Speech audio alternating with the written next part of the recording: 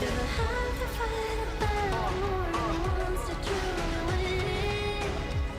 And I'll do it, do it, do it, do it again. One day I'll turn my zero into first place. I will win this race. Walking through all the flames, gonna get there someday. Getting closer to my dreams, even if it's just 1%. And after all the rain, I can still feel the fire in me. Watch me, I will reach 100. Walking through all the flames, gonna get there someday. Getting closer to my dreams, even if it's just 1%. And after all the rain, I can still feel the fire in me. Watch me, I will reach 100.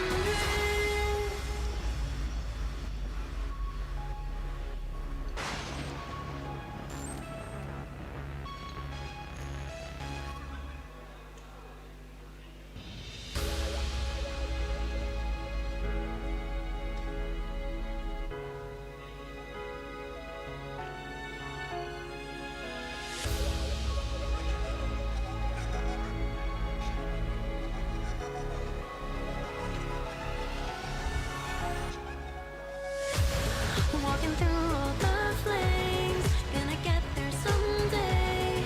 Getting closer to my dreams, even if it's just 1%.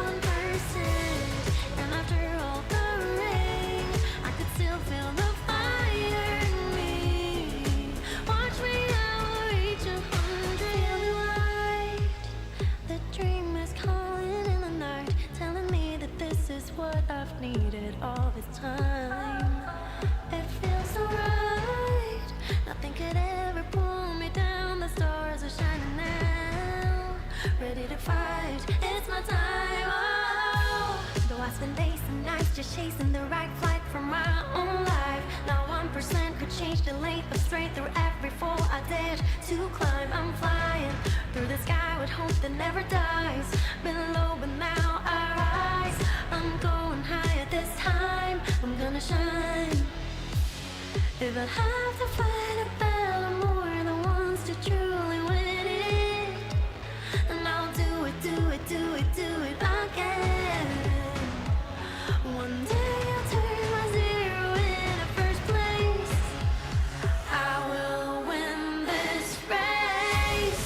Walking through all the flames, gonna get there someday.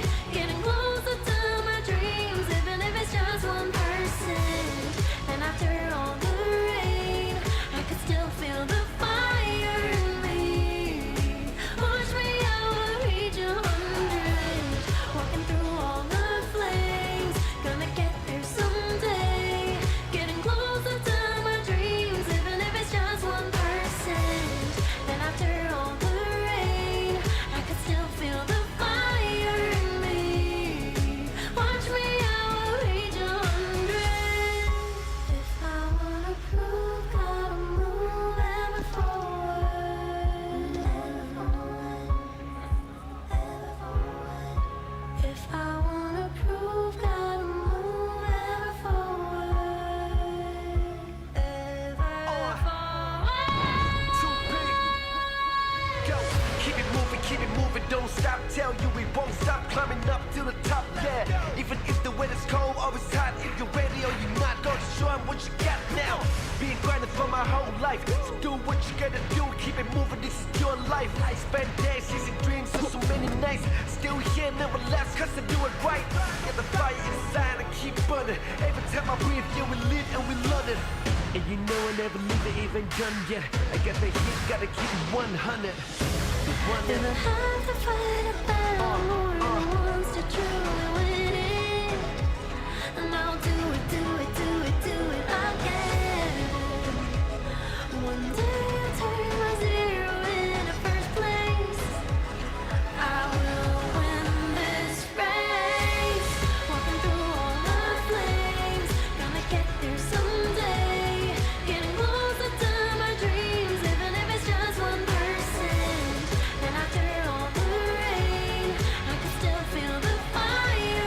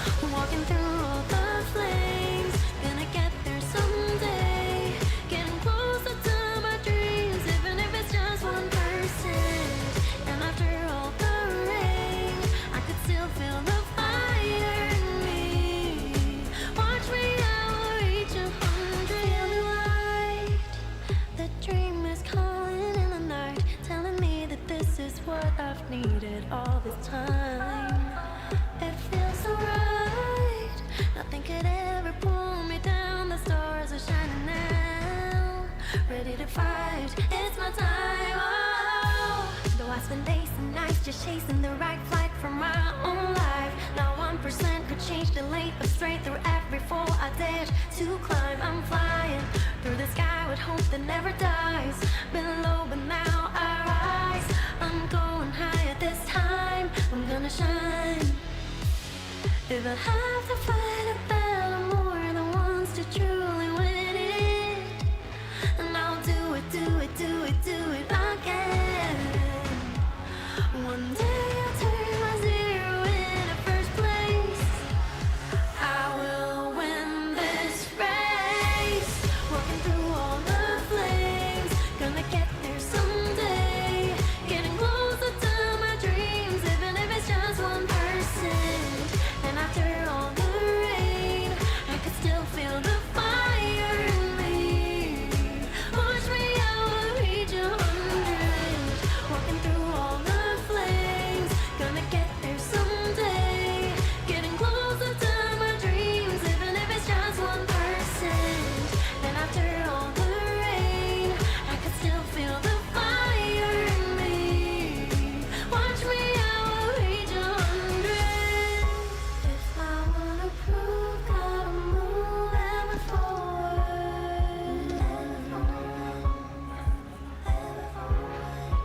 If I wanna prove, gotta move ever forward. Ever forward. Too big. Go, keep it moving, don't stop. Tell you we won't stop climbing up to the top, yeah. Even if the weather's cold or it's hot, if you're ready or you're not, go show 'em what you got now. Been grinding for my whole life, so do what you gotta do. Keep it moving, this is your life. I spend days chasing dreams, so many nights. Still here, never last, cause I do it right. Get the fire inside and keep burning. Every time I breathe, yeah, we live and we learn it. And you know I never leave it even done yet. I got the heat, gotta keep it 100. If I have to fight a battle more than once to truly win it, and I'll do it, do it, do it, do it again.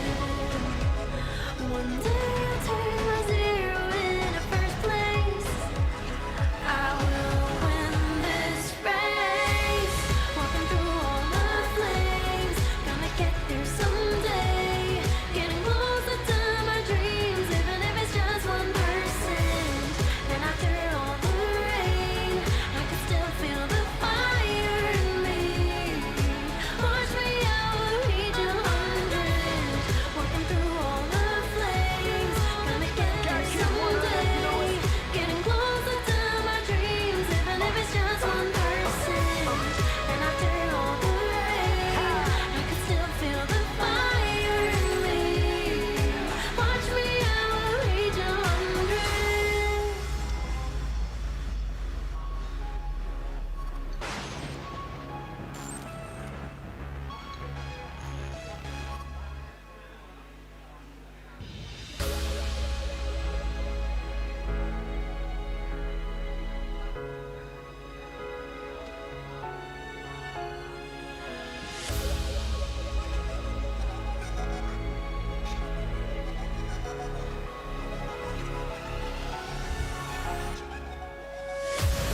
Walking through all the flames, gonna get there someday. Getting closer to my dreams, even if it's just 1%. And after all the rain, I could still feel the fire in me. Watch me, I will reach 100. Light, the dream is calling in the night, telling me that this is what I've needed all this time. It feels so right. Nothing could ever pull me down. The stars are shining now. Ready to fight. It's my time. Oh, though I spend days and nights just chasing the right flight for my own life. Now 1% could change the lane of straight through every fall I dared to climb. I'm flying through the sky with hope that never dies. Been low, but now I rise. I'm going higher this time. I'm gonna shine.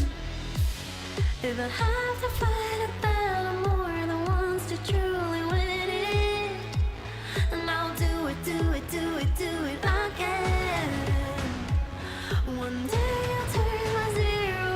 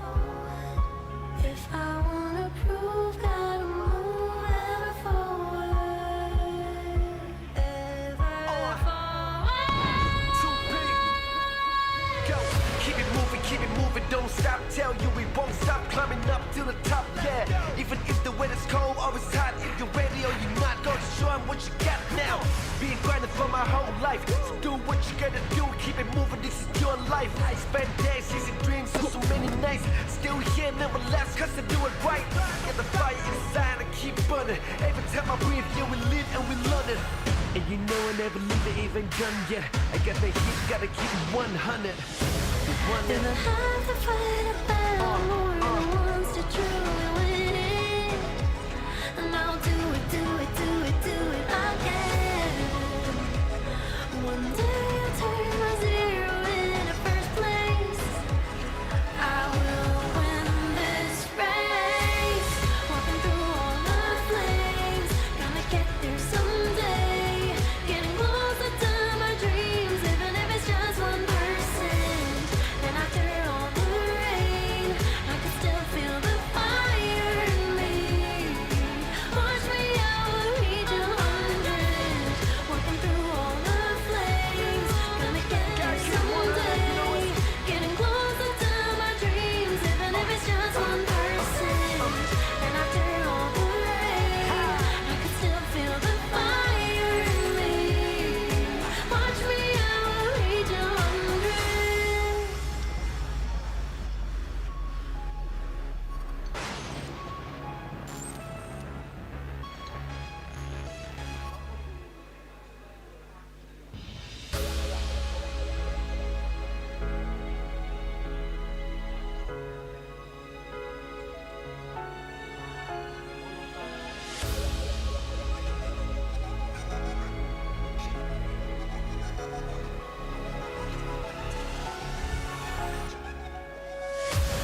Walking through all the flames, gonna get there someday.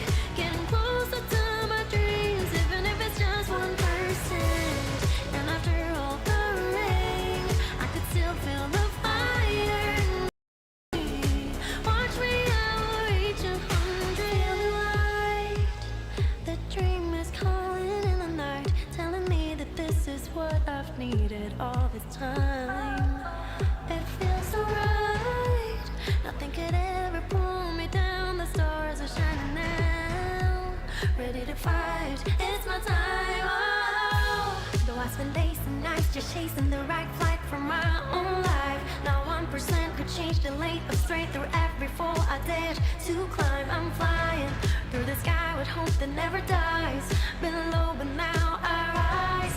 I'm going higher this time. I'm gonna shine. If I have to fight a battle more than once to truly win it, and I'll do it, do it, do it, do it again. One day I'll turn my zero into first place. You wanna take the solo first? I will win this No, you, me, I don't want. race. Walking through all the flames, gonna get there someday. Getting closer to my dreams, even if it's just 1%. And after all the rain, I can still feel the fire in me. Watch me, I will reach 100. Walking through all the flames, gonna get there someday. Getting closer to my dreams, even if it's just 1%. And after all the rain, I can still feel the fire in me. Watch me, I will reach 100. If I wanna prove, gotta move ever forward.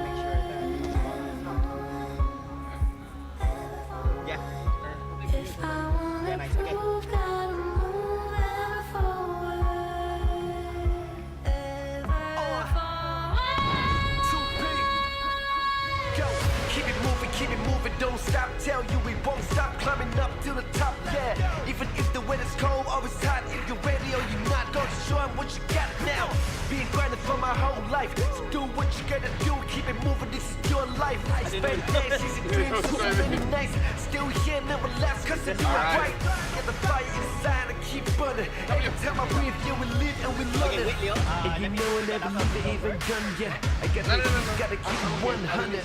I don't need to go. Fight a battle more than once to truly win it. Alright, And so I'll do it, do it, do it, do it again. One day I'll turn my zero into first place. I will win this race. Walking through all the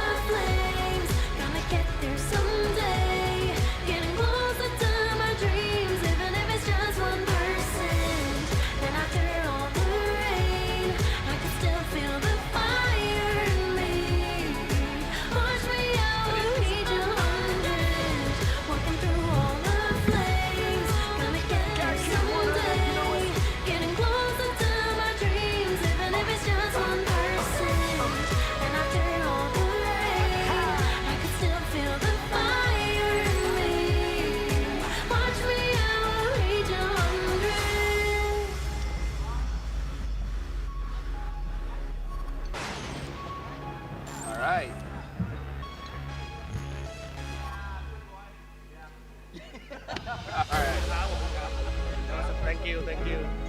Thank you. Ini kami aja. Ya.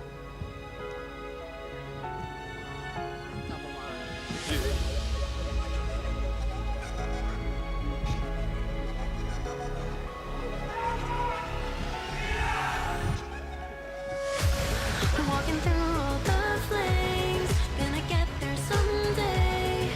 Getting closer to my dreams, even if it's just 1%.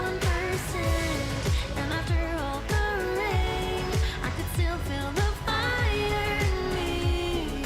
Watch me, I will reach 100. Feel the light, the dream is calling in the night, telling me that this is what I've needed all this time. We should do it. It feels so right. Nothing could ever pull me down. The stars are shining now. Ready to fight. It's my time. Oh. Though I spend days and nights just chasing the right flight from my own life. Now 1% to change the length of straight through every fall I dared to climb. I'm flying through the sky with hope that never dies. Been low, but now I rise. I'm going higher this time. I'm gonna shine. If I have to fight a battle more than once to truly win it, and I'll do it, do it, do it, do it again. One day I'll turn my zero into first place. I will win this race. Walking through all the flames, gonna get there someday. Getting closer to my dreams, even if it's just 1%. And after all the rain, I could still feel the fire in me. Watch me, I will reach 100. Walking through all the flames, gonna get there someday. Getting closer to my dreams, even if it's just 1%. And after all the rain, I could still feel the fire in me. Watch me, I will reach 100.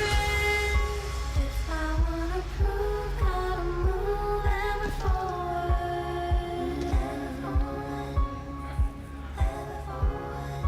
If I wanna prove, gotta move ever forward.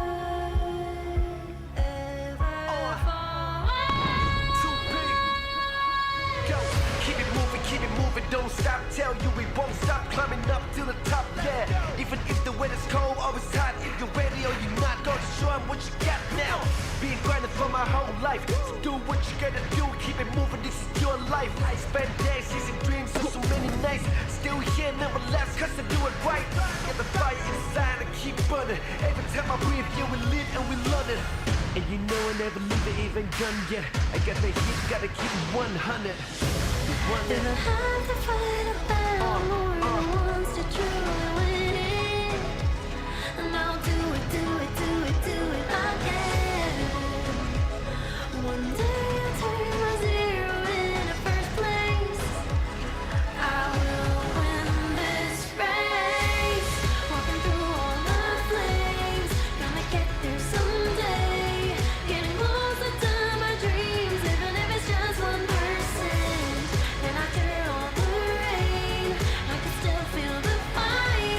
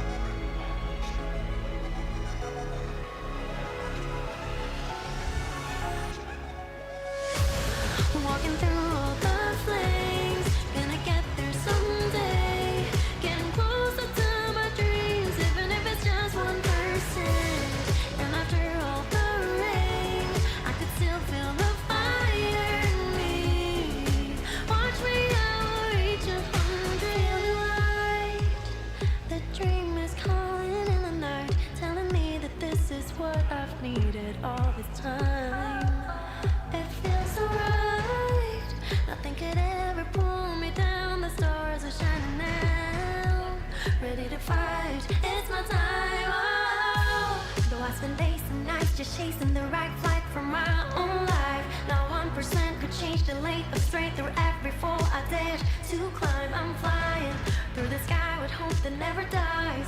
Been low but now I rise. I'm going higher this time. I'm gonna shine. If I have to fight a battle more than once to truly win it, and I'll do it, do it, do it, do it again. One day I'll turn my zero into first place. I will win this race. Walking through all the flames, gonna get there someday. Getting closer to my dreams, even if it's just 1%. And after all the rain, I could still feel the fire in me. Watch me, I will reach 100. Walking through all the flames, gonna get there someday. Getting closer to my dreams, even if it's just 1%. And after all the rain, I could still feel the fire in me. Watch me, I will reach 100. If I wanna prove, gotta move ever forward.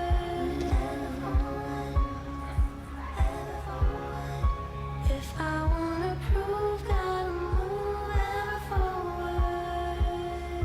Ever forward. Too big. Go, keep it moving, don't stop. Tell you we won't stop climbing up to the top, yeah. Even if the weather's cold, always hot. If you're ready or you're not, go to show 'em what you got now. Been grinding for my whole life. So do what you gotta do, keep it moving, this is your life. I spent days chasing dreams for so many nights. Still here, never last, cause I do it right. Get the fire inside and keep burning. Every time I breathe, yeah, we live and we love it.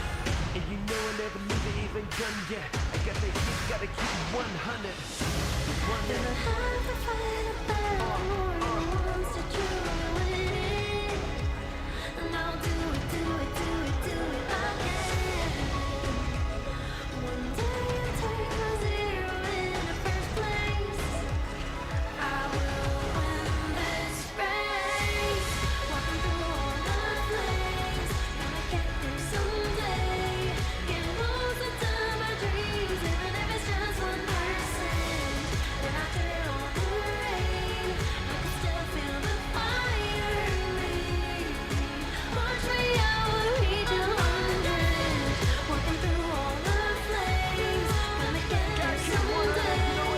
Getting closer to my dreams, even if it's just 1%. And after all the rain, I can still feel the fire in me. Watch me, I will reach 100.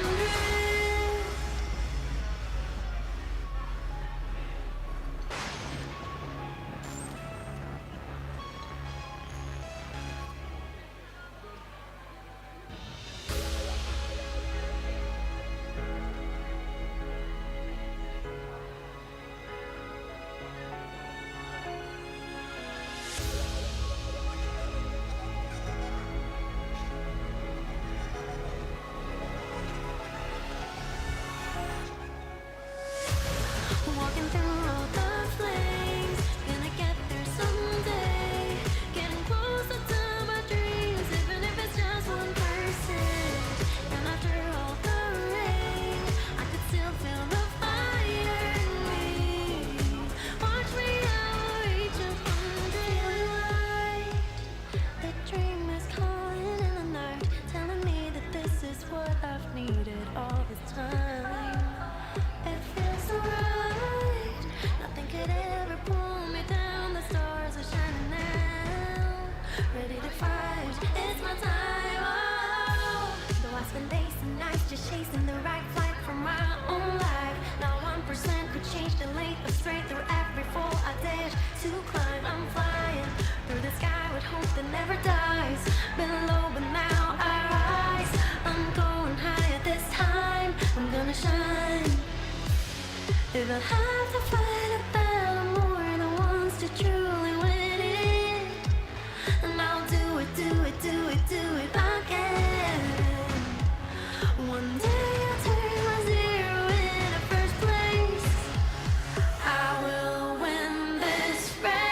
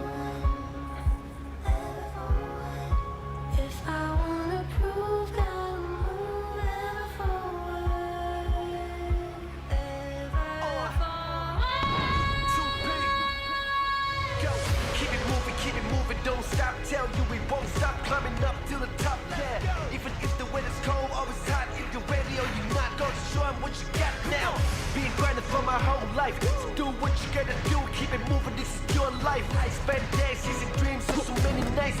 Still here, never last, cause I do it right. Get the fire inside and keep burning. Every time I breathe, yeah, we live and we learn it. And you know I never leave it even done yet. I got the heat, gotta keep it 100. Gonna have to fight a battle more than once to truly win it. And I'll do it, do it, do it, do it again. One day I'll turn my zero into first place. I will win this race. Walking through all the flames, gonna get there someday. Getting closer to my dreams, even if it's just 1%. And after all the rain, I can still feel the fire in me. Push me, I will reach 100. Walking through all the flames, gonna get there someday. Getting closer to my dreams, even if it's just 1%. And after all the rain, I can still feel the fire in me. Watch me, I will reach 100.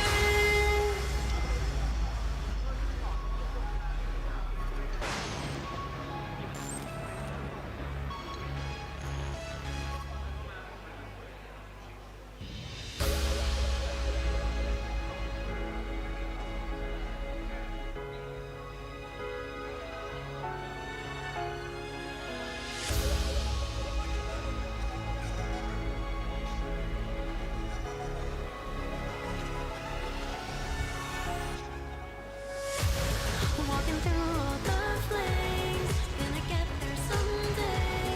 Getting closer to my dreams, even if it's just 1%. And after all the rain, I could still feel the fire in me. Watch me, I will reach 100.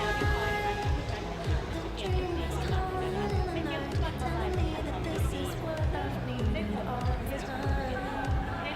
It feels so right. I think it ever pulled me down. The stars are shining รอดูกันใน2เหรียญทองวันนี้นะครับของ Mobile Legends ดังๆเนี่ยทีมไหนจะเป็นผู้พาชัยคว้าเหรียญทองไปนะครับ all night. Now เพราะฉะนั้นเดี๋ยวเราเริ่มต้นกันเลยดีกว่านะครับในรายการที่การแข่งขันนะฮะโดยกรรมการบอกคร่าวๆกันว่าในแมตช์นี้ก็เข้าแข่งขันในรูปแบบ Best of 7 นะครับทีมไหนประเทศใดได้4-7 เกมก่อนก็จะเป็นผู้คว้าเหรียญทองไปนะครับ Gonna have to fight a battle more than once to truly win it. And I'll do it, do it, do it, do it again. One day I'll turn my zero into first place. I will win this race. Walk through all the flames, gonna get there someday. Getting closer to my dreams, even if it's just 1%. And after all the rain, I can still feel the fire in me. Push me, I will reach 100. Walking through all the flames, gonna get there someday. Getting closer to my dreams, even if it's just 1%. And after all the rain, I can still feel the fire in me. Watch me, I will reach 100.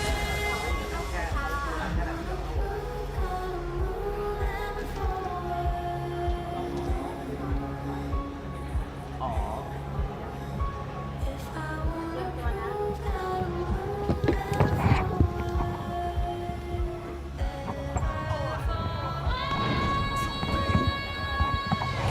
Keep it moving, don't stop. Tell you we won't stop climbing up to the top. Yeah, even if the weather's cold or it's hot, if you're ready or you're not, go destroy what you got now.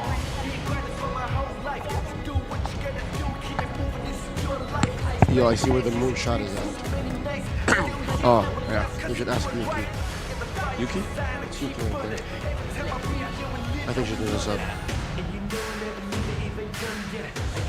I need water. สู้ๆนะครับ I'm gonna go run for a moment. Sure. There's time. Yeah. And I'll do it, do it, do it, do it again. One day I'll turn my zero into first place. I will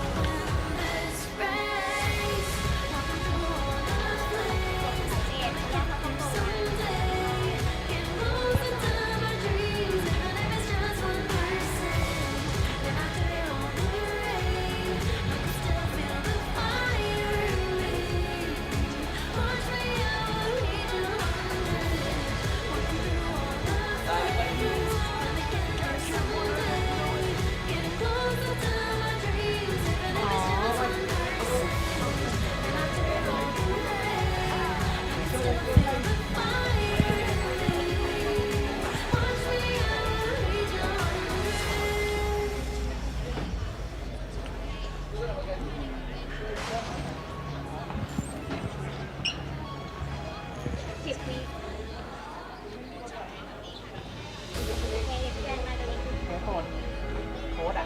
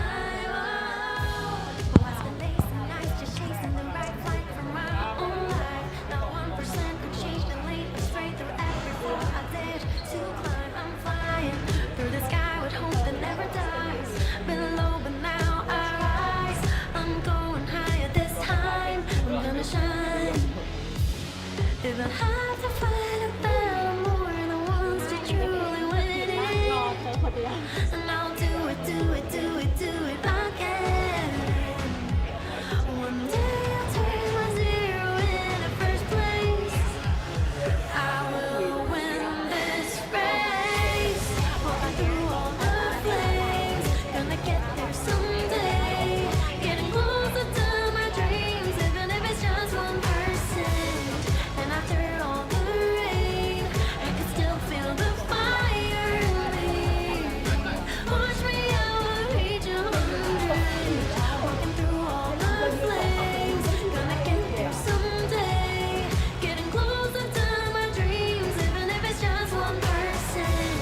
And after all the rain, I can still feel the fire in me. Watch me, I will reach 100. If I wanna prove, gotta move ever forward.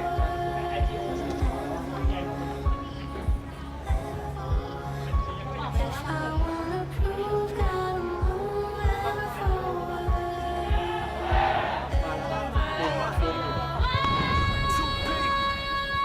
Go, keep it moving, don't stop. Tell you we won't stop climbing up to the top, yeah. Even if the weather's cold or it's hot, if you're ready or you're not, gonna show 'em what you got now. Been grinding for my whole life, so do what you gotta do. Keep it moving, this is your life.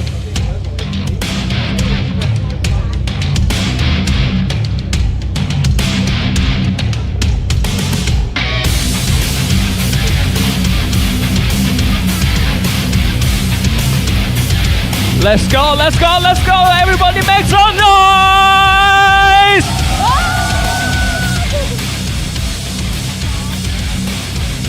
สวัสดีค่ะ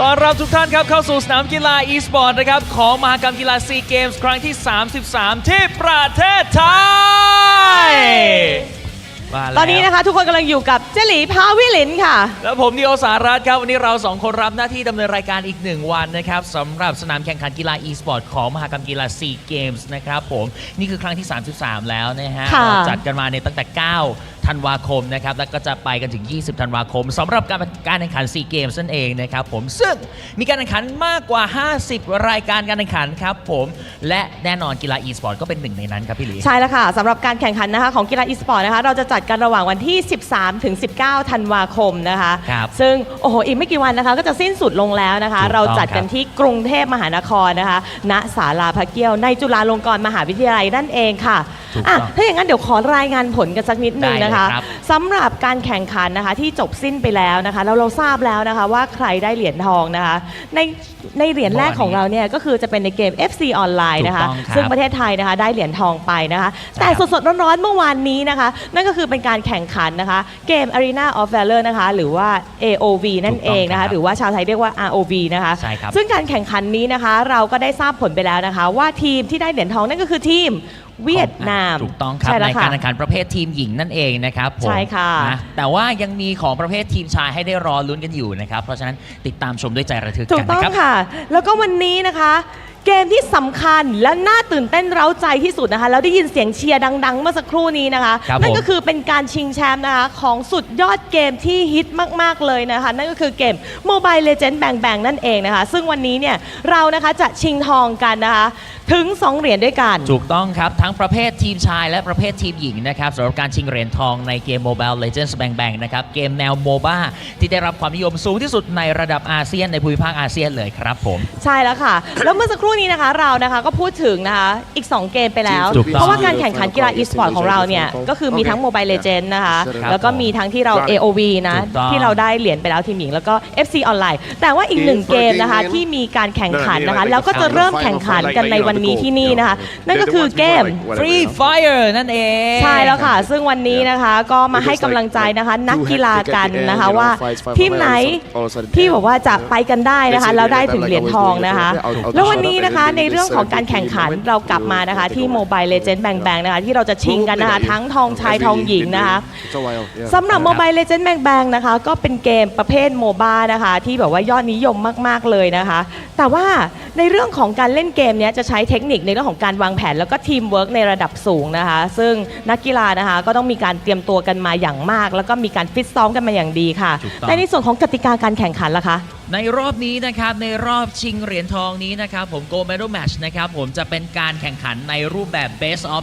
7 ครับแข่งโบ 7 นั่นเองนะฮะประเทศใดชนะ 4 ใน 7 เกมก่อน ก็จะเป็นผู้คว้าเหรียญทองในการแข่งขัน Mobile Legends Bang Bang ของ SEA Games นั่นเองครับ ค่ะ แต่สำหรับนะคะจากที่เห็นนะคะในคู่ที่จะแข่งขันกันในวันนี้นะคะ ครับ โอ้โห ทั้งประเภททีมชายและทีมหญิงนะคะมี2ประเภทมี2ประเทศที่มีความแข็งแกร่งเป็นอย่างมากนะคะ ถูกต้อง มาพบกันนะคะทั้งใน 2 เหรียญทองเลย ใช่แล้วนะครับทั้งประเภททีมชายและประเภททีมหญิงนะครับก็ต้องดูกันแหละว่าวันนี้ผลจะออกมาเป็นอย่างไร ไปเจอกับพวกเขาเลยไหมฮะ ดีค่ะ ถ้าอย่างนั้นเชิญพบกับผู้เข้าแข่งขันทั้ง 2 ทีมกันเลยค่ะ โอเคครับ เริ่มต้นจากทีมแรกนะครับ we will starting introducing from the left side of the stage please welcome Philippines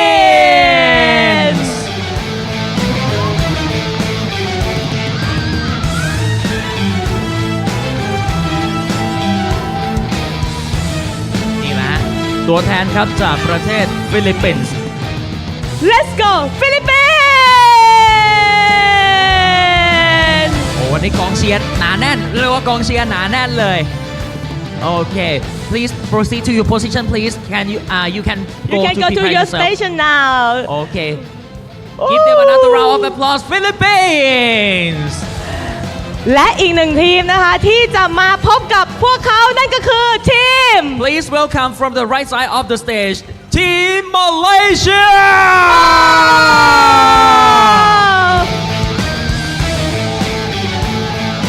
จากทางด้านขวาของเวทีครับ ตัวแทนจากประเทศมาเลเซีย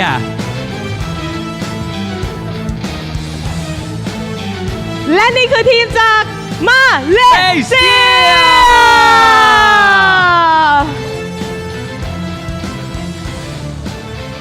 และนี่นะคะก็คือ 2 ทีมนะคะที่จะมาพบกันบนเวทีนี้ค่ะ ถูกต้องแล้วนะครับในการแข่งขัน Mobile Legends Bang Bang ประเภททีมชายนะครับ you can go to your position to prepare yourself ค่ะ โอเค และนี่นะคะผู้เข้าแข่งขันนะคะก็เข้าประจำจุดนะคะเพื่อเตรียมตัวกันแล้วนะคะ ครับผม สำหรับการแข่งขันในคู่นี้นะคะในช่องทางที่เป็นการพากย์ภาษาไทยนะคะ ครับ เราได้รับเกียรติจากแคสเตอร์นะคะนั่นก็คือคุณดรมาร์กนะคะและก็คุณเบิร์ดไฟสตาร์นะคะที่จะมาพากย์แล้วก็วิเคราะห์เกมนะคะแล้วให้อรรถรสกันในภาษาไทยค่ะ ถูกต้องแล้วนะครับ เพราะฉะนั้นคุณผู้ชมเดี๋ยวเราไปชมกันเลยนะครับ กับแมตช์ชิงเหรียญทองของ Mobile Legends Bang Bang นะครับ if you're ready so get ready to rumble and let the games begin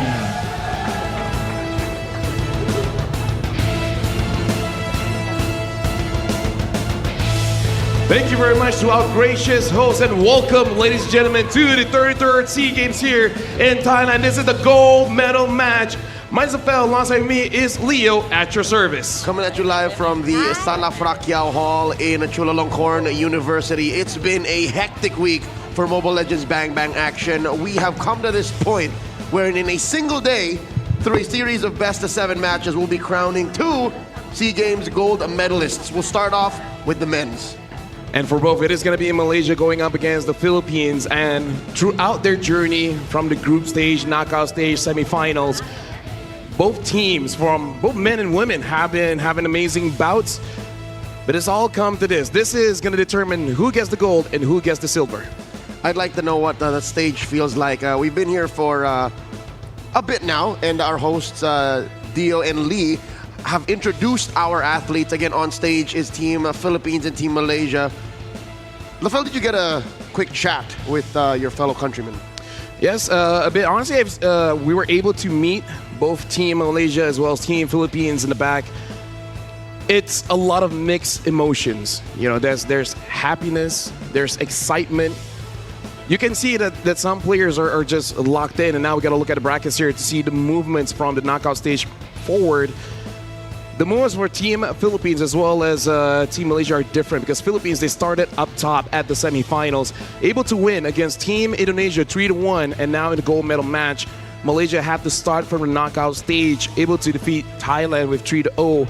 Afterwards, in the semifinals, defeating Team Myanmar 3-1, and now again in the gold match, Malaysia against Philippines. This is just a product of the very, very grueling and I'd say difficult group stage. Team Malaysia had to go through the knockouts because they were grouped with the Team of Philippines, and Team Myanmar was the one who sat up and skipped that whole best of 5. But with that said, I understand why it might be mixed emotions. For Team Philippines, I'll tell you now, I've gotten word that they're a little restless. Yeah? They really just want to play. Again, it's in and out, a day here and a day off, and then back on stage. You can see that just via their body language, and you can see the GOAT, Carl Tizzy, aka Philippines de Pomoceno, just locked in a state of flow. I mean, here's the thing. We've been talking about this all week, which is everyone on stage, including us, we all love MLBB. Like, the moment we get to play, we're like, yeah, now. No, don't even need to think about it. If you can skip the draft, you skip the draft. And by the way, we want to take this moment to shout out to everyone watching all across Southeast Asia and even beyond, even Trex watching this one. So shout out to Trex. Herbert Wagner from all the way into Florida, United States of America. I don't know if Marco is awake, but hey, if he's doing a watch party, hey, shout out to you. If he's not, and he's literally in the same, no, he's not. Yeah, he is in the same time zone. Yeah. Why is he not watching? Well, right now we are looking at the players here. Malaysia going up against Team Philippines, and I gotta say this is gonna be nerve-wracking for both. Team Malaysia, this is, I would say, their second attempt to get a gold medal, and it's the same rival, different players, the same rival of Team Philippines. That's right. The last time they did this was about 2 years ago. Yep. And Team Malaysia, that was an all-star team, I'll tell you now. I have a question. This is something we have not addressed. This team, Team Malaysia's fielding, is a majority of the team that has been dominating in the professional scene of Malaysia right now in the realm of MLBB, right? Yeah. But their captain is not a part of this lineup. Who is the team captain in this current roster? I would say the one that is holding the reins is the legend in the making, Yums, or Kayum, the roamer, is because out of all the players on stage, everyone has their accolades, everyone has their achievements, but from Malaysia, he is the one with the most. Hey, that's why I'm bothered when you said a legend in the making, because in my heart, he's already the GOAT, the Malaysian GOAT. We're about to begin game number 1. We're picking our map enhancement, and we're going flying clouds. We've seen quite a lot of flying clouds here in the SEA Games, and at this point, for both Malaysia as well as Philippines, every single map has an advantage for both. In terms of the lanes, man, like, I feel like every single lane is a lane to watch because Adrian has been amazing throughout this the SEA Games, but going up against Vinuya, like, what a monster. Speaking of, right now, Team Malaysia and Philippines, we have started draft. Best of 7, Malaysia is first pick, betting on the Gata Kacha. Philippines reply with a ban on the Fanny. Between these two teams, Team Philippines has only played Flying Clouds once in the playoff stage of the SEA Games, while Team Malaysia has played it twice. Once against Team Thailand in their sweep, and then another against Team Myanmar as they dropped them to the bronze medal match. So, if anything, I'd like to think Team Malaysia has a slight advantage. Because between the two teams, Team Philippines is the more macro-centric squad. They're the ones who really don't mind not dying or not fighting as much, while Team Malaysia, I can see that, especially through Idrin, they would like to have this advantage of like, okay, I kind of died, then they can get back into the fight much faster. The Jushin gets banned by Team Philippines and Malaysia, banning out the Eve. This opening draft will really set things up for both, because I'm pretty sure between Team Philippines and Team Malaysia, Malaysia has to be the one coming up with the surprises, because it looks like for Team Philippines, they have a very rock-solid plan, especially coming in as a full team. Compared to Team Malaysia, it's a bit of a mix and match, because Adrian as well as Elton came from different squads, but joining Hak, Hazik, as well as Kayum to form this all-star team from Malaysia. It looks like Yuzong gets banned, and that's a big respect onto Vinuya. That's one of Vinuya's signature heroes. Based on their previous outings, Team Malaysia rarely bans the Yushong. Yep. But this showing up here in the first phase alone shows much respect and priority towards who they call the apex predator in the realm of MLBB esports. First pick here for Team Malaysia. Quite a lot is still open. The Grok, Yi Sun Shin, The Lance. the Lancelot, even the Kimi. We've seen quite a few Kimis getting first pick here in the SEA Games. We even seen a Lapu Lapu first pick, and now with the Yuzong out, I wonder if Team Malaysia wants to consider that. But instead, they go for the Hilda here at Flying Clouds. Hilda was used by De La Cruz in his MVP performance in his recent campaign and conquering of the recent outing in MPL Philippines. Team Philippines opens up strong with a signature pick on Nepomuceno. Get his hands on his Lancelot. About 6 years ago, Lafel, 6 years ago, Nepomuceno won his first gold medal in the SEA Games when it was first introduced as a competition sport, and now we get a Lapu Lapu on the hands of, in my opinion, should be on Vinuya. Yep. Here should be on Vinuya, because Team Philippines, they're opening up with very strong picks, Lancelot as well as the Lapu. Power picks, in fact, for Team Philippines. How does Team Malaysia respond? The Hilda is a good first pick. Should be able to deal with the Lancelot, but only able to deal up to a certain point, and really requires a really strong mid trio to be able to utilize this Hilda well. Once the Hilda is stopped in the first 3 minutes, it's going to be quite difficult for this Hilda to really contribute in the map. We got a full house here in the Sala Frakiao Hall.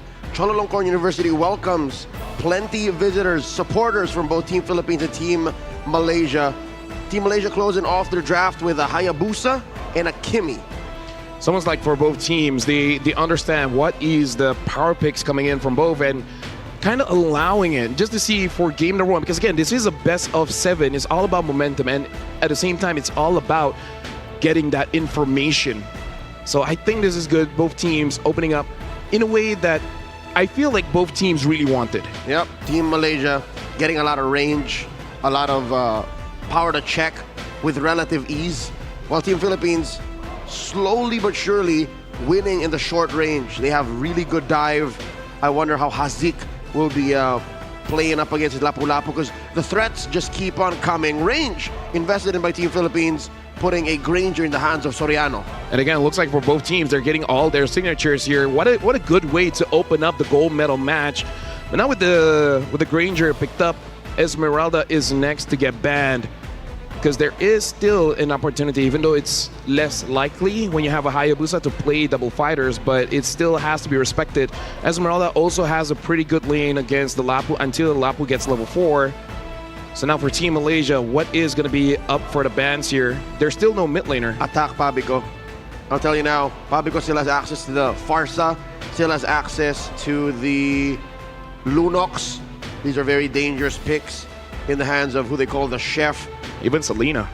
The Selena too. Yeah. Which, again, the Hilda can clean up the traps for, but it'll make Hazik's job just all the more that difficult.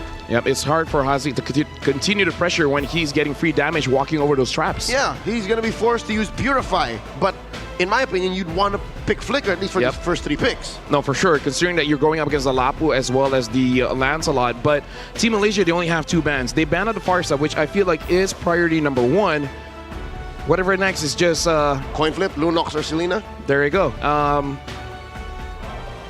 I feel like the safest is the Lunox, but seeing as how Pabico has played that Selena, I can't fault them for that ban. Especially like you said, if you're going up against Selena, more than likely you have to force the Purify, and this Kimi desperately wants that Flicker.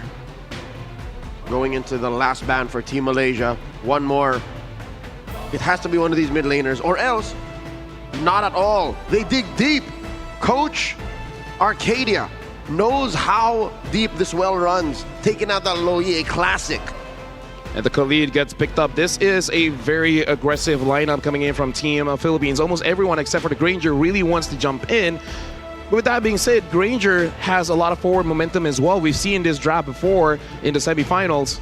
Soriano had an amazing game.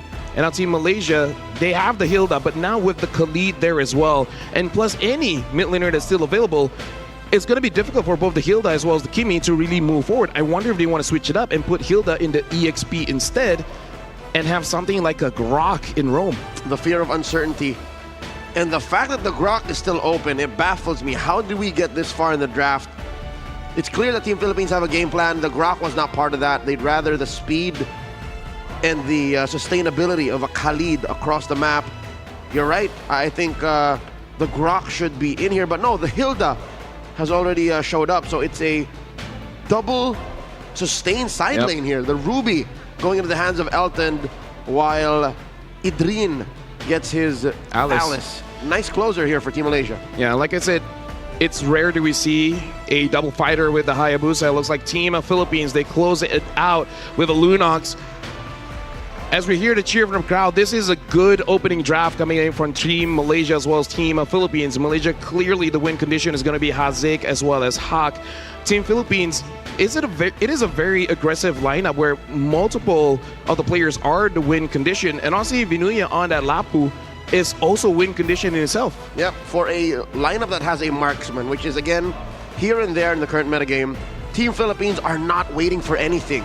Team Philippines, as soon as Soriano gets his Sky Piercer, is online. Pabico just needs to hit level 4. I don't think his kit is going to make much of a difference when it comes to weaving in and out of Team Malaysia's aggression, because Team Malaysia, there's really no scaling at all. It's just how sustainable this Alice can get and how fast these fights come.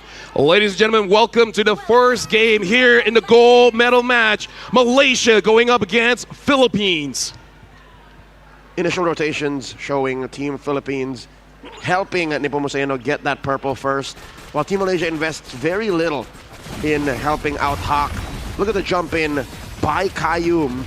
Rarely do we see the Khalid be actually on the back foot here, the defender in this kind of matchup. Yeah, and I feel like this is in accordance to what Malaysia wants to do. They want to get good pressure here in mid. It looks like they do want to contest for the Little Wanderer. We're going to see who gets it. Oh, look at that. De La Cruz actually gets taken down by Hawk. Hawk gets first blood. That's what I'm saying. How often do you see the Khalid be put in its place? I'll tell you now, when there's a Hilda. The Hilda is just a more aggressive and just more devastating in the short term kind of roamer. The Khalid can own the map, can get good CC. Oh, back at it again. De La Cruz down to a fourth of his health. Can't catch a break. Yeah, take a bit of damage. And as the Hilda, one of the only heroes at level 2 can really disrupt the quicksand guard. Nepomuceno about to hit level 4 off of this camp. All across the map here, looking at the goal lane, it does look like Elton does have a bit of trouble going up against Soriano on this Granger. That's the range issue. So far, Team Philippines suffering a loss in mid, finding difficulty in making De La Cruz as sustainable as he should be to be able to visit these side lanes. Gold lane looking good, but how about the XP lane? What is the Lapu Lapu like going up against the Alice? I would say it's nothing really going on, because for both the Alice as well as the Lapu, it's more about diving the backline. Lapu is more of a kill threat, and Alice is really about the disruption. But now Vinuya already jumping forward. It looks like Hawk is able to get onto Pabico. It looks like Nepomuceno is able to grab the turtle, but Adrian goes in, able to get 2. De La Cruz tries to get out, same as Kayum. Kayum survives, but Adrian gets a kill onto De La Cruz, already forcing out the flicker from Vinuya. A lot of wins for Team Malaysia in the here and the now. 2 kills for Hawk so far, 1 for Idrin, but the turtle still goes to Team Philippines. Pabico forced to use the brilliance, getting on out of there. Elton throwing out a nuke, trying to take down Pabico. Pabico needs these waves. He's not going to go home until he takes them. In comes Nepomuceno. Cheeky steal in that small camp. Yep. All the while, Team Malaysia, even with 3 kill advantage, but looking at the goal, there's really no big difference. Team Philippines equalizes by stealing camps here and there. De La Cruz forced to move forward, able to get a kill onto Hawk. Vinuya able to follow up, and now Kayum tries to get a return. De La Cruz uses the flicker, gets away. Sandwalk, quick sand guard, the patriarch of Team Philippines, able to survive. And look at this, ladies and gentlemen, down bottom, in the orange buff, Team Philippines commits Grand Theft Orange. Hawk notices something's missing. Nepomuceno steals it. Yeah, we can already see a level advantage here. Nepomuceno with level 6, Hawk on level 5. Despite Hawk having a 2-kill advantage, this just shows how important those resources in jungle is. So now Team Philippines with that play is up in lead on the goal. LaFell, are we seeing a Lancelot cosplay as a Yusun Shin? Yeah. Nepomuceno is hyper farming right now, and I think this should be something Team Malaysia addresses. They've lost the lead. Gold-wise, Team Philippines are approaching 1,000 up, 4 minutes in. And I'm pretty sure all the goal is on Nepomuceno, considering he is level 7, Hawk is level 5. Team Malaysia, yeah, like you say, they got to find a way to recover here. Vinuya taking a bit of damage, forced to use the Braver Spider to get away, and I'll fight back with Idrin, getting some spell vamp here. Kayum goes back in. But Vinuya, as a Lapu, is able to sustain not enough damage from Team Malaysia. There's a reason why 3 out of 5 pro players will name Vinuya as their Lapu-Lapu when you ask who you think of when the hero is mentioned. Quick turtle take by Team Philippines. And I'll tell you now, secondary to maybe Nepomuceno is Soriano. Oh, Throne of Ruin by Idrin. In comes De La Cruz, cannot save Babico. Quick sand guard, held first, and then a rampaging sandstorm, stun onto Elton. Elton dashing away. Elton might survive. Soriano now, pressure on him. Shadow kill by Hawk. A stun underneath the tier 1 down bottom. Idrin, the sustain. Elton goes. Nepomuceno takes another. Kayum falls. Yep, and all by the start of Vinuya. Soriano unable to get a hit onto Idrin, but look at this. Nepomuceno once more, full HP. It looks like he's gonna be happy with grabbing this orange buff and forcing Hawk out of his own jungle. 2 counts of Grand Theft Orange. I'm pretty sure the GOAT had breakfast, but he's still hungry for more. De La Cruz forced to use the flicker once again.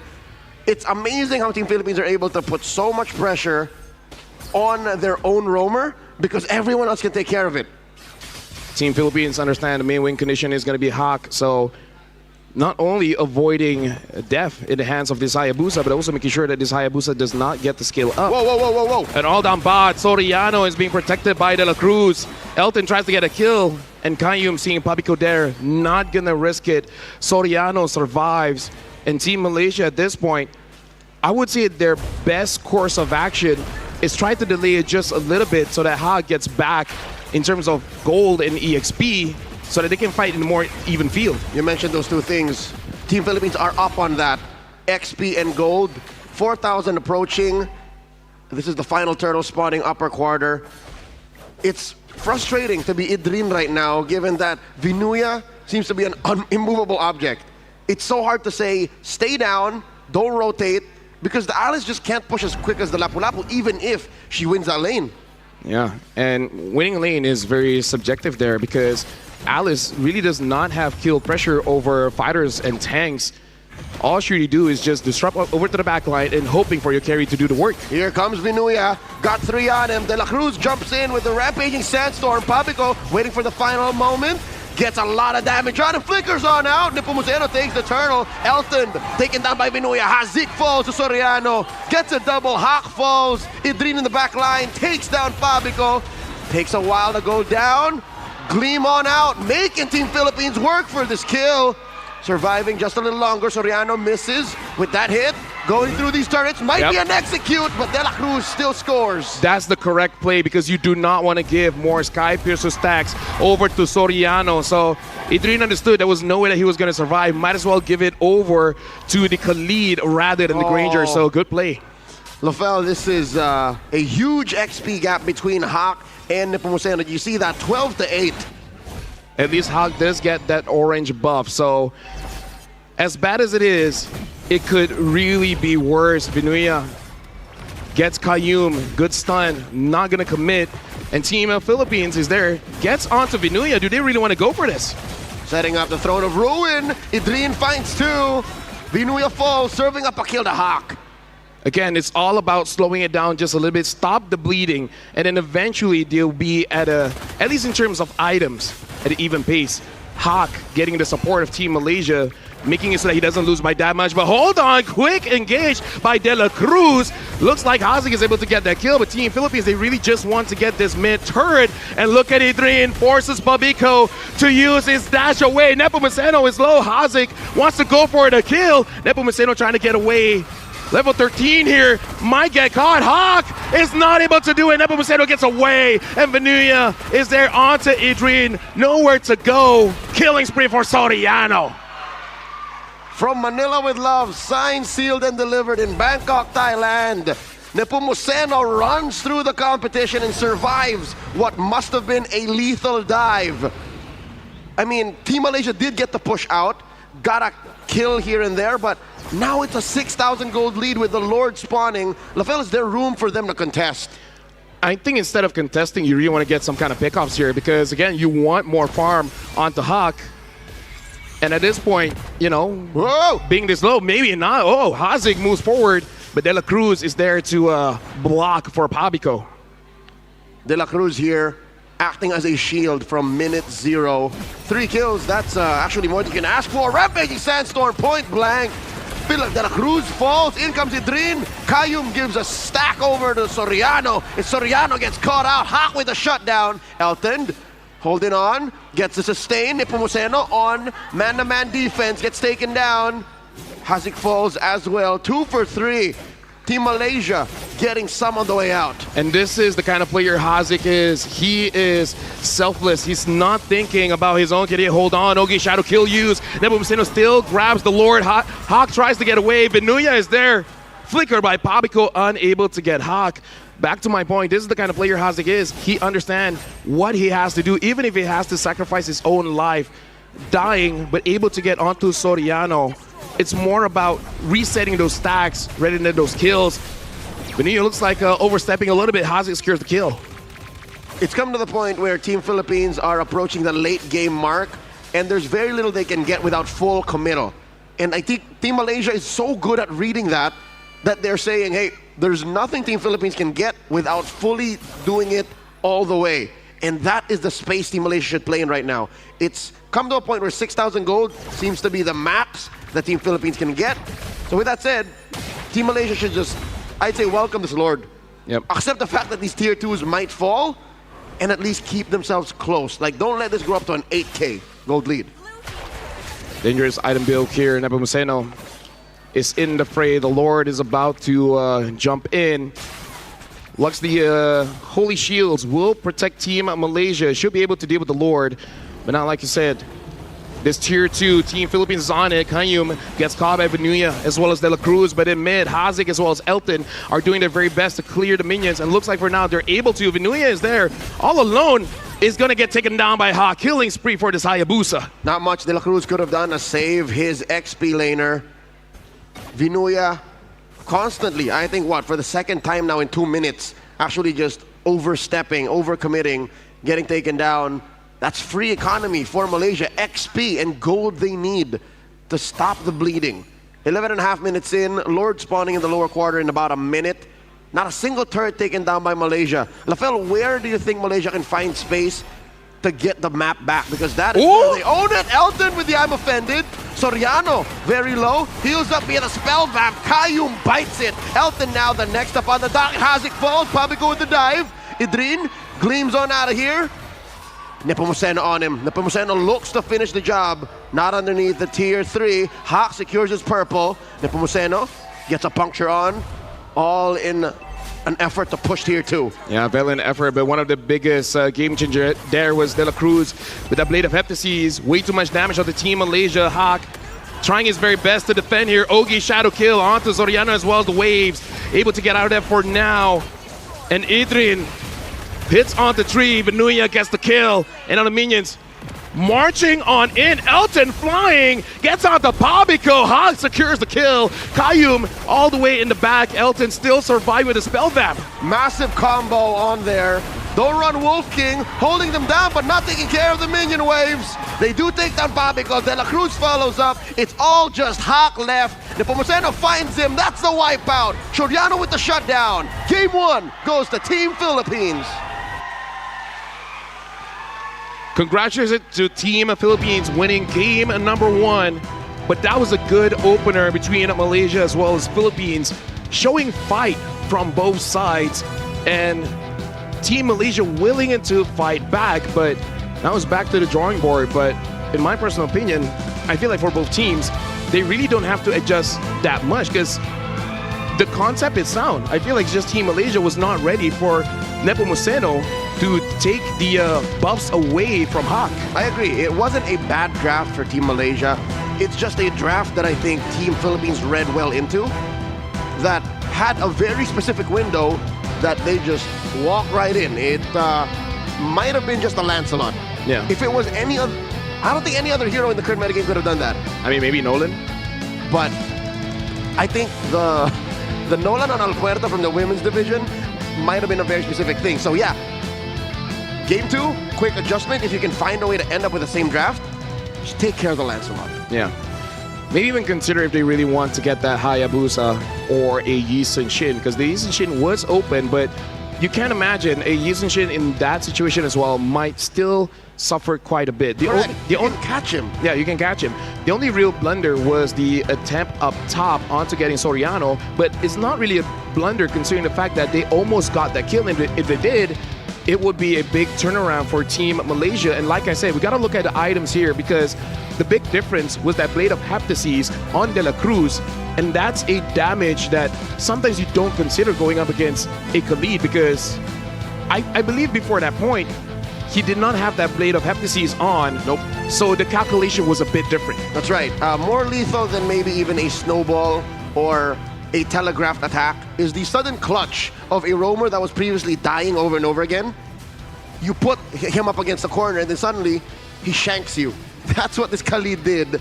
And even Qayyum, one of the best roamers in the game right now, on a hero that is one of the best in the game right now, the Hilda, she was just going down a little too quick for my taste, especially in a late game defense like that. Yeah. But at that point, again, Soriano has a lot of stacks on that Sky Piercer, a lot of damage from De La Cruz. All in all, good performance from all 10 athletes on the stage. Essentially, everyone doing their respective jobs in their role. So, looking forward to see how this best of 7 really progresses. I'm rarely Jonathan McBlames here, but maybe it's down to the coaches now. Yeah. Maybe this is... I also usually do not believe in curses or destiny, but did you know that Coach Ark has never defeated Philippines Cruz, Coach RC? Yep. Definitely one of the big conversations all over social media. And look at this. Look at the damage coming in from De La Cruz. At that point, that's like, what, 20% damage from a roamer, and the rest is all about Soriano cleaning up. So it really is just something that you have to get used to as this best of 7 continues. And this is one of the advantages of a longer series. You get time to adjust. You establish essentially a new muscle memory, all right? You kind of forget all the other games that you've had before and just hyper-focus on the one that you're in now, and you start to get used to the habits. But that's for both Malaysia as well as Philippines. So as crazy as it sounds, both teams might get stronger as this best of 7 continues. Our MVP for game number 1, Soriano, also known as Kill 1, Oheb, 9-1-1, died once, got shut down, and close to hitting that holy grail of 1,000 gold per minute at 938. Yep. I would say this is one of the more impressive gold per minute because this wasn't a stomp. It was quite a fight between both teams. They kept it close. Yeah, between all of the games that we've seen throughout the SEA game. So very impressive by Soriano, able to get that, considering the fact that Nepomuceno took a lot of farm for himself as well. Oh yeah, this is just that dynamic that Team Philippines has amongst them for what seems to be like 8 months now. The duo of Nepomuceno and Soriano, also known as Baby Cakes, seem to be one-upping each other in-game. They're trying to out-farm each other, and I could have sworn the MVP was going to be Nepomuceno. Yeah, the difference goal is only like 500 to 600. So Yep. that shows how fast Nepomuceno was able to farm up. So that's definitely going to be something that Team Malaysia is going to consider. And as good as Idrin is on this Alice, I do wonder if the coaching staff feels like they need to give him something with just a little bit more damage. Something more proactive. I did mention and note that unless Team Malaysia just gets into a position of dominance and control early on, this had very little late game promise. So what do you suggest, LaFell? Something, wait, was it? No, they banned the Dragon. What else did they leave open that could have, are you saying just bring out the Hellcurt? Hellcurt, Arlet, we really have to see, because I feel like this Alice pick was because of that Hilda. You kind of need someone else to frontline that can actually has a big AoE setup. Despite that, he did the most damage for Team Malaysia, 24%.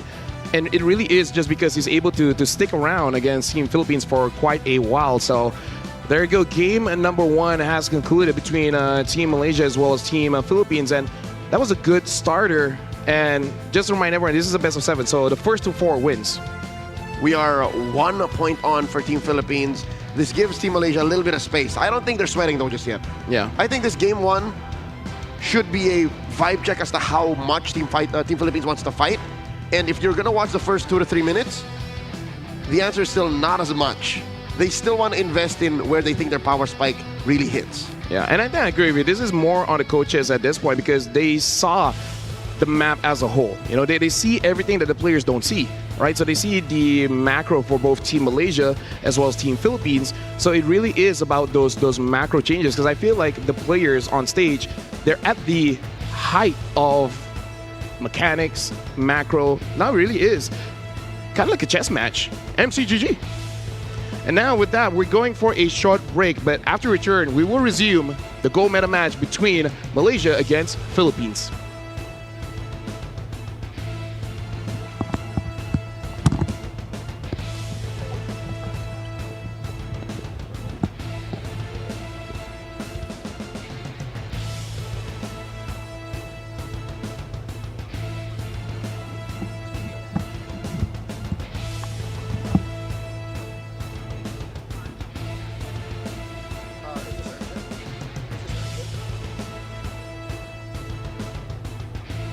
Oh, no, I'm sorry. I'm not interested in offer. Thank you so much. Thank you so much.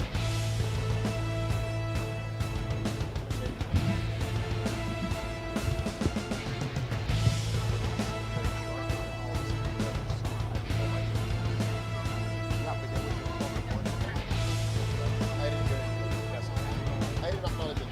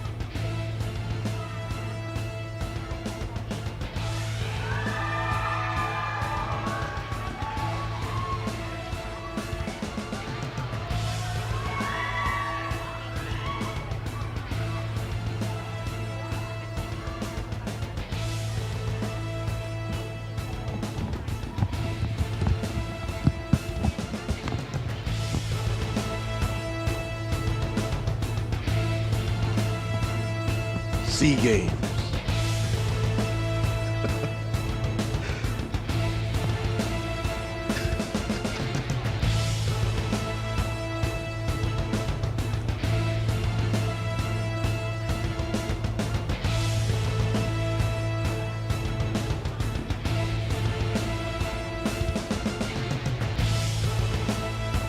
Welcome back, ladies and gentlemen, to the 33rd SEA Games here in Thailand.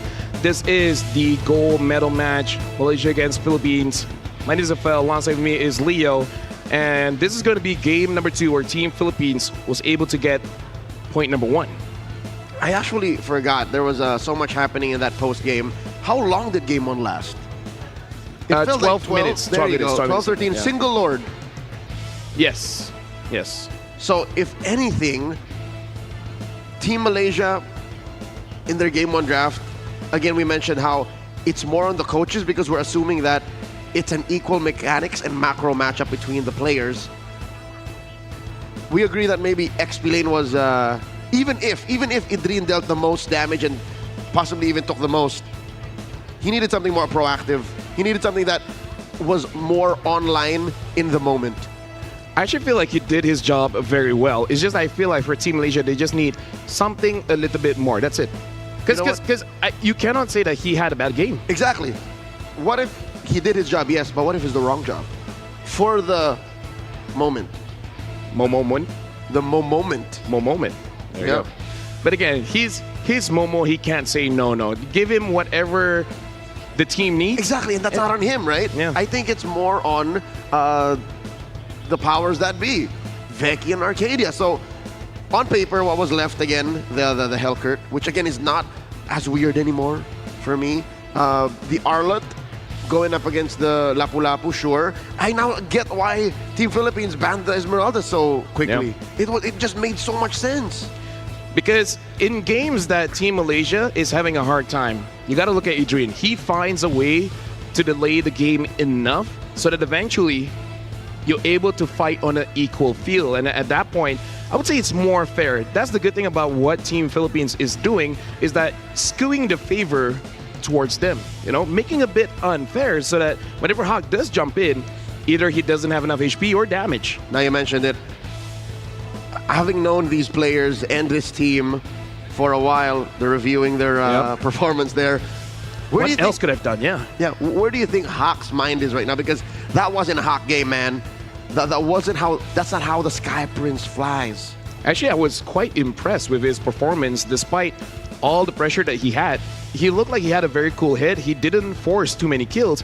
Like, he did attempts. It just didn't work out. So I feel like for Hawk, I think he's in a very good mindset where he understood the possibilities of what is happening in this game and is taking it strong and still doing his very best for the country. And that's just what makes him who he is. That's why that shows that he has matured. He doesn't let his emotions cloud his judgments. He's like, okay, I gotta take it slow. If I find my opportunity, I'm gonna go for it. If not, he's like, you know what, game number 2, I'm gonna make sure that my jungle is safe. And talking to Kayum as well as Hazik is like, you guys need to help me out just a little bit more. Go again. Go again, yeah. That is why he's the Sky Prince. But truly, the way you explain it sounds like king-ish to me. You know what I mean? Yeah. But again, he is going up against the GOAT. And they're friends. Like, even the GOAT. They are. Yeah, even the For more GOAT. than a year now. Nepomuceno publicly said, like, yeah, he likes Hawk. They are friends behind the scene because Hawk, honestly, is just, he's still a kid. He's very nice, very humble. Nepomuceno sees himself in Hawk. Yeah. So, And that is one of the highest kind of compliments you could get in the realm of MLBB. like, on stage, these are our rivals and friends. Like, no matter the result, we know that all the players will be happy with each other. Whoever gets the goal, good for you. And I'm sure they're having fun because each of them are being pushed, right? They feel like they're having a real game here in the grand finals in SEA Games 33rd here in Thailand. You know what I think? I think Team Malaysia is waiting for their supporters and countrymen to come in because is it just me or did that crowd get a little thicker? Oh, yeah. I mean, again, this is in the morning. Shout outs to everyone because here it is 11. It's just right about brunch. Yeah, just about. On a Wednesday. On a Wednesday, there you go. In the previous game, we do have to talk about both teams getting exactly what they want because we were talking about how the Grok was not really in the equation for both teams. That's right. But let's look at the opening here for Team Philippines. The Lance, the Lapu, and the Granger. Does that not sound like we're going to get the win conditions very early and let De La Cruz just to, adjust later on? You know what? A little bit of a peek behind the curtain. Before the competition began, I bumped into Team Philippines coach. Yep. Coach Cruz. And this will be on video in just a bit, but when I asked him, when I name these players, which heroes do you see when you put that picture in your head? And I said, Nepomuceno, Vinuya, Soriano. It's these heroes. He was Literally. He was telling you the draft before the game even started. And I don't think that's a secret anymore. I Yeah. don't think I'm breaking any ethics here because they literally did it. Yeah, there's no NDA. I mean, I didn't sign anything, but I shook his hand. Yeah. That counts. I mean, like, here's the thing. That's his word on mine. For everyone that watches MLBB, there's no way that's a secret. Nah. There's no way you don't see Carl Tizzy Nepomuceno and you're like, does he play Lancelot? It's kind of familiar, does he though? Yeah, like I've seen him around, like social medias here and there. You know, has he been in a few competitions? Which, by the way, folks, looks like we are about to jump into the draft here. We'll be looking at the maps first. In the first game, it was Flying Clouds. We're gonna see if it's gonna change it up. We're just gonna stay up high with the Flying Clouds. Looks like this time it is gonna be Dangerous Grass. I was about to say, if Team Malaysia wants to bounce back and Team Malaysia wants to get to a position of control in this series, Dangerous Grass is the perfect map to do that on. Whenever they play Dangerous Grass, I mean, weirdly enough, it only came up once in their run in the knockouts. They won, and they won very quickly. 13 minutes. So this is a great start. They're on the play once again, banning out the Gotot Kacha. That's what they did in Game 1, while Team Philippines still on that program as well, banning out the Fanny. I mean, at this point, there really is not much reason to adjust because even we said in game number 1, the drafts were very solid. Everything makes sense because not only are they power picks, but they also are heroes that can really disrupt their lineup. So I feel like the third ban here might change up, but no, they still go for the Yuzong ban. And again, we still understand why. It makes a lot of sense. In the previous game, Team Philippines banned the CC here. Is that still going to be the play? CC Red 3 ban. Team Philippines has no incentive to change their mind. They have no reason to change course. And Team Malaysia seems to be doing the same. Plus, we're on Dangerous Grass. This already very powerful hero will be even stronger. And again, we did say game number 1, the draft was solid, right? It's really all about moving around the map because even the execution, everything was good. So Team Philippines as well is like, hey, we just won. Why do we really need to have to change? So Lance as well as Lapu-Lapu pick again. Malaysia before, they did pick up the Hayabusa as well as the Kimi. Will we see an adjustment here?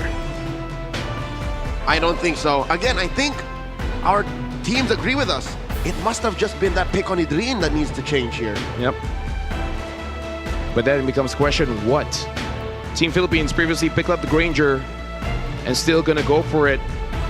Folks, this is not a replay. This is just they got a good draft, so they're just gonna go with it. Even in the bans, it's the same ban. I should have just done Command C, Command V, just copy and pasted the whole first phase. Even down the sides, Lafel, even down the sides. Esmeralda once again banned. Do they want to ban Farsa Luyi again for Team Malaysia? I feel like Farsa is a very good ban. I wonder if they want to go for that Luyi. Maybe Farsa and then something else. Maybe Farsa Lunox.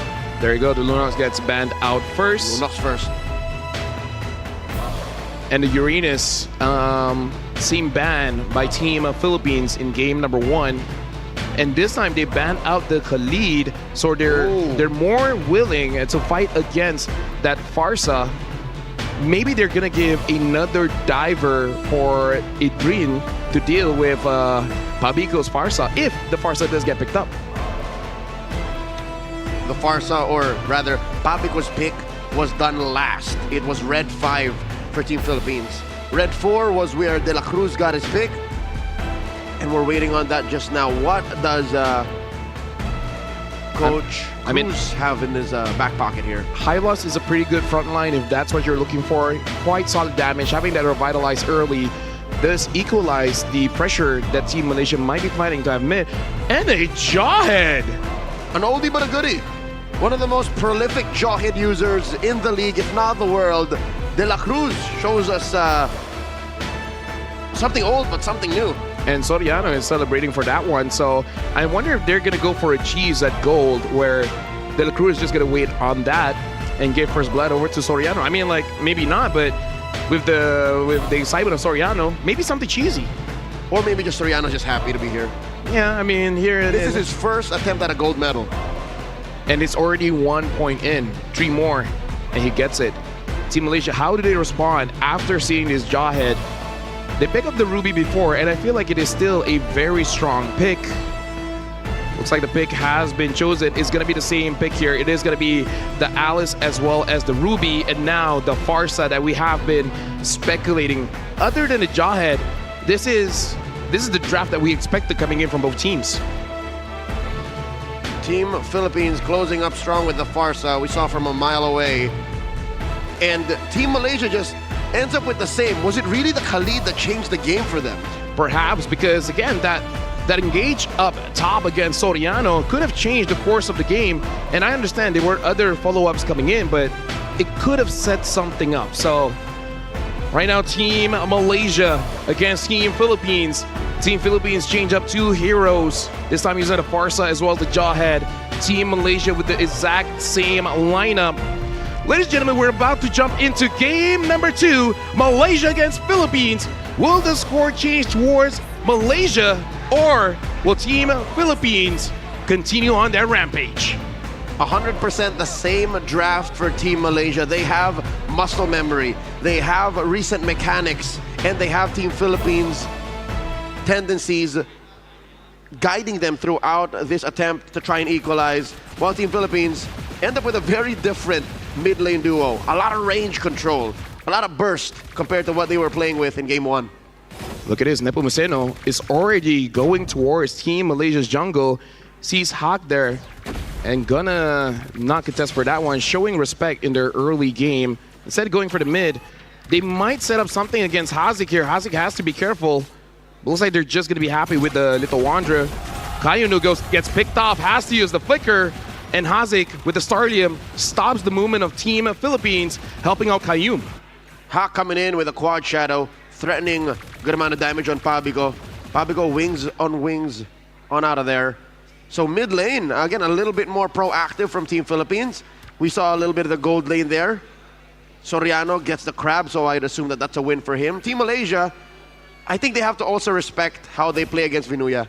Again, through the days and the almost week-long competition, we've seen Lapu-Lapus just get much, much stronger when they fight against Plenty. So that's something that they have to consider. Vinuya flickers on out. Yep. Shadow kill underneath tier 1. Ooh. De La Cruz might have regretted that. Little mini heart attack moment there. Kayum wants to finish the job. It's okay, Vinuya is still surviving. Had to use the flicker, but I think all else considered with that ejector, it's not that bad. I mean, It could have been worse. He didn't die, but you can Yeah. see in the player cam how he's smiling about what was almost a little oopski. Yeah. In mid, Team Philippines gaining control, but it's Malaysia who's first to the turtle. Kayum gonna be scouting here. Pabico knows Kayum is there. Traction pulse onto De La Cruz, taking a lot of damage, but Nepomuceno is there. Hawk has no more HP. Idrin gets first blood, but this turtle is gonna get taken by Nepomuceno, and all the while Hawk gets taken down by De La Cruz. Kayum is there, same as Elton with a huge I'm offended, as well as Don't Run Away Wolf King. Vinuya gets taken down as well, but Soriano is here to clean up. Flickers on out of there. Hazik tries to get a kill, and now it's 1v1. Oh! Soriano wins it out. Kill 1 with the kill. Close call. I could have sworn he was going to get more, but this early on, you can't expect a Granger to really want to step against 3 heroes. So the fact that he even rotated shows that Team Philippines, even in smaller rotations like that, have communications up as the #1 priority. But Novel were following a very similar trajectory. Malaysia with the kills, but Team Philippines with the map. De La Cruz is there. Hazik has to be careful. He finds De La Cruz. Gotta be careful there because he is rocking that. Whoa! Oh, Kayum gets a kill onto Soriano, so equalizing things out a bit. Flicker ejector gets onto Hazik, and now De La Cruz is in dangerous territories. Hazik secures the kill. Team Philippines wants to pressure this purple buff. Hazik might get taken down here. Able to use the regen. Idrin stops Pabico, and looks like he is happy just to zone Team Philippines away. Nepomuceno able to get that purple buff.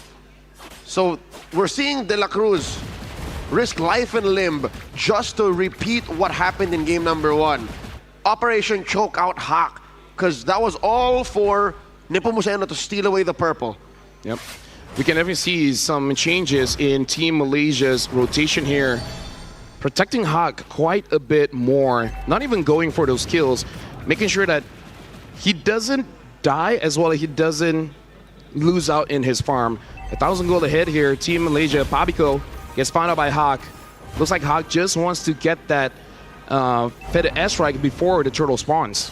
Turtle already up. Hawk, knowing the taste of what it's like to not have any farm, goes for a small camp and then will eventually rotate. Kayum clearing out these brushes. That's a for ruin going in, not able to stop Nepomuceno from securing. Phantom Execution on out. Vinuya taking a lot of damage, reducing a lot of it too amongst the 4 members of Team Malaysia. Gets taken down. Idrin traded out for Soriano with a kill. Elton backing on out. Team Philippines will take that trade, getting the turtle for their EXP. But I feel like Hawk, as long as he doesn't die, he is pretty happy with that. Nepomuceno goes forward, and Pabico to the side. They want Hazik, they want Elton, but Kayum is there. Hazik gets taken down, and now Kayum wants to get Soriano. Gets the wrong basic attack. Elton gets away, but a double. And now that's like, what? 3 stacks on that Sky Piercer, that's 30. Team Malaysia understanding that if it's just raw damage, they cannot face Team Philippines right here, right now. So they get to go for the map instead. First turret taken down by Hawk. Looking at the levels 7 to 8. So this is a much better situation, but Nepomuceno at it again, stealing away the orange. Shadow kill plus attraction pulse. De La Cruz looking to escort Nepomuceno for the retreat. Good on Team Philippines, making sure that Nepomuceno is not on a solo mission, considering that Team Malaysia this time is protecting the jungle a little bit more. But still, Team Philippines has great success on making sure that Hawk does not get to farm up. Level 8 for Hawk, level 9 for Nepomuceno.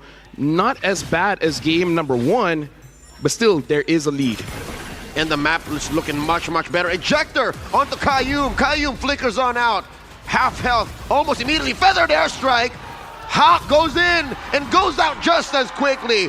Pabico is monstrous with this feathered airstrike. They were not ready for that all coming in from Soriano. The Death Sonata.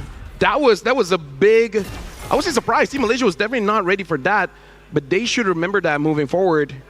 Looks like Elton trying to get more pressure down bot, getting the minions. Team Philippines so far has been on top on this turtle all the way through. They should be able to get this one as well. Nepomuceno with a secure, taking that turtle, and it's happening again. Nepomuceno at 10, Hawk at 8. Team Malaysia, it seems like almost is never enough. Hawk is getting the farm, yes, but Team Philippines are also adjusting to what Malaysia's doing. Is this because they're friends? They're like, They hey, know each other. They're like, hey, we got to take him down. Like, just trust me, guys. Elton taking quite a bit of damage from Pabico here. And look at the jungle. Team Philippines is controlling the lower portion of the map here. Despite, in terms of turrets, only 1 turret has been taken down in this 7-minute bout. But still, Team Philippines the one in control. Pabico, how often does that happen? Afarsa stopping the Hilda from checking the brush. Pabico has been very good at reading situations. And finally, Team Philippines with a push. What this is doing, not just the Hawk, but also Team Malaysia, is they're denying the engagements. In goes Vinuya. Look at the back line. Kayum takes a good amount of hits. Soriano gets the kill. Pabico with the feather airstrike. Hazik bites it. Elton 2. Idrin between 4. Shadow kill by Hawk. Quad Shadow 1 through another kill for Soriano. Idrin, the only survivor. Team Malaysia in shambles. And we can see this is the I would say the signature style of Team Philippines here, boxing Team Malaysia in, attacking from different angles. From the side, we got Pabico. From the front, we got Nepomuceno. And all the while, De La Cruz separating Kayum from the team. So their protection, the Hilda was not there. That was one of the cleanest fights that Team Philippines has showcased going up against Team Malaysia here. The Sansan duo, just these two pushing back 4 or 5 members of Team Malaysia, allowing Nepomuceno to escort a huge chubby wave down bottom. This is a playstyle we've seen through game 1, now game 2. If Team Philippines has been cooking this in the oven, this is a brand new style of what they call a liquid stampede. It's a slow start, but once they get that chokehold, it's almost unstoppable. A 6,000 gold lead incoming with the Lord spawning up top. It's really about Team Malaysia. How are they going to defend this time? Because there were quite a few things that they have to remember what Team Philippines did. Number one, De La Cruz. He is not aiming for Hawk. He's aiming for Kayum, making sure that this Hilda does not get onto Nepomuceno, Vinuya, or even Soriano. So a different way to play here for sure. Whoa! The combo between the Farsa and the Jawhead. Idrin didn't even get to use his ult there. Pabico falls. Hawk gets out of there. Kayum is down. One more for Soriano. Triple kill on this Granger. Hazik just trying to push back that wave, and Nepomuceno finds his friend in Hawk. Hazik falls. It's a wipeout. And a maniac for Soriano. And with this wipeout, this should be Team Philippines closing out game number 2 here. Idrin has respawn, but don't think he can do much. Jawhead ejector unable to get it, but Team Philippines grabs game number 2. Could possibly be a 2 full minute faster game, but with a similar play style and outcome. One more and it's match point for Team Philippines in this gold medal match. Again, Team Philippines, they are so close, they can really taste it. And for Team Malaysia, they have tried the same strategy twice. And we can definitely see the idea of that draft, but if you're gonna change it up, game number 3 is gonna be it. And if you change up, what really is gonna be that change? Because they change out the macro a little bit, but still, the jungle, it's for Team Philippines. Yeah, what I worry about is, yes, there were adjustments. Yes, there were tweaks, but I don't think Team Malaysia tweaked it enough. There has to be, now for sure, before we reach match point, a change, much like Team Indonesia did in their bout against Team Philippines the other day, wherein they went from hyper experimental to just super conservative. That was the one game that Team Indonesia won. I would say in this game, it's really about the surprises that Team Philippines was able to show. One of it was definitely the Jawhead. And funny enough, the change is really for, I would say, the mid game. We're able to take Kayum basically out of the game much faster. Pabico just forces out kills onto Kayum. So yeah, I feel like there were moments of brilliance that we see Team Malaysia. If able to clutch it out just a little bit more, they could have gotten a very good early game, especially the highlight earlier where 3 members were very low. Soriano was there. If Hazik was able to win that 1v1 against Soriano, it might have been a much different game. Even if Hazik didn't win, when you look at the scoreboard after that sequence, yes, it was amazing to look at for Soriano, but the macro still belonged to Malaysia. And I think that was a really good start for them. But it's the mid game again. I agree with you. It's the mid game that changed. Yep. And I think they need to understand where Team Philippines is coming from. Yes, it's a very we fight, then we win kind of dynamic and relationship. But truth be told, I'm looking at it now, macro-wise, big picture, it's economy. Yeah. They're still attacking Hawk. They're still putting a lot of pressure on De La Cruz because he can afford to do that. And Team Malaysia is here still looking at again, literally a similar draft we're in. It's a split responsibility. I don't think they can fight Team Philippines this way. Yeah. Because it looks like Team Philippines, despite Malaysia adjusting, could not stop that economic change, right? The MVP for this one is still going to be Soriano, 10-1-1. Same approach, same outcome. Yeah.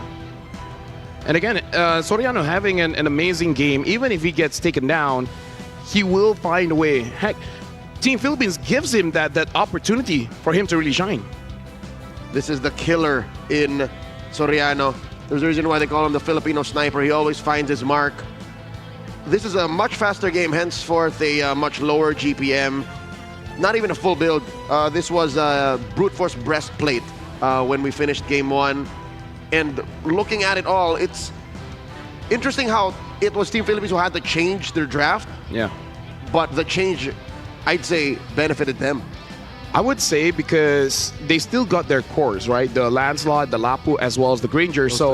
Those three are really the key pieces. But I feel like amongst all, it's definitely on that Lancelot because like you said earlier before we started game number 2, the Lancelot was responsible from getting to the jungle, stealing those camps away from Hawk on this Hayabusa. And I feel like that's a big game plan for Team Philippines, right? Of course, they have other plans as well, but that really sets the tone. That really sets the gears to turn. Yep, that was the foundation. And that is contrary to what we've seen in the week-long competition here at the SEA Games. In terms of the metagame, when you see a draft, teams are more comfortable letting go of the Lancelot. Sometimes, again, how the Grok is in this draft is how Lancelot is in most other drafts in the many games we've casted here. It's usually Lancelot, forget about him. Yeah. So we'll see how Team Malaysia adjusts, because right now, Team Philippines is clearly in the lead. We're going for a break. After we return, it is going to be game number 3. Ladies and gentlemen, I'm pretty sure this is a hot mic, so I'm going to take this time to ask, how you guys feeling? You know, have you guys eaten? Have some lunch? We hope you're having a great day and enjoying the matches. Yeah. If you guys haven't got breakfast, brunch, make sure you guys grab that. All the way from Malaysia, you guys can grab some nasi lemak. In the Philippines, have a little bit of adobo. It's about lunchtime. Oh, yeah. There you go. Nasi goreng is amazing. Have fried egg. Nasi goreng. Dude, I love nasi goreng as well. It's nice to see that during the break we can have a nice conversation as well. Cultural exchange. There you go. If we have friends from all around the world, please do chime in and chat. Where are you from? We love that you're watching and supporting MLBB here at the SEA Games. Thank you. We love MLBB. And we love that you love MLBB too. See y'all later.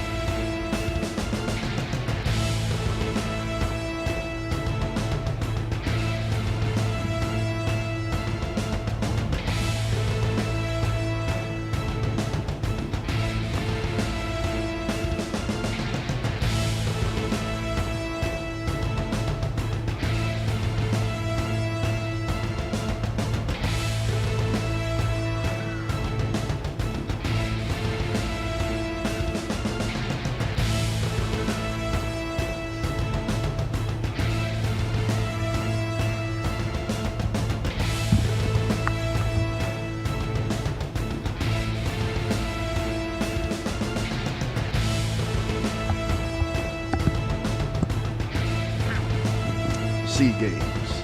There we go. Starting in 30. Well, 25. I'm going to be checking the comments, guys. Yep. Where are y'all from?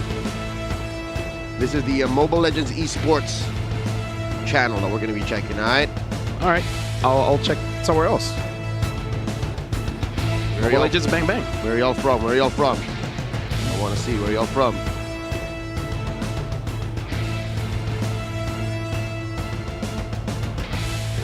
Well, looks like we're starting soon.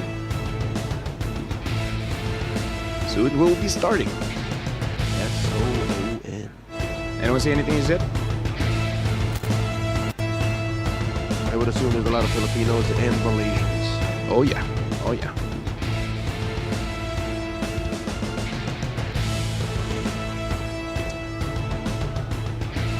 We gotta say most of the things we can't even say on broadcast. Because we know y'all can hear us. Shout outs to everyone. What's up? What's up, man? Shout outs to everyone, man. You guys are amazing. You know what? If no one has told you guys this. Oh, there we go. From Singapore. Oh. Shout outs to Singapore. There's people who are saying where Hey, they're shout from. outs to Trax. Trax is like, let's go. I shaved my beard, ladies and gentlemen. Do you like it? Yeah, someone here saying Malaysia here from United States of Philippines. Hey, there you go. Oh, someone from Canada. Oh, shout outs Canada. Love you guys, man. Love you guys in the stream. We'll be starting Aku soon. cinta kamu. Aku cinta semua. There you go. You love everyone. Yeah. Okay. If y'all like my beard that much, I'll bring it back. But it's good. I think someone's watching from Zimbabwe. Oh, shout out Zimbabwe. Haven't been there. A couple of our friends have been to Africa. Oh yeah. We didn't. Rachel, Fred, Eric. I think he goes by Eric. Rachel, Eric, and Joseph. No, let's go with Fred. Okay, call him Fred from now on. It's either Fred or Rick. Yep. Fred sounds more MLBB. You know? Someone from California watching. Third player is Japan. Japan. I just came from Japan. How was Japan for you? Was it fun? I love Japan. One of these days, no? One of these days.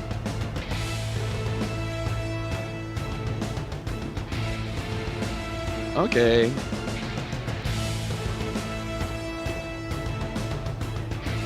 Hello, ladies and gentlemen. Welcome to the 33rd SEA Games here in Thailand. Right now, Team Philippines is up by the score of 2. Malaysia has not scored so far. My name is Rafael. Alongside of me is Leo at your service. We'll be calling today's best of 7 in the men's division, the gold medal match, as well as the women's later on today. But for now, let's snap back to reality and talk about Team Malaysia's decision to not change their draft at all. Hey, I mean, game number 3, something might change. So is it now or never? Now or tomorrow? Or later, because technically this is not never. We're still just about to hit match point, and we don't know if it's Team Philippines who needs to change it up. It's nice to see that, you know, both teams are discussing as the game goes on, as they're taking their break. And people are saying that they do prefer you on the beard, but we'll talk about that during the break, because that's our time. I think it's just people don't like change.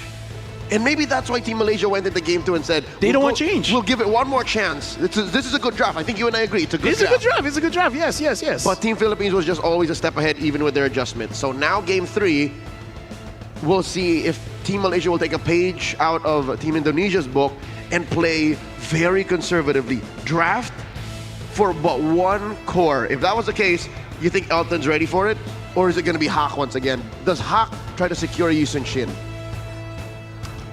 To answer your first question, I feel like Elton is ready for it, but he doesn't have to change his mindset just a little bit, because looking at game number 1 and game number 2, he really has like secured that EXP mindset, you know, about sacrificing for your team, moving forward, trading kill for kill by getting the core.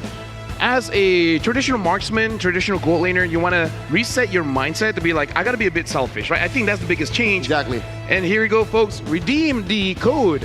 See the glory. Limit to 1 person. Per redemption. It would be funny if it's just 1 person ever. But yeah, there's literally almost millions of people watching. Yes. How sad would it be that they all type "See the glory" and it's just one dude from Japan or something that claims it? Hey, shout outs to everyone watching again. Like, Konnichiwa.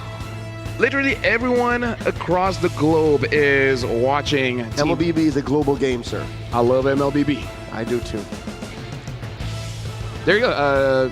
Grab the code. Team Philippines, one more win, and they will be at match point. While we're here, just to remind everyone, after the men's division, we will be having the female division gold medal match, which, again, is Team Philippines going up against Team Malaysia. Now, before we go back into the competition, imagine the kind of expectations this gold medal match that we held first would set. Imagine the pressure that would be on the shoulders of the ladies later when they compete on that same stage. Well, get Team Malaysia as well as Team Philippines. Everyone is staring down. Everyone is eager to play. Not to ask where I'm not allowed to ask, but your sister's competing later on. Yeah. You know, shout outs to her. What's her preparation like? Walking around Bangkok, enjoying Thailand, eat some of the nice cuisine that they have here, and Sounds like a good plan. And see some cats all around. I've Cats, seen yeah. maybe one or two cats from the neighborhood that we're here in Thailand. I love Bangkok. It's my first time here. Yeah, same. First time as well. I had some pad thai last night. Oh, really? It was the kids call a W pad thai.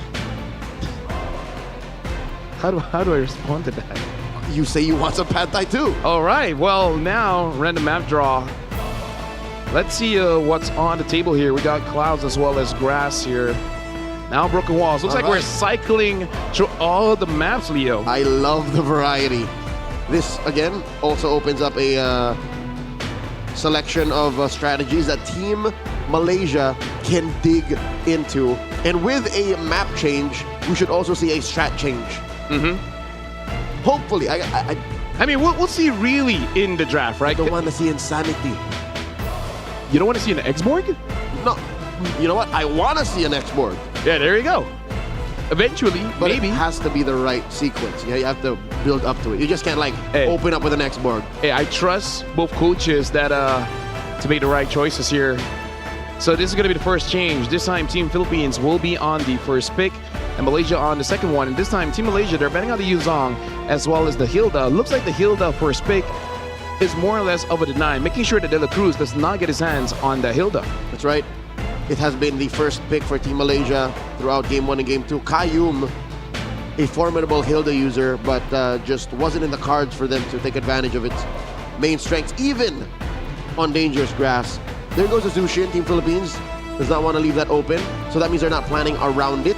We got one more ban for Team Malaysia before we get the picks. Interesting here. What will be Team Philippines' priority? Do they want to first pick that Lancelot if it's open, or do they go for a Lapu? Because again, both pick at the same time. Now in game number 3, they're at first pick. They got to make that a crucial decision. I think I see them going for a first pick Lancelot. Same. It's not impossible. Or a first pick Lapu Lapu. Not a first pick Ranger though. Yeah. Might be a bit too much there. Looks like the Eve still gets banned here. So Team Philippines, first pick, and they indeed go for that land. So for 3 games straight, Nepomuceno gets his Lancelot. He is him, He is Nepomuceno. but also he is Lancelot. Yeah. No other athlete in this game has garnered such a affinity for a hero, much like Nepomuceno, a 2-time world champion with his Lancelot. Now Team Malaysia got that 2-pick swing. For the first time in a while, Gatot's open. But I would say multiple time because I treat MSC as a world champion. EWT, shout out. The Mid-Season Cup There you go. at the East Coast. Oh, okay. All right. So his multiple. So you have to recount that one. Okay. Multiple-time world champion. And there you go. This time the Lapu as well, the Grog gets picked up. So definitely already a change for Malaysia's first 2 pick. And Team Philippines goes back to the Granger. And now with the Gatot Kacha, like you said, has been banned out. So a bit of change for Team Philippines, but it's still, they got their course. And I like how they're adjusting the weight load on their players. For once, for now, in Game 3, De La Cruz ends up with a hero that is actually winning the lane. Yep. The Khalid earlier was just beat down in the early. The Jawhead had to flicker and die about a couple of times. Now, it's all about him having a little bit more fun, being a little bit more reliably on the map. Team Malaysia got one more pick. This is where the Hayabusa once was. This is where they usually close up with the Hero and Hawk. Yeah, or they got to pick up that Kimi. A lot of picks here. Looks like they do go for that Kimi. And I feel like at this point, Team Philippines, as what they've been doing in the rotations, might go for more jungle bans. Lafel, is this right? Is Team Malaysia's sixth player coming in? Is this Danish? Oh yeah, this is Danish. I didn't notice that, yeah. So is Danish stepping in to the jungle? Yes, this is Uni. The other jungler for Team Malaysia, but this guy is also amazing, but this is going to be going up against Team Philippines. It'll be different. We'll see how it adjusts. Talk about changing things up. Not only are you changing the draft, but even changing the players. So maybe they're thinking Nepomuceno knows Hawk a little bit too well. You got to go for something that, fundamentally is quite different. A relatively younger player in a sea of veterans competing in this gold medal match. Uni of Team Malaysia. I think, is it just me? I'm speculating here. Is it because they want this jungler to be synchronized a little bit more with that EXP laner? Danish and Idrin are actually teammates even outside of the SEA Games. Yes, they are. Honestly, Danish has a lot of strengths for himself. Number one, that you have mentioned, that built-up synergy between Danish as well as Idrin. Hero pool slightly different, as well as his different ability to shot call. He does look at the game a little bit differently, but we will see whether he will have that responsibility of calling the game or still gonna give that reign over to both Qayyum as well as Hazik. For about 2 games now, we kept saying Malaysia changed something, Malaysia changed something. This is not what I expected. A huge change. And that's why it might work, because you didn't even expect, I didn't expect this. Exactly, a vital role, the jungler, the center of the map almost, or the nerves, the veins that roam around secondary to Qayyum. So I present you this. What are we going to see here? Are we going to see a Fredrin and Elton on the marksman? Because this draft, honestly, you can turn things around. I like where you're going with this. Yes, maybe we need a utility in the jungle, and then Elton get a little bit more selfish. The Hayabusa enjoy taken out by Team Philippines. Alice and Lunox for Team Malaysia. I think this is where you pick that your utility jungler first, so that you leave Red 5 as safe as it can be for Elton. But they go for the Esmeralda first. So basically showing this is somewhat going to be, I think, a Yi Sun-Shin last pick for Team Malaysia, considering that they have double fighters at this point. They went for this instead of the Ruby. Yeah. The Terizla, though, gets picked up by Vinuya to deal with the Lapu-Lapu, and the Farsa comes back in for Team Philippines. Instead of full-on changes, Team Philippines employing tweaks, half steps to adjust and answer to what Team Malaysia has done, which I still do not have a big picture on how it might pan out, because changing your jungler, changing a majority of your draft, this has to make for big results for Team Malaysia, because if all else fails, that's a 0-3 situation you don't want to see yourself in. What does Danish play? Although I do have to say, looking at the draft right now, changes in terms of heroes, but the concept is still relatively the same. You want to still play double fighters, and the Hilda is not there, but the Grog has that pressure as well in mid, in the team fights, but with more AoE. And now a Suyo gets picked up, so not going for that Yi Sun-Shin. So maybe just a little bit more early aggression, because Grog, Kimi, and Suyo. Suyo is the one that is more proactive in the sense that you can go to your opponent's faces and then get out comfortably. Much like a Lancelot, but in a more roundabout way. Ladies and gentlemen, we've seen a lot of Suyo in the week-long competition here at SEA Games for MLBB, but mainly amongst the women. For men, maybe we've seen it once or twice, but this is one way to fry an egg. I'm at a loss for words. It's so unorthodox. Well, if you're lost for words, let me take it over, because, ladies and gentlemen, we're jumping into game number 3. Team Philippines is 2-0. Team Malaysia, with this change, can they keep up? They have to keep up. It's not a question of can they, because Team Philippines showing no signs of slowing down. On broken walls, maybe this should just act as a force multiplier for Danish's mobility on the Suyo. You have the dashes through the walls, and then you have the movement speed buff to walk through. De La Cruz making a good amount of damage, forced to use that Revitalize. What was the plan? Pabico flickers on now too. Massive losses for Philippines. That was clearly a mistake, and yes, I'm unsure what was the idea there. Hazik jetpacks forward, and maybe De La Cruz just did not thought Hazik will go for the Starlium at level 1, getting that immobilized inside the turret, taking a lot of damage. Kayum compromising Nepomuceno's farm here. Elton and Danish comes in, helps secure that Little Wanderer. Already to a great start. I wouldn't say it's because of that Suyo, but just how that mid lane duo reacted to the initial engage. I would say also partly because of the Esmeralda. A difference between that and the Ruby is that you're sacrificing that big AoE crowd control for more speed and rotating. And look at this, Team Malaysia, they're going for an engage here. Looks like they're not going to overextend, understanding the threat that Team Philippines has. Where did the orange go? It should still be on Nepomuceno. I didn't see the orange buff. Danish is level 4, and Nepomuceno is level 3. Was that just a little... We got to look at the Lancelot here too. A little bit of a visual bug? Oh, he doesn't have it. Where did it go?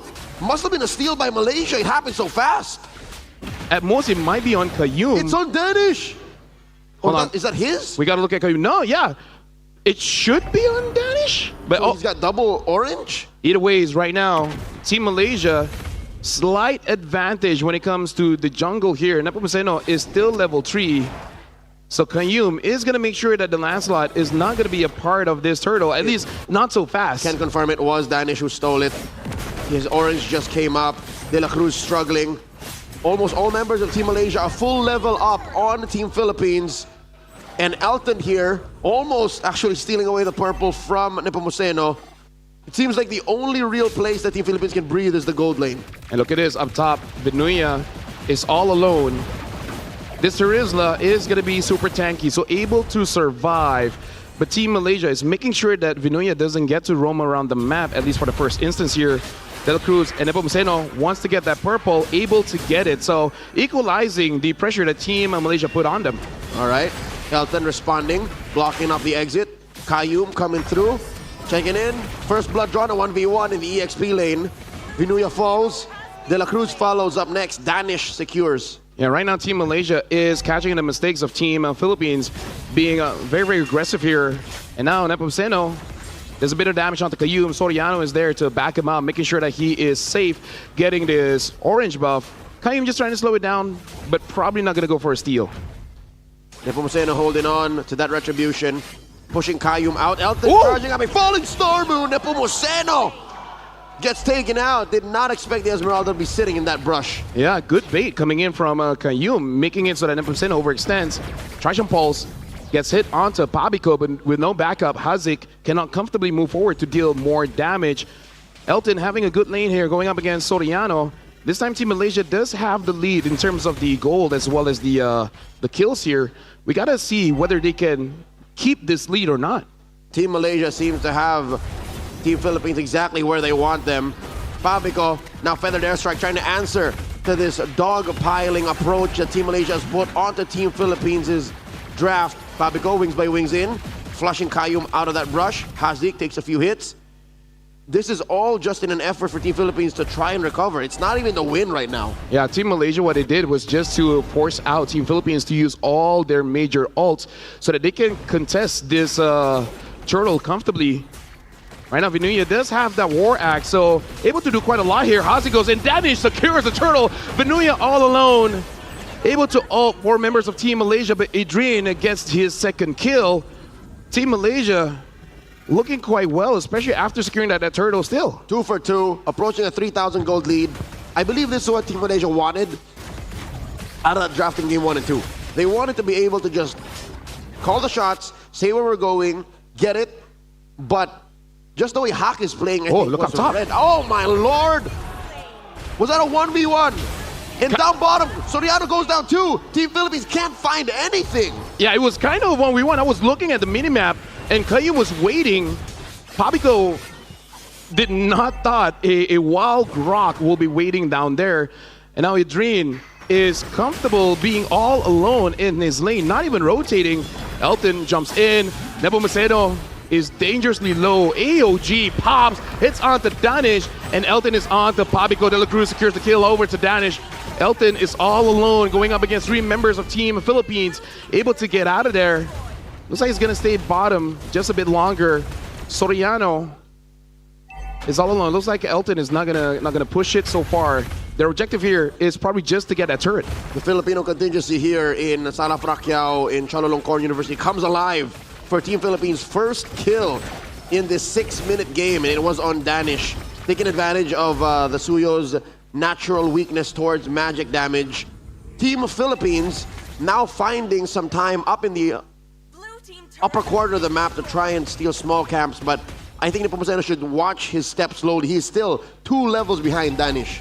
We'll see whether Team Malaysia is able to get those ults away from Team Philippines. We can see even with Elton diving onto Pabico, Pabico really wants to save that Feta airstrike. Team Malaysia, they're really trying to force it out, trying to confirm this turtle take, and Team Philippines still holding strong. Elton gets out of there almost with impunity. Has to use a sprint, but not going to be as important when it comes to this turtle dance. The final turtle, a power spike for both teams if they're able to secure it. Rampart blocking out De La Cruz's exit. They answer with a revitalize, not letting go. AOG on out. Danish coming in, looking to take down Binuya. Binuya flickers on back. Not much of an answer, Team Philippines. 3 for 3, Team Malaysia. Elton is having an amazing game here as an Esmeralda, really pushing out Team Philippines. Malaysia, the biggest lead they had so far in this best of 7, 4,500 goal lead. And with this change, this is quite a big change for Team Malaysia, but looks like this is what they wanted. It looks like a change in function, but that's not true. It's just a change in form. It looks different, but it plays the same. Idrin, I think this is the kind of sustain he wants. Elton, it's the same. A very good hero that plays in the paint.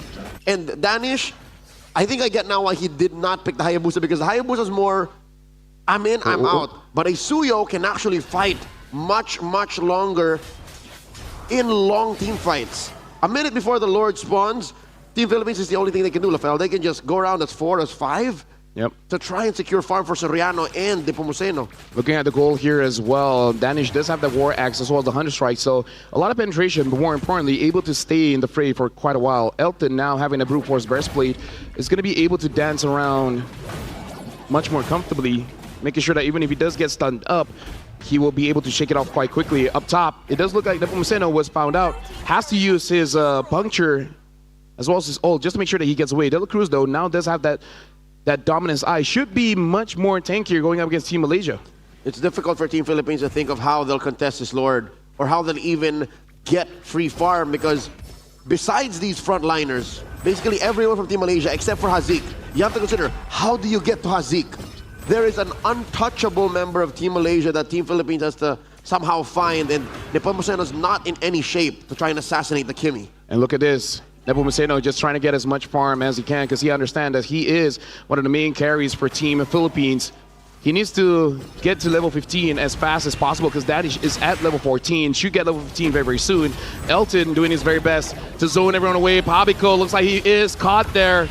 And Team Malaysia tries to secure this kill. Pabico almost gets taken down, but with that revitalized Kayum with an amazing wall, Elton able to take down Pabico. Binuya tries to escape, uses the flicker. Elton jumps back in, all in an effort to make sure the Team Philippines stay away from the Lord. Team Malaysia did not get the Lord just yet, but they smothered Team Philippines, taking away all their battle spells and compromising Pabico. I have never seen the chef Sanji Pabico bullied like that.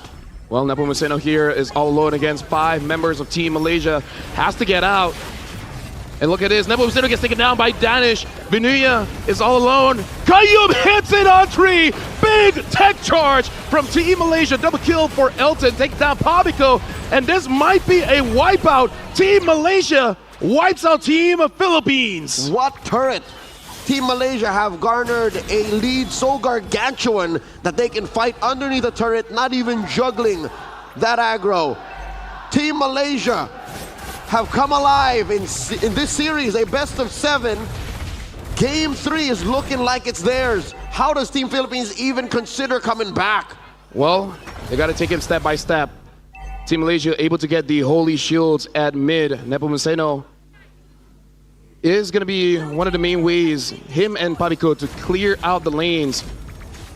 So goes forward, tries to get onto Idrin, deals quite a lot of damage, but now he is all alone. Soriano is going to provide some backup, and Kayum charges in, finds Soriano. Kayum tanks the turret, gets taken down by Pabico. Elton is in the back and finds Soriano. Soriano still surviving, but all the while, look at this, Elton is 1v3, gets a kill. AOG onto Elton. Elton is okay with dying here, but it is taking quite a while. Jumps in. How is he gonna die? Elton, someone do something. Is playing to the margins of this map. He's denying the extra firepower coming in from that base. And Team Philippines gets a successful defense, but at what cost? In comes Pabico, flickering forward, looking for Hazik. Now Idrin gonna punish the chef. Pabico with a fair airstrike, only one salvo, gets popped by Idrin. Team Philippines, a moment of bravery, but the truth still stands. Team Malaysia are putting them up against the wall. Dangerous ground by Hazik as well as Idrin almost got caught by Pabico, but good on Idrin with this Lapu-Lapu able to brave a spider back in, and this is still big for Team Philippines because that was a big defense. All in all, Team Malaysia, they did not get, oh, hold on. Nepomuceno has to get out, tech charge, unable to hit onto Nepomuceno, and now brave a spider looks like not going to be able to catch this Lancelot. But yeah, Team Philippines still hold on to all of their inhibitors, so this is still a comebackable game. At about 5,000 gold between these two teams, 12 minutes in. It's comebackable, yes, but it'll be very difficult. Team Philippines, there's so many things they need to do to make sure that they get where they need to go. Nepomuceno gets popped. What was the play? I'm guessing an AOG responded with a feathered airstrike, but that might have been something that they were looking for too soon. The Lord is going to come up soon here. 7 seconds in. Team Malaysia with 6,000 gold. And in a very commanding position. Looks like Team Malaysia, they will start up that Lord, while Kayum as well as Elton are making sure that Team Philippines does not contest. Pabico, wings by wings. AOG does not hit, actually does hit onto Elton, might get taken down here. Elton trying to get away. Wow. Looks like he will. Kayum is standing there trying to get the attention of everyone. And now look at that wall. Still gets onto Soriano. Soriano getting the backup, but Idrin is there. Soriano is still surviving. Shut down. Soriano gets the kill. Danish, is this a mistake by Team Malaysia, committing just a little bit too much? Kayum still survives, but Vinuia jumps in, gets a kill. Team Malaysia might have bit them more than they can chew. Hazik tries to get away, but De La Cruz is there, gets a kill. Team Philippines are doing it. It's just Danish left, and he gets popped here. The Terizla gets denied his hits with the winner crown. Danish with the freeze denies the wipeout. Top lane shenanigans. The juggle, the tango. All this while, Malaysia was trying to get the Lord. They get it, forcing Team Philippines to respond that was all on Pabico, all on Vinuia. Sansan strike in Bangkok. Of all the mistakes, that one was a clearly big one from Team Malaysia, from 6,000 gold, now dropping to 3,000. They were in the lead, and they still are, but one more mistake like that. This is 14 minutes in. Something of that magnitude at 20 minutes of the game, and that's going to be all the turrets, maybe including your inhibitors. Which is something Team Malaysia should be thankful for. The fact that it happened this early on, and with the map clearly on their side, feathered airstrike, compromising Danish, forced to surge on out of there. Soriano wailing away, a little too close for comfort. Point blank gets hit with a tech charge. Defensive AOG. Malaysia still asserting dominance. Yeah, able to get a kill onto Soriano there, making sure that he is denied of the Sky Piercer stack, because Granger is scary when he has 40. So keeping that on the down low is going to be very, very good. Good catch by Team Malaysia, but again, Team Philippines looking still. As long as Pabico as well as De La Cruz gets a good catch, they can do something there because they have enough damage to take down this Esmeralda. Speaking of which, Elton jumps in. Team Malaysia really wants to make sure that they secure the inhibitor, but down bottom, Nepomuceno is able to clear the waves. Same as mid. Team Malaysia still not getting the inhibitor. I don't blame Team Malaysia for getting this done sooner than later, maybe even compromising their own lead, because if you get an inhibitor, that is permanent damage. That is a long-term investment that your opponents cannot deal with.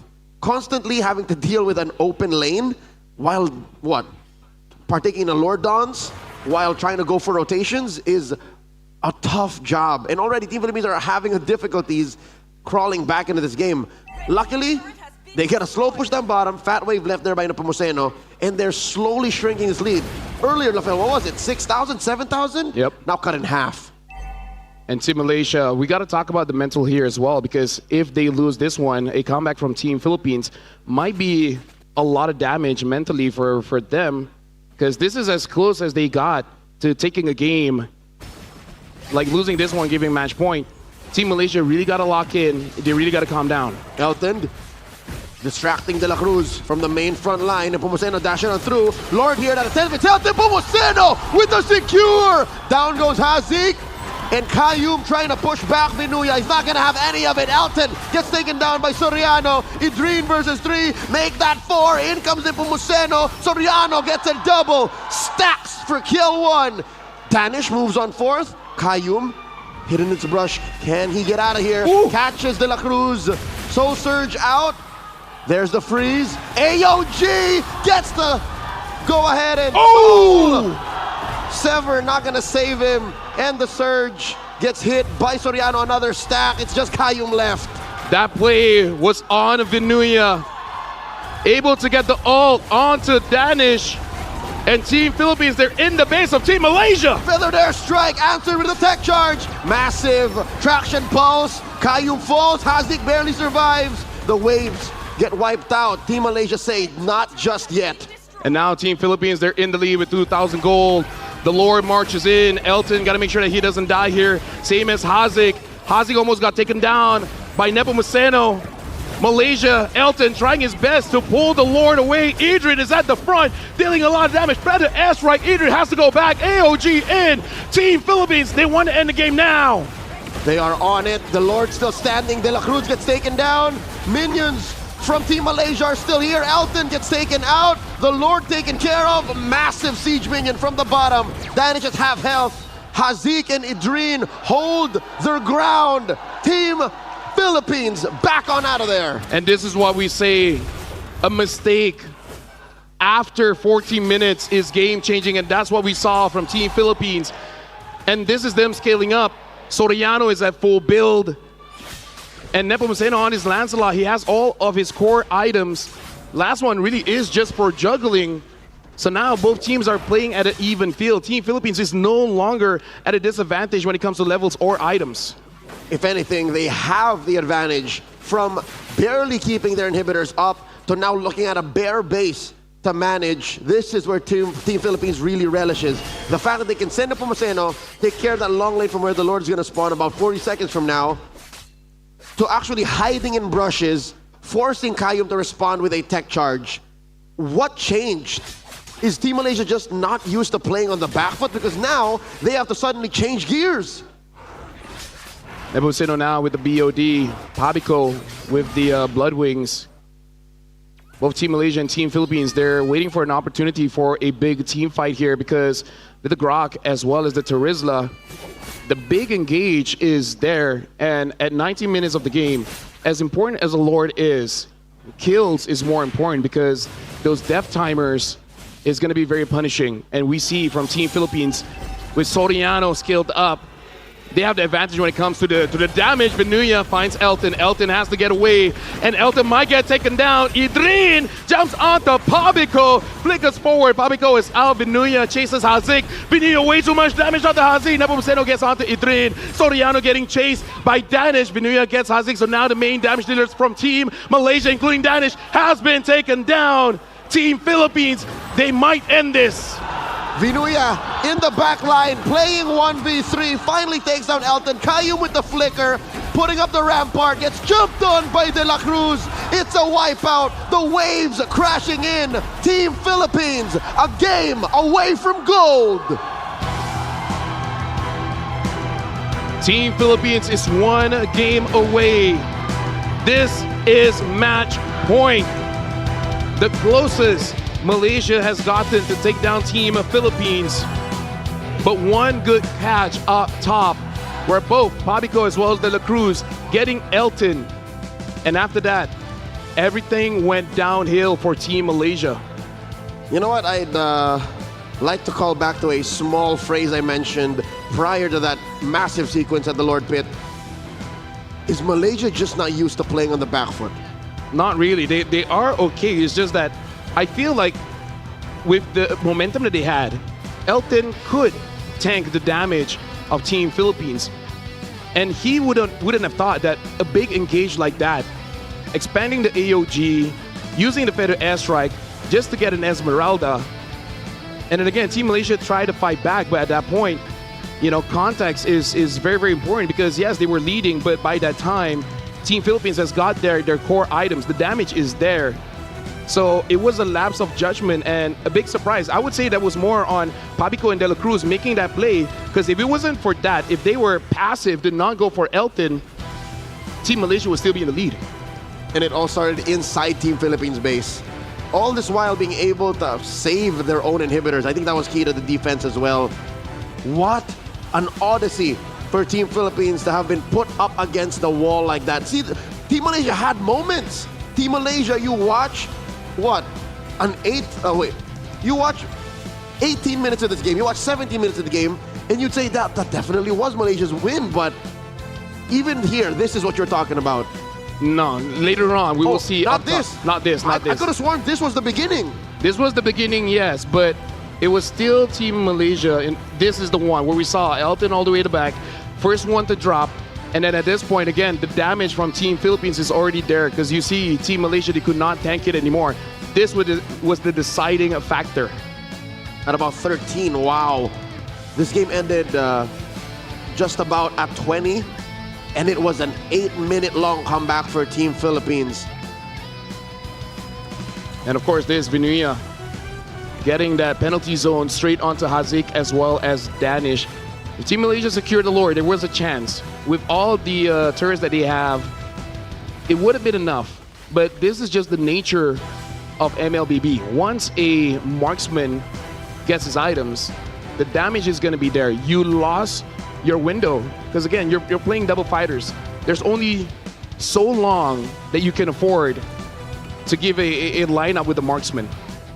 Impressive micro movements from Team Malaysia, though I must give my flowers to Elton. You see how he delayed the minions there just by standing. I think that could have been a more important move to make instead of actually fighting Team Philippines, but I guess the rest of the map did not align with them for that to make sense or to make the most of that decision. After the wipeout, it's all Team Philippines. Do you think Hack comes back in? At this point, I don't know, because that's got a big blow for Team Malaysia. Because again, we talked about it like what? After the first blunder where Team Malaysia essentially got wiped, that if you lose this one, how is the mental toll going to be onto you? Because you would think we did all that we can and we still could not end it. And who's responsible for the mental on Team Philippines? The veteran, the father, the patriarch of Team Liquid, Team Philippines' own De La Cruz, 2-4-12, almost died in the opening seconds of this game and held on for dear life, communicating with, I'd say, everyone plus their coach. Mentally, telepathically, while everything was going on, because how do you keep the center of the map alive when Team Malaysia was coming at you that hard? And if Team Malaysia really wants that gold, they only have one life left. For them to make it happen, they gotta go for a reverse sweep. And seeing what happened in game number 3, that's definitely gonna be difficult. This is definitely the longest game that we had so far, 20 minutes in. Team Malaysia probably needs an extended break at this point just to make sure that their head is in the right space. This has been one of the faster elapsed games and series we've had all week long. Just the pacing of everything. We've gone through 3 games already at match point, and it's just about lunchtime. I think Team Malaysia need to consider this whole Danish hack swap, but I get it, I see it. Also maybe putting a little bit more on Elton, because it's clear that Elton knows how to make the right calls when it matters, but maybe switch it up from the fighter side lanes to maybe something a little more selfish, something that has better scaling.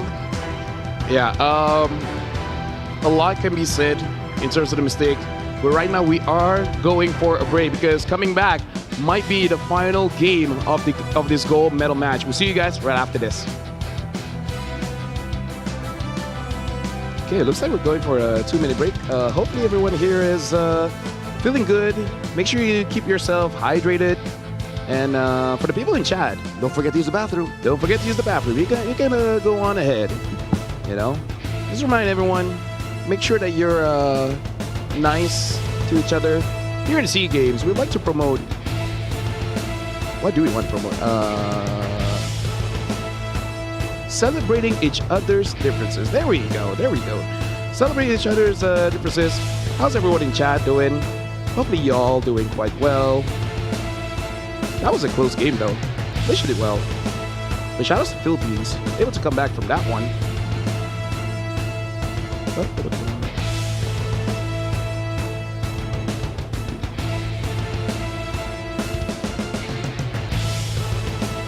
Speaking of keeping yourself hydrated, I'm gonna be hydrating myself. After this, it will be the females team turn to go for the gold medal match. So let's all wish them good luck. Let's all hope they are having a good time.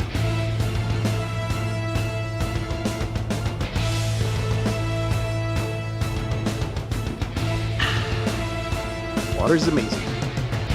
I'm only saying this because I'm guessing you guys can hear me. Shout out to, you know what? All my friends, the casters, production back in Malaysia, y'all are great, man. I miss you guys. When I get back to Malaysia, I'm probably gonna get some ayam kapo because nothing better than just rice, chicken, and a very spicy sambal with kuah kacang. I have no idea how to say that in English. The closest thing I can say is nuts gravy. Might be wrong there, but oh well. 10 seconds in, Leo hasn't arrived yet, but it's okay, because the timer will turn too soon. There's a little bit more time here for us to chat.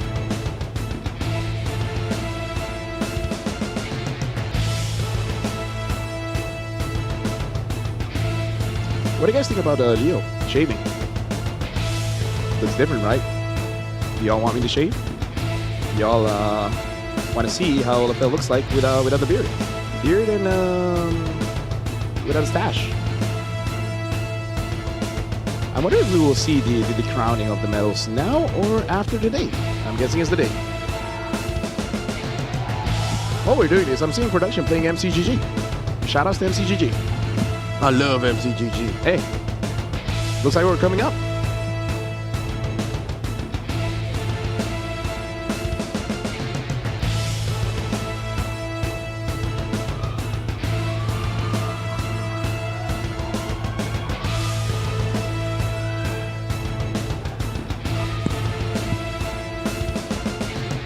Welcome back, ladies and gentlemen, to the 33rd SEA Games here in Thailand. And right now, it is match point for Team Philippines. One more win, and we will solidify that Team Philippines has won the gold medal. Welcome back, my name is Rafael. Alongside me is Leo. At your service for the remainder of this best of 7 and the following one.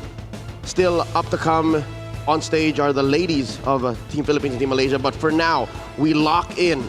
I think that's all that Team Malaysia can do right now. Lock in. LaFell, as much as Game 3 looked like it was theirs, how do you think they reset mentally? Because a loss like that, just slipping from your hands, I can't even imagine where to begin. First step, going to the toilet. I just did that. Water is amazing. Wash your hands, don't forget. Keep yourself hydrated, wash your face. And your hands. Like, you know, even my therapist said that's a good way for you to reset. So shout outs to all the therapists out there. If you guys need mental help, find a therapist. Might even need some meds. And then what's the next step? Like on the athletic side? The coach, it's on the coach, making sure that the players know that, hey, we came close. We just, like an enemy, punch harder. That usually works. Punch harder. There you Shout go. louder. Exactly. Or, I think it's the latter. yeah. The is less of like a final episode kind of thing. It's like, make some noise. Can I get a? Can Shout I out, hear y'all? shout out to Key and Peele, man. I think Team Malaysia were on the right track. So, contrary to how we've been considering how they should adjust in game 1 and 2 and 3, I'll say just stay on track, stay on course. Because it's not like they were losing a majority of game 3. That was their best shot. Maybe just be a little more consistent about it. If I'm reading the room correctly and my camera and my screen does not fail me, that is Danish still, Yep. who has Coach Michelangelo Bocado, also known as Coach Arcadia, over his shoulder. Imagine what it must be like for Coach Cruz right now, Team Philippines. He's one game away from getting gold. Yep. By the way, shout outs to chat. Chat is saying W to us. They love us and we love you guys back. Thank you, chat. We love the MLBB community. Y'all are great. We are great. Greater than ever. I might bring back my beard if y'all ask nicely enough. And I might lose mine. Right now. Broken Walls is where we're going, and this is the back-to-back second outing we're having in this best of 7 in Broken Walls, which we saw that the Team Malaysia used to great extent. Again, their aggression helped for them to really get where they needed to go to really pressure Team Philippines. Can they do that again? Well, it all starts in the draft here where Team Philippines keeping up with the same bands, banning out the Fanny as well as the CC. Malaysia before this banned out the Yuzong, Hilda, and Eve. We'll see if there's a switch up here by Team Malaysia. Not a single change by Team Philippines from games 1 to 3 in their bans. And if they had their way, they would also pick the same heroes in the first 3 slots, whether in red or blue. Is it time that they take out, I hate to say it, the Lancelot? What's more lethal to you, the Lancelot or the Granger? Lance. Because the Granger... So address the Lance. Because I feel like the Granger is a big problem, for sure. Even with the MVP performances, right? Yeah, but the problem really is that never was in on that Lance, man. It's just a little bit too much, you know? Because there's always that chance that he will able to disrupt you in the early.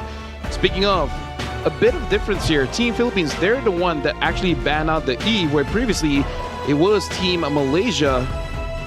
So now, Malaysia use Zong as well as the Hilda. Are they telegraphing a Zushin first pick? Maybe. Or they're just forcing Malaysia to ban out the Jushin so that nothing changes. Meaning like instead of banning out the Lancelot, they ban out the Jushin. So now the Lancelot is through. Don't see a reason why Team Philippines need to adjust here. They can just go Lancelot again for the fourth game in a row. Nepomuceno gets his hero. Yep. And I'm seeing people say no respect ban on the Lance, but hey, I gotta say the 3 bans up top, kind of legit. You kind of do not want to let those through as well. Malaysia, those are already plenty of respect. Yes, that the bans is huge respect here, and so far, no changes. Looks like we will be going for more of the same bans as well as picks. God Thought and the Granger for Team Philippines. This has to be the Kimmy for Team Malaysia. If we're following the order. Or Esmeralda. Because I feel like the Esmeralda might get banned after this. And there's a little bit more breathing room in mid. Yeah, what if they go Esmeralda, ban, and then they pick the Farsa, and then they lock out Pabico? Yep. Well, Team Malaysia, 20 seconds in. Pick up the Kimmy, and we're having roughly the same start, just switching up the ban between Eve as well as the Jushin. And they go for the Esmeralda.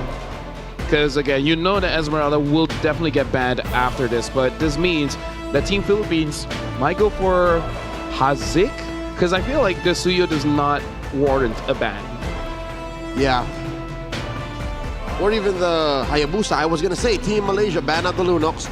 Already their first 3 heroes fold to the shred a Lunox brings. there's no room to be afraid of a carry since the Granger's already there. Hayabusa gets taken out by Team Philippines. And another mid laner, so that come Team Philippines turn to pick blue 4 and 5, they can just expect what comes out of Pabico. Well, the Hayabusa still gets banned out here, just in case. Team Malaysia in the previous game, they banned out the Alice at this point. Considering that Vinuya used that Teresa, they were able to have a good first 12 minutes. But again, around that Lord, that catch onto Danish, that was huge.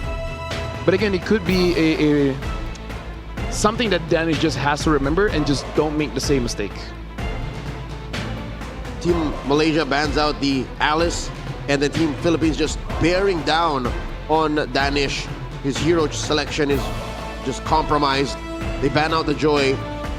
Team Philippines, they seem to be comfortable facing off against Ayusin Shin, which I get, because we've already proven through game 1 and 2, Team Philippines is good at attacking the economy. So if you can choke out Ayusin Shin out of its gold, then you should be fine. Team Malaysia previously, this is where they pick up the Esme. The Kimi is still open if Hazik still wants that. And his Kimi did do a lot of work here. I wonder, because at this point, there's no reason for Malaysia to change. It looks like they won't. They do pick up that Kimi left alone. So this is where we see the Farsa as well as the Terizla. Well, Team Philippines readjust again. I like the Farsa even if it got bullied hard. The Terizla, it did its job later on, but there might be easier to execute heroes in the EXP lane. Let's see if it's in the books for Coach Cruz as he consults his team. Big smile on Coach Arcadia's face. LaFell, I don't think he's feeling the pressure. Yep. Team Philippines now. Final pick. 12 seconds in. Looks like Team Philippines are really considering their final picks here. The Farsa, in my opinion, was game winning, so they do pick up the Farsa again. And they do pick up the Terizla, going for the same picks that won them game number 3. They won't budge. So is this going to be a Suyo, or will Danis switch it up? The Yisenshin is still there. Other than that, I don't think there's any other like meta S tier assassins. Yeah. Unless there's a super pocket pick that Danish and Danish only can play. It's really just the Yusenshin or the Suyo. If they want to play game 3 again and do it better and not make any mistakes in the apex of that game, get the Suyo, go again. This is the last pick. Suyo will basically get a repeat of game number 3, but I feel like for both Philippines and Malaysia, they want to say, not again. You fool me once. It will not happen again. We'll see whether Team Malaysia is able to actually bring the pressure again. And even if they do, can they stop themselves from, for lack of a better term, throw the game away at around 12 to 13 minutes?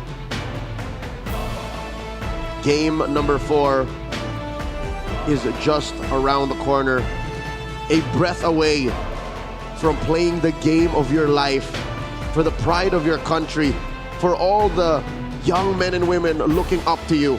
Esports athletes, a breed of their own. Team Philippines versus Team Malaysia, playing a very similar game from game number 3, running it back.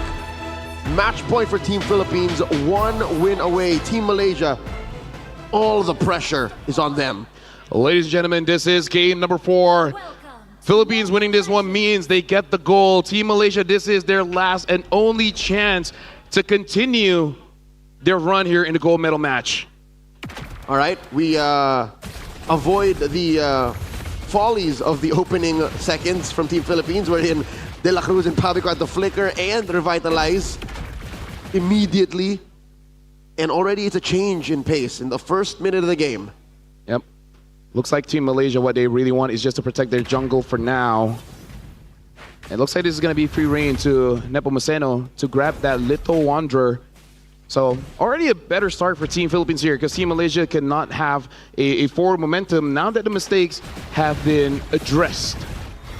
That doesn't stop the fact that Team Malaysia will get a massive power spike at level 4. and Team Philippines will still wait for Soriano to get those items, get those stacks. Top lane, they're literally just playing what they did. Bottom lane, again, given what happened in Game 3, right? I just noticed how similar a Terizla and a Lapu-Lapu can be. Yeah? How so? The fact that as long as there's a lot of targets, the spell vamp on Terizla almost does what Lapu-Lapu's kit does. Yep. With just a little bit more damage with DOT and crowd control. But you need to work for it. That's the difference between why Lapu-Lapu is more in demand compared to Terizla. Yep. If any players really want a 1v5 kind of hero, it's definitely the Lapu as well as the Terizla here. Kayum sees De La Cruz is there. Looks like this is going to be an honest fight around the turtle between Team Malaysia as well as Team Philippines. I believe Danish still got that crab, but now this is going to be the real fight here. Elton up top is taking a lot of damage from Soriano. Elton even taking that turtle shot will not be around the Lord. Sorry, Turtle. Vinuya flickering on back. Feathered airstrike, the answer by Pabico. Forcing Danish to surge through. Does not go through the wall. Regen up the answer. Nepomuceno secures the turtle. Adrian gets taken down. The Apex Predator claims one. A few missed kills by Team Malaysia. And now Elton is here. Can he be the game changer? Looks like the Earthen Rampart helped out Pabico. De La Cruz. Whoa! Looking for a Rampart, Kayum. It's on cooldown. And all the while, Nepomuceno is taking the jungle away from Danish. Looks like it is going to be successful. So it looks like Team Malaysia was not able to replicate the early advantage that they had in game number 3. So far, Team Malaysia are staring down a 1K gold deficit. We really haven't checked in yet. How do you think Hazik, the mage prodigy, is taking all this? He's been playing Kimmy for 4 games straight. Honestly, kind of unsure here because he had amazing games, but something that does take its toll when you're doing good, but it just feels like it's just not enough. And that's like the name of the game of this series so far. Team Philippines, like I said, is around 1,000 gold lead here. So Team Malaysia, they got to change their approach compared to game number 3, where game number 3, they were able to brute force their way in and getting those objectives.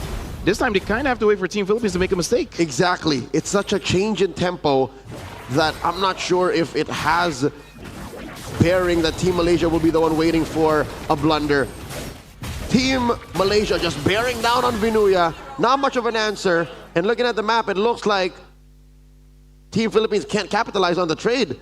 Vinuya just accepted the fact that he got ganked. Yep. Sometimes as a Lapu-Lapu, you know you're more of a team player rather than a solo carry there. Elton going up against Soriano and Pabico. Pabico using Feather Airstrike, doing quite a lot of damage onto the Esmeralda. As tanky as the Esmeralda is, again, that damage coming in from that Farce is just way too big. And now Nepomuceno does have that War Axe. Gonna be able to fight for an extended period. Elton pushing back Soriano. Vinuya and Nepomuceno leaning hard into it. De La Cruz looking for an engage. Nepomuceno secures. Dashing on out. Pabico holding strong. Feathered airstrike. AOG. De La Cruz helping his team retreat. Vinuya jumps in with the penalty zone. Hits 3. All 5 of Team Malaysia are here. They take down Vinuya. Hazik gets popped by Pabico on the feathered airstrike. Kayum gonna be up next. Soriano finds him. Now the back line gets punished. But Soriano found Danish on the retreat. Elton dancing around. Pabico and Soriano back to the laning phase like nothing happened. Soriano again having an MVP performance. Team Malaysia looks like was caught by Vinuya again, making that sacrificial play, trading his health just to make sure that Soriano can get some kills. Elton trying to dance around. Soriano's on Pabico, flickers forward. Elton gets taken down by Pabico. Will that be enough? Adrian is on to Pabico, able to fly outside of the map. But I think Malaysia is still okay with that trade, able to take down Soriano. Even before Soriano got stacks, they shut him down. He already has a Sky Piercer. Pabico with a feathered airstrike. That's 3 members of a Team Malaysia looking to trade for that lost turret down bottom via Nepomuceno's slow push. Malaysia not taking this lying down, closing that gold lead up, keeping it at 1,000. Yep. Gotta say, the athletes here from Team Malaysia clearly showing signs of fighting back, not giving up against the threat of Team Philippines here. Gotta say, they are really showing up here in the grand finals. Up top, though, it does look like Vinuya is doing quite a lot of damage onto Idrin. Vinuya gets caught by Kayum, but as a Terizla... Oh, hold on. Pabico drops there, gets taken down by Kayum. Unfortunate timing on the wings by wings, closing out. Might not have been where Pabico anticipated he would land, but he will not be here for the opening seconds of this turtle take. Final turtle spawns lower quarter. That lead has shrunk once again. Team Philippines barely looking at 500 between them and Team Malaysia. Malaysia goes ahead and rushes this turtle take. All 5 members jumping in. Elton with a falling star moon. The answer from Vinuya, penalty zone. Danish with a secure, but Hazik falls. And they continue to wail away. Idrin gonna be up next here. More stacks for Soriano. Double kill for the Granger. I'm pretty sure that's what Team Philippines prefer. Even if they don't get the turtle, the fact that they're able to give more kills over to Soriano, and Elton gets taken down by him as well. The win condition of Team Philippines keeps on getting activated its entire best of 7. Talking about more stacks, he just got another. Down bottom, Kayum. Waiting for a response, Soriano. Not enough damage there just yet. Traction pulse thrown out by Hazik to try and slow the bleeding. The waves from Team Malaysia will push on through. Team Philippines claiming 1,000 goes up once more. Now at 2, Danish gets popped by Pabico. Hazik trying to save himself. Idrin gets taken down by Nepomuceno. Hazik is the double kill claim for Team Philippines. Nepomuceno running through them, 3 for none. Good ambush coming in from Team Philippines. Started off with that Unbreakable being followed up by Vinuya with the penalty zone, able to catch Danish. And now Team Philippines with a commanding lead. They're already forcing out that holy shield from the bottom lane from Team Malaysia. Top lane, slow push by Nepomuceno. This is what Team Malaysia was avoiding. The fact that they were waiting for Team Philippines to overextend, yet Team Philippines playing an almost perfect macro game, allowing for certain trades, led us to this point where in defending and contesting this first Lord take, spawning in the upper quarter, might almost seem impossible. Yep. Now Malaysia, in the previous game, they were ahead and they were not able to close out the game. Now with Team Philippines in the lead, and again, they're having a marksman that is continue to scale up, same as Pabico on this Farsa that is continuously scaling up as well. And it's going to be more and more dangerous unless Malaysia finds a crazy catch. It's not going to work. Elton might get taken down here by De La Cruz. One of the main frontliners from Team Malaysia just got taken down just like that. And what's painful is he had to spend his sprint, so he had plans of getting on out of there. It wasn't a sacrificial play. And now Soriano gets compromised. They're revitalized from De La Cruz. Vinuya gets taken down. Looking for 2, the trade. Kayum and Idrin fall. I would say that was an MVP performance coming in from De La Cruz because he was the one that made it so that Soriano survived not only with the revitalized but also that Unbreakable. Nepomuceno bloodthirsty in this game, playing more of a utility and economy type Lancelot in the first games of this series. Now at 4-0-2, building his malefic roar, now goes straight for the Lord. The map is all blue. Lafel, where else can Team Malaysia go? At this point, even I don't know. Because Team Philippines, they're 7,600 goal lead, one of the bigger leads that they had all series long. And Team Malaysia, in terms of the wave clear, is not all that great. This really is a draft where you want to get ahead. You want to get ahead early. So once you lose that window, the first 4 minutes, that's where you're strongest. And now we're at 10 minutes in. Based on the draft, this is all Team Philippines. Team Malaysia, their number 1 priority now is to take care of these waves. I'd say over the next 45 minute long, use these holy shields. Holding on to these holy shields might cost you your lives, might even sacrifice a different inhibitor on a different lane. Almost 10,000 gold. Team Philippines is up. Elton has sacrificed himself. Idrin has died way too many times. Team Philippines slowly going in for what could possibly be the final push. Team Philippines with 9,000 goal lead. De La Cruz jumps forward. Nepomuceno tries to find his target. Fed an airstrike onto Elton. Elton has to go back into the base. Hazik is all alone dealing with the Lord. Team Philippines able to get top, able to get mid, and now they want to push forward. The house is clean as Team Philippines goes ahead and takes 1. Nepomuceno may have overstepped his attacks, down goes Danish, the freeze by Vinuya. A wave down bottom, gonna take that last inhibitor. Vinuya spell vamping off of these minions. Team Malaysia, a 4-man defense against 4. Kayum with a tech charge. Rampart keeping them in. Pabico with a feathered airstrike. Hazik might have compromised him. There's the flicker. Kayum gets taken down. Soriano, the shutdown by Elton. AOG De La Cruz goes, it quits. Team Philippines cannot finish. And Team Malaysia lives. Elton wants to continue. He wants to get a kill, but Pabico does too much damage. Pabico gets a kill there, unable to punish Team Philippines. Team Philippines, even though they did die there, but still all the inhibitors are down. This is permanent damage on the base of Team Malaysia. It went from worse to bad. Team Malaysia are not out of chances just yet. The fact that the base still stands means they can still defend. 6,500 though, still a monolithic lead. This Lord, 30 seconds coming up, upper quarter. Am I right to say they cannot contest? They might have to. It might be the only choice. I mean, like, I But agree might not with be a good choice. Yeah, no, I agree with you, but at this point, it's kind of like if you don't contest and you don't think you can protect the base, it's kind of like playing not to win. And is that really the kind of mindset that you want in a gold medal match? So the hard truth is, Team Malaysia just has to put on their big boy pants and say, we're gonna try. They got to create a miracle because at this point, it's not going to be given over to them. Team Philippines will not make a mistake.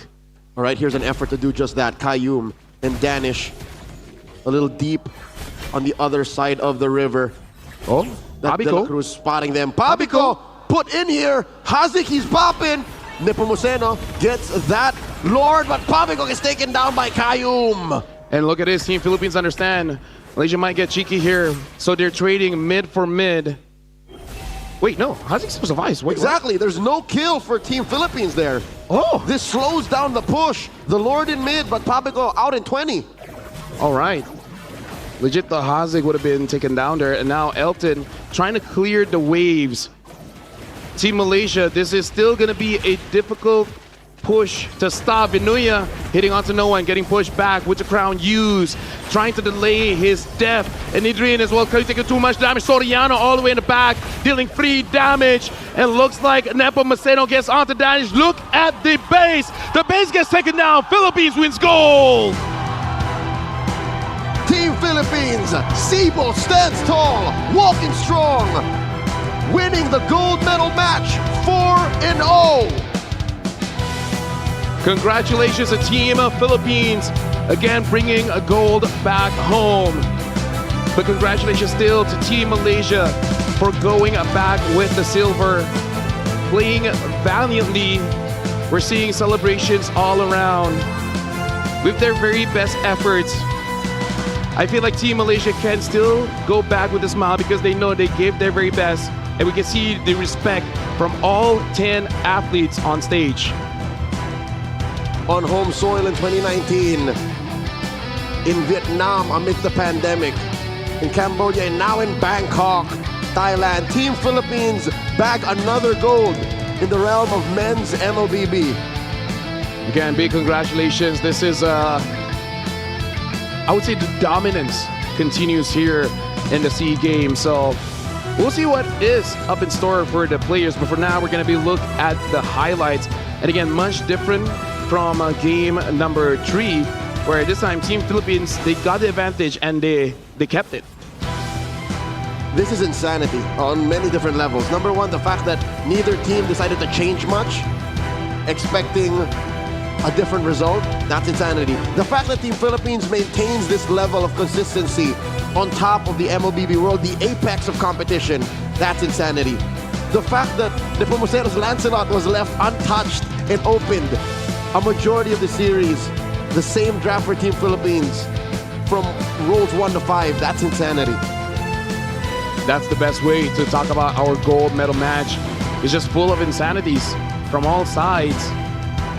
But again, this is huge. As we see, it looks like on the stage, we're seeing our gold medalists along with their flag.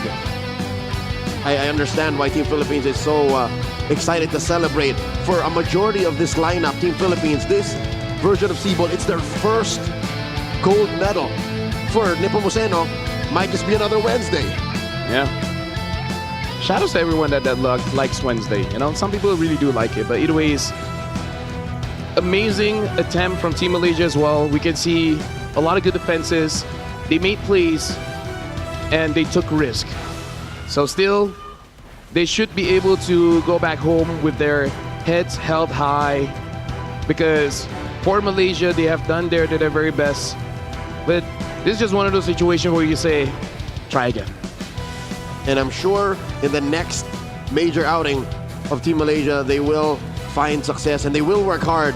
But today it's all about this gold medal match, the sweep, the victory.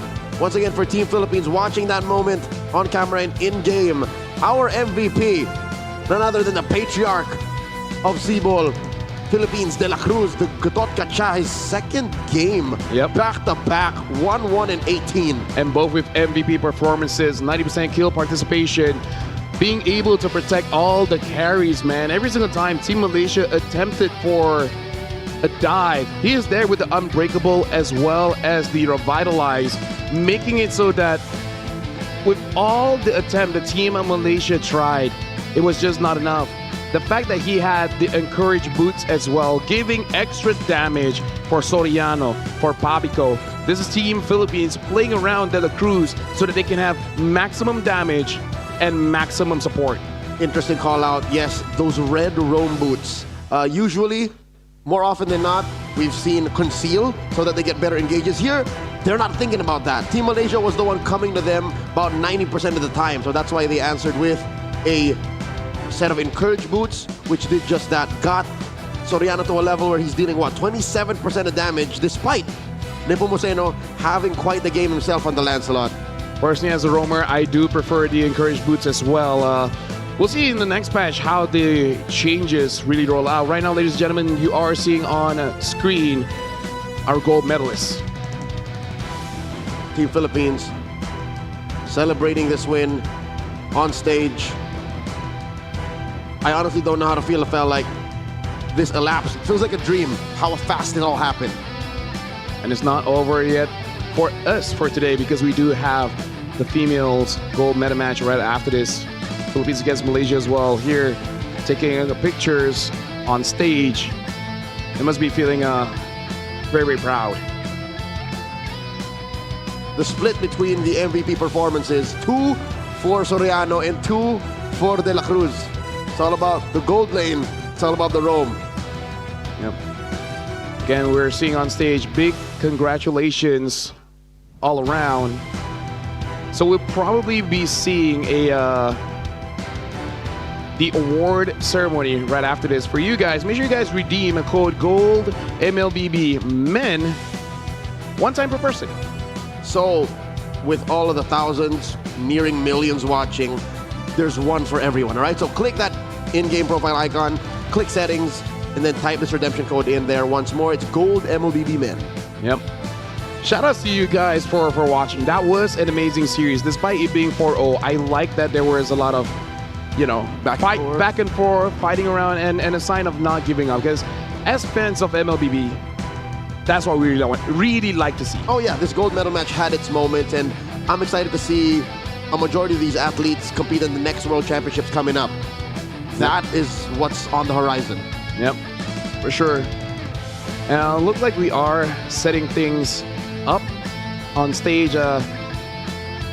Having a good day here, Leo. It's a great day.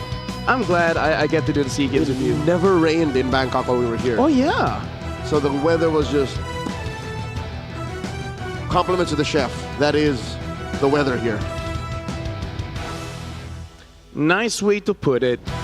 So yeah, as you guys can see over here, they're just celebrating their shoutouts Thailand 2025. The rain continues. So again, The rain, like Philippines rain. R-E-I-G-N. There you Correct. go. Yes. There you go. I thought like we just talked about the weather.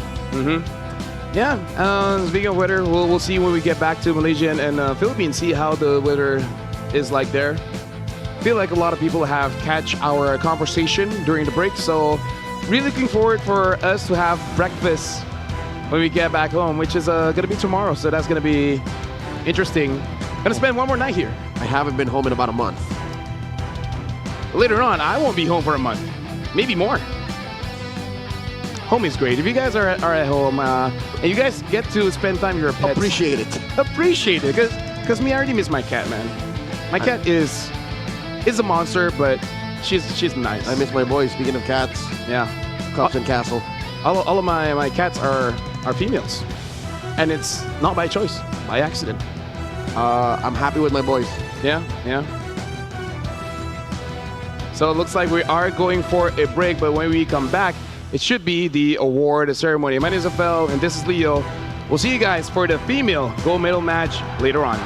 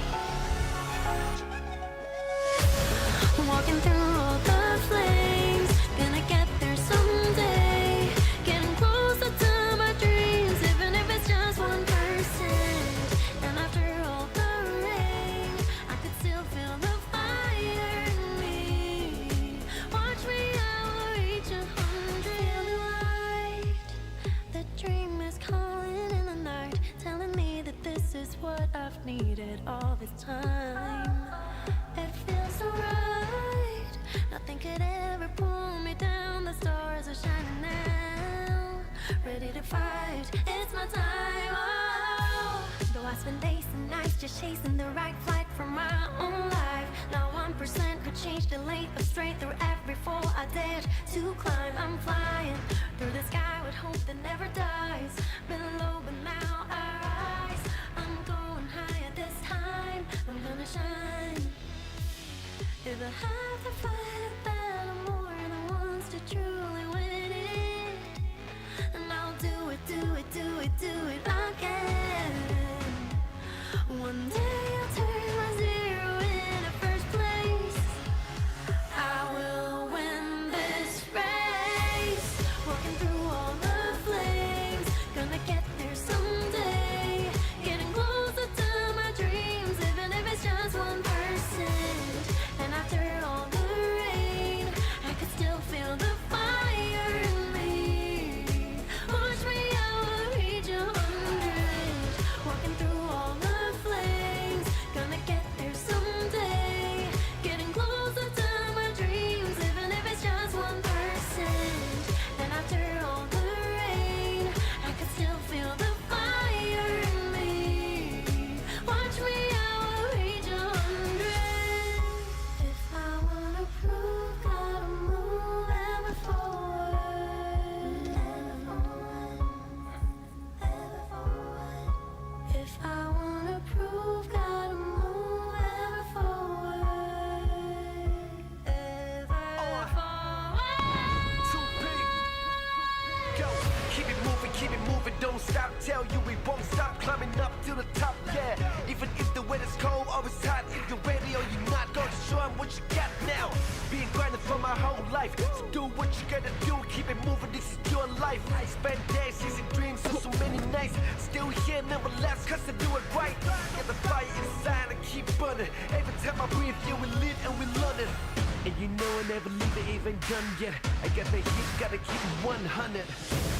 If I have to fight a battle more than once to truly win it, and I'll do it, do it, do it, do it again.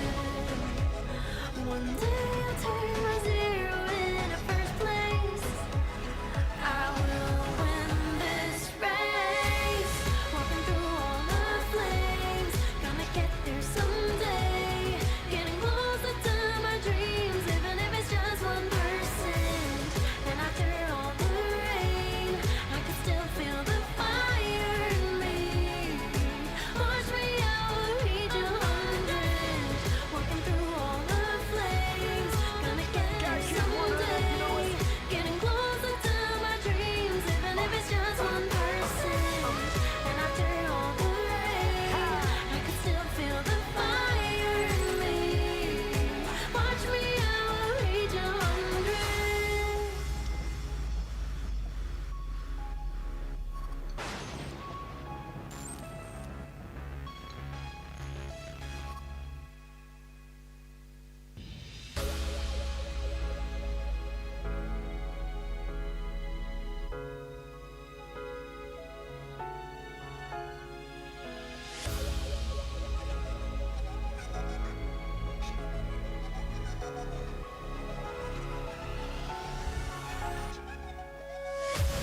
Walking through all the flames, gonna get there someday.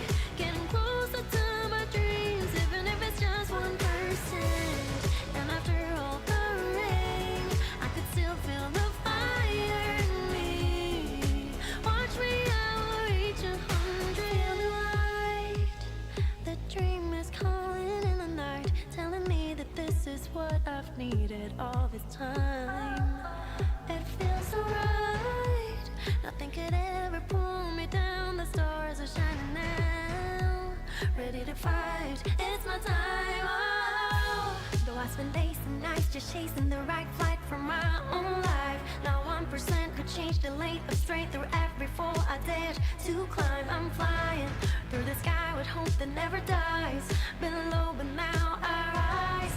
I'm going higher this time. I'm gonna shine. If I have to fight a battle more than once to truly win it, and I'll do it, do it, do it, do it again. One day I'll turn my zero into first place. I will win this race.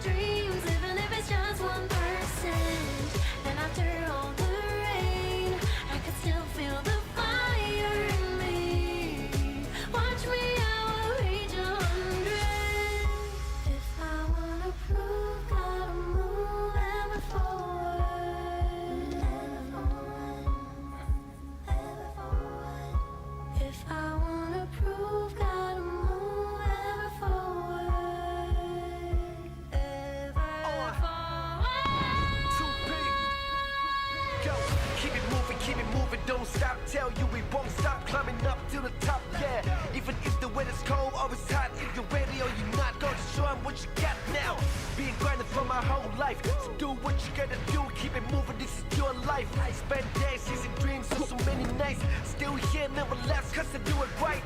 Get the fire inside and keep burning. Every time I breathe, yeah, we live and we learn it.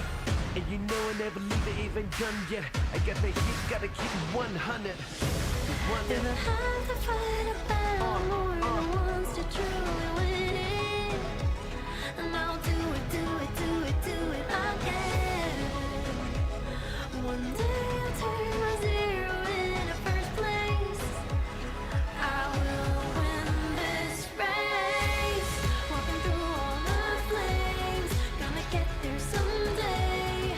Getting closer to my dreams, even if it's just 1%. And after all the rain, I can still feel the fire in me.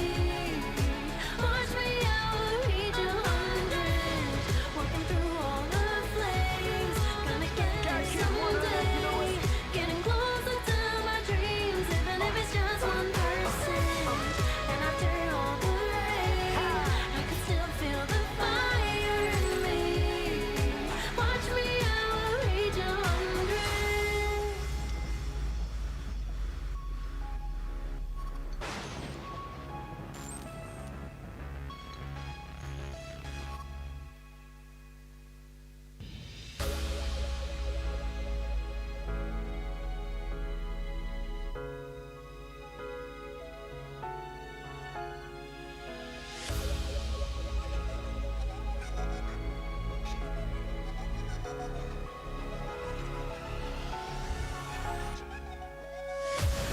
Walking through all the flames, gonna get there someday.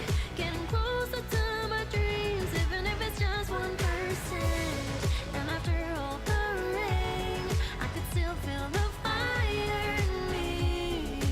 Watch me, I will reach 100. Feel the light, the dream is calling in the night, telling me that this is what I've needed all this time.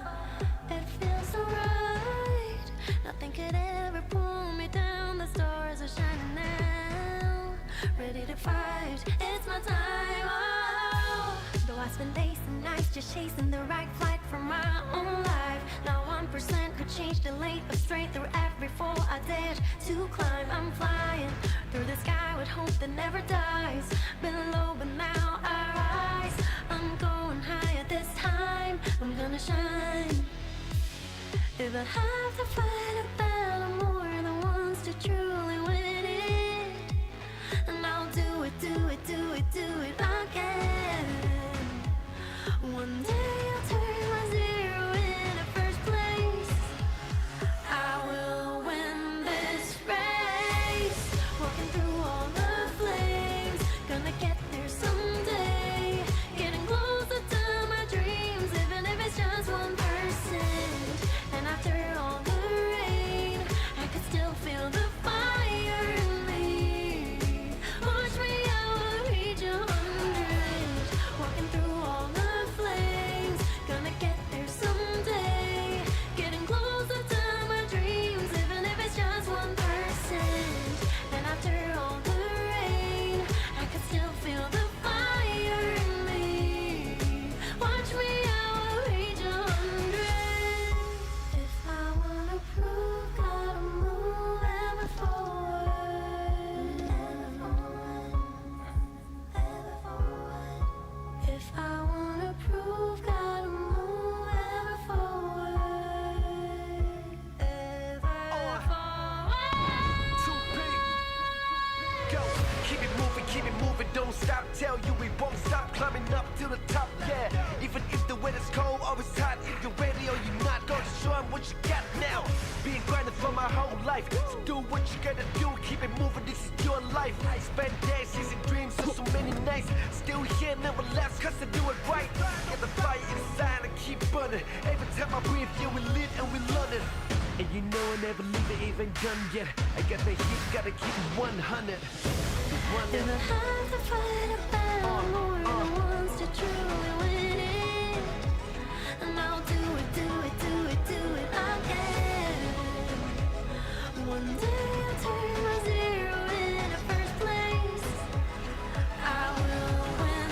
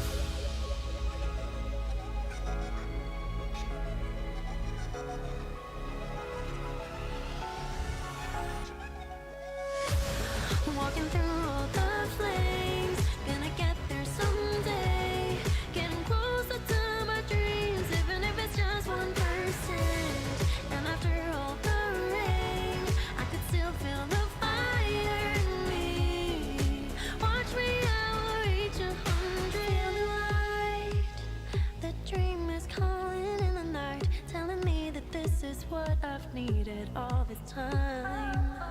It feels so right. Nothing could ever pull me down. The stars are shining now. Ready to fight. It's my time. Oh. Though I spend days and nights just chasing the right flight for my own life. Now 1% could change the lane of straight through every fall I dared to climb. I'm flying through the sky with hope that never dies. Been low but now I rise. I'm going higher this time. I'm gonna shine. If I have to fight a battle more than once to truly win it, and I'll do it, do it, do it, do it again. One day I'll turn my zero into first place. I will win this race. Walking through all the flames, gonna get there someday. Getting closer to my dreams, even if it's just 1%. And after all the rain, I could still feel the fire in me. Watch me, I will reach 100. Walking through all the flames, gonna get there someday. Getting closer to my dreams, even if it's just 1%. And after all the rain, I could still feel the fire in me. Watch me, I will reach 100. If I wanna prove, gotta move ever forward.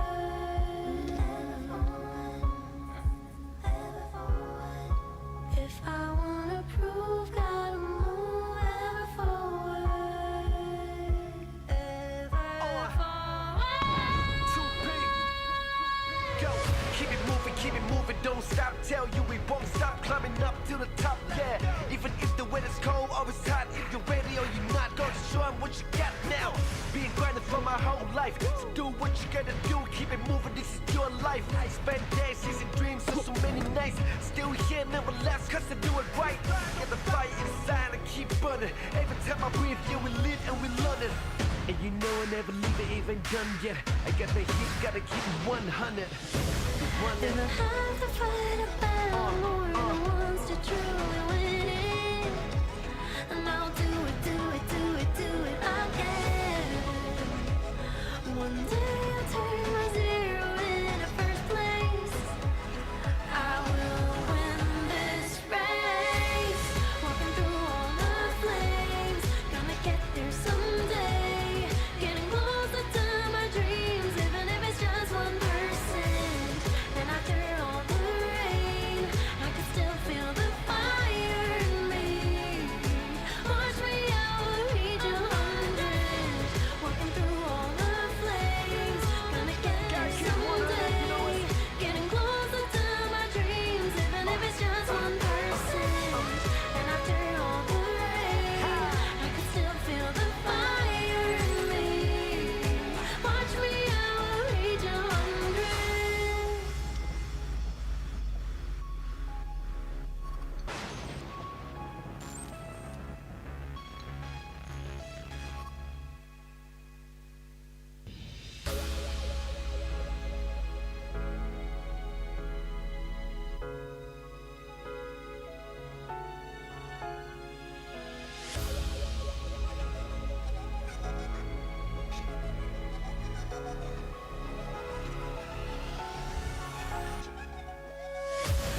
Walking through all the flames, gonna get there someday. Getting closer to my dreams, even if it's just 1%. And after all the rain, I could still feel the fire in me. Watch me, I will reach 100. Feel the light, the dream is calling in the night, telling me that this is what I've needed all this time. It feels so right. Nothing could ever pull me down. The stars are shining now. Ready to fight. It's my time. Oh. Though I spend days and nights just chasing the right flight for my own life. Now 1% could change the lane of straight through every fall I dared to climb. I'm flying through the sky with hope that never dies. Been low but now I rise. I'm going higher this time. I'm gonna shine. If I have to fight a battle more than once to truly win it. And I'll do it, do it, do it, do it again. One day I'll turn my zero into first place.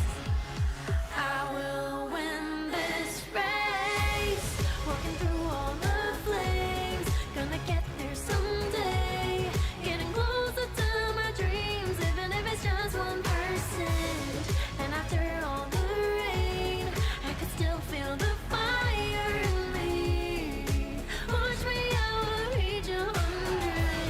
Walking through all the flames, gonna get there someday. Getting closer to my dreams, even if it's just 1%. And after all the rain, I could still feel the fire in me. Watch me, I will reach 100. If I wanna prove, gotta move ever forward. Ever forward. If I wanna prove, gotta move ever forward. Ever forward. Too big. Go, keep it moving, don't stop. Tell you we won't stop climbing up to the top, yeah. Even if the weather's cold or it's hot, if you're ready or you're not, go to show 'em what you got now. Being grinding for my whole life, so do what you gotta do, keep it moving, this is your life. I spend days chasing dreams for so many nights, still here, never last, cause I do it right. Get the fire inside and keep burning. Every time I breathe, yeah, we live and we learn it. And you know I never leave it even done yet. I got the heat, gotta keep it 100. If I have to fight a battle, more than once to truly win it. And I'll do it, do it, do it, do it again. One day I'll turn my zero into first place. I will win this race. Walking through all the flames, gonna get there someday. Getting closer to my dreams, even if it's just 1%. And after all the rain, I can still feel the fire in me. Watch me, I will reach 100. Walking through all the flames, gonna get there someday. Getting closer to my dreams, even if it's just 1%. And after all the rain, I can still feel the fire in me. Watch me, I will reach 100.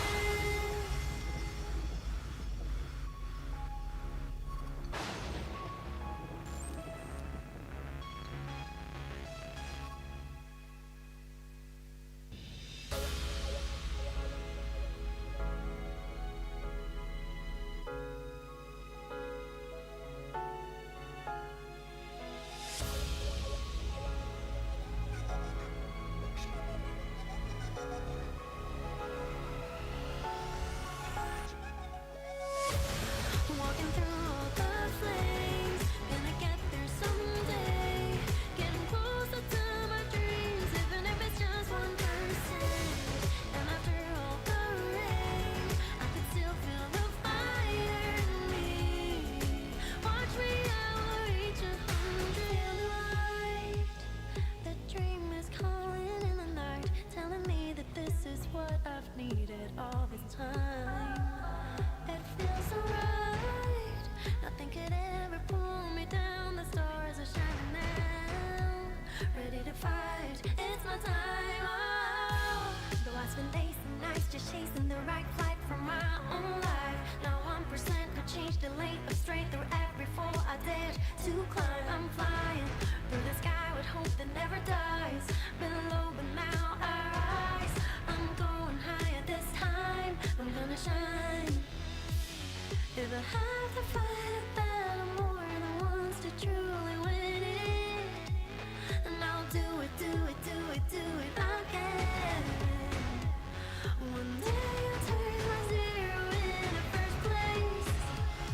I will win this race. Walking through all the flames, gonna get there someday. Getting closer to my dreams, even if it's just 1%. And after all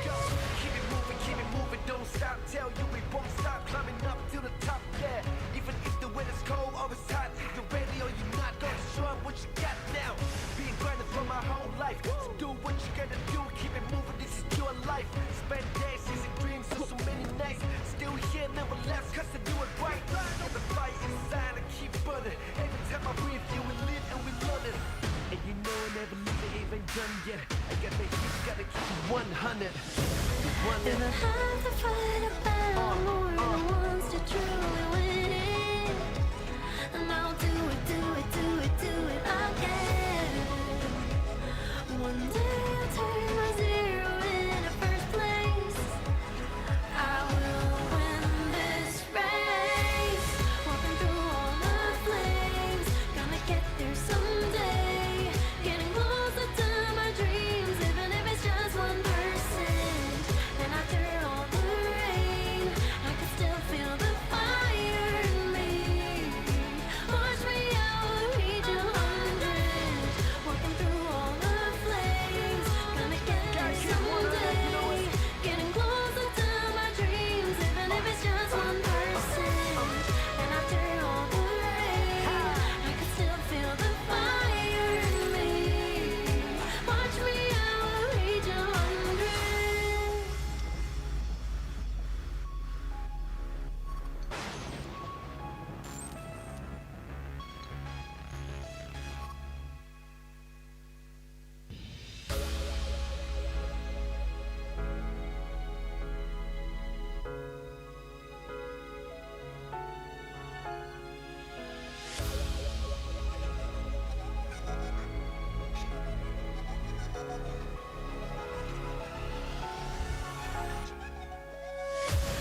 Walking through all the flames, gonna get there someday, getting closer to my dreams, even if it's just 1%.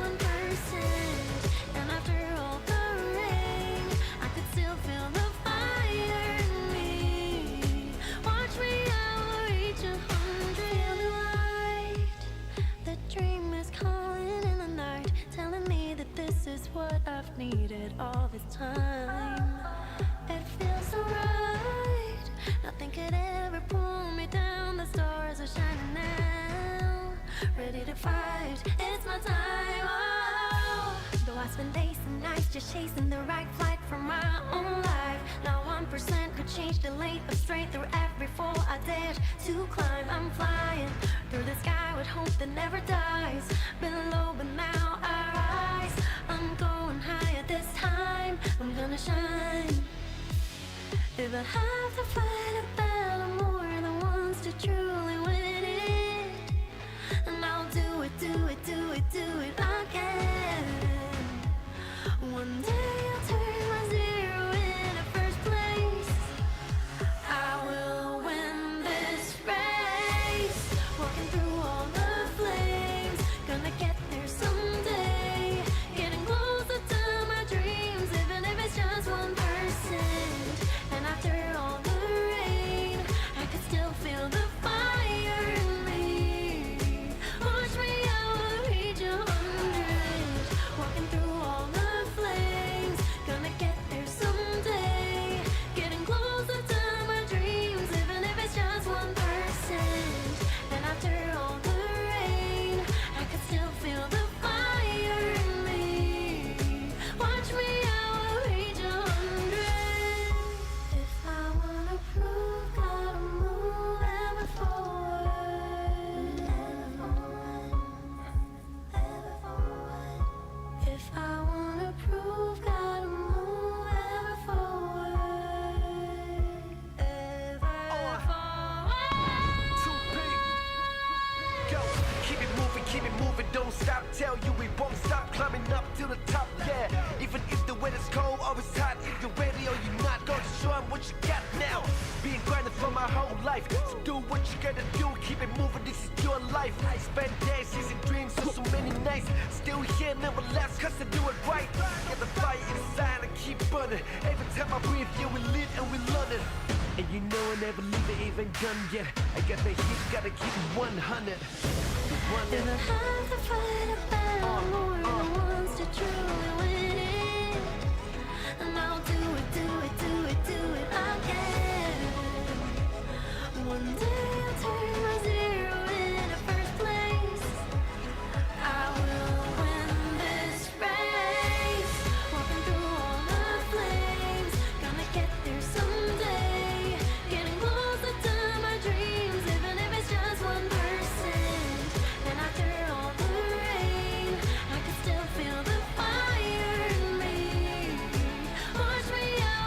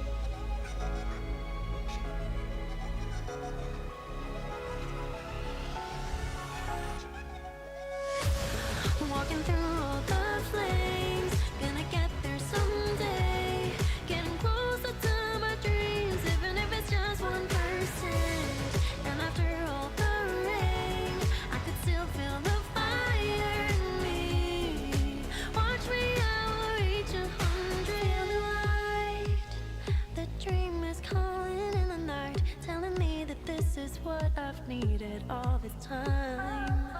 It feels so right. Nothing could ever pull me down. The stars are shining now. Ready to fight. It's my time. Oh. Though I spend days and nights just chasing the right flight for my own life. Not 1% could change the lane of straight through every fall I dared to climb. I'm flying through the sky with hope that never dies. Been low but now I rise. I'm going higher this time. I'm gonna shine. If I have to fight a battle, more than once to truly win it, and I'll do it, do it, do it, do it again. One day I'll turn my zero into first place. I will win this race. Walking through all the flames, gonna get there someday.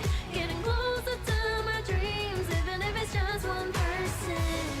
And after all the rain, I could still feel the fire in me. Watch me, I will reach 100. Walking through all the flames, gonna get there someday. Getting closer to my dreams, even if it's just 1%. And after all the rain, I could still feel the fire in me. Watch me, I will reach 100. If I wanna prove, gotta move ever forward. Ever forward. If I wanna prove, gotta move ever forward. Ever forward. 2P. Go, keep it moving, don't stop. Tell you we won't stop climbing up to the top, yeah. Even if the weather's cold or it's hot, if you're ready or you're not, go to show 'em what you got now. Been grinding for my whole life, so do what you gotta do. Keep it moving, this is your life. Spend days chasing dreams, so many nights. Still here, never last, cause I do it right. Get the fire inside and keep burning. Every time I breathe, yeah, we live and we learn it. And you know I never leave it even done yet. I got the heat, gotta keep it 100. If I have to fight a battle, more than once to truly win it, and I'll do it, do it, do it, do it again. One day I'll turn my zero into first place. I will win this race. Walking through all the flames, gonna get there someday. Getting closer to my dreams, even if it's just 1%. And after all the rain, I can still feel the fire in me. Watch me, I will reach 100. Walking through all the flames, gonna get there someday. Getting closer to my dreams, even if it's just 1%. And after all the rain, I can still feel the fire in me. Watch me, I will reach 100.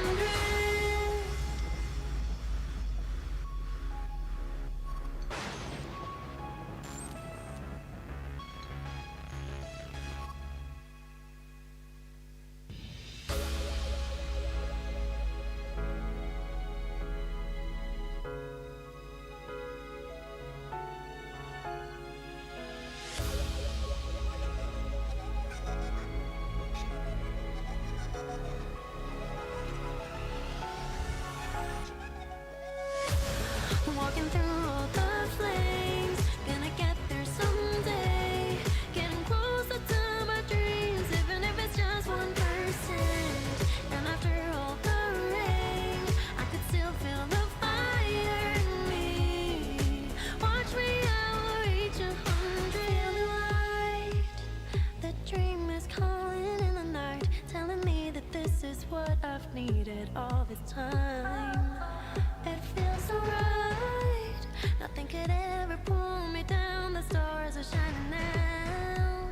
Ready to fight. It's my time. Oh. Though I spend days and nights just chasing the right flight for my own life. Not 1% could change the lane of straight through every fall I dared to climb. I'm flying through the sky with hope that never dies. Been low but now I rise. I'm going higher this time. I'm gonna shine. If I have to fight a battle, more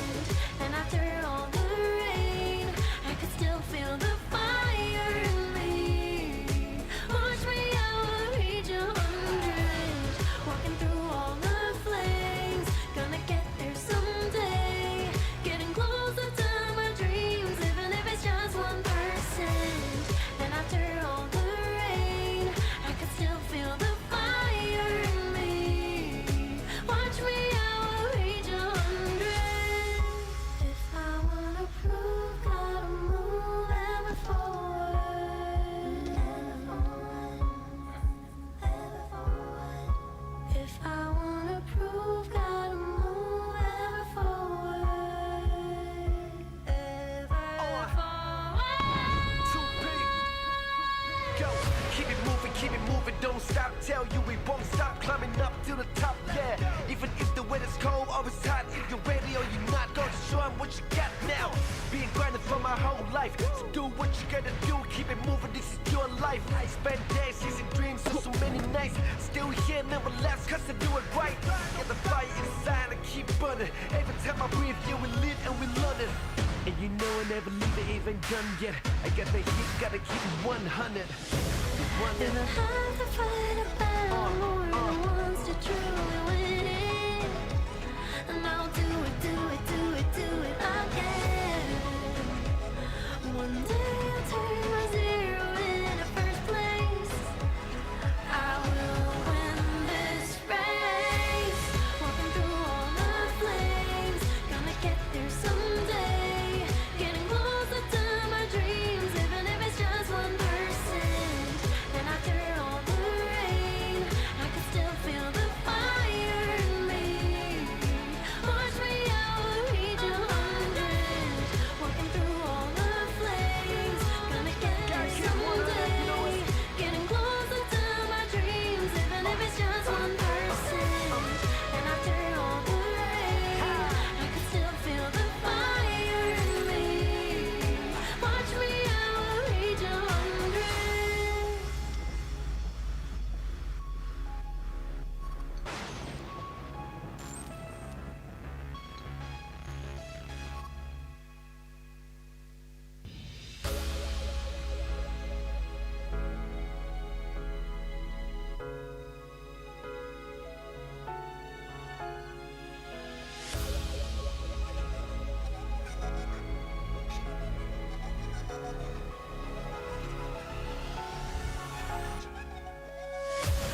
Walking through all the flames, gonna get there someday, getting closer to my dreams, even if it's just 1%.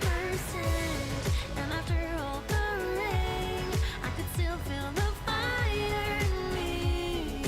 Watch me, I will reach 100. Light, the dream is calling in the night, telling me that this is what I've needed all this time. It feels so right, nothing could ever pull me down. The stars are shining now, ready to fight, it's my time. Oh, though I spend days and nights just chasing the right flight for my own life, now 1% could change the lane of straight through every fall I dared to climb. I'm flying through the sky with hope that never dies. Been low but now I rise, I'm going higher this time, I'm gonna shine. If I have to fight a battle more than once to truly win it, and I'll do it, do it, do it, do it again. One day I'll turn my zero into first place. I will win this race, walking through all the flames, gonna get there someday, getting closer to my dreams, even if it's just 1%. And after all the rain, I can still feel the fire in me. Watch me, I will reach 100, walking through all the flames, gonna get there someday, getting closer to my dreams, even if it's just 1%. And after all the rain, I can still feel the fire in me. Watch me, I will reach 100. If I wanna prove, gotta move ever forward, ever forward. If I wanna prove, gotta move ever forward, ever forward. Too big. Go, keep it moving, don't stop. Tell you we won't stop climbing up to the top, yeah. Even if the weather's cold or it's hot, if you're ready or you're not, go to show 'em what you got now. Being grinding for my whole life, so do what you gotta do, keep it moving, this is your life. I spend days chasing dreams, so many nights, still here, never last, cause I do it right. Get the fire inside and keep burning. Every time I breathe, yeah, we live and we learn it. And you know I never leave it even done yet. I got the heat, gotta keep it 100. If I have to fight a battle more than once to truly win it, and I'll do it, do it, do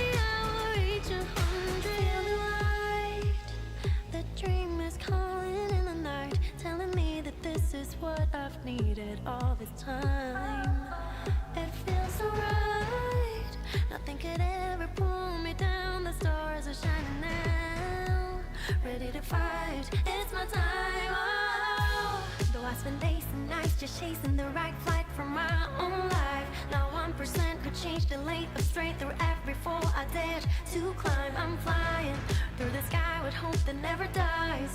Been low, but now I rise. I'm going higher this time. I'm gonna shine. If I have to fight a battle, more than once to truly win it, and I'll do it, do it, do it, do it again. One day I'll turn my zero into first place. I will win this race. Walking through all the flames, gonna get there someday. Getting closer to my dreams, even if it's just 1%. And after all the rain, I could still feel the fire in me. Watch me, I will reach 100. Walking through all the flames, gonna get there someday. Getting closer to my dreams, even if it's just 1%. And after all the rain, I could still feel the fire in me. Watch me, I will reach 100.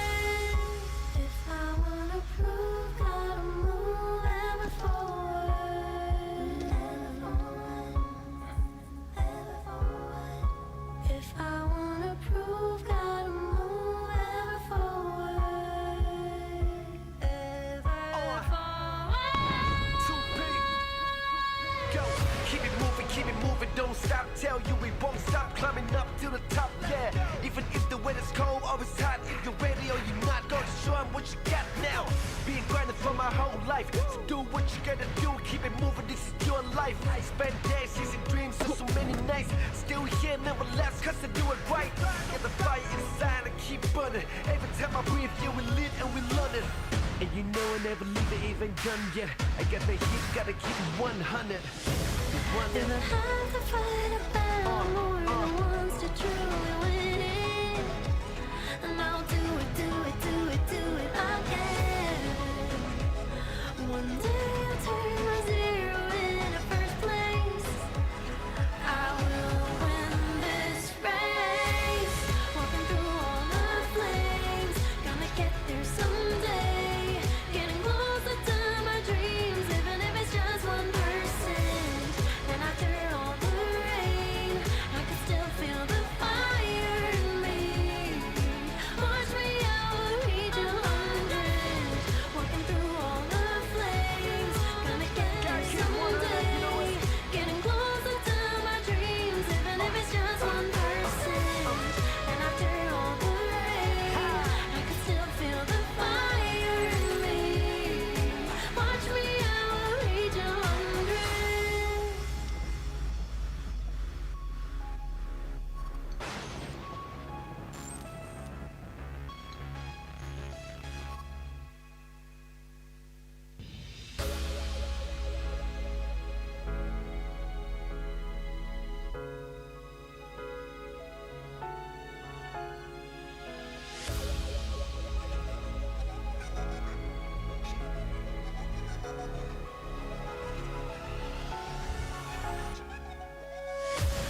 Walking through all the flames, gonna get there someday.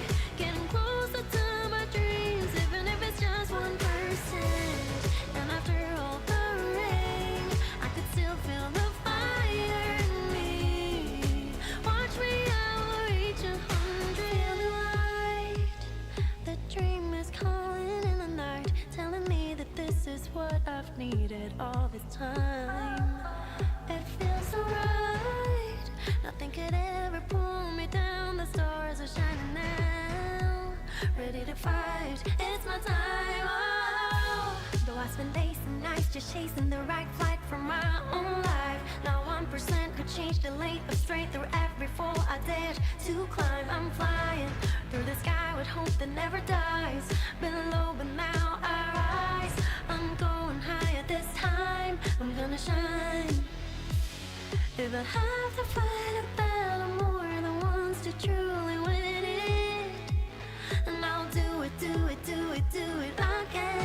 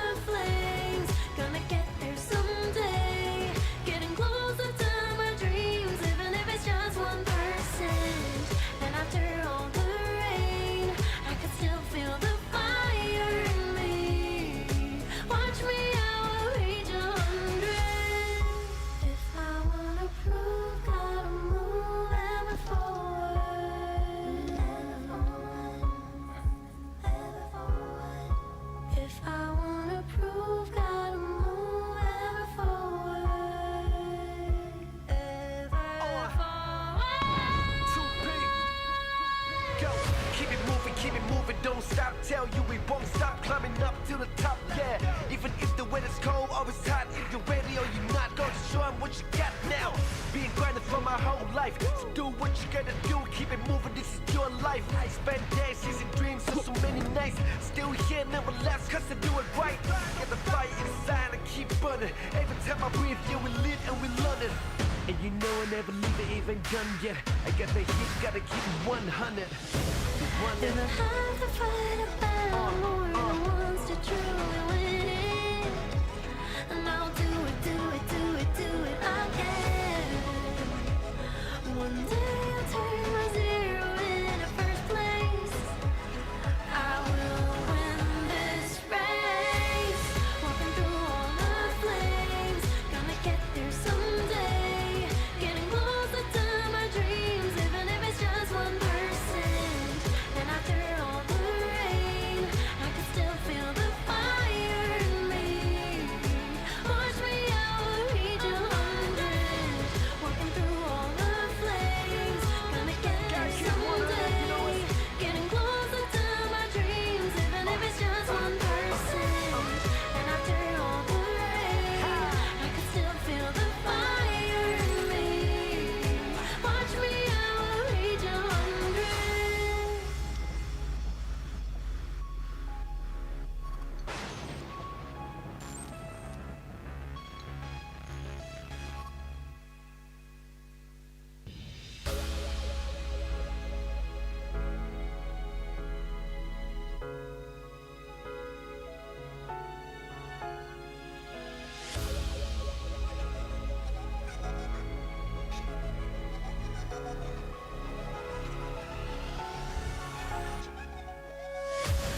Walking through all the flames, gonna get there someday.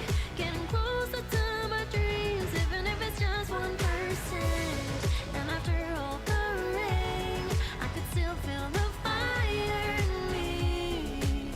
Watch me, I will reach 100. Light, the dream is calling in the night, telling me that this is what I've needed all this time. It feels so right. Nothing could ever pull me down. The stars are shining now. Ready to fight. It's my time. Oh. Though I spend days and nights just chasing the right flight for my own life. Now 1% could change the lane of straight through every fall I dared to climb. I'm flying through the sky with hope that never dies. Been low, but now I rise. I'm going higher this time. I'm gonna shine. If I have to fight a battle more than once to truly win it, and I'll do it, do it, do it, do it again. One day I'll turn my zero into first place. I will win this race. Walking through all the flames, gonna get there someday. Getting closer to my dreams, even if it's just 1%. And after all the rain, I could still feel the fire in me. Watch me, I will reach 100. Walking through all the flames, gonna get there someday. Getting closer to my dreams, even if it's just 1%. And after all the rain, I could still feel the fire in me. Watch me, I will reach 100. If I wanna prove, gotta move ever forward. Ever forward. If I wanna prove, gotta move ever forward. Ever forward. Too big. Go, keep it moving, don't stop. Tell you we won't stop climbing up to the top, yeah. Even if the weather's cold or it's hot, if you're ready or you're not, gonna show 'em what you got now.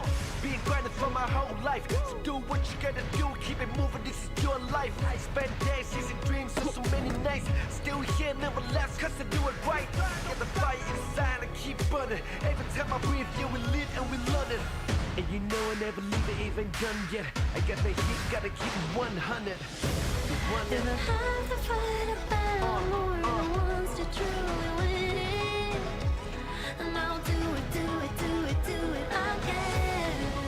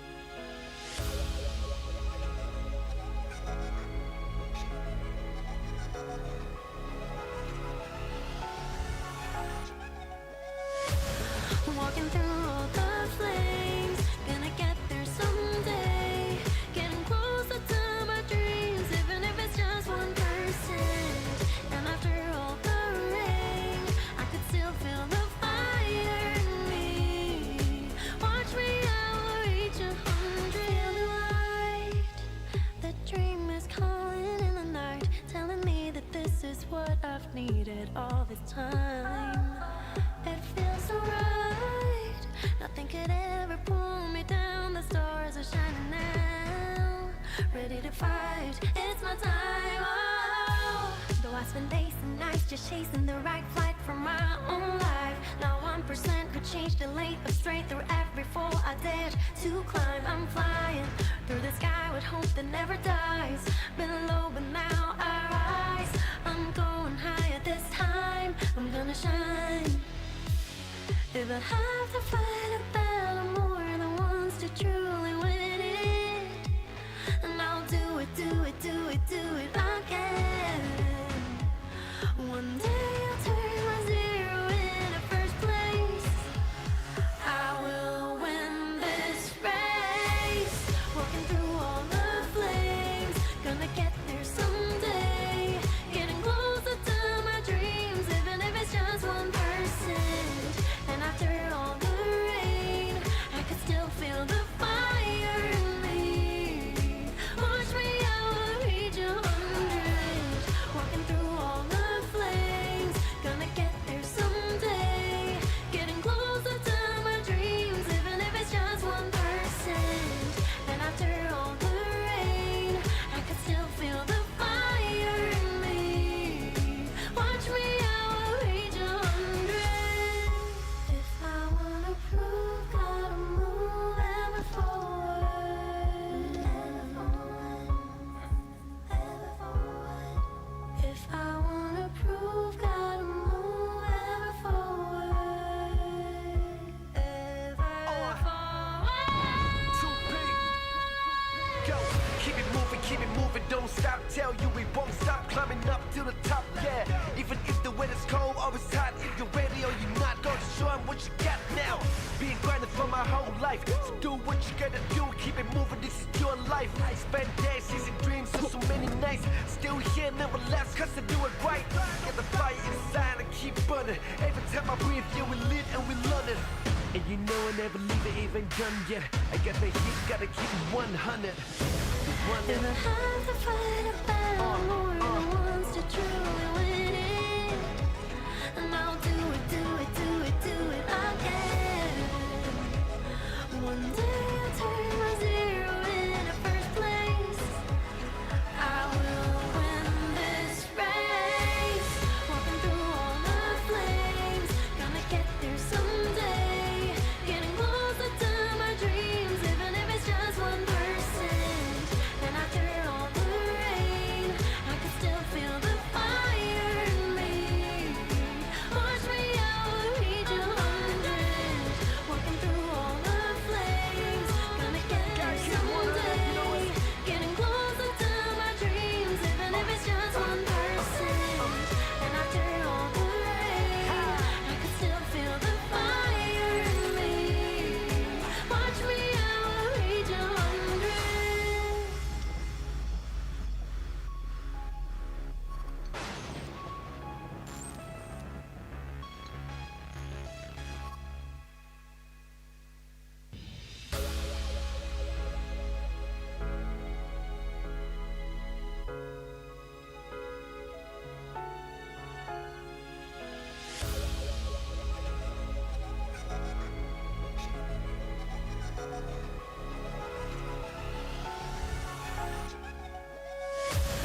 Walking through all the flames, gonna get there someday.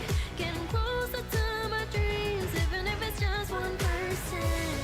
And after all the rain, I could still feel the fire in me. Watch me, I will reach 100. Feel the light, the dream is calling in the night, telling me that this is what I've needed all this time. It feels so right. Nothing could ever pull me down. The stars are shining now. Ready to fight. It's my time. Oh. Though I spend days and nights just chasing the right flight for my own life. Not 1% could change the lane of straight through every fall I dared to climb. I'm flying through the sky with hope that never dies. Been low but now I rise. I'm going higher this time. I'm gonna shine. If I have to fight a battle, more than once to truly win it. And I'll do it, do it, do it, do it again. One day I'll turn my zero into first place. I will win this race. Walking through all the flames, gonna get there someday. Getting closer to my dreams, even if it's just 1%. And after all the rain, I could still feel the fire in me. Watch me, I will reach 100. Walking through all the flames, gonna get there someday. Getting closer to my dreams, even if it's just 1%. And after all the rain, I could still feel the fire in me. Watch me, I will reach 100. If I wanna prove, gotta move ever forward. Ever forward. If I wanna prove, gotta move ever forward. Ever forward. Too big. Go, keep it moving, don't stop. Tell you we won't stop climbing up to the top, yeah. Even if the weather's cold or it's hot, if you're ready or you're not, go to show 'em what you got now. Been grinding for my whole life, so do what you gotta do. Keep it moving, this is your life. I spend days chasing dreams, so many nights. Still here, never left, cause I do it right. Get the fire inside and keep burning. Every time I breathe, yeah, we live and we learn it. And you know I never leave it even done yet. I got the heat, gotta keep it 100. If I have to fight a battle more than once to truly win it, and I'll do it, do it, do it, do it again. One day I'll turn my zero into first place. I will win this race. Walking through all the flames, gonna get there someday. Getting closer to my dreams, even if it's just 1%. And after all the rain, I can still feel the fire in me. Watch me, I will reach 100. Walking through all the flames, gonna get there someday. Getting closer to my dreams, even if it's just 1%. And after all the rain, I can still feel the fire in me. Watch me, I will reach 100.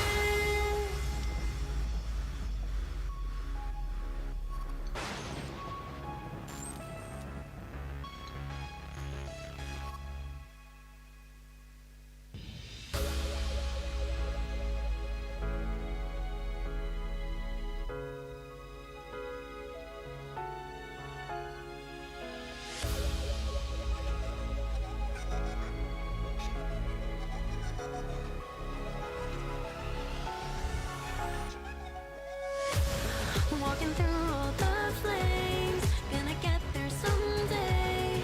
Getting closer to my dreams, even if it's just 1%.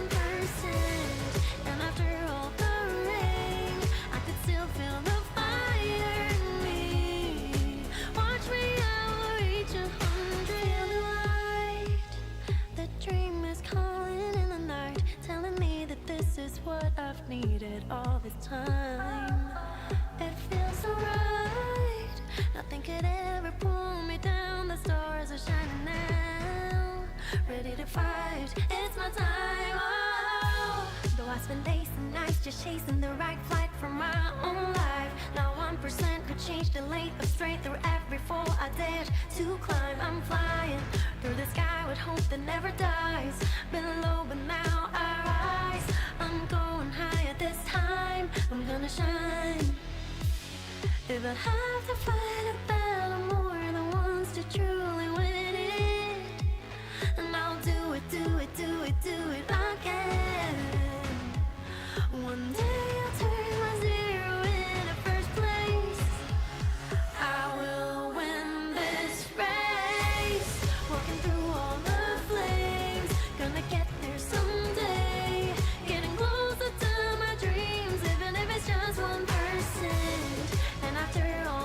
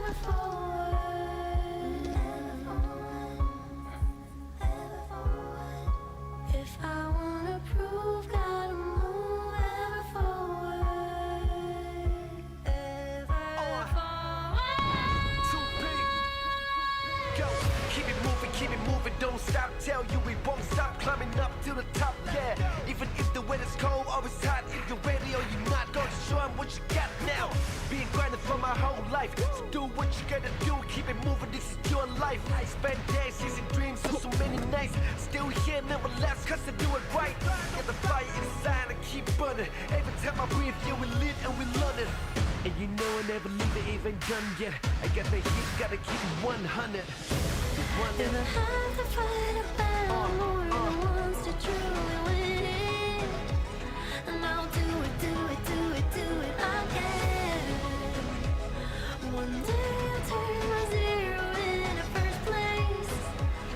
I will win this race. Walking through all the flames, gonna get there someday. Getting closer to my dreams, even if it's just 1%. And after all the rain, I can still feel the fire in me. Watch me, I will reach 100. Walking through all the flames, gonna get there someday. Getting closer to my dreams, even if it's just 1%. And after all the rain, I can still feel the fire in me. Watch me, I will reach 100.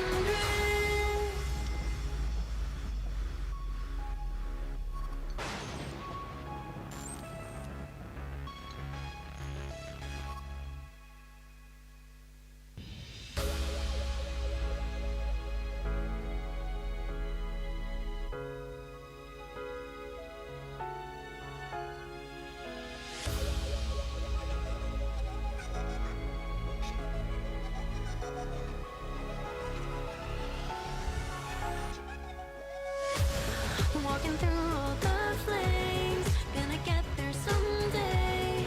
Getting closer to my dreams, even if it's just 1%. And after all the rain, I could still feel the fire in me. Watch me, I will reach 100. Feeling light, the dream is calling in the night, telling me that this is what I've needed all this time. It feels so right. Nothing could ever pull me down. The stars are shining now. Ready to fight. It's my time. Oh. Though I spend days and nights just chasing the right flight for my own life. Not 1% could change the lane of straight through every fall I dared to climb. I'm flying through the sky with hope that never dies. Been low, but now I rise. I'm going higher this time. I'm gonna shine. If I have to fight a battle more than once to truly win it, and I'll do it again. One day I'll turn my zero into first place. I will win this race. Walking through all the flames, gonna get there someday. Getting closer to my dreams, even if it's just 1%. And after all the rain, I could still feel the fire in me. Watch me, I will reach 100. Walking through all the flames, gonna get there someday. Getting closer to my dreams, even if it's just 1%. And after all the rain, I could still feel the fire in me. Watch me, I will reach 100.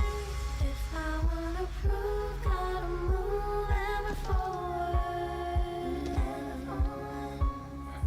Ever forward. If I wanna prove, gotta move ever forward. Ever forward. 2P. Go, keep it moving, don't stop. Tell you we won't stop climbing up to the top, yeah. Even if the weather's cold or it's hot, if you're ready or you're not, gonna show 'em what you got now. Been grinding for my whole life, so do what you gotta do. Keep it moving, this is your life. Spend days chasing dreams, so many nights. Still here, never last, cause I do it right. Get the fire inside and keep burning. Every time I breathe, yeah, we live and we learn it. And you know I never leave it, even done yet. I got the heat, gotta keep it 100. If I have to fight a battle more than once to truly win it, and I'll do it again. One day I'll turn my zero into first place. I will win this race. Walking through all the flames, gonna get there someday. Getting closer to my dreams, even if it's just 1%. And after all the rain, I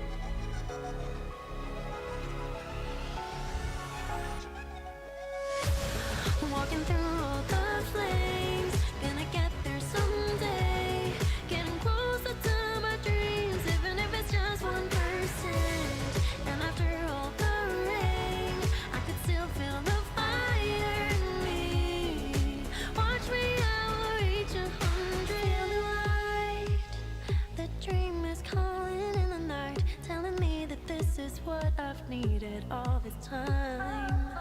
It feels so right.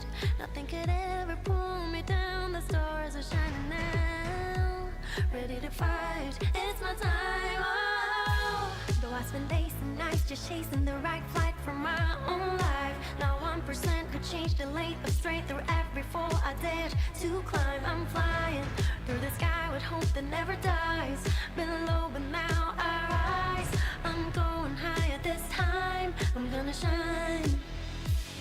If I have to fight a battle more than once to truly win it, and I'll do it, do it, do it, do it again.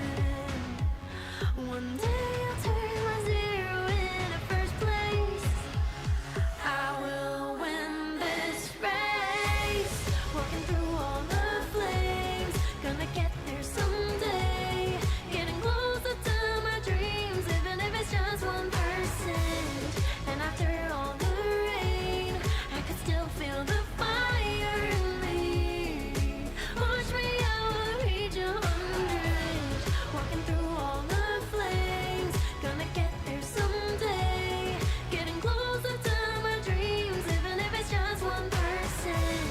And after all the rain, I could still feel the fire in me. Watch me, I will reach 100. If I wanna prove, gotta move ever forward. Ever forward. If I wanna prove, gotta move ever forward. Ever forward.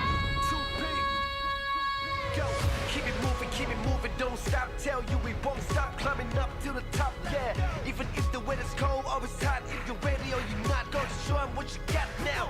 Been grinding for my whole life, so do what you gotta do. Keep it moving, this is your life. I spend days chasing dreams for so many nights. Still here, never last, cause I do it right. Get the fire inside and keep burning. Every time I breathe, yeah, we live and we learn it. And you know I never leave it even done yet. I got the heat, gotta keep it 100. If I have to fight a battle more than once to truly win it, and I'll do it, do it, do it, do it again. One day I'll turn my zero into first place. I will win this race. Walking through all the flames, gonna get there someday. Getting closer to my dreams, even if it's just 1%. And after all the rain, I can still feel the fire in me. Watch me, I will reach 100. Walking through all the flames, gonna get there someday. Getting closer to my dreams, even if it's just 1%. And after all the rain, I can still feel the fire in me. Watch me, I will reach 100.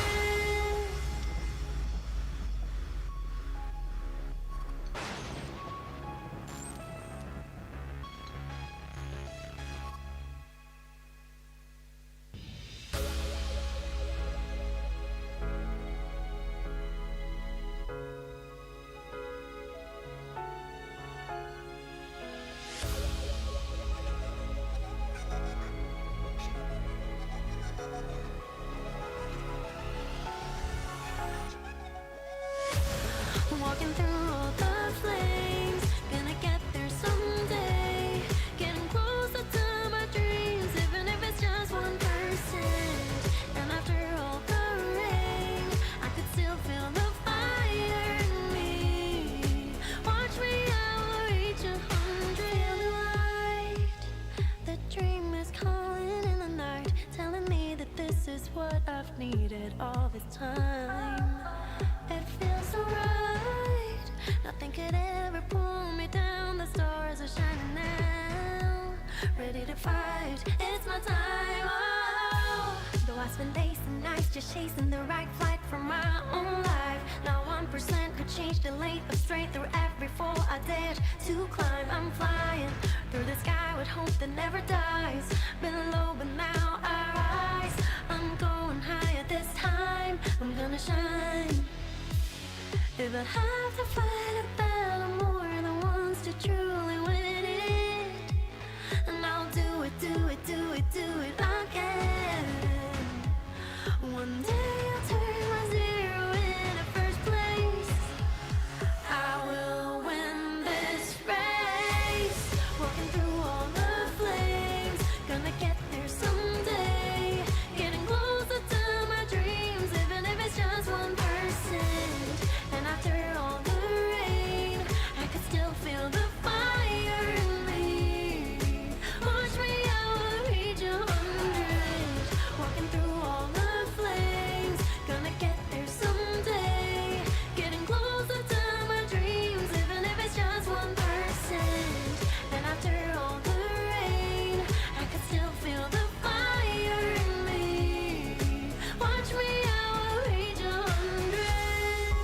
If I wanna prove, gotta move ever forward.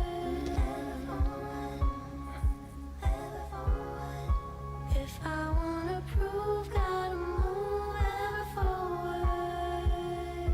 Ever forward. Too big.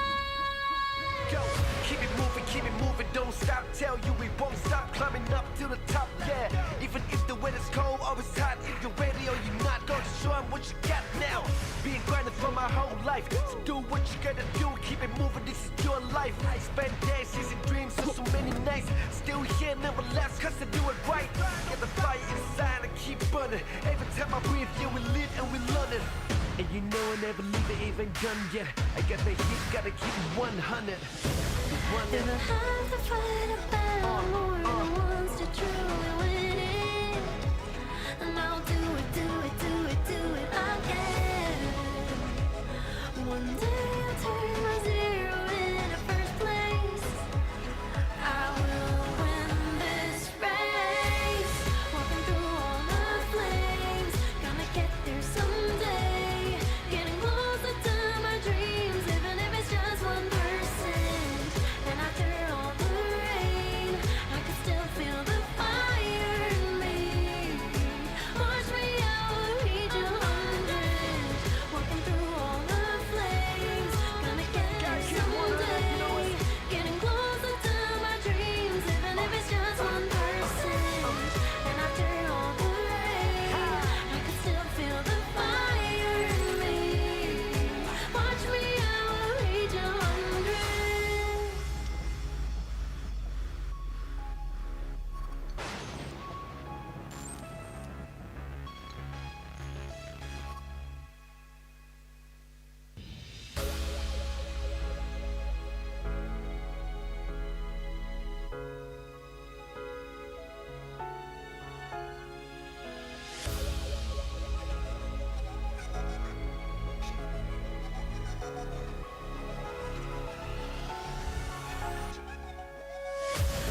Walking through all the flames, gonna get there someday.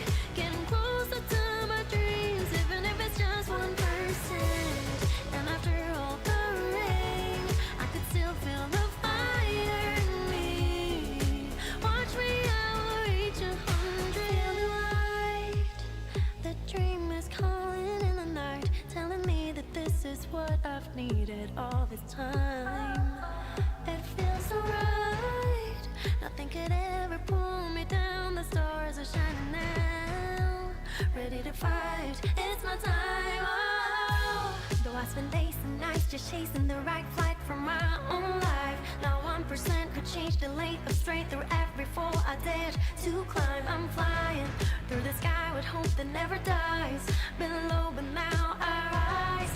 I'm going higher this time. I'm gonna shine. If I have to fight a battle more than once to truly win it, and I'll do it, do it, do it, do it again. One day I'll turn my zero into first place. I will win this race. Walking through all the flames, gonna get there someday. Getting closer to my dreams, even if it's just 1%. And after all the rain, I could still feel the fire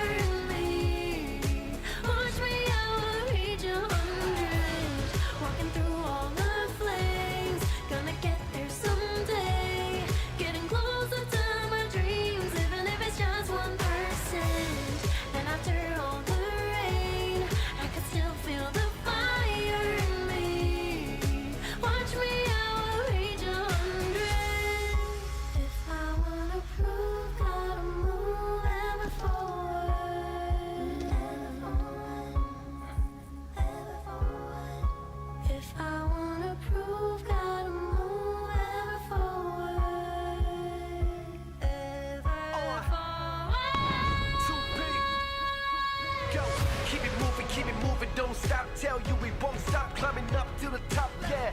Even if the weather's cold, always hot. If you're ready or you're not, go to show 'em what you got now. Being grinding for my whole life, so do what you gotta do. Keep it moving, this is your life. I spend days chasing dreams, so many nights. Still here, never last, cause I do it right. Get the fire inside and keep burning. Every time I breathe, yeah, we live and we learn it. And you know I never leave it even done yet. I got the heat, gotta keep it 100.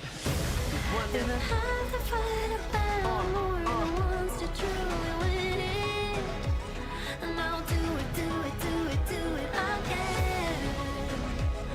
One day I'll turn my zero into first place. I will win this race. Walking through all the flames, gonna get there someday. Getting closer to my dreams, even if it's just 1%. And after all the rain, I can still feel the fire in me. Watch me, I will reach 100. Walking through all the flames, gonna get there someday. Getting closer to my dreams, even if it's just 1%. And after all the rain, I can still feel the fire in me. Watch me, I will reach 100.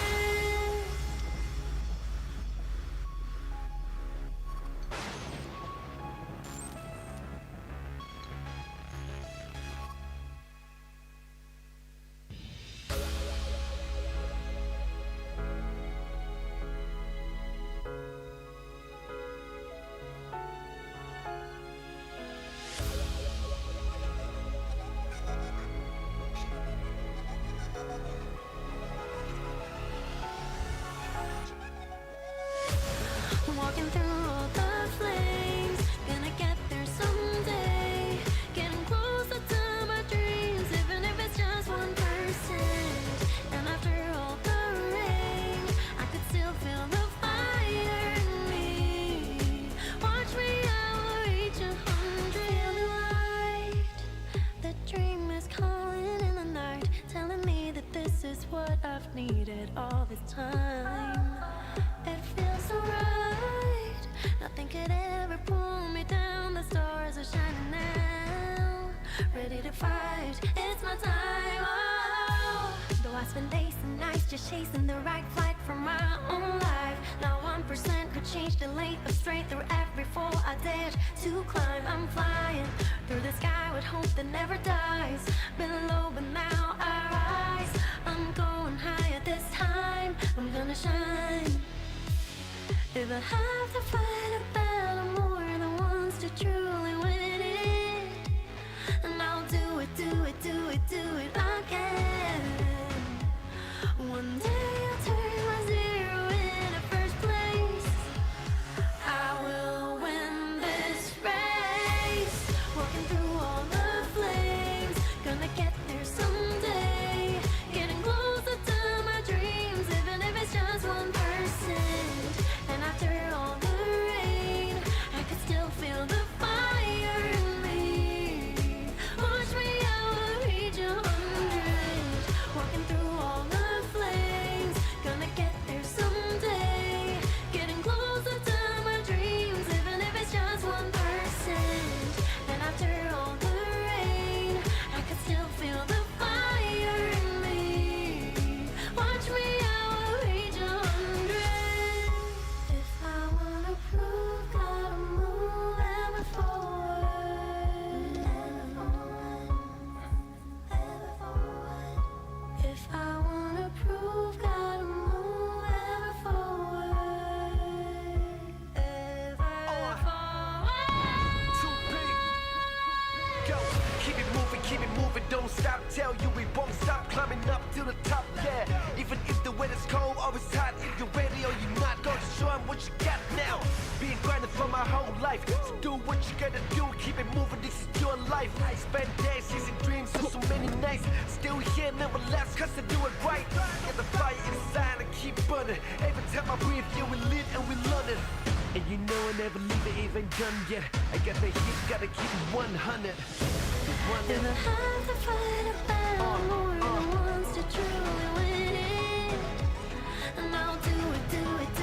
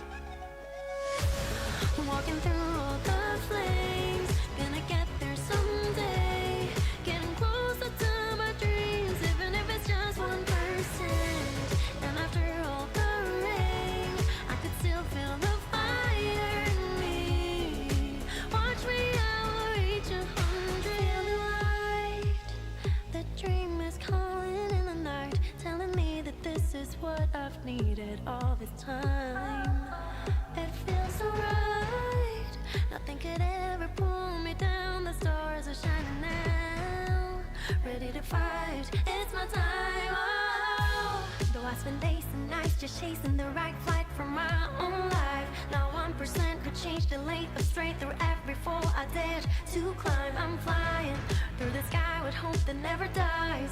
Been low, but now I rise. I'm going higher this time. I'm gonna shine.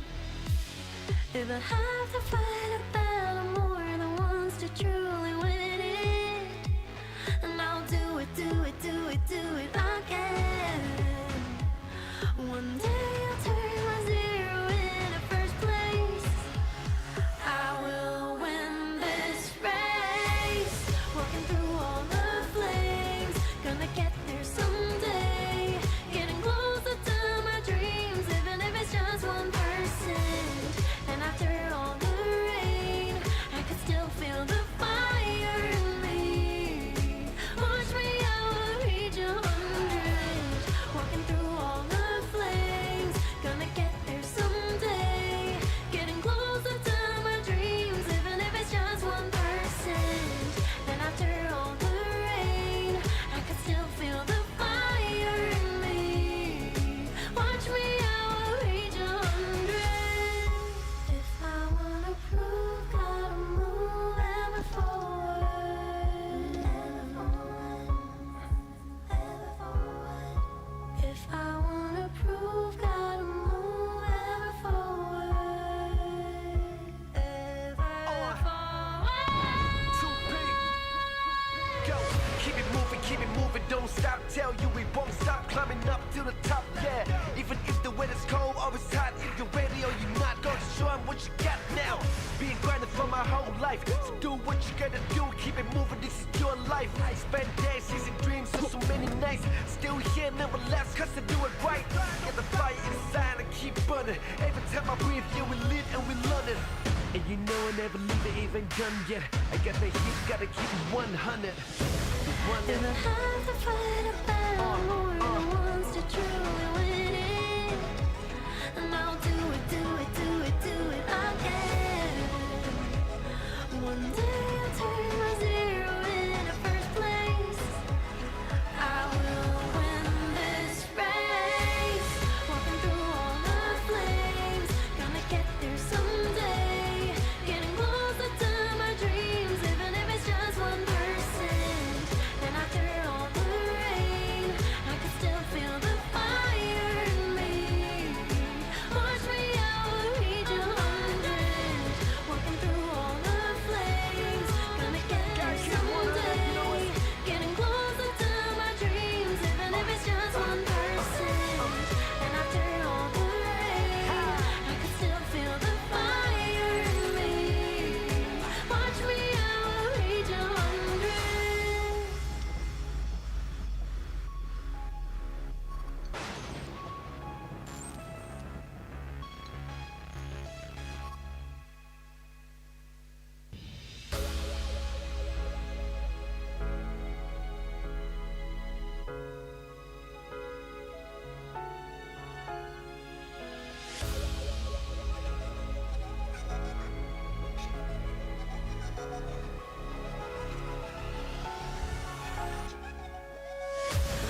Walking through all the flames, gonna get there someday. Getting closer to my dreams, even if it's just 1%. And after all the rain, I could still feel the fire in me. Watch me, I will reach 100. Feel the light, the dream is calling in the night, telling me that this is what I've needed all this time. It feels so right.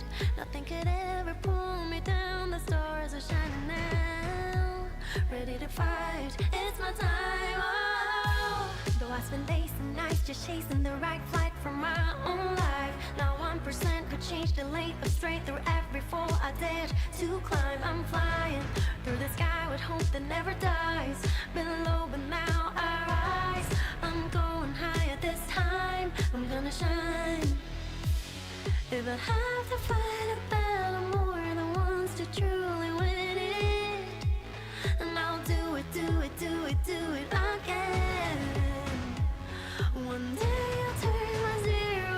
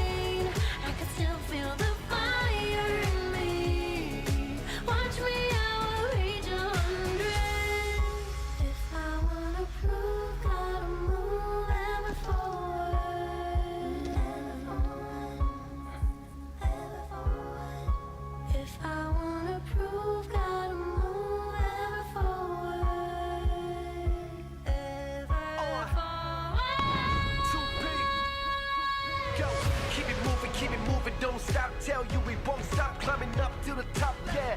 Even if the weather's cold or it's hot, if you're ready or you're not, gonna show 'em what you got now. Being grinding for my whole life, so do what you gotta do, keep it moving, this is your life. I spend days chasing dreams for so many nights, still here, never last, cause I do it right. Get the fire inside and keep burning. Every time I breathe, yeah, we live and we learn it. And you know I never leave it even done yet. I got the heat, gotta keep it 100. If I have to fight a battle, more than once to truly win it, and I'll do it, do it, do it, do it again. One day I'll turn my zero into first place.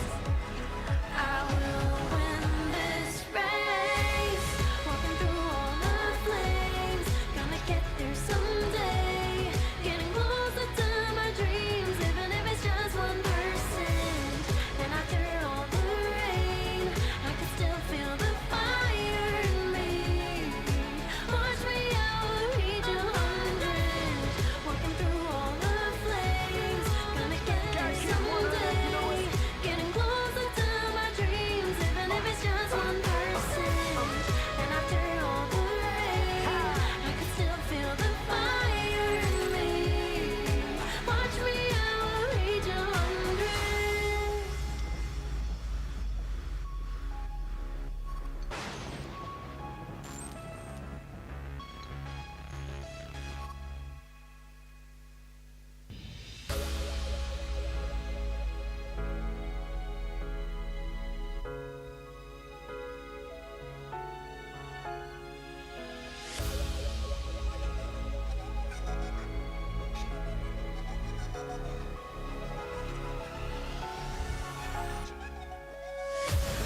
Walking through all the flames, gonna get there someday. Getting closer to my dreams, even if it's just 1%. And after all the rain, I could still feel the fire in me. Watch me, I will reach 100. Feel the light, the dream is calling in the night, telling me that this is what I've needed all this time. It feels so right. Nothing could ever pull me down. The stars are shining now.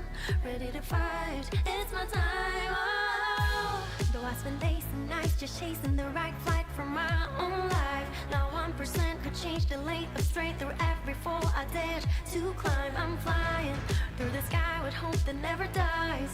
Been low, but now I rise. I'm going higher this time. I'm gonna shine. If I have to fight a battle more than once to truly win it, and I'll do it, do it, do it, do it again. One day I'll turn my zero into first place. I will win this race. Walking through all the flames, gonna get there someday. Getting closer to my dreams, even if it's just 1%. And after all the rain, I could still feel the fire in me. Watch me, I will reach 100. Walking through all the flames, gonna get there someday. Getting closer to my dreams, even if it's just 1%. And after all the rain, I could still feel the fire in me. Watch me, I will reach 100.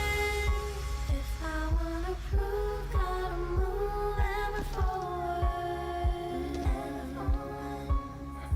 Ever forward. If I wanna prove, gotta move ever forward. Ever forward. Too big. Go, keep it moving, don't stop. Tell you we won't stop climbing up to the top, yeah. Even if the weather's cold or it's hot, if you're ready or you're not, gonna show 'em what you got now. Being grinding for my whole life, so do what you gotta do, keep it moving, this is your life. I spend days chasing dreams for so many nights, still here, never last, cause I do it right. Get the fire inside and keep burning. Every time I breathe, yeah, we live and we learn it. And you know I never leave it even done yet. I got the heat, gotta keep it 100. If I have to fight a battle more than once to truly win it, and I'll do it, do it, do it, do One day I'll turn my zero into first place. I will win this race. Walking through all the flames, gonna get there someday. Getting closer to my dreams, even if it's just 1%. And after all the rain, I can still feel the fire in me. Watch me, I will reach 100. Walking through all the flames, gonna get there someday. Getting closer to my dreams, even if it's just 1%. And after all the rain, I can still feel the fire in me. Watch me, I will reach 100.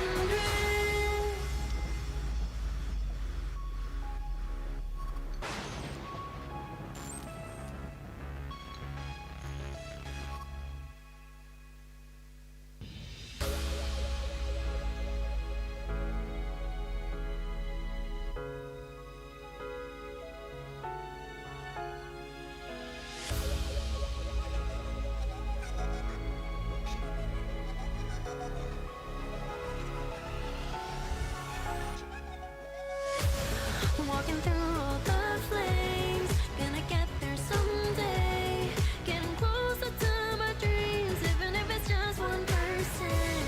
And after all the rain, I could still feel the fire in me.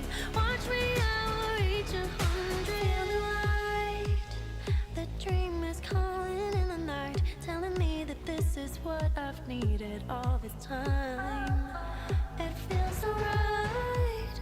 Nothing could ever pull me down. The stars are shining now.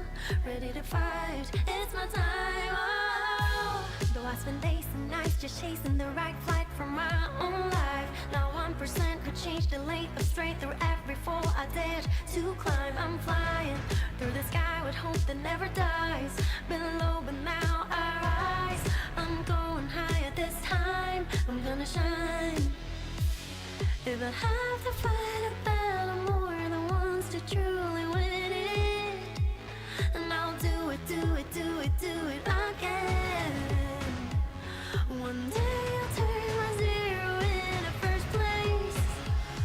I will win this race. Walking through all the flames, gonna get there someday. Getting closer to my dreams, even if it's just 1%. And after all the rain, I could still feel the fire in me. Watch me, I will reach 100. Walking through all the flames, gonna get there someday. Getting closer to my dreams, even if it's just 1%. And after all the rain, I could still feel the fire in me. Watch me, I will reach 100. If I wanna prove, gotta move ever forward. Ever forward. If I wanna prove, gotta move ever forward. Ever forward. Too big. Go, keep it moving, don't stop. Tell you we won't stop climbing up to the top, yeah. Even if the weather's cold or it's hot, if you're ready or you're not, go show 'em what you got now. Being grinding for my whole life, so do what you gotta do, keep it moving, this is your life. I spend days chasing dreams, so many nights, still here, never left, cause I do it right. Get the fire inside and keep burning. Every time I breathe, yeah, we live and we learn it. And you know I never leave it even done yet. I got the heat, gotta keep it 100.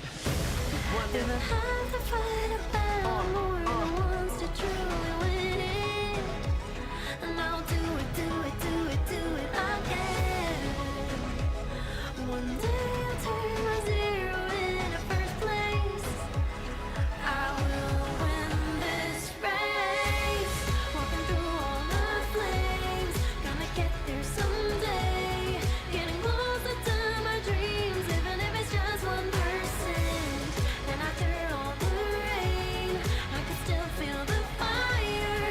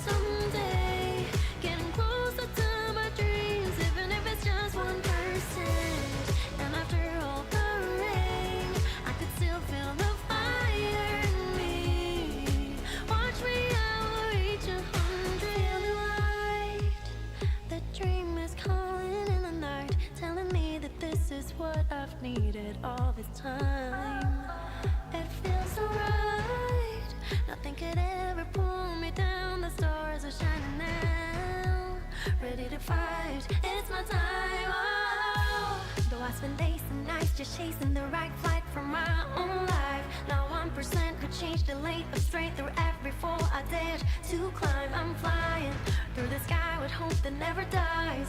Been low, but now I rise. I'm going higher this time. I'm gonna shine. If I have to fight a battle, more than once to truly win it, and I'll do it, do it, do it, do it again. One day I'll turn my zero into first place. I will win this race. Walking through all the flames, gonna get there someday. Getting closer to my dreams, even if it's just 1%. And after all the rain, I could still feel the fire in me. Watch me, I will reach 100.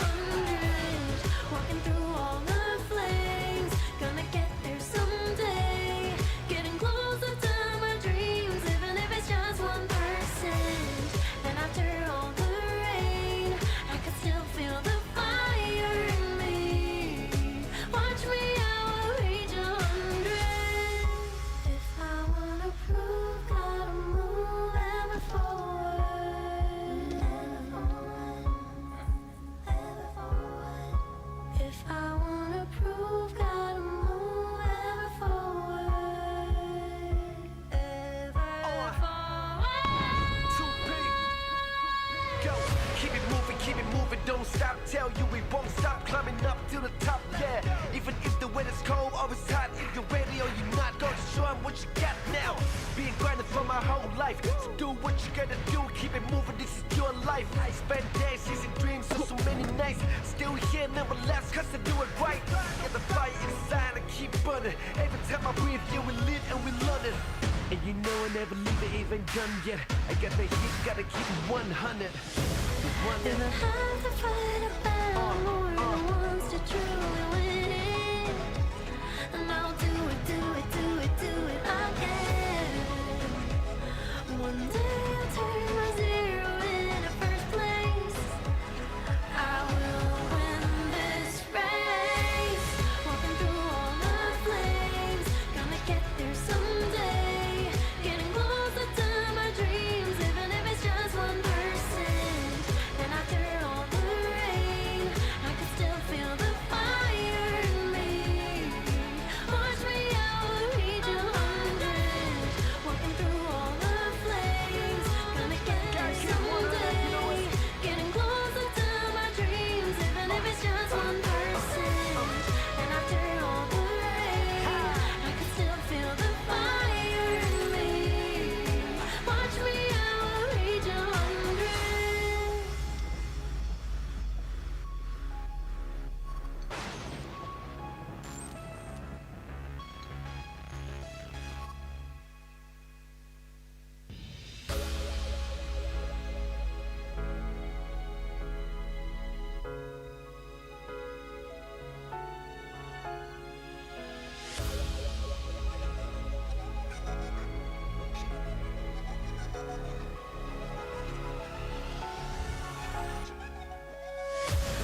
Walking through all the flames, gonna get there someday.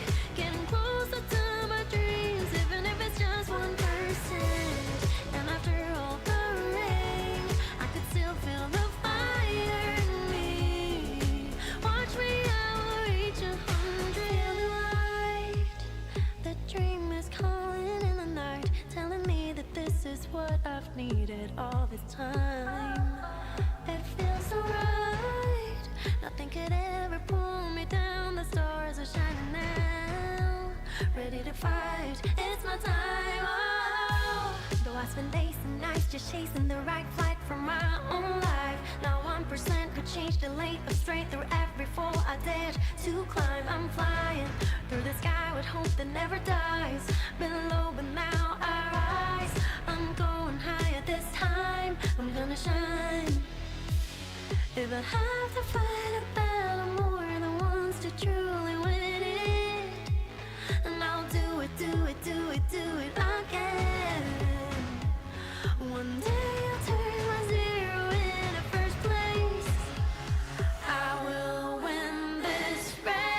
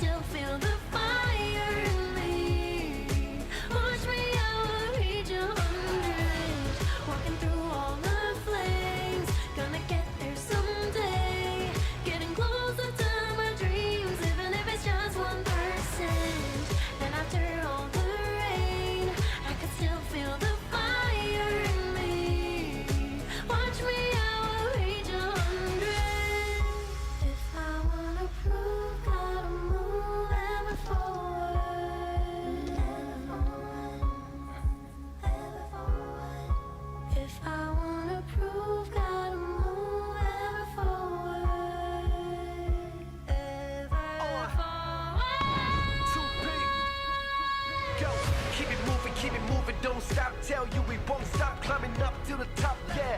Even if the weather's cold or it's hot, if you're ready or you're not, go to show 'em what you got now. Being grinding for my whole life, so do what you gotta do, keep it moving, this is your life. I spend days chasing dreams of so many nights, still here, never last, cause I do it right. Get the fire inside and keep burning. Every time I breathe, yeah, we live and we learn it. And you know I never leave it even done yet. I got the heat, gotta keep it 100. If I have to fight a battle more than once to truly win it, and I'll do it, do it, do it, do it again. One day I'll turn my zero into first place. I will win this race. Walking through all the flames, gonna get there someday. Getting closer to my dreams, even if it's just 1%. And after all the rain, I can still feel the fire in me. Watch me, I will reach 100. Walking through all the flames, gonna get there someday. Getting closer to my dreams, even if it's just 1%. And after all the rain, I can still feel the fire in me. Watch me, I will reach 100.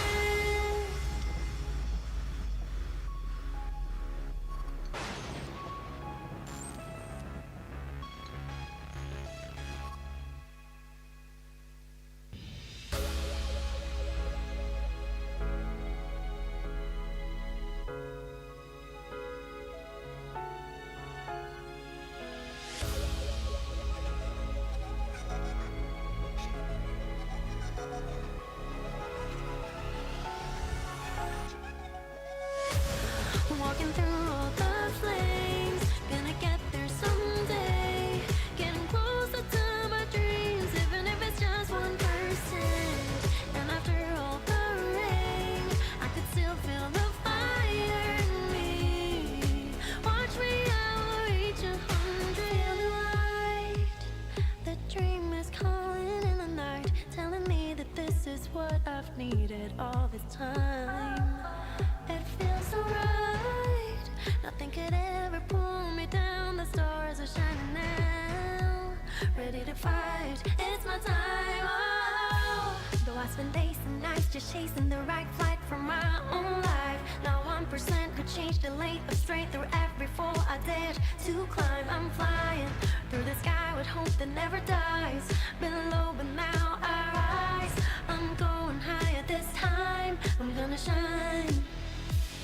If I have to fight a battle more than once to truly win it, and I'll do it, do it, do it, do it again.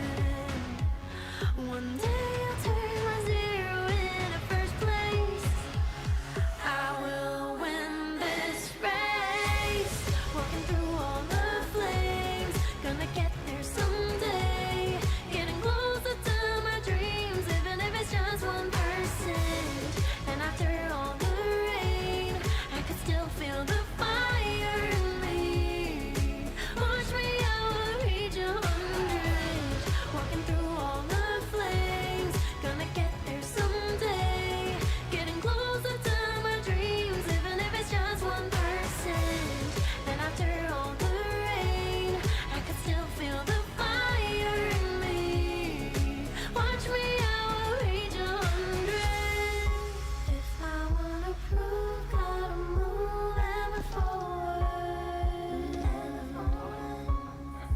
Ever forward. If I wanna prove, gotta move ever forward. Ever forward. Too big. Go, keep it moving, don't stop. Tell you we won't stop climbing up to the top, yeah. Even if the weather's cold or it's hot, if you're ready or you're not, go to show 'em what you got now. Being grinding for my whole life, so do what you gotta do, keep it moving, this is your life. I spend days chasing dreams of so many nights, still here, never last, cause I do it right. Get the fire inside and keep burning. Every time I So, breathe, chat, if you guys get in tears, let us know. you know I never leave it even done yet. I got the heat, gotta keep it 100. If I have to fight a battle more than once to truly win it, and I'll do it, do it, do it, do it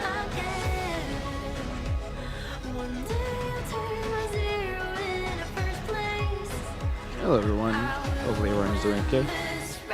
We're here for the gold match for the women's.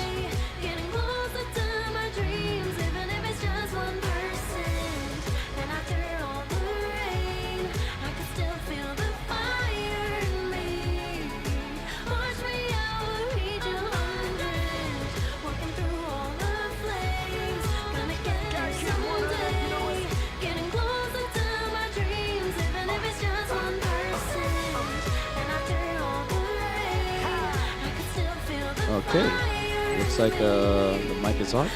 Everyone can hear. Hope y'all are having a good time. The players might be ready, but I'm pretty sure we're gonna get the host first.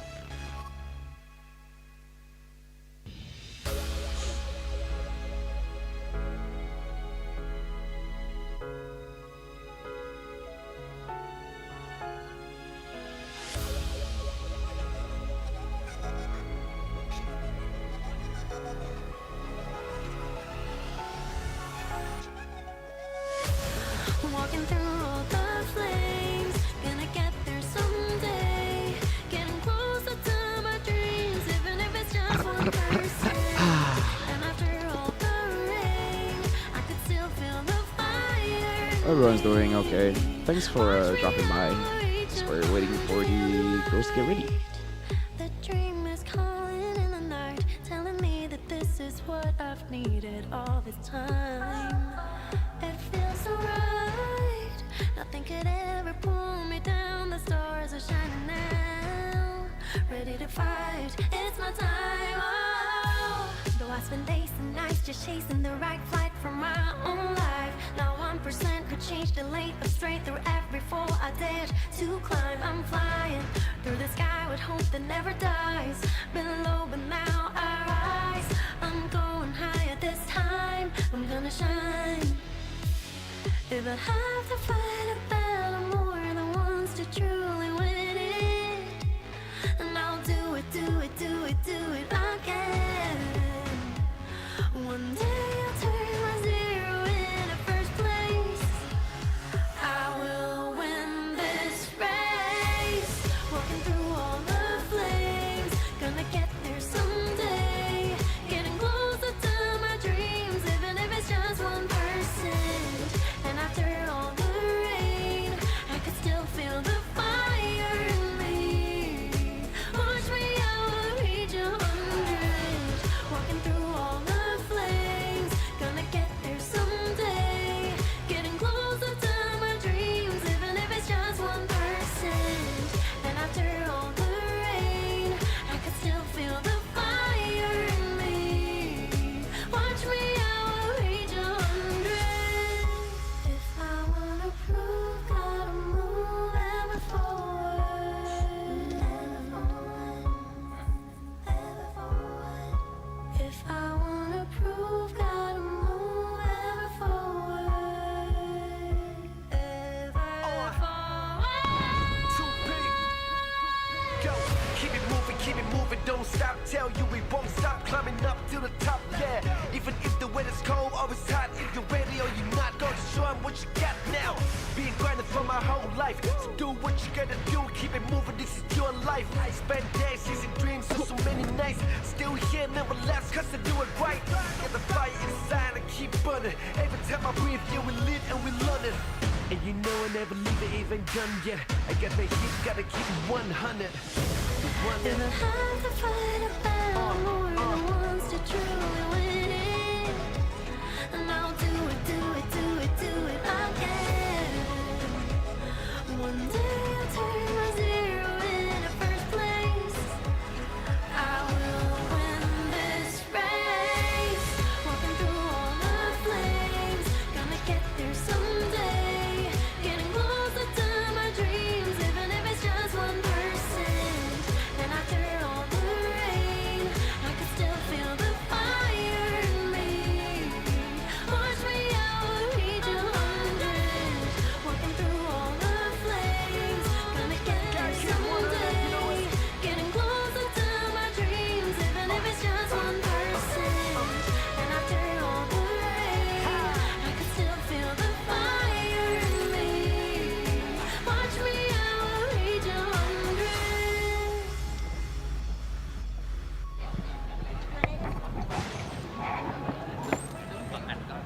เย็นเจี๊ยบ ปล่อยฟรีฟอร์มไปเลยดีกว่า นี้เย็นมากรอ ไม่ก็ติดมือไปกันฟิลิปปินส์เนาะ ไทยนี่คือก็คือสวัสดีเข้าสู่การแข่งขันในรอบนี้จะเป็นการแข่งขันชิงทองเพศหญิงตอนนี้เนี่ยได้ผลบอกว่าเมื่อเช้าเกมเช้าเนี่ยของการแข่งขันของประเทศไทยที่เราคือผลของเราก็ขอทำการชิงดีกับประเทศ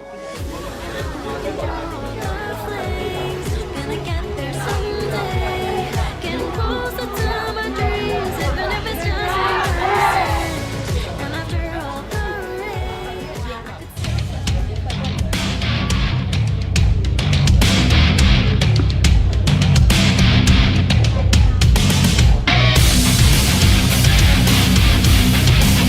Everyone, are you ready to rumble?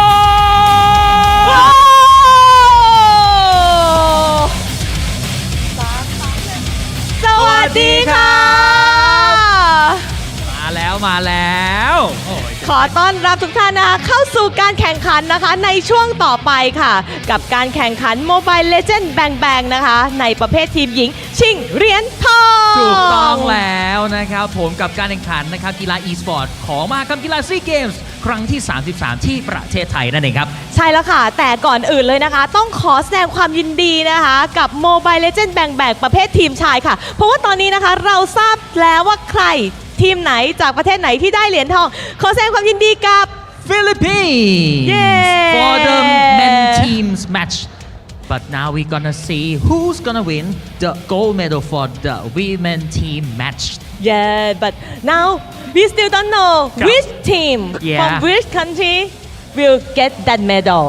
Yeah, that's right นะครับ ตอนนี้พิธีกรสลับภาษากัน โอ้โห สนุกสนานเลยทีเดียว ค่ะ นรับ ถ้าอย่างนั้นนะคะ เดี๋ยวเรานะคะมาชมการแข่งขัน Mobile Legends Bang Bang นะคะชิงเหรียญทองประเภททีมหญิงกันค่ะ ได้เลย ซึ่งในคู่นี้นะคะจะเป็นการพบกันของ 2 ทีมนะครับ ซึ่งเป็น 2 ประเทศจาก คู่เดิม ถูกต้องนะครับ ประเทศเดิมนะ ประเท คะ ศเดิมเลย แข็งแกร่งมากทั้ง ถูกต้อง ฝั่งทีมฟิลิปปินส์และ นะ มาเลเซียนะคะ ถูกต้องแล้ว ซึ่ง นะครับ 2 ทีมแข็งแกร่งนี้นะคะ เขาจะต้องมาเจอกันอีกครั้งหนึ่งกับการแข่งขันนะคะ ในประเภทชิงทองของทีมหญิงนะ ถู คะ กต้องแล้วครับผม แต่ว่าครั้งนี้เราก็ยังไม่ทราบนะคะว่าทางฝั่งไหนนะคะที่จะได้เหรียญทองไปนะคะ ถ้ายังไงมาให้กำลังใจกันค่ะ ใช่แล้วนะครับกฎกติกายังเหมือนเดิมนะครับผมแข่งขันในรูปแบบ Best of 7 นะครับโบ 7 นั่นเอง ประเทศไหนได้ 4 ใน 7 เกมก่อนได้เหรียญทองไปเลยนะครับผม ใช่แล้วค่ะก็ขอให้ทั้ง 2 ประเทศนั้นโชคดีค่ะ โชคดีนะครับ ถ้าอย่างนั้นนะคะ เดี๋ยวเรานะคะมาเปิดตัวนักแข่งกันเลยดีกว่าค่ะ Okay, everyone,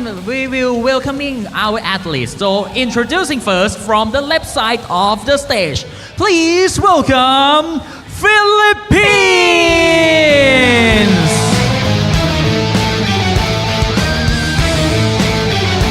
เริ่มต้นจากฝั่งซ้ายของเวทีนะครับคุณผู้ชม ตัวแทนจากประเทศฟิลิปปินส์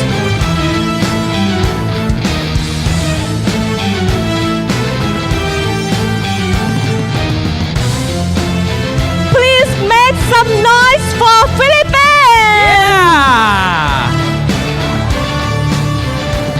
เสียงปรบมือดังๆครับให้กับตัวแทนจากประเทศฟิลิปปินส์ครับ ค่ะ Okay. Now you can proceed to your seat Okay, you can prepare yourself at the position. Okay, please take a seat. Okay Okay, please give them another round of applause. Philippines!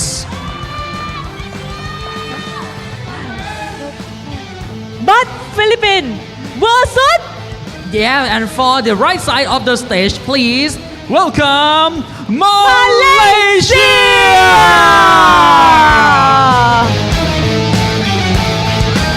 ด้านขวาของเวทีครับ ตัวแทนจากประเทศมาเลเซีย นักกีฬาครับเดินทางมาพร้อมกับโค้ชของทีม เพื่อมาแข่งขันกันนะครับ แมตช์ชิงเหรียญทองครับกับ Mobile Legends Bang Bang Please make some noise for Malaysia!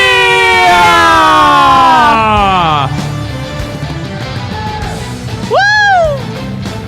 Okay, please proceed to your position, please. Thank you.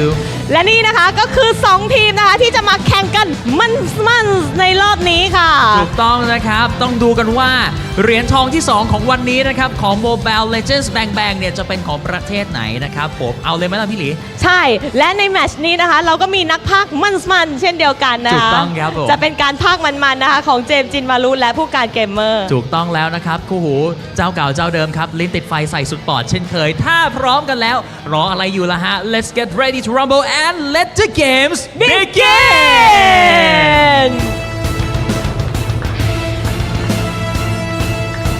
Thank you very much to our gracious host, and yes, welcome to the third SEA Games here in Thailand. This is going to be the gold medal match for MLBB Women's Division. Myself, along with me is Leo at your service. Taking care of the MC duties is Lee and Dio. Kap Kun Krab for opening up the show for us and welcoming Team Philippines and Team Malaysia on stage. LaFell, something I noticed as the ladies set foot on the grand stage they'll be competing in. The Savage Empress is upon us. Yeah? Perez is now playing. Prior, their only outing on broadcast, at least for hours, it was Kla who was playing. But now, the original gold laner, the longtime teammate of the ladies in Team Philippines, is stepping foot. Now that's going to be interesting here. Right now, we are looking at the brackets. It all started with the knockout stage. Indonesia won against Laos and then tried to take down the Philippines, but the Philippines overcome that 3-1, and then Philippines is now at the gold medal match for the knockout stage down the bottom side of the map. Myanmar took down Vietnam. Malaysia was able to win against Vietnam 3-0, and now Philippines against Malaysia once again, where we just saw the men's division earlier, and that one was won by Team Philippines 4-0. We'll see how this one shapes up. The story is very similar on both ends of the stick here for the men and women's division. About the same layout for the playoffs in the semis onwards. The same lineup composition because Team Philippines, if you'll remember here for the ladies, it's also a whole team. This is a team called Navi PH going up against, if I understand correctly, a Navi hybrid. MY, yeah. But also not completely Navi MY. Yeah, they have addition of Alia as well as Queenie there. So, yeah, quite interesting here. So definitely between all 10 athletes, they know each other quite well, especially considering that they have been competing back-to-back against each other for quite a while. Like, Together, that is what, a year and a half now? Together, against each other, around each other. Not to mention their coaches also very wizened and weathered in the MLBB esports space. You got Coach Sora for Team Malaysia and Coach Makarambon, also known as King Salman. He's had a run or two in MPLMY, if I'm not mistaken. Mm-hmm. So now something that we do have to see here that I believe everyone noticed in the men's match in the gold medal match, the draft was more or less the same all across 4 games. Game 1 and Game 2, Team Malaysia switched it up. Game 3 and 4, roughly the same as, so we'll see whether the same approach will be had by our ladies here, because I would say some of the hot picks is definitely Lancelot and Granger and Lapu Lapu, and as well as Kimi. I believe these 4 heroes impacted a lot in the men's gold medal match. We'll see how it is here. The map draw is going to be, hold on, looks like it's going to be dangerous grass. So far we haven't seen expanding rivers the entire day. Between these 2 teams and the 4 possible map enhancements, Dangerous Grass was only played by Team Malaysia once against Team Myanmar. Team Philippines has not yet played Dangerous Grass in the playoffs. And it does look like they are in the draft here, so we should be seeing that pretty soon. So it looks like Team Malaysia will be first pick, Team Philippines on the second pick here. And we're already seeing some adjustments. Looks like Team Malaysia are taking out the front lines, betting out the Esmeralda as well as the Hilda. Team Philippines, they don't want to risk going up against Afrina on that Lancelot, so they ban it out first. Lancelot, in the days leading up to the competition here in the gold medal matches of the day, seemed to be like the loser of that jungle trio of Hayabusa, Yusunshin, and Lance. But after what happened in the men's gold medal match, it seems like the scales have tipped. Yi Sun-shin, nowhere to be found in today's matches. And I feel like it's really all about tempo because we see for the teams, they try to get a lead for the first 6 minutes because once you establish some kind of advantage on the map, getting 2 turtles, getting some turrets from the outside, it makes it much easier to choke your opponents out. So I feel like for the teams, especially here at a gold medal match, we'll see whether they want to take that risk. Yi Sun-shin is an amazing hero, but it's not without its risk. If there's anything I'm thankful for is the fact that the metagame has evolved to allow for fighters in the gold lane without Yi Sun-shin. It's no longer jungle reliant. So this is another evolution, another growth in the development of our metagame. And again, I'll say it now. Our developers and our game designers at MLBB have really knocked it out of the park with this big patch. Zushin, enjoy the final bans for the first phase. This opens up the likes of a Eve, of a Grok, of a CC. Yeah, looks like Team Malaysia will pick up CC first, which is still very flexible, can go in the gold as well as the EXP. Team Philippines, now that the Grok, they got the Kacha is open, do they want to take one for them? And Diagon on that Yuzong make quite a statement, but looks like is opting for a Uranus first as well as a Boxia.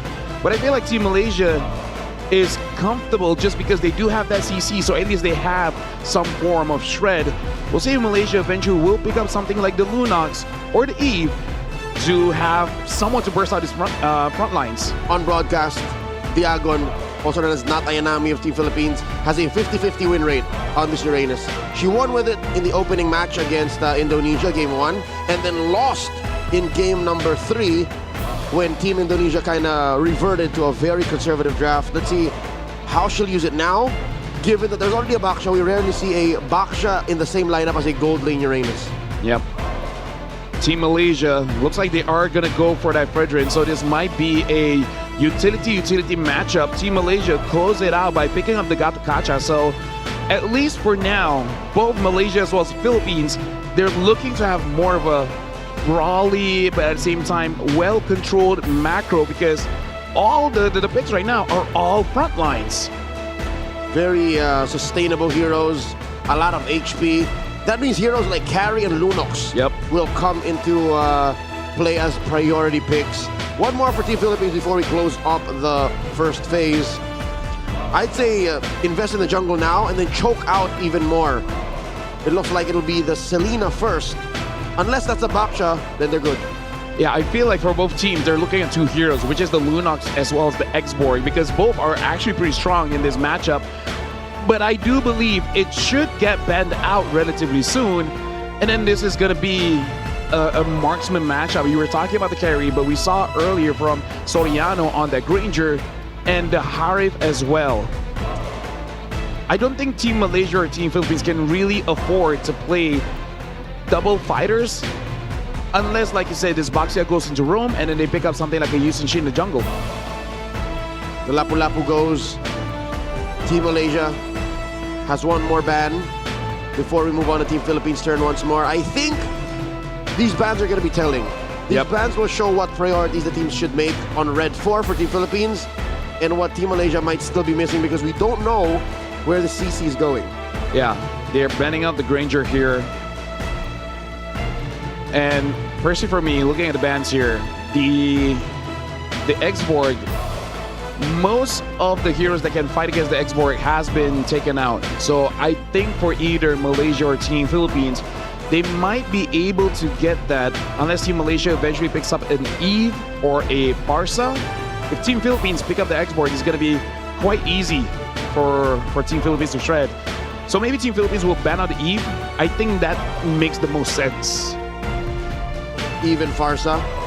Yeah. Eve or Farsa, since that Selena has been confirmed for Team Philippines. There's the Yuzhong.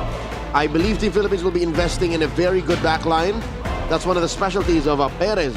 Coming in now, she's more of a marksman specialist. Yeah. Speaking of one more ban, I really want to go ban out either the carry or ban out the Harif because I feel like their lineup doesn't do all that great against the Harif. Maybe unless the CC and the Gato gets directly on top of the Harif there. But yeah, Team Malaysia final ban personally for me, it's either the Harif or the X-Borg. And it looks like they are going to go for the Harif ban. In terms of pick, Team Philippines, if they want to hide this box here, they will pick up a gold laner. But is it even really worth it? So they're showing it, they're picking up the Yeast and Shin, so this Baxia more than likely is going to go roam. Or they can throw it into the EXP lane. And let Uranus gold, yeah. Either way, that might be a wild swing given that Perez is coming in.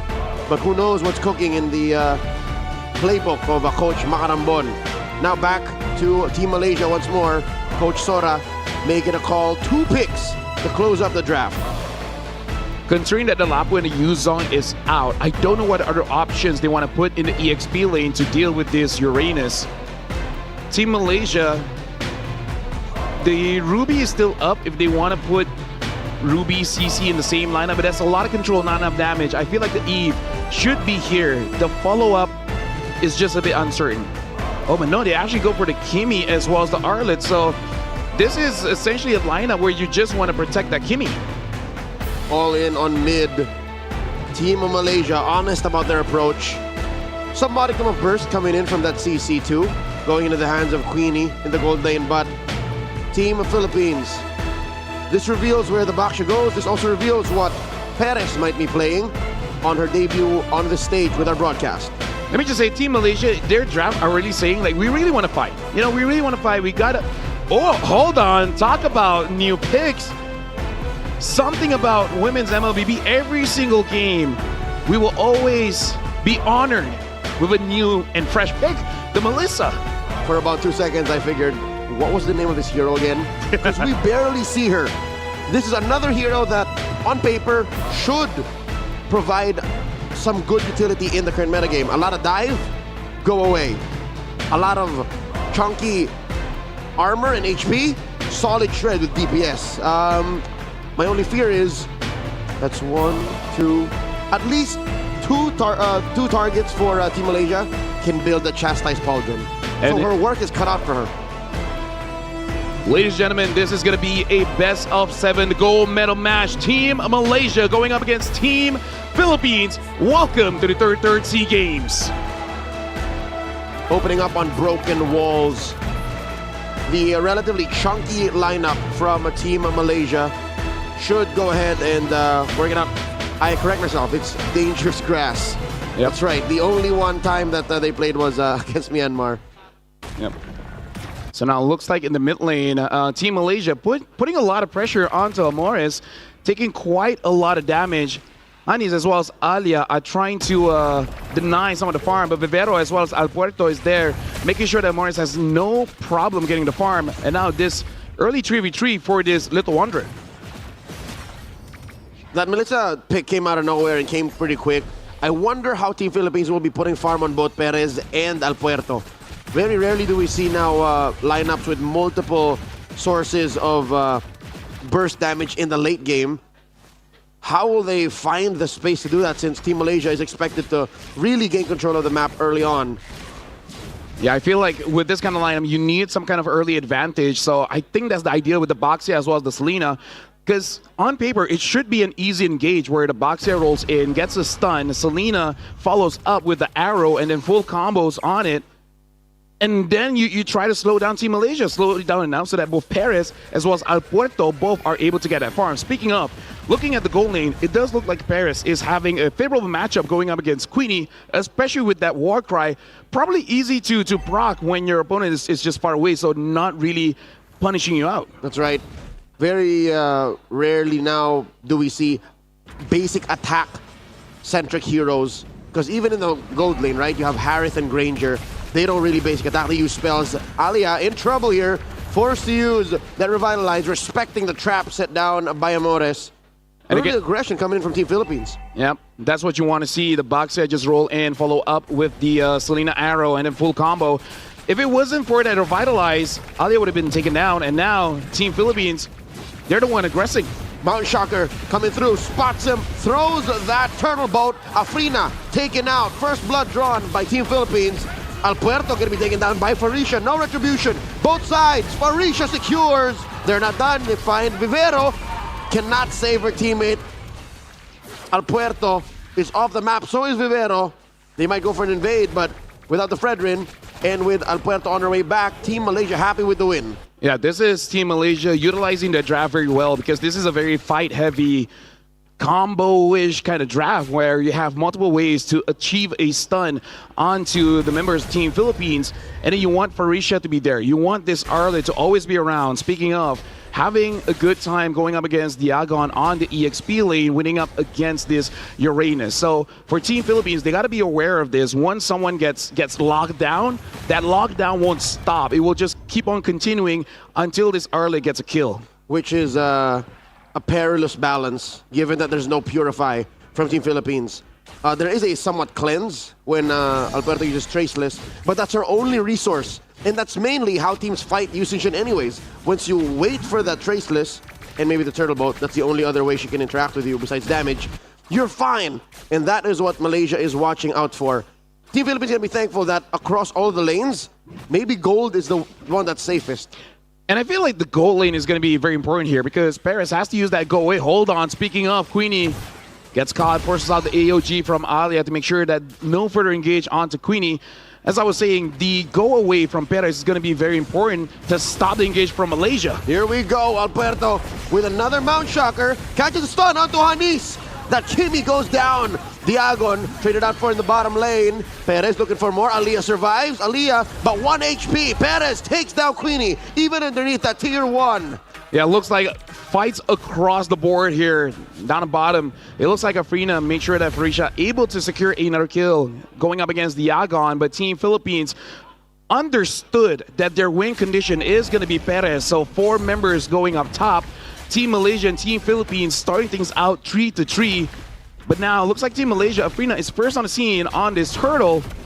Does not look like Alpuerto is going to be contesting for this one. Nope. Team Malaysia will take this temporary and I'd say faster but long-term payoff objective, while Team Philippines happy with the turret up top. Yeah, permanent damage there. Team Malaysia, they also got to figure out a way how to get onto Perez because looking at their lineup, it's only really Queenie as well as Alia able to get there. Vivero is forward. Amor is there. In the back line, Alia goes in with the AOG. Perez is all alone. Puerto is there trying to give backup. Looks like Alia, Queenie, and Hanis has to stop the engage. Good defense by Team Philippines. Given the back and forth, the push and pull, Team Philippines are able to give space once again to the EXP lane. This one's once a hot lane. And with the 2 turrets that, rather 2 turtles that Team Malaysia got, it's for the first time in 5 minutes that XP lane was able to breathe. So we're seeing a push and pull. A lot of space once more for Perez. I'm surprised that it's the Melissa that's actually winning the lane and winning the game for Team Philippines now rather than later. Yep.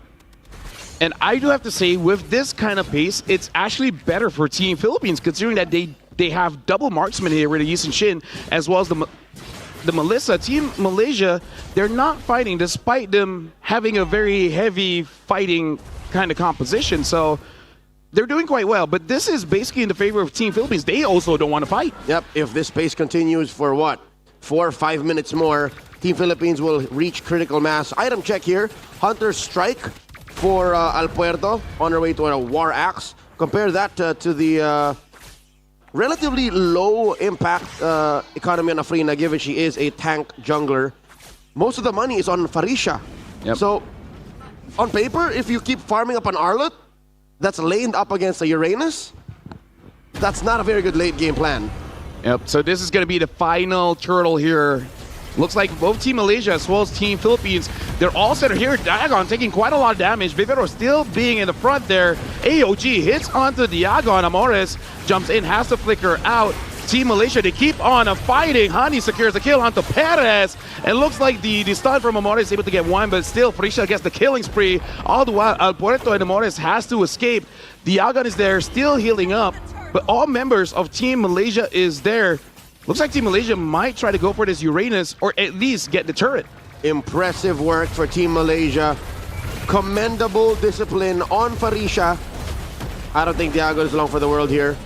Diagon goes down after the push.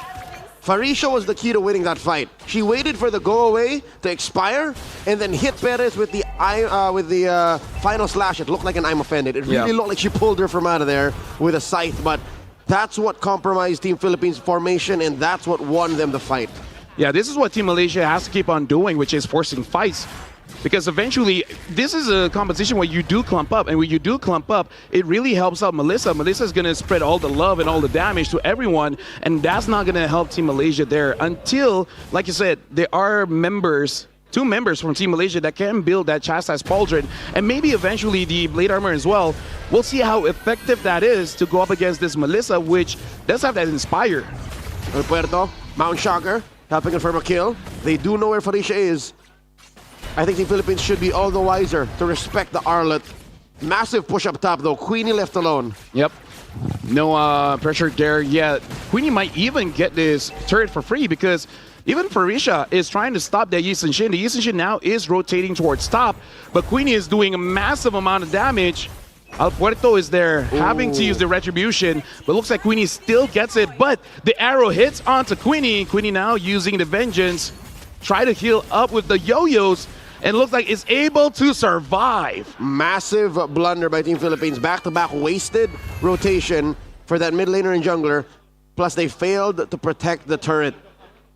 I understand where Team Philippines is coming from. Again, they're panicking. There's so much happening across different lanes, coast to coast. They can only do so much. So besides, focusing on stopping the bleeding, Team Philippines has to also get farm effectively on Perez and Al Puerto. Fortunately, they only died once each. They can't let that happen again.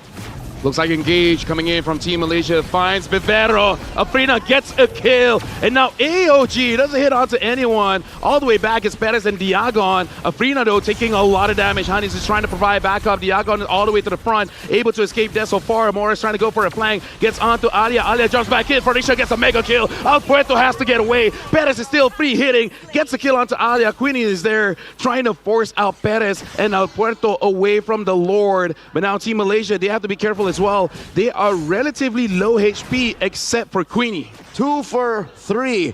Massive win here for Team Malaysia.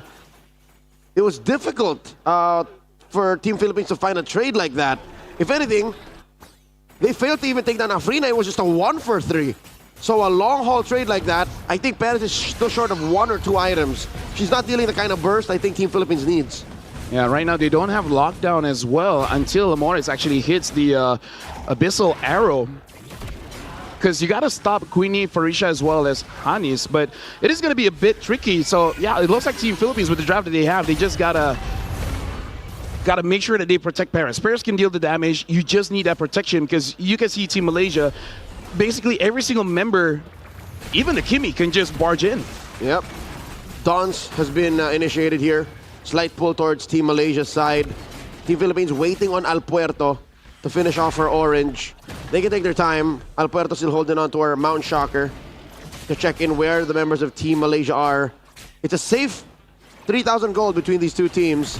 And the map still get taken care of. No real advantage just yet. It's just huge turrets gained and taken by Team Malaysia up top. Afrina gets knocked up. Arrow thrown out, no one home. Yep, Vivero trying to push Queenie away. Looks like the Lord will be resetted. Afrina, a lot of HP has been taken down. She has to heal up. Team Philippines, they're trying their very best to delay Team Malaysia from taking this Lord away. And it's a good idea because the Lord does do true damage. So as much as Team Malaysia are building up those defense items, this Lord is going to hurt. Hannes got hit. Oh, look at Queenie and Perez. Perez throws out that doll. Able to spot out Queenie. Not going to happen. Close call. If Perez walked in there, would have been disastrous.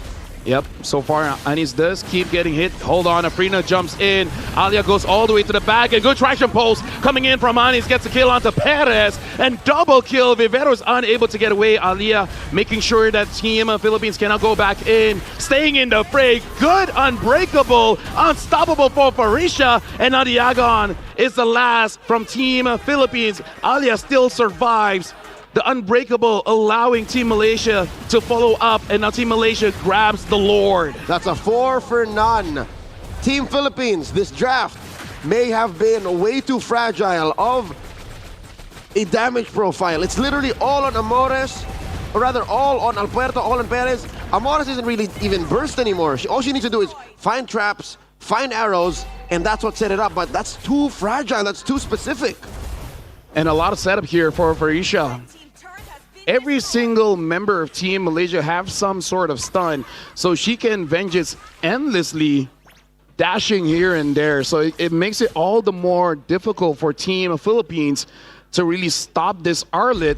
And considering that the damage coming in from Anis is a bit too strong, even the traction pulse, there's way too much damage onto Perez. Perez is getting overloaded. Alpuerto, I don't think she's even there yet. Alpuerto may just barely have 3 items. It wasn't the chastised pauldron that was the real threat. It was just the sheer amount of threats coming in from Team Malaysia. The bodies, the crowd control, Lord crashing in the top lane, Vivero doing her darndest to clear. Team Philippines accept the fact that they're losing that top lane inhibitor. Yeah, and looks like mid almost got taken down by Queenie. They might want to try to get bottom here, considering that the bottom wave has just arrived. Looks like the missile arrow doesn't hit onto anyone. Team Philippines is able to defend their base, but one inhibitor has been taken by Team Malaysia. Team Malaysia gonna start choking Team Philippines out of resources. Even the purple buff here is about to get taken out, served up to Hanis. Oh, they're taking their time. Focus on the turret first. Permanent damage dealt to the base of Team Philippines. All they have left is that crystal. Yep. Team Philippines, at this point, Pareto as well as Perez should do a lot of damage. As you can see here, Alia Frina taking quite a lot. Frisha misses the final slash. This should be a disengage coming in from Team Malaysia. Looks like Team Philippines, they still want to engage just a little bit. Amore is doing quite a bit of damage onto Aliyah, but able to get away. Perez now with the Malefic gun. The added range. Hold on, Team Malaysia, they might want to force this out still. Whoa, there was a minion that came through, and it might actually be to the benefit of Team Malaysia. Diagon survives. The damage coming in very low, the front line of Team Malaysia.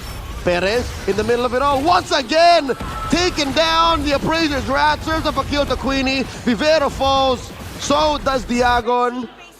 And they're in the base. Once again, the same rope-a-dope. Team Malaysia looking to end and take game 1. The minions from bottom are charging in. They're able to get Alpuerto. Alpuerto gets pulled in. Team Malaysia, Alpuerto able to get a shutdown.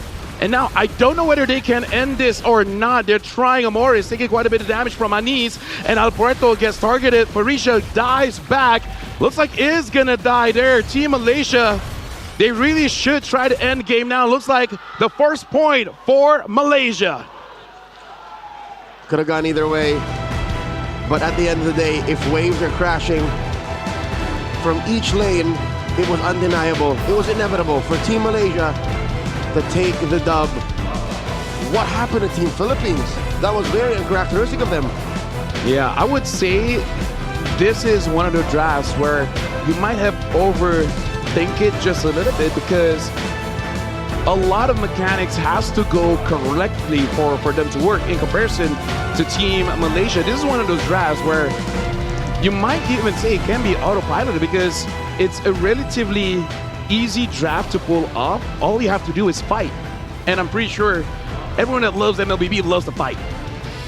Team Philippines spread their farm out way too wide, expecting that they would get a free go at getting gold on Perez, that Alpuerto's map control and vision would have been enough, but it was quite the opposite. Again, there's a reason why fighters in the gold lane have become such an in thing. It's a commodity that you can't deny. Again, more than half of the games that we have actually have a fighter in the gold lane. Yep.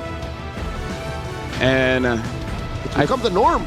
I feel like for Team Philippines here, may have to go back to the drawing board, because even with time being bought, Perez could not deal the damage, because again, there are a lot of tank items that can deal with attack speed marksmen at this point. That's why we only really see Granger, Harif. Those are the premier gold laners now. We see a Claude every now and then, but in terms of the win rate, it's not that great. Something tells me if this draft stayed the course and went the way we expected, wherein it was the Baksha in the jungle, Yeah. this might have been better. Yeah. I think Alpuerto and Perez sharing the gold and the EXP on the map, especially when Team Malaysia just was this aggressive, was not helping the case. I think they really should have just agreed on you or me, or just one, and then you spread the core responsibilities, not like this. Yeah.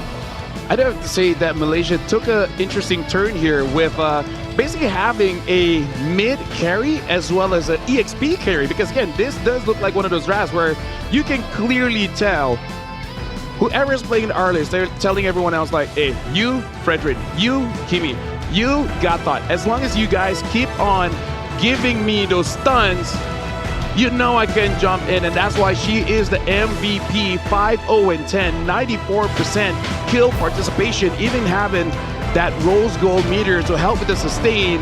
Farisha had so much help with this draft.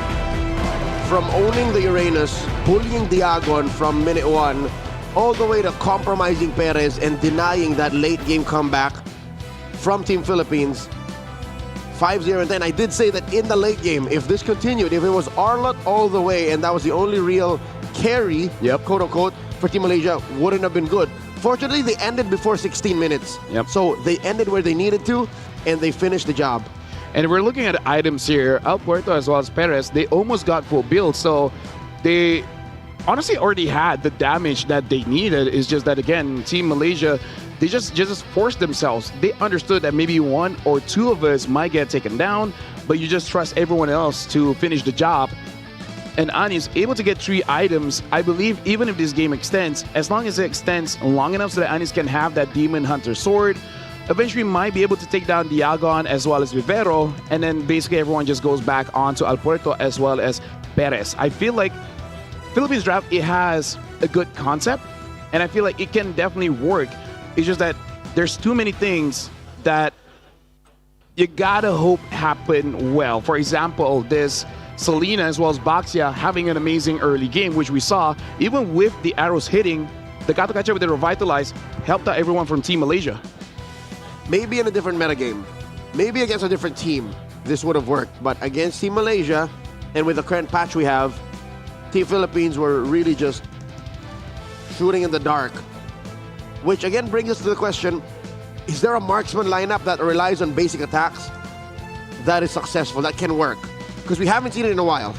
The only real one is the carry, but you got to make sure that whatever the mid and EXP is cannot get on top of the carry. Once you see something like a Esmeralda, like a Lapu, then that does spell trouble for a little bit. So in our competition so far, Gringer's definitely been the best, as we've seen for like, I don't know, 6-7 months at this point. But he's not a basic attack marksman. Yeah, there you go. So as of right now, it really is carry and Claude, and both have different problems. Yeah, interesting how Moonton presented us with the solution to a problem that isn't there yet. Quick look at the damage spread. The majority on the CC, the burst, and of course, on her MVP. I really want to see what else Farisha can do. Yeah. I want to see if they attack her in the draft, or if they put more of a presence and more focus on Diagon to help her win. Well, ladies and gentlemen, that was game number 1. We're going for a short break, but when we return, we'll be resuming the gold medal match.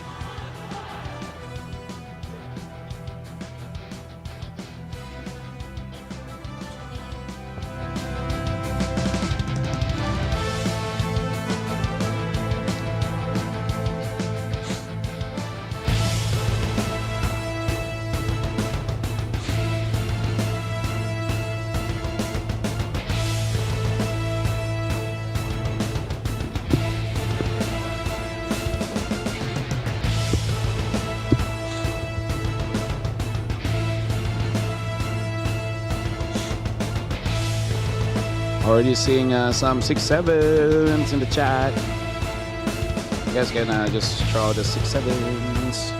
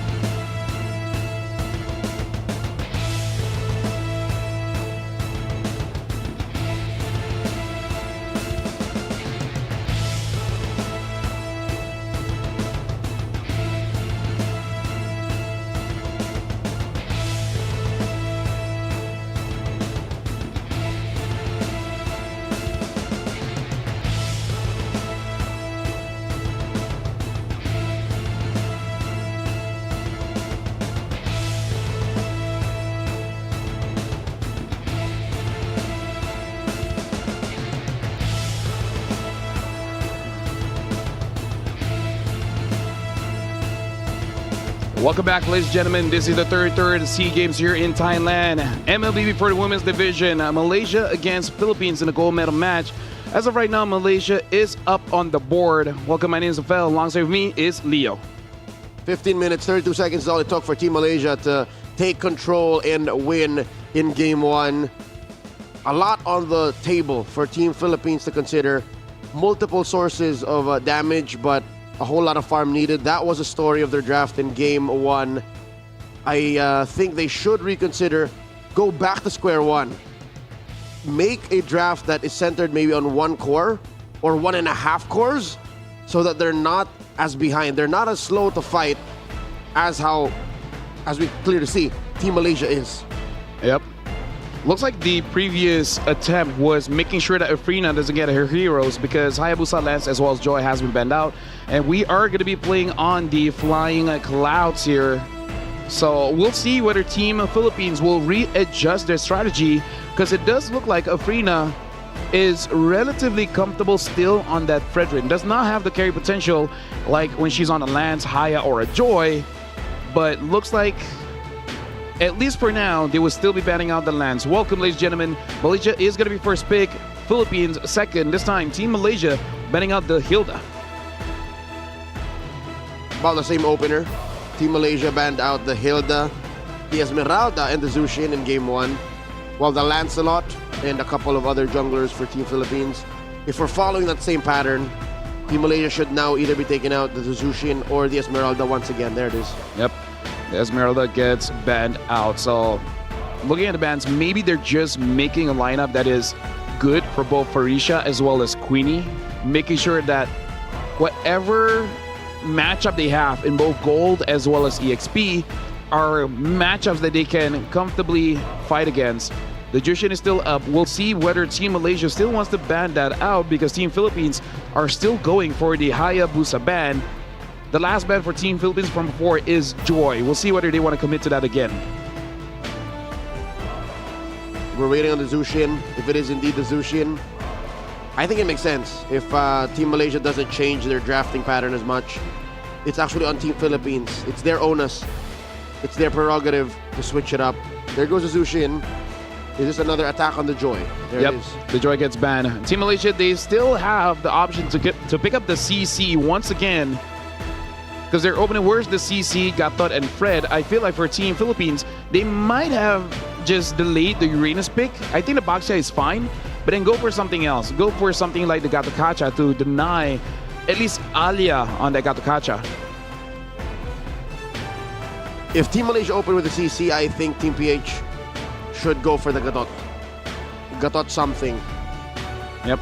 Although it does look like we have a technical issue here, but it's okay. We're just going to wait on our marshals to resolve the issue on stage because this is the gold medal match. We want to make sure every single player has top level experience to make sure that they give their very best on stage. Queenie here.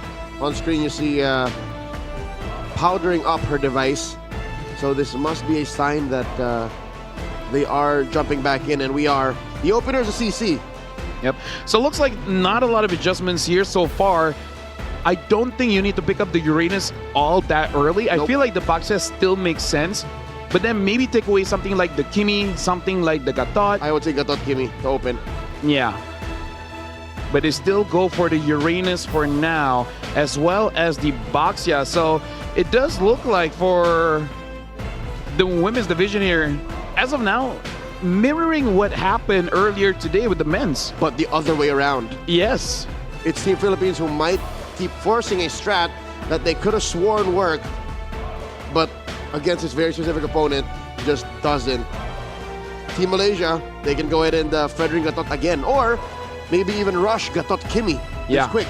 I feel like Kimi would be a good contest here, considering that for Team Philippines, they might ban that out. But I feel like you got to take that Fredrin, because if you don't ban out a Fredrin, then there's so much less heroes. So Fredrin Kimi.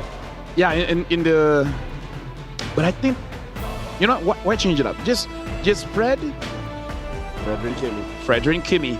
It does look like for Alia, she feels okay, just in case if the Gato gets taken away.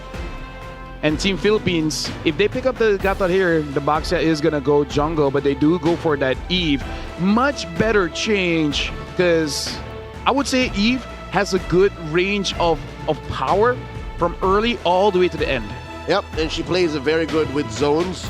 She's able to really hold it down compared to Selena, who is more of a scalpel in a world full of shields, such as the draft that Team Malaysia brought in.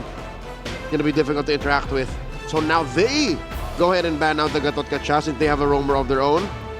I like it. Good mid-draft adjustments for Team Philippines. Although I do have to say, if they ban other roamers here, it might open up Farisha's hero pool. Even though, yes, maybe she still wants the Arlet, but it will give an opportunity for the Yuzong or the Lapu Lapu to be used here. So Team Malaysia, they banned the Hari first. So if we're going according to what happened in game number 1, we should be seeing a Granger ban. Yep. Interesting how Team Philippines suddenly pivots to banning out heroes on their opponent's roamer, Alia. Now they got to pick red 4. Last game, this was the Yushin. This was what the jungle was, where the jungle was locked in. I honestly, I feel like Yushin Shin is still a pretty good pick, but yeah, they can definitely hide that for now. If they want to pick up a gold laner, I do want to see whether they still want to try out that Melissa or they have another pick here and they go for the Khalid instead. So they understand that Team Malaysia wants to fight, so they're also opting for a more heavy fight-centric kind of composition where I feel like Baxia, Khalid, as well as Eve, that's a very strong mid-trio. And this is the kind of lineup where I would say it's okay, go ahead, pick a marksman. Yeah. I support what Team Philippines is doing here, and I appreciate the 2 hero adjustment so far. Execution is a whole nother story. Team Malaysia have to close up their draft. If we're going by what they played in game number 1, this is where they pick up the Arlot and a roamer. Yep. The Gatot is out. The Grok is still there. I wonder if Team Malaysia wants to consider using that Grok, or will Alia use something like a Cho? It looks like the Cho Lapu Lapu is going to get picked up. And again, this is what happens when you ban out the roamers. The EXP just opens up, and Malaysia still gets relatively the same kind of draft where all they want to do is fight all day long. The Cho a different kind of roamer from the Gatot Kacha, but it's more lethal. In my opinion, if you were able to catch whoever Perez will be playing, should be more of a threat. So that means Perez now might actually play a gold laner. Ruby's there. Rocks a Purify. If you pick Ruby, where's your damage coming from? All in on Amores? Yeah, it has to be Amores, but we'll see what kind of fighter, because the Esme is out. So they go for a Bruno, which honestly does have some success here, but does take a while. And yes, I like that you say that this Cho is more lethal. I also feel like one of the reasons why you pick up the Cho here is so that you can cancel out that quicksand guard, because not a lot of options in Rome now. One of the best is the Hilda, but Hilda gets banned out, so Cho next best pick. Yep. Relatively low barrier to entry to cancel that quicksand guard. Literally, your first and second skills can go ahead and give that Khalid a run for its money. One more look at the draft. Team Philippines all in on Perez with that Bruno. While Team Malaysia, very similar to game number 1. Folks, that Bruno, responsible for possibly the only Savage out of the women's MLBB broadcasts. Yep. Ladies and gentlemen, welcome to game number 2 of the gold medal match. Malaysia going up against Team Philippines. And based on the draft, it looks like this will be an all-out brawl. And Team Philippines already starting it up, sending Vivero to check in on the purple buff take for Team Malaysia. Fortunately, Alia and Haris were there. They were able to stop the Khalid from jumping in. All this while, expect a dead lane in the EXP. But in gold, though, the Bruno, I think it still outranges the CC. Oh, yeah, for sure. I really feel like, but that's still a skill matchup. Here, Amores on that Eve should have a big advantage, but still, Afrina able to secure that little Wanderer. Rivero has to be careful. Aliyah is there trying to fight back, but Amores on this Eve always has the range advantage against that Kimi. So as aggressive as Anis wants to be, still got to be careful. This Eve is deadly. Whoa! In comes Aliyah. Amores wailing away. Hanis firing off. Rivero deals a little bit of damage, jumping in with the Sandwalker. Team Philippines not taking this line down. Yep. Even though it looks like Arya went a little bit too aggressive there, but the idea is to make it a fair 1v1 in both side lanes. She traded her HP just to make sure that Amores cannot rotate. So Team Malaysia just wants this laning phase to be just a little bit longer. You know, make sure that Farisha has a lot of free time. Keep it fair. Because between Aliyah and, of course, all the members of Team Malaysia, they're always chasing Team Philippines. Alpuerto rotates faster. Vivero rotates faster. First turtle spawning in the upper quarter. See how Team Philippines, or lower quarter rather, has no commitment. Like, they can keep moving around. Turtle already at half health. Afrina at half health as well. Look at the stacks put on by Diagon. Farisha coming in, massive bravest fighter, forcing a quick sand guard. Amores swiping away with that real-world manipulation. Vivero first to fall. Diagonal Puerto in trouble. Down goes Aliyah. 1-for-1. Yeah, and this is all for the roamers. So it was actually good by Team Philippines. I could have thought that they would have won that fight, but a clutch traction pulse from Anis prevented more deaths there. So only Aliyah got taken down, but still good on both teams just to delay that turtle a little bit. Yep. 40 seconds elapsed since it spawned, so that means they fought very, very early and they both took heavy casualties. But now we're back to it. Team Philippines looking to blitz it. Jumps in with a flicker, rampaging sandstorm. Afrina still secures. Farisha very low. Alpuerto finishes the job. Aliyah, look at the back line. Jumping on through. Hani still just dealing damage. Very reliable. Diagon with the Consecrator and the Ionic Edge. Takes down one. Alpuerto very low. Puissance helps her survive. A 2-for-2 trade. And that's why the Baxia is a natural counter towards the Kimi, because here in the early game, while the Kimi still does not have that Demon Hunt sword, will not be able to chunk down the Baxia with the passive. So good on Team Philippines having the favorable trade. Right now, 4 kills to 3. A much better early game here compared to game number 1. Given they did lose the turtle, it's still something that Team Philippines can hold out for, because if the gold lane is quiet, that means Perez is getting farmed. And if Perez is getting farmed, they can win in the mid-game power spike. Farisha tries to get away, has 3 members of Team Philippines on her. They get the kill. Yep. And this is a big win for Team Philippines. Not only do they get a kill onto Farisha, get a killing spree on Diagon, but they even got to deny that EXP card. So Farisha is going to be down in EXP for quite a bit. Look at this. Farisha is level 5. Diagon is level 7. So that's a massive win for Team Philippines. Now it's on Team Malaysia to help out Farisha a little bit. Try to get her back on track, at least the same level as Diagon. This is the same Farisha that was the MVP of game number 1 prior on an Arlot, now on a Lapu-Lapu that's constantly getting bullied. Now we understand why Team Philippines decided to commit so soon on the Uranus. This is the game plan all along. Their MO, have Diagon bully Farisha and win that half of the map so that Perez can continue doing what she's doing here. Winning the lane, farming up. We'd like to check the items in just a bit. Yep. But first, the turtle. Lower quarter, once again, same spot. Speaking of, looks like this is going to be a damage Cho by Aliyah here. She's going to be absorbing the gold lane minions. Afrina as well as Queenie is here in the fray. Looks like Farisha just want to get just a little bit more farm.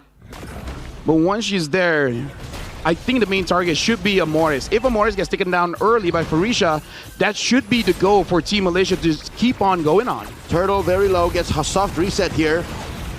A quick rampaging sandstorm coming through, plus a real manipulation. Too much damage being set in by Farisha. Forces back the members of Team Philippines underneath their tier 1 in mid. That's a win for Team Malaysia. Yeah, Farisha was very aggressive, traded a lot of HP, but able to push back Team Philippines. But now they're back here. Alpuerto this time gets the turtle. Afrina unable to secure it. 1-for-1 now. A turtle apiece. Team Philippines keeping up this 2,000 gold lead. And Diagon, look at how far ahead this Uranus is. Able to bully a Kimi and a Lapu-Lapu. Afrina looking to end the shenanigans that the Uranus has begun down bottom. Off camera, wow. Aliyah taking down Vivero, who might have crossed the river too far. Anis now has to be careful. Alpuerto is there, has to flicker out.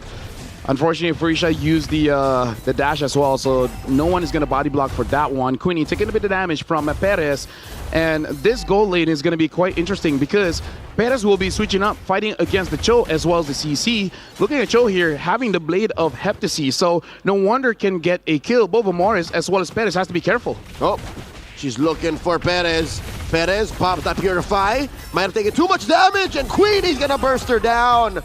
With that vengeance, Amores can't take her down as quickly. Needs the help of Rivera 1-for-1. And I think Malaysia is okay with that trade, even though Queenie is the gold laner. But the true win condition is going to be Aliyah on this Cho. So I think they will take that trade, especially because the one that they did take down is Perez, and Perez is going to be the main damage dealer for Team Philippines. But still, with 2,000 gold lead, Team Philippines does not have to worry just yet. Did I hear that right? Is this a carry or core from the Rome? There you go. Yes, it is.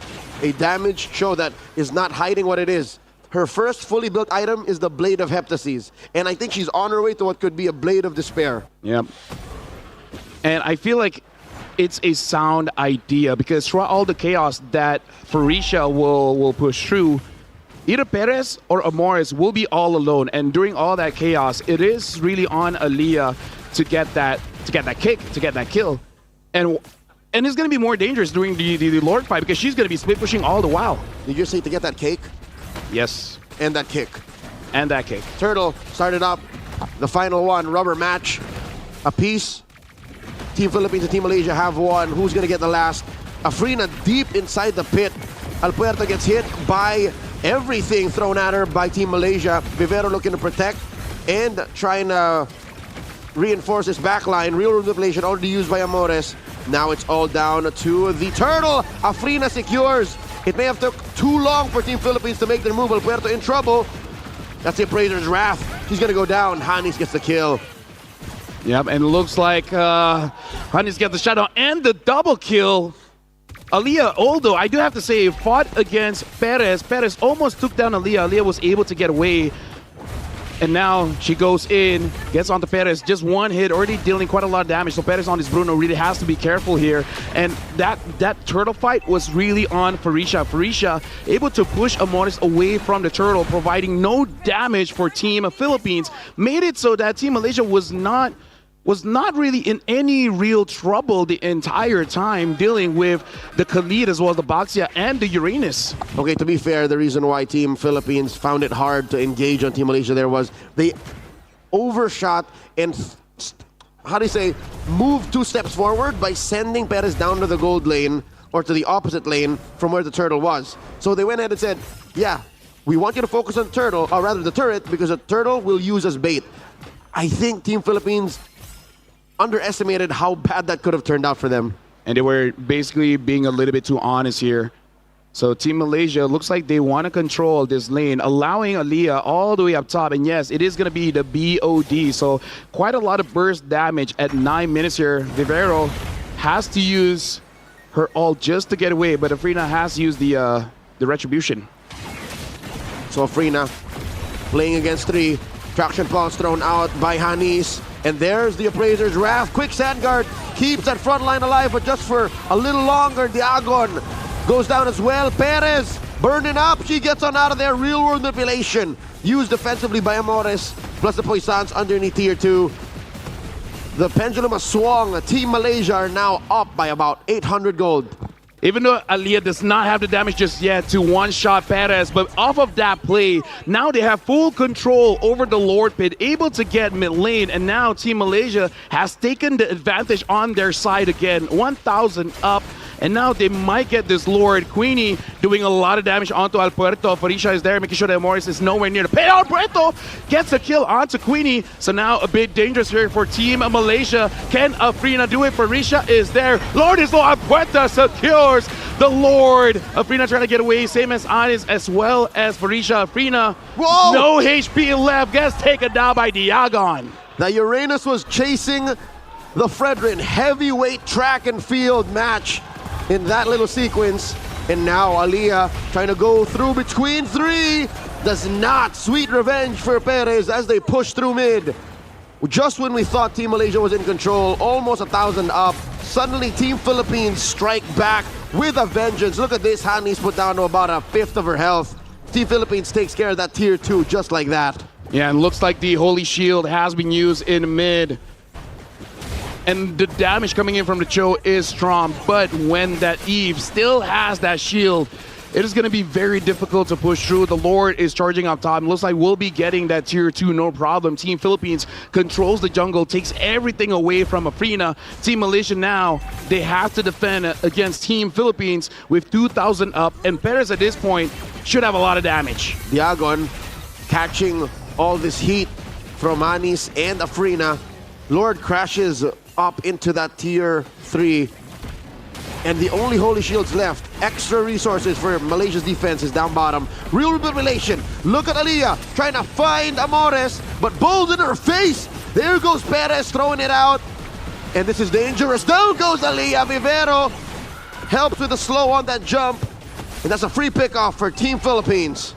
Yep, looks like Alia walked into the real world manipulation, so she was stunned up even though she was using the conceal. And now Team Philippines able to get the first inhibitor at mid. Queenie trying to deal enough damage here. Alia now does have the endless battle, so gonna have just a little bit more burst damage. Team Philippines able to get 2 inhibitors, so now Team Malaysia, they're in trouble. Lord spawning in about a minute in the upper quarter. Team Philippines may decide to just freeze and let that Lord spawn with a 4,000 gold lead. It seems like it's a sound plan. Amores drops that real world manipulation. They want this inhibitor down bottom first. They call it quits. They instead go for the orange. Yeah, so far, Ani's still having a good game here, 3-0-4. The only problem is Team Malaysia, they cannot overextend because we saw part of the reason why they lost the fight earlier when Al Puerto able to get a kill onto Queenie. And that's the go sign, because Team Malaysia, they got to consider when they do want to go for a fight, you got to look at your own HP. If your own HP is really low, even though, yes, you can heal back up, it's not going to be all that great considering that you are fighting against the Boxia. Looking at the items here for Queenie, does have 2 damage items with the War Axe as well as the CE Halberd. We've got to look at Perez. Perez is 3 items here. The Hasclaw, the Berserker Fury, and looks like going to go for the Malefic Gun early. And also has the Wind of Nature just now. So good luck to Aliyah trying to find her and hunt her down. There's layers of protection. That Wind of Nature and that Purify. Luckily, Hanis is also building up, has not died just yet. A concentrated energy on this Kimmy should help. Rampaging Sandstorm coming in, plus the real world manipulation. Very difficult front line. Down goes Afrina. Farisha comes in, finds the back line, finds Amores, but not dealing enough damage. Double kill for Perez. Yeah, the damage coming in from Team Philippines is online now with both the Bruno as well as the Eve. This Eve is chunking down the front lines a little bit too much. And the burst damage coming in from the crits. Team Philippines, they're in a commanding position. And as strong as fighters are in the gold lane, now this is the time where marksmen shine. In comes Perez, dashing on through, throws out that worldie, but Hanis is dealing too much. The flicker back, Perez claims 1. Alia in trouble, throws out that traction pulse, and it's just too late. Team Philippines equalizes at 1-1. Ladies and gentlemen, looks like this will not be a sweep for either Philippines or Team Malaysia, because now the equalizer is here. Philippines score 1 over Malaysia, so now the score is reset. This has effectively turned into a best of 5. A race to 4 with 1 each on the board. Team Philippines, I said it once, I'll say it again. This is the kind of adjustment you need to do. You need to be able to acknowledge that maybe we put too much into too many baskets. Here it's all about Perez. Here it's all about that Bruno. And we can also see why Eve is one of the most banned heroes here. The damage, early, mid, late, it honestly doesn't matter. No matter what stage of the game, the Eve will always be relevant. Not just with the damage, but with the utility of having such short cooldowns on all of her abilities, as well as the real manipulation there, makes it so that even though the Lapu Lapu jumps in, hitting onto 4, hitting onto 5, Wishing Lantern, Glowing Wand, all of that continuous damage alongside with the Bruno is just too much for a lone Lapu Lapu to deal with. You're right.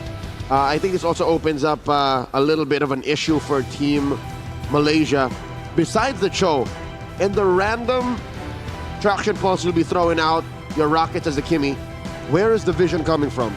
there is no safe way for them to check if there's a member of Team Philippines in these random bushes that could prove lethal. Again, even Vivero with a point-blank Rampaging Sandstorm flickery position could kill them. Even Alberto just randomly rolling around with a catch could be lethal.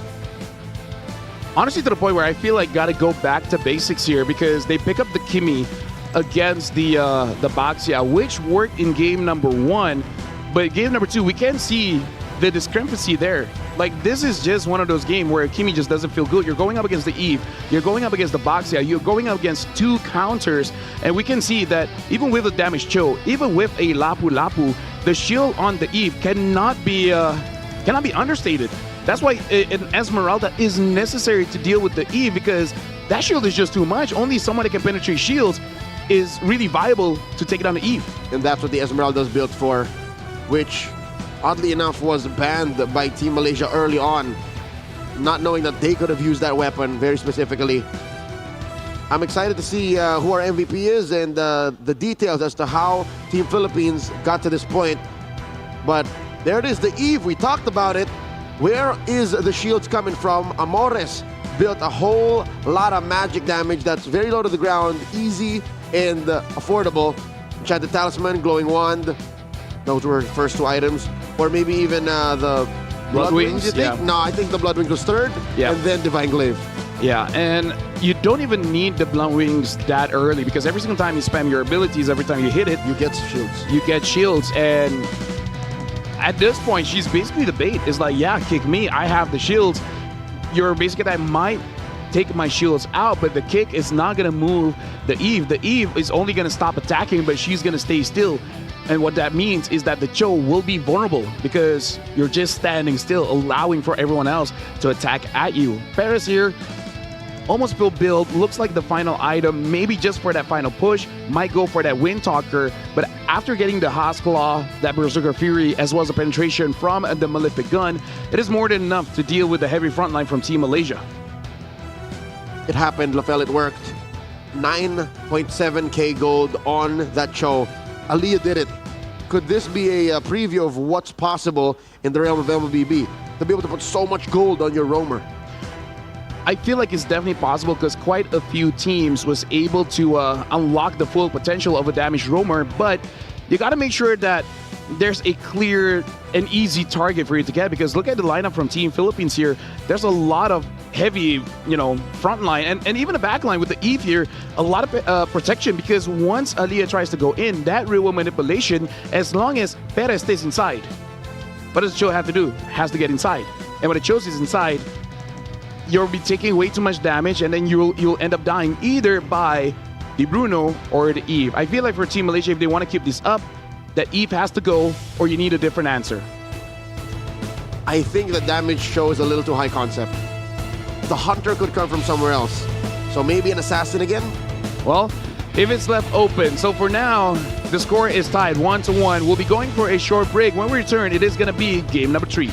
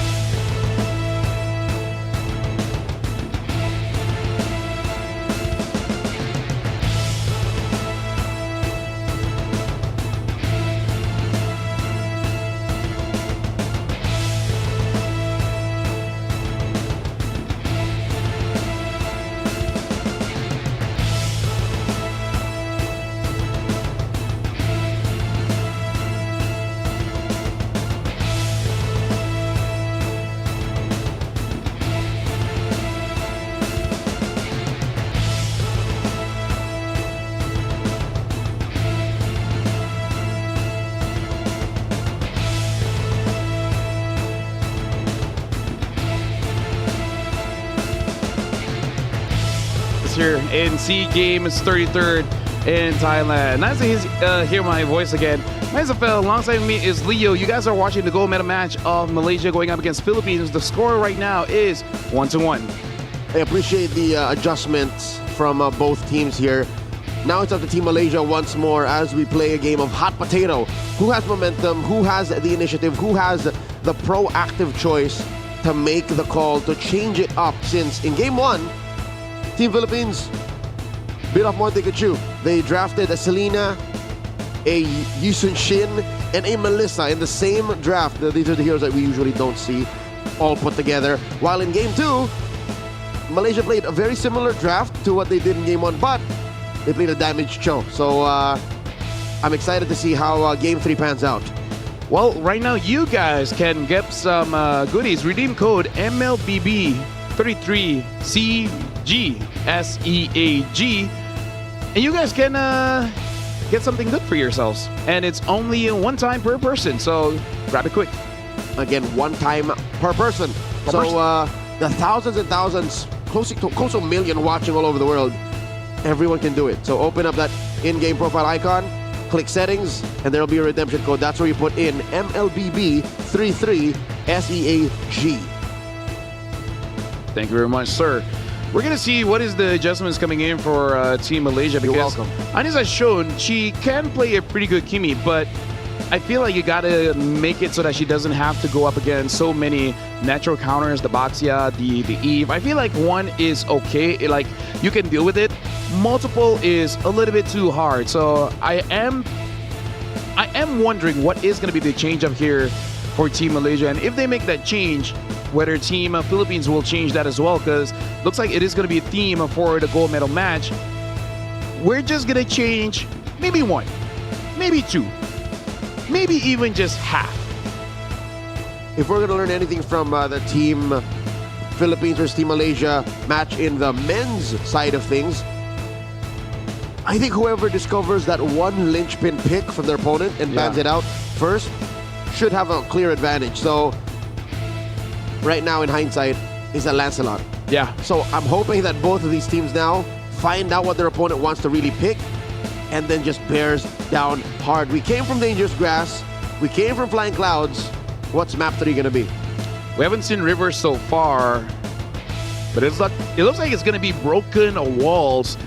Now, I don't think Afrina will ever get an assassin other than a Yisun Shin, because I feel like Team Philippines, they're very much comfortable of making sure that the Lancelot, the Haya, and the Joy never get through the drafts unless she has something else hidden in her pocket. So far, we've seen Nolan, Suyos, we even saw the Ling.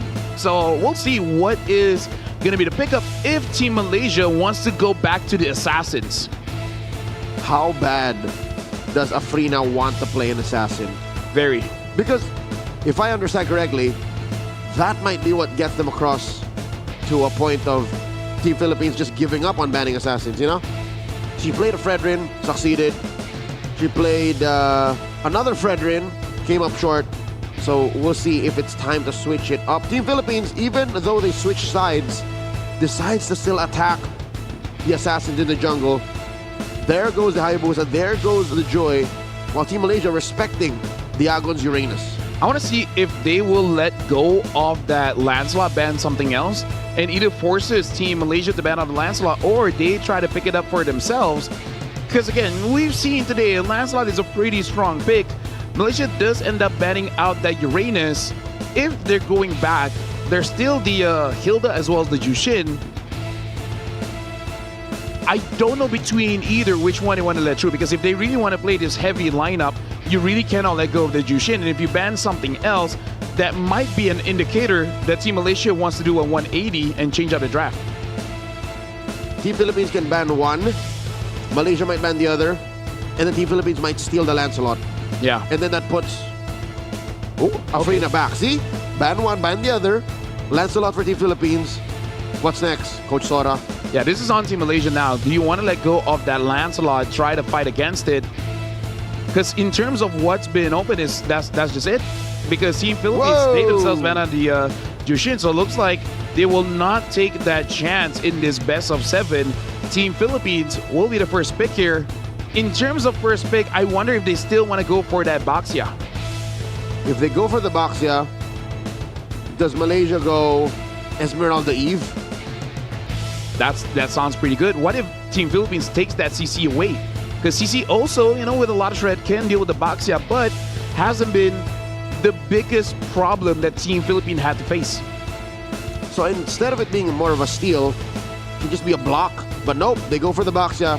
There's only 2 picks for Team Malaysia. I guess they'll end up with one or the other. Yep. Previously, they do go for the Gatot Kacha. Yep. They go to Fred and CC. Gatot Kimi. I feel like Gatot CC is still okay. I feel like if we go for the Kimi, Team Philippines will just pick up the Eve. So what if they go Eve? Honestly, Eve Gatot sounds pretty good. But Team Philippines will go Esmeralda. All right, fine. I go back. Gatot CC. You're right. CC was left around. Yep. Okay, Team Malaysia. Coach Sora taking his time with the ladies. There's the Gatot Kacha. And the Selena. Wow. Taking a page out of Team Philippines here. Okay. Very interesting choice here coming in from Team Malaysia. I'm sure Hanis plays the mean Selena too, though, but... She does. But like you said, a bit too high concept. There's too much room for things to not go well. Too much of a combo-wombo to begin with. Looks like this is going to be a trade. Kimi will be in the hands of Team Philippines. So now, instead of the Uranus, I wonder if they want to go for, they go for ACC. So looks like both teams are just trading at this point. Malaysia, what is going to be the final pick, considering that both the Kimi as well as the CC has been taken? Do they go for something like a Yuzong, a Lapu? Because I feel like even if you pick up the Fredrin, this is not a good draft for a Fredrin to fight against. CC, Baxia, Kimi. All 3 just eat him alive. All of them counter. This is not a good Fredrin game already. Team Malaysia has to come up with something else. Is it going to come to the point where Afrina has to play a Suyo? I would prefer that, honestly. Because she is more of an assassin player rather than a utility jungler. But instead, going for that Yi Sun Shin. So Team Malaysia might take things slow just a little bit and give the farm over to Afrina. Why is Team Malaysia's draft in Game 3 looking very similar to Team Philippines in Game 1? Very. What they need, though, is wave clear. Because things can go wrong. And if you're going up against Baxia and Kimi and you have no wave clear, that's going to be horrendous. Especially because you already have the Selena, right? What else is the wave clear here? It is just the Yi Sun Shin. And it's not even good on the Yi Sun Shin. Yeah. You literally have to punch every single minion the old-fashioned way. Team Philippines have to watch out for the Ruby. Yeah, so honestly, Team Malaysia, their draft is a bit volatile here. Quite a lot of holes that can be exploited by Team Philippines. Not exactly a bad one, just a one that requires high level of execution. And here in the gold medal match, a best of 7, you got to take care of your mental strength, your mental stamina. This is one of those drafts that uses quite a lot of, for lack of a better term, brain power. The Khalid gets picked up, gets taken out here by Team Malaysia. So they're attacking roamers. Team Philippines takes out the Lapu Lapu, which it's could be either. Could be a gold laner, could be an XP laner. They're just removing headaches for Amores and possibly Perez. Yeah, making sure that Freisha doesn't get her signatures here. So far, she's shown the Lapu as well as the Arlid, because even though she did lose with the Lapu, still got to consider the Lapu to be a very strong pick for, honestly, both teams, Philippines as well as Malaysia. So what other band here that Team Malaysia has to look out for? I wonder if they want to consider a Grok. But you also have to have this in the back of your head. There's always a chance that this Baxia is going to roam. Not saying there's a lot of good junglers here, but, there's always that possibility. Yep. Game 1, it was actually a roam Baxia in the hands of Vivero. So we see here, Team Malaysia takes out the Grok. I think they're strong-arming Team Philippines. Team Philippines bans out the Yu Zhong. So it's clear. It's a backline, a gold laner that are looking for to put on Perez. That's just her main strength. That's just who she is. The other diver I can think of right now is the Alice. other picks that is a front line, something like a Phobius and Arlet, they will take way too much damage from both the Baxia as well as the CC. So all I can think about right now is the Alice. I'm unsure if there's another pick that Felicia has in their pockets. So it looks like no, they are gonna go with the Arlet. Kind of a dive. Kind of a dive, but Not really. laning phase, if this CC goes on the EXP, Felicia will have a very difficult time, especially when Team Philippines does have this Baxia as well as the Kimi. I can only imagine that they will not allow Team Malaysia to rotate to help out Felicia in the EXP. Felicia had a MVP performance on this Arlet in Game 1. So Team Philippines, they have fresh scars to help them remember what they need to do. 2 picks to confirm where these heroes are going. And there you go. It is indeed a Rome Baxia, Gold Lane CC, XP Lane Esmeralda, and an oldie but a goodie, a favorite from a couple days back, Alpuerto's Nolan. And I think I understand what they're going for here, but looks like to close the draft, it is going to be the Lunox, a Gold Lane Lunox to deal with the Esmeralda. Very smart pickup, but going back, what Team Philippines wants to do is to steal away the farm from Team Malaysia, because whenever we see a Yisun Shin, it is kind of all in on that Yisun Shin, and the Nolan, very fast clearer, can try to go in the jungle and steal it away. They might even have a 2-prong attack where the Boxhead tries to steal one part of the map, the Nolan tries to steal one part of the map. And both of them can get away and get what they need to get done. One more look at the draft here, and it is indeed a Gold Lane Esmeralda and then an XP Lane CC. Either way, could have been shuffled up. Ladies and gentlemen, let's go into our game number 3. Who's gonna get back on track and find momentum mid-series? Right now, it looks like the goal for Team Philippines is try to take away as much farm from Team Malaysia as they can. And for Team Malaysia, honestly, it's just surviving, because eventually the Lunox as well as the Yisun Shin will be able to do a lot of damage on the front line as well as the back. So what Team Malaysia really has to do is just make sure it's fast. And looks like already seeing a little bit of reason why this Selena is picked up is to make sure this Yisun Shin actually farms out very fast. So maybe Team Malaysia, they will pick up a more defensive kind of rotation where the Selena stays close to the jungle, not to protect, but just to make sure the Yisun Shin gets everything very, very fast. So already we're seeing Team Malaysia change the way they play this compared to how Team Philippines did in game number 1. LaFell, I got a question since there's not much action breaking out yet. What's heavier on the Yisun Shin to share farm with? A Melissa or a Lunox? I would say a Melissa, because Lunox at level 4 might not have enough damage to kill, but at least is somewhat of a kill threat. So I believe between two, the Lunox is a little bit more forgiving. That's what happened in game number 1. The Melissa on Perez just kind of weighed down on Team Philippines. So let's see if it's true. If Queenie can actually even help Afrina get to a critical mass when it comes to her item build. So far, Afrina rotating down to the bottom lane, getting a EXP crab there. Top lane is where the action is kind of light. The Esmeralda versus Lunox, the dance. These teams are early to the turtle pit. 10 seconds, well, even before. Yep. Although I would say for Team Malaysia, it does make a little bit of sense. This Selena, I'm guessing in her emblem set, does have that Season Hunter, making it so that this Yisun Shin farms up very fast. Amores already hits level 4, but it's okay for Hannes. As a Selena, you don't really need all those levels. It helps, but it's not fully necessary. Looks like Amores already took quite a lot of damage on this. Hold on. Oh. Looking at Perez. Perez taking quite a lot. Afrina and Anis try to take down the Esmeralda. And they are going to, wow, get over and secure the turtle. Perez dancing around, forcing Aliyah to use that revitalize. Vivero very low. Flicker in by Farisha. She draws first blood. Nice. By Farisha. Sounds like something you would hear over at TikTok. Might be a thing. Sounds like a 10-year-old meme. Hey, it is pretty much a 10-year-old meme. But yeah, Team Malaysia gets on the board, getting the kill as well as the turtle. Fast rotations all around. Looks like Queenie was able to arrive to the scene as well. Able to get a... okay. Well, match will resume right now. No harm, no foul. We're okay. As we saw, Honey is there dealing damage to Perez. Should be fine. Yep, I mean, she got chunked down to about a third of her health, but looking at the player cam, she seems to be okay with it. Back to regular programming, as they say.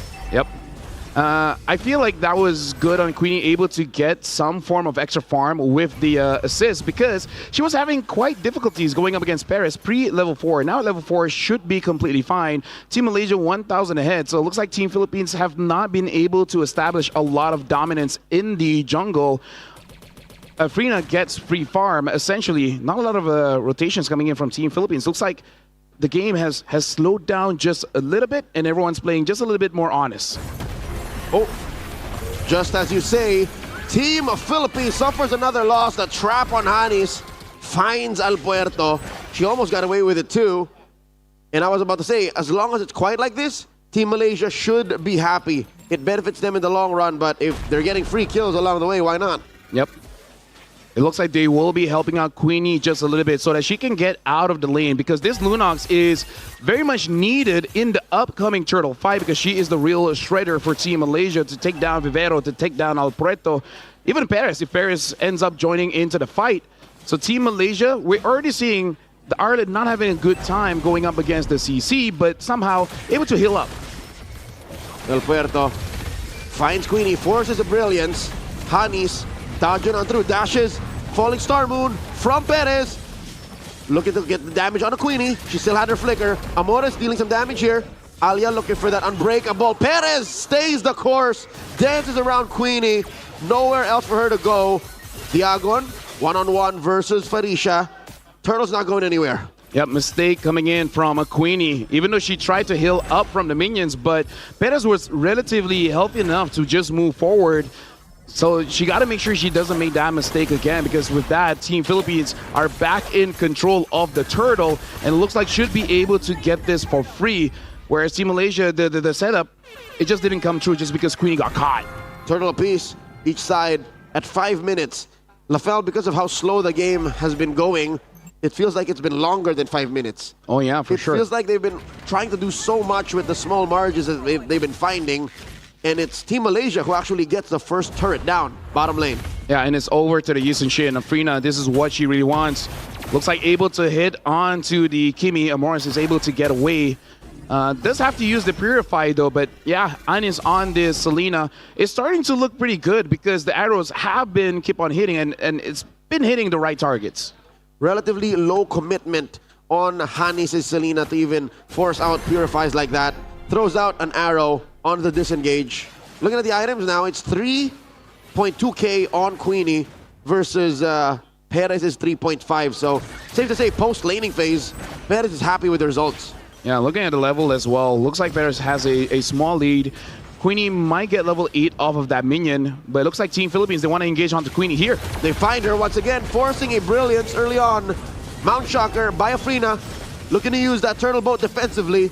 Team Philippines respect the clapback from Malaysia. And it's a good thing Malaysia don't try to fight back because you know you have that urge considering that a lot of burst is on your side, but not really yet. You need some items because I saw earlier Queenie only having that Genius 1 is okay at clearing the minions and good at, you know, securing kills.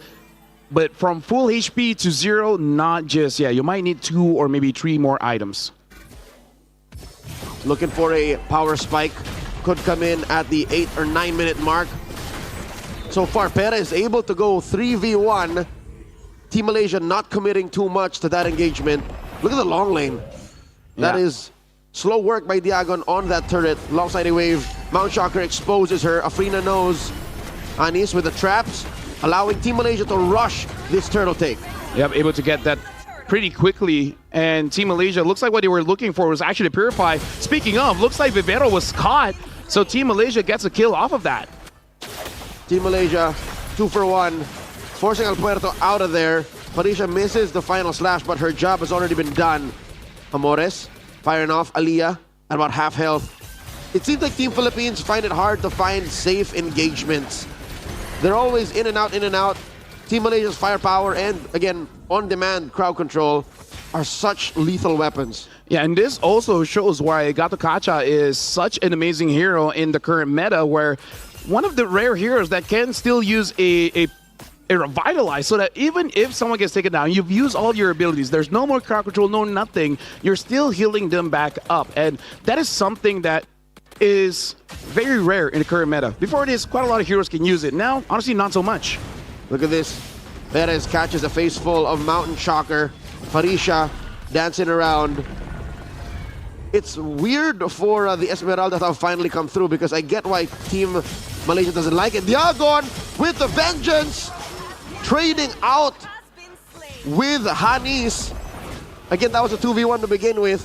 But Team Philippines, what was the plan with that engagement? Yeah, I think Hanis has gotten a bit under their skin with this Selena, so trying to force out that kill, but I feel like it is kind of not worth it because you gave one over to Queenie, and between Hanis and Queenie is the one that really needs the farm. Hanis just needs to be around. So that was a successful rage bait by Team Malaysia. There you go. Forcing Team Philippines to engage when there was very little payoff from finding payback. Bottom lane worked on by Afrina. Again, that's a slow push. Up top though, Perez and Vivero dancing around Farisha. The Puissance has already been used. Amores, will she provide cover fire? Not gonna be able to help. Alia dancing on through, forcing Vivero to use that Revitalize. AOG on out. Alberto unable to find target. Finds Queenie, forces her to use that Brilliance. Traded out for with Perez. All right, I think that is mission abort. Like, without Perez, it's not worth it. Yeah, I would say despite that, long battle, for both teams only really losing one, Perez as well as Anis, which I feel like for both teams, they're relatively okay with. For Team Philippines, the real target that you want is definitely Afrina. If you get Queenie, you're pretty happy as well. For Team Malaysia, you want to get Amores and El Puerto. So for both teams, they tried to get what they wanted, not really able to do so, but still, as long as you minimize the damage, they're relatively okay. But Team Philippines, they got to be careful of this one. This is one of the added advantage when you have a Lunas on your team, which is you can burst it down very, very fast. So Team Philippines, the moment they show someone in the side lanes, Team Malaysia might send either Alia or Farisha to zone someone away. Afrina and Queenie will just burst it right under your noses. Afrina taking care of her purple first, and then might fully engage on this Lord. The dance initiated by Team Malaysia. Diagon taking care of that Little Wanderer. Team Malaysia, I'll tell you now, looking at the spread of their heroes, has better control of this turtle pit, even on a macro level. Yep. Considering that Afrina is level 15, should have the advantage, but Afrina is taking way too much damage from the Lord. She has to be careful here. Maybe for Team Malaysia, they just got to wait for a good engage from Anis. If the Abyssal Arrow hits onto a key target, then maybe they can go for it now. Afrina sees all members of Team Philippines. It looks like for both teams, they're just waiting for someone to make a move. Alpuerto dashing in and out, unable to find an entry. Alia comes in, uses that Revitalize, gets popped by Amores. Farisha running away from 3. Might get taken down, double kill for Amores. And now it's 3v5. Team Philippines working their way towards an advantageous position. Alberto focusing on the Lord, gets the retribution. And now the All-Star continues. One more for Amores. Hanis down. Oh, Queenie jumps back in, but looks like Team Philippines will disengage. Team Malaysia, both Ali as well as Farisha, try to execute the combo of just getting endless vengeance. But looks like, again, Team Philippines, they have a lot of answers towards this Arlet. And now Team Malaysia, they are in a bit of trouble. 1,600 gold lead for Team Philippines. And again, the lineup for Malaysia, they don't have a lot of wave clear. So once Team Philippines has some form of advantage, they can honestly get quite a lot of turrets with this Lord. Lord in the bottom lane, Alpuerto up top. The rest of the ladies of Team Philippines rotating around. Pressure where it's most needed.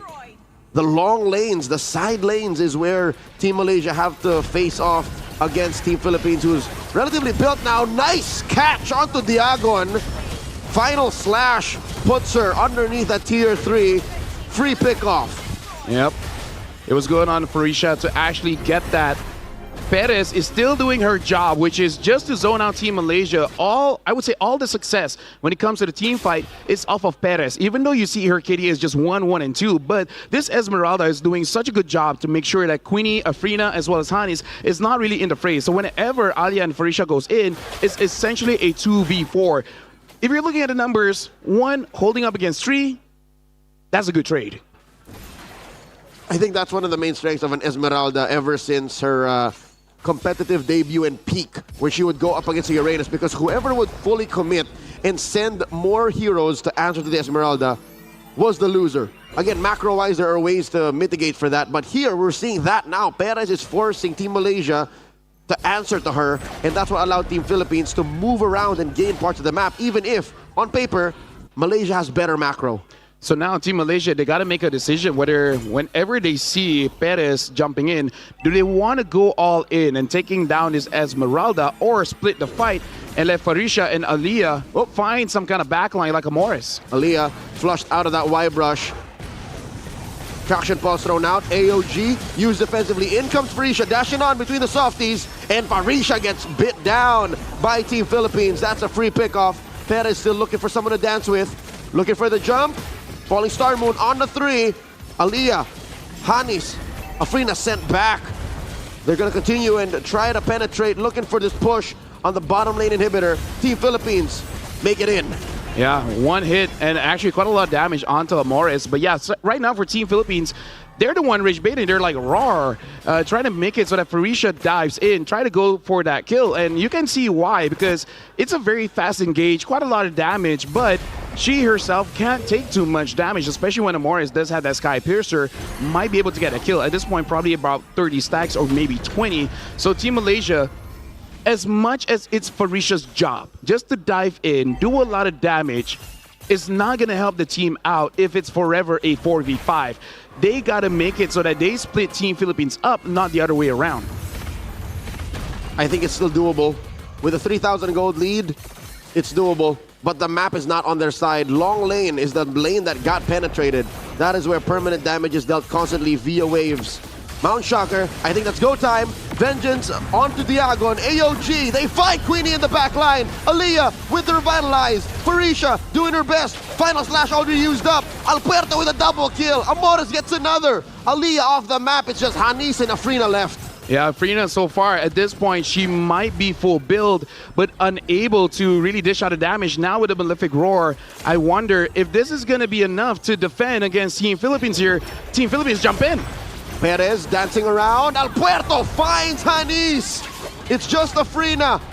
She had the farm. She had a great time spiking up to the late game, but not against 5 members of Team Philippines. Looking to crack another inhibitor. Up top, Immortality on. Vivero falls. Afrina traceless through. The base gonna be up next. They can't clear.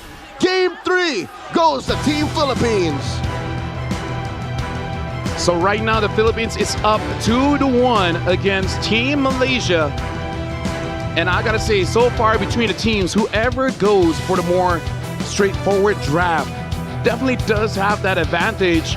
Team Malaysia tries to go for another high concept play with that Selena. And as strong as Ani Selena is, again, just too much has to go right with a draft like this. The Filipino contingency seems to have a dance party starting to celebrate the momentum swing for their squad, 2-1. Lafel, why do you think Team Malaysia went this way? What were they planning here? And again, it seems like it just fundamentally cannot work, the multi-core setup.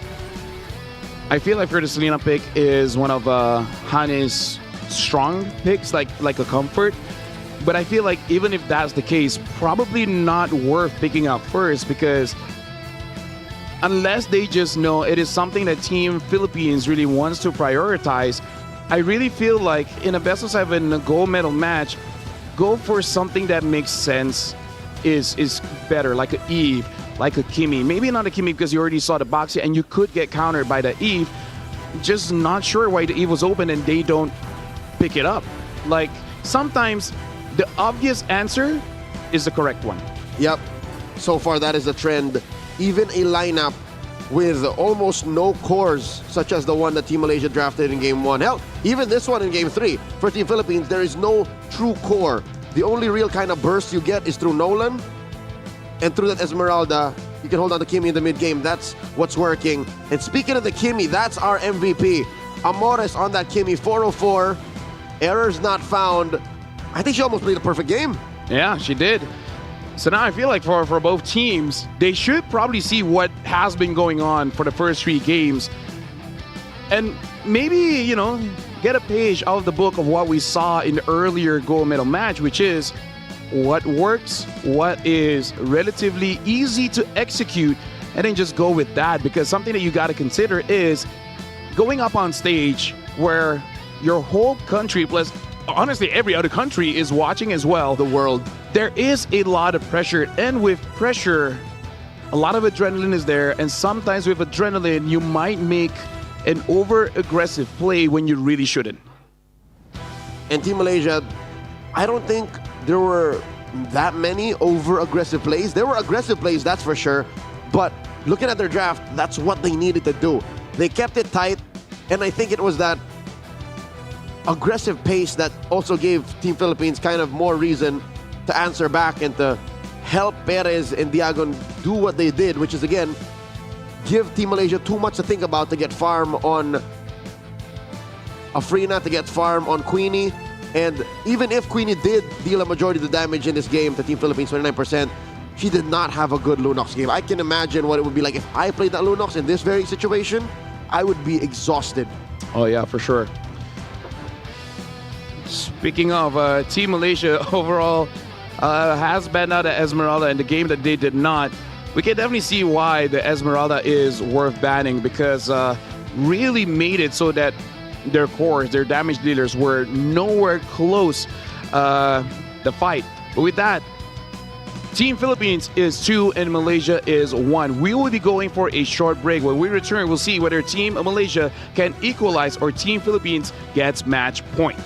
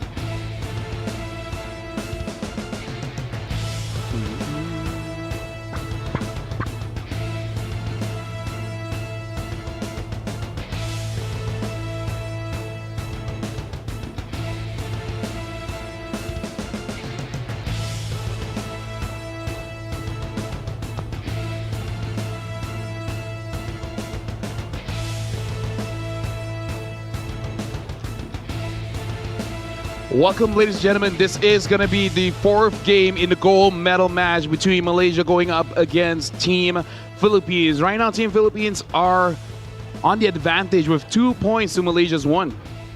And I hate to say it, but this late into the tournament, again, better late than never.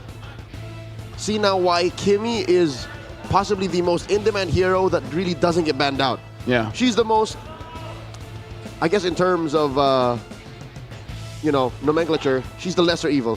She's the hero that people should ban, but just don't, because there are other heroes that need to be banned, and it's the one that just kind of slips under the cracks. You know what makes the Kimmy so good? She allows double fighter. Because before this, with the Yusin Shin, you're allowed double fighters, but now with the Kimmy, you can do that too, and doesn't matter what your jungler is, because what a double fighter needs is Correct. one consistent damage. Before this, it was the Yusin Shin, but now Kimmy, she can do that too. Correct. Even with the Lunox in mid, you can't do double fighter. Yeah. It's not a sound. You kind of still need an assassin, Lunox, and then you can go double fighter. Yep.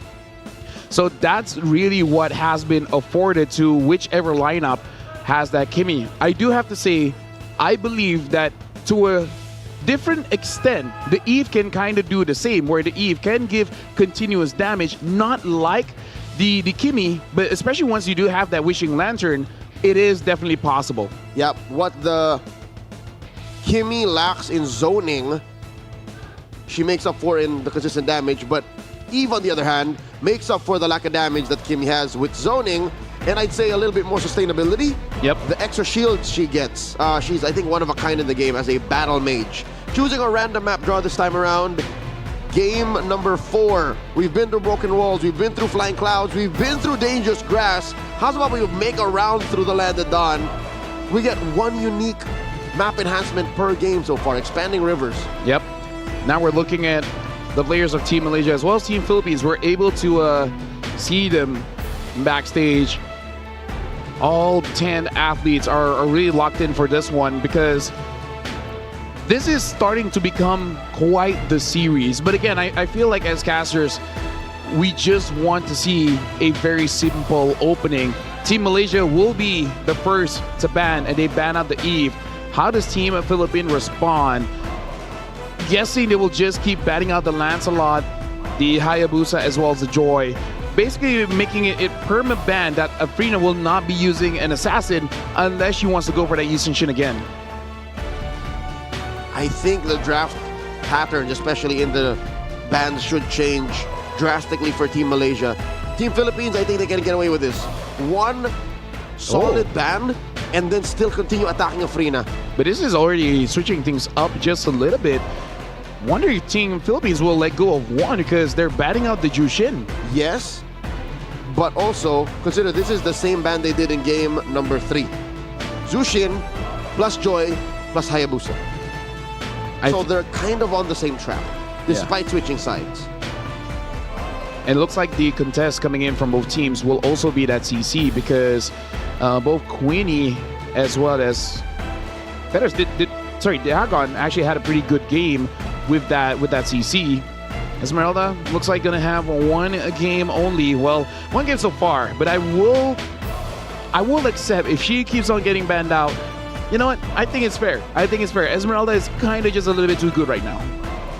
She's great in a meta game wherein not just fighters are big, but also the fact that heroes just really like fighting for a long time. Yeah. The sustainability on an Esmeralda and the amount of damage she throws back out at you is just too good to pass up on. Hilda is going to be the last ban for Team Malaysia. So this just, as per logic, has to either... Whoa, okay. Still a blonde jungler. It's Lancelot. So the Joy is open. I don't think you should first pick that. I feel like it's either the Kimmy or the CC. And between the two, I would actually take the Kimmy here, because again, it allows you to go double fighters if needed, because now the main predator, the Eve, is no longer there. It's just that you kind of have to accept that Team Philippines will always get that Baxia. So either or, CC or Kimmy, I feel like that's the optimum pick here. So they go for the CC. I wonder, with the Eve ban, will Team Philippines just take Baxia Kimmy? Oh, instead they go for Harith. Big swing for Team Philippines. Gatot Kacha and Harith. What a tempo breaker. Coach Maarambon making the call, allowing for Perez's hero after what? 3 games of saying, Perez, you wait. You are a last phase hero. She's just says, Coach, I had it. I want it now. I need it. She gets it alongside a solid support in the hands of Vivero. I wonder if they want to take the Joy here. Because if not, it will open up Team Philippines to ban out the Joy later. Kimi is a priority, but after seeing this Gatot and Harip, I wonder if they want to reconsider. Because if you do go for a Kimi Joy, I think you have to go for double fighters. Like, well, the Joy has been picked up, or the Grok. All right, the Grok gets picked up. That is safer instead of going for Kimi Joy. If you get Kimi here for Team Philippines, it'll be easier and simpler for Team Malaysia to itemize. That's way too much magic defense that you need to commit to, and it's easier to think that way. Instead, they're going to go for something that has more reliable crowd control, map control rather, via the Selena. But here's the thing, Selena hasn't won any game in this series. Yep, 0% win rate so far. We'll see whether this will change. But now it's interesting here. Does Team Philippines ban out the Kimi and say a Lapu? Because they got to consider both. Or if not the Lapu, maybe a Yuzong. Ban Kimi, Fovius. I think Fovius is sound. Kimi gets banned up here. You want to go ban out that Boxia, because the Boxia is potentially going to be a big problem for Team Malaysia. Yeah, I think you got to ban the Boxia for El Puerto. Because looking at the heroes, right? Looking at 1, 2, and 3 for Team Philippines, she's more likely a utility. And I wonder if you have to consider banning out the Suyo or the Nolan. I feel like with a lineup like this, a Suyo would be sound because a Suyo has that initial crowd control when he dashes in. You're very strong level 2. Yeah, makes it easier for the Gatot to follow up. Looks like Team Malaysia, they themselves want to ban out this Fovius. Very interesting. I mean, the Fovius hurts for them too. Yeah. But also, makes me consider they have the CC. The CC should be able to take out this Fovius. I wonder if they want to try the Arlet again. Exactly, that's what I was going to say. Arlet side lane, Arlet EXP lane, CC gold lane. That's why the Fovius was warranted. That gives Team Philippines a free ban. But the thing is, they do not have a lot of crowd control here. Like, they have to pair up something in mid that can set up for this Fovius. The Fovius is self-sufficient, but you definitely won't complain when you have extra help. What would be a good mid laner to pair against the Arlet if ever let true? Lunox does get banned here. I think for Team Malaysia, they got to consider that Uranus. Throw in the EXP. Yep. And then you still need a mid laner. Because now Farsa's still open. Yeah, now with the Lunox out, if the Uranus is there, you really just... Actually, no. Honestly, the Joy and the CC can tread, but based on Diago's performance, something to consider. They banned out the Arlet. So, are they going for something like a Alice here so that they can engage and give a lot of space and a lot of chaos for this Joy to jump around? I think that's a decision they'll make once we see what Team Philippines' red 4 pick is. It's the Lapu-Lapu, so they're not really saying anything just yet. They know that it's a Lapu-Lapu in the XP. I will go Yuzong. And we'll see if that is indeed, because you're convinced that the CC is gold.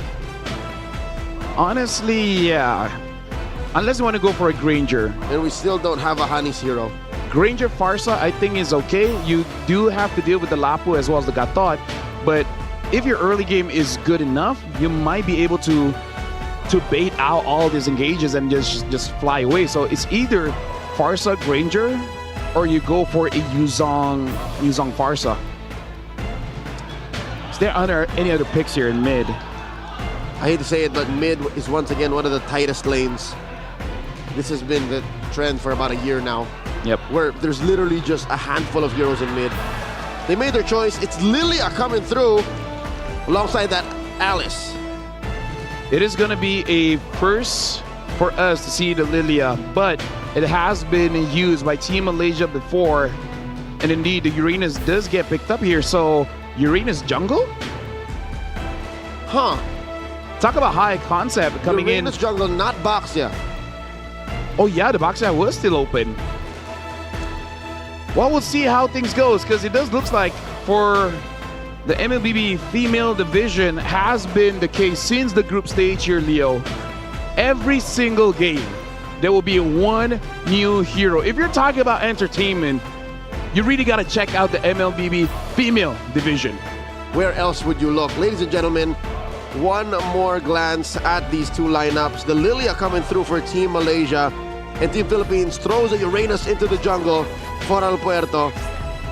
Game 4 coming up. LaFell, the trend seems to be, how low can you go? How little economy do you need? Hey, honestly, I like this because now this is a different kind of variety that MLBB is showing, where the men's division refused to change, and for the female division, refused to stay the same. That's right. I can't even tell you where this is rooted. I can't say where they got this from. That means they're creating the metagame as they go. There you go. There you go. The female division, they want to keep it fresh. And for the men's division, they want to keep it familiar. So already just in one day, we're doing two grand finals, and they definitely feel quite distinct here. But now back into the game, looks like Team Philippines will be able to get this little wanderer. Team Malaysia does still do quite a lot of damage with Anis on this Lilia, and I think it's fine because Lilia's biggest, I would say, predator is Farsa and Eve, long range. So as long as the range advantage is really not 100% for Team Philippines in the early game, she's okay. Later on, we'll see. Mid lane, holding it down. Vivero not pressing that revitalize just yet. Farisha forced out of the lane by Amores and Diagon. So a slight win for Team Philippines up in the EXP lane. How about the gold lane? We haven't really seen a Harriet versus CC in quite a while. Harriet keeps getting banned out. Oh yeah, for sure. But it does seem like Queenie does have some forward momentum dealing with Perez, and the Harriet really needs level 4 to duel against anyone. At level 1 and 2, quite good folks, but never really something that you can all in on. So once you get that level 4, and then it becomes more of a, can you dodge out the Harriet Zaman Force? And if not, he might kill you. It's all about timing out that huge sword on the floor. Team Malaysia and Team Philippines both posting up for this turtle take, spawning in the upper quarter. First of the scene is Team Philippines, pulling it out slightly to their advantage, to their side. Vivero. I like how these huge chunky heroes for Team Philippines kind of make the engagement so simple. Again, it really is just feed all of the EXP and the gold to Perez. Yep. Farisha now level 4. Team Malaysia, they want to jump in. Afrina tries to get the turtle. Farisha gets the first kill, gets first blood. Afrina secures the turtle, and now the damage coming in from Team Malaysia is quite high. Able to clean up three members of Team Philippines have been taken down, and now Morris has to get away. Good engage coming in from Farisha and follow up from Afrina. I don't even blame Team Philippines. This is the equivalent of you play with fire, you get burned. You play heroes that have very little or well-telegraphed movement. You almost make it impossible to dodge a Throne of Ruin. And here's the thing, Farisha didn't even flicker to do that. She literally just gleamed in, and that allowed her Throne of Ruin to hit all of Team Philippines and say, yes, they are chunky, but they're relatively immobile when it comes down to it. Yeah, also quite a lot of AoE coming in from Team Malaysia, even from the roamer, able to do a lot.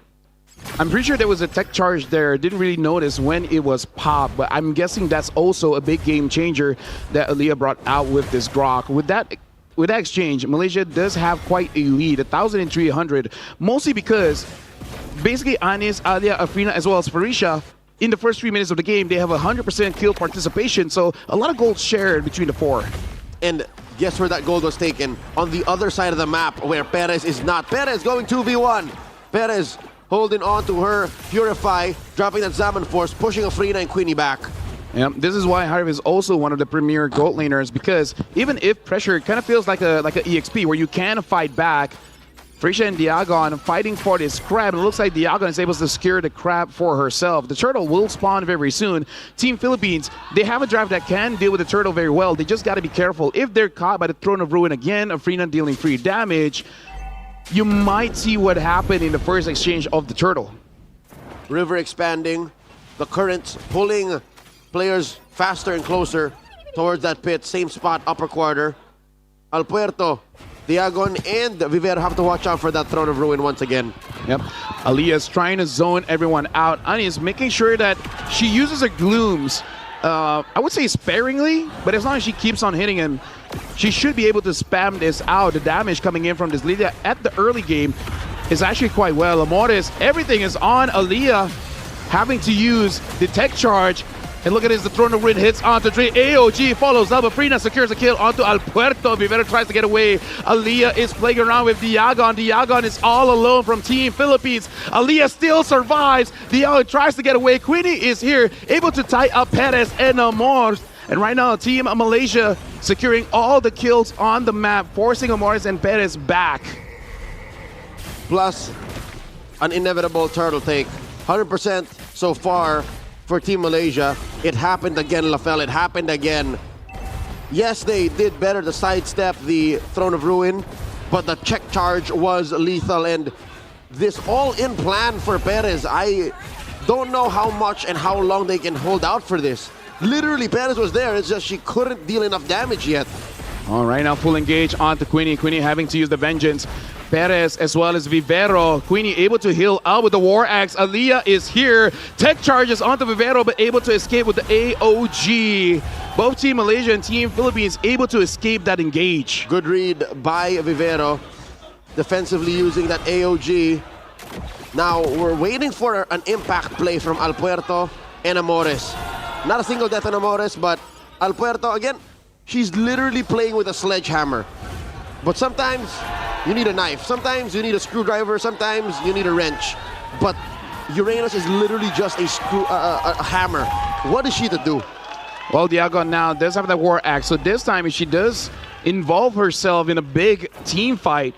Once she gets onto multiple targets, which is quite easy considering that Malaysia is basically all melee, even the Lilia is a mid-range mage, should have a lot of value here. Looking at the items, we got to look at Perez. Perez is going for the Feather of Heaven next, but does need that Holy Crystal to truly become online. Amores, look at the first item is going to be that Glowing Wand. Without a Challenge Talisman, not a lot of spams when it comes to the traps as well as the arrows coming out from the Selena. The map is shrinking. Final turtle spawning in the lower quarter. Team Malaysia up by a gargantuan 4,500 gold. I can imagine where a good chunk of it is. It's on Afrina, and I'm pretty sure a respectable amount on Farisha. So that means magic defense is the name of the game for Team Philippines. And all the while, I don't want to hold out hope for Perez just yet. I'm thinking, what, 12 minutes minimum for her to be something that Team Malaysia needs to respect. Well, Turtle is started up here. Aaliyah as well as Farisha trying to zone everyone away. Vivero is there on the side. Same as Al Puerto. Aaliyah making sure that neither of them gets close enough. It looks like they want to go all in onto Al Puerto, taking quite a lot of damage. Tries to get away, but Queenie secures the kill. Good current call by Queenie, stopping Vivero as well as Al Puerto, and then eventually getting that kill. Right now, Al Puerto 0-3-0 with this Uranus jungle. A little too much to expect that this Uranus could do anything other than just distracting a back line. But even getting to the back line seems to be a challenge for Al Puerto right now. And it begs to be questioned again. About 10 minutes earlier, I said, why not the Baxia? What do they get in the Uranus that the Baxia doesn't give? Zaman Force coming through. Perez looking to help him. Farisha with that Throne of Ruin, undoing the zoning. Alia very low, but Team Philippines can't get the damage in. Afrina finds Vivero, another free kill. Yeah, it was impressive. 5-man Throne of Ruin from Farisha. Even though there was no real follow-up there, Team Malaysia, they're moving forward. They want to be able to get this turret, and Team Philippines fighting back. Zaman Force there. Hanis is able to get the turret. Team Philippines unable to get anything on the map so far. Lafel, I found the answer. Go ahead. The one thing that the Uranus does better than the Baxia is die slower. Sometimes it's what you need. Is it though? I mean, what do you get by not dying as fast compared to the Baxia that can also hold a line, also find a quick stun, and slow down your opponent's healing? Okay. Objectively, I think it's the better hero. I could be wrong. I mean, you know, maybe, considering that the Baxia is more jungleable than the Uranus. Both kind of feeling like a one-trick pony, but with that passive from the Baxia, that Pony has just one or two more extra tricks. Honestly, the passive making it so that these attack speed heroes doesn't hurt him that much. Okay, multiple different layers that the Baxia is pretty good at. You want to question the Uranus? If Team Philippines loses again, I'm gonna have questions for this Alina. Take that up to the manager. That's how this establishment works. Lord started up by Team Malaysia. Lord taking a few chunks of health. Perez drops that Zaman Force. They're trying to take down Aliyah, but she answers back with a massive tech charge. Diagon goes down. Afrina looking to close up and take down any stragglers. Down goes Perez. Down goes Amores. These ladies, they really love MLBB. Hey, let me just say, Alia so far is the only one from Team Malaysia that's been taken down. It's a good thing that she's a roamer, so she can justify it. But Farisha on this Alice, a lot of good Throne of Ruins really setting up for Team Malaysia, especially Anis as well as Afrina, just to deal that damage. Even though Anis does not secure the kill, I'm pretty sure she still did quite a lot of damage. It's really just on Queenie, Farisha and Afrina just to get those kills. Team Malaysia, they're up by about almost 9,000 gold and grabbing all the turrets. Now only the inhibitor stand. Approaching 10.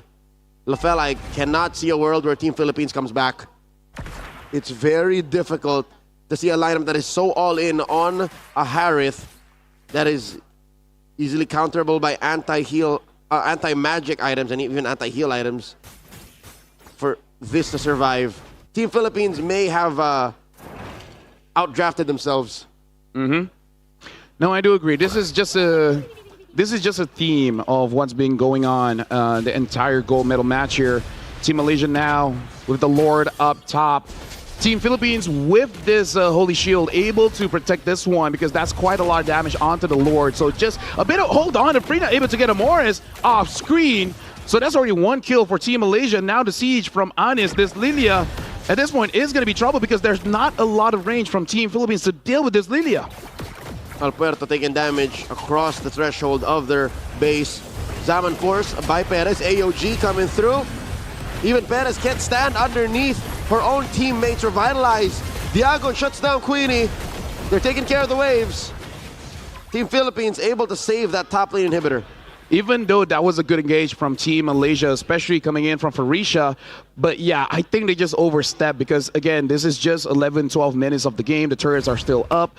And Team Philippines, if you're allowed to give them more time, they're going to build up more damage. So Team Malaysia cannot afford to make those kind of mistakes anymore. Look at this. Vivero jumps in with the Unbreakable, tries to find someone from Team Malaysia. But they really got to be careful if they want to go for an engage because one of the persons that they really have to look out for is this Afrina because the damage coming in from the Joy, now having that Holy Crystal and the Divine Glaive, it really doesn't matter who the Joy finds, probably going to get taken down. Looking at the lineup of Team Philippines, I think Alpuerto is the only one who can realistically tank a barrage from Afrina. Everyone else, even Diagon, I'm telling you now, even Diagon folds within seconds. She has to get the spell vamp of a lifetime to be able to survive that.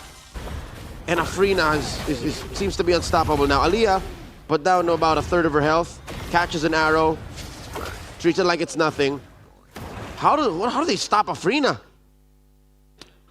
There's no one who can hold her down. It's only Vivero. Vivero has to time that, but make sure that doesn't use it during the time when the Joy is CC immune during the electrifying beat. So if Perez has that Holy Crystal and you're able to hold down the Joy, just maybe 1.5 seconds. That should be enough time for Perez to deal damage to Afrina. But then becomes the problem if the damage is shared. If the basic attack goes onto Queenie, and then Farisha, and then Aliyah, Afrina will have more than enough time to get out of the way. Lord started up by Afrina. Aliyah going hunting. Alpuerto looking to get stacks. A mobile and tanky ward is what Alpuerto is currently. Diagon might be a little too deep. Bravest fighter on throughout these members. Tail end used the stun. I think Diagon accepted the fact that she might need to be a patsy.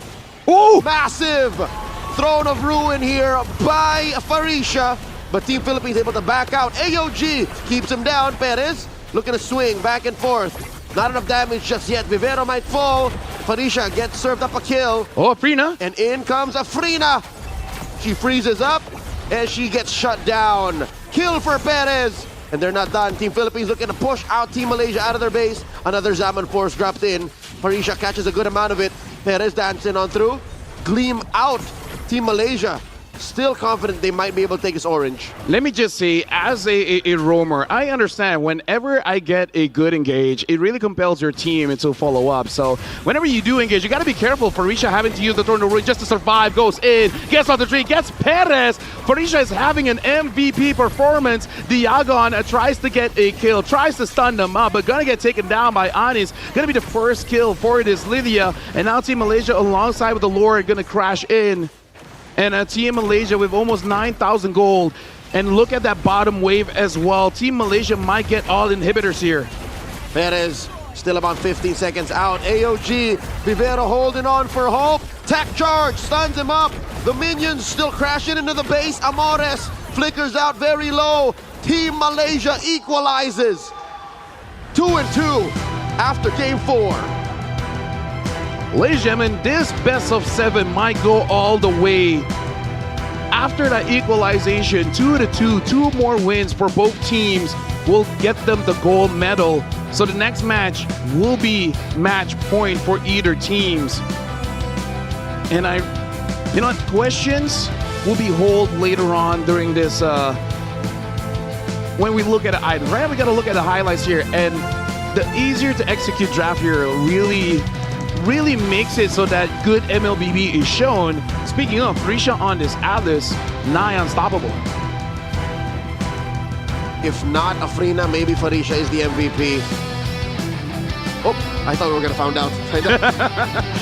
Well, you were asking a question and they were very keen to answer. Yeah, Afrina having a good game, but at this point, I feel like Team Philippines might go back to square one and just ban out that Joy. Because maybe they're thinking, okay, high-end lens are dangerous, but the Joy can't be that bad. All right, looks like it is that bad. So something that they have to address. Maybe instead of banning out the Jushin, ban out the Joy again. Might open up a bit for Team Malaysia, but looking at how Afrina plays with an assassin, this makes all the more sense. Why Team Philippines keeps banning the Joy? Exactly. So for Team Malaysia, keeping it simple does look pretty good. CC seems to be winning all the bouts so far here in the gold medal match, and Selena keeps losing. Well, you know, someone has to, and it's just funny that no matter which team that Selena has, this get that loss. I gotta say, not looking good for Selena players. But if you watch the game, you'll understand why the Selena was losing. It's not her fault. It's the lineup built around it, and this throws back to maybe a couple days ago, unless that was just yesterday, where Team Philippines actually drafted the lineup that had a Uranus, a Farsa, a CC, a Khalid, and a Hanzo. Yeah. I remember that game. So I remember, I think someone, I got the lowdown, it might have worked in scrims. So maybe this whole Uranus jungle funnel all into the Harith might be a scrim thing, but obviously it's just too fragile of a lineup. I'm glad that no matter where you are in the world, that's something that you can always expect to hear. In scrims it does well, so we're gonna bring it. Which again, it makes sense because what other data do you really have? But here it is, the MVP. It is gonna be Farisha, 6-0-10, 94% kill participation, and again, nigh unkillable. And like what, 2, 3, maybe even 4, 5 women Throne of Ruins. Oh yeah, she's so good at placing that. The first couple ones didn't even need a flicker. But again, that's what you expect when you're playing with a lineup that has almost zero range. Who want to fight in the paint. Ladies and gentlemen, quick look at the stats. 15 minutes is all it took for Team Malaysia to take this win. What is the plan for Perez? Again, it's just the usual Harith build. At some point, it felt like it was going to work, but it's just too much to expect, an all-in plan for a single hero. After seeing how this gold medal match has been moving through, it makes all the more sense where certain things might just have to stick to its place, all right? After this, we will be going for a break, giving time for both Team Malaysia as well as Team Philippines to re-strategize and see what do they really want to do moving forward in this best of 7, because the next one is going to be match point. And whoever is fighting against a team that has match point, it is going to be quite a lot of pressure. For Team Philippines, I feel like one of the answers is pretty simple. It is just to bat out a Joy, let do not let Lance Haya Joy through, because if you do, there's always a chance Afrina can pop off. And for both teams, maybe the other win condition is don't pick Selena. I mean, again, I'm sure there is a draft for it, but do you want to risk it? Do you really want to risk it at this point? Just to add layers, I think it's more don't pick Selena. It's don't rely on the Selena to make up for what else is lacking in your draft. Don't think she's an all-in-one Band-Aid solution. I just feel like she's just way too difficult. Something like an Eve always makes sense. But now we are going for a break to give time for the players to readjust. But when we return, it is going to be the match that will decide who gets match point.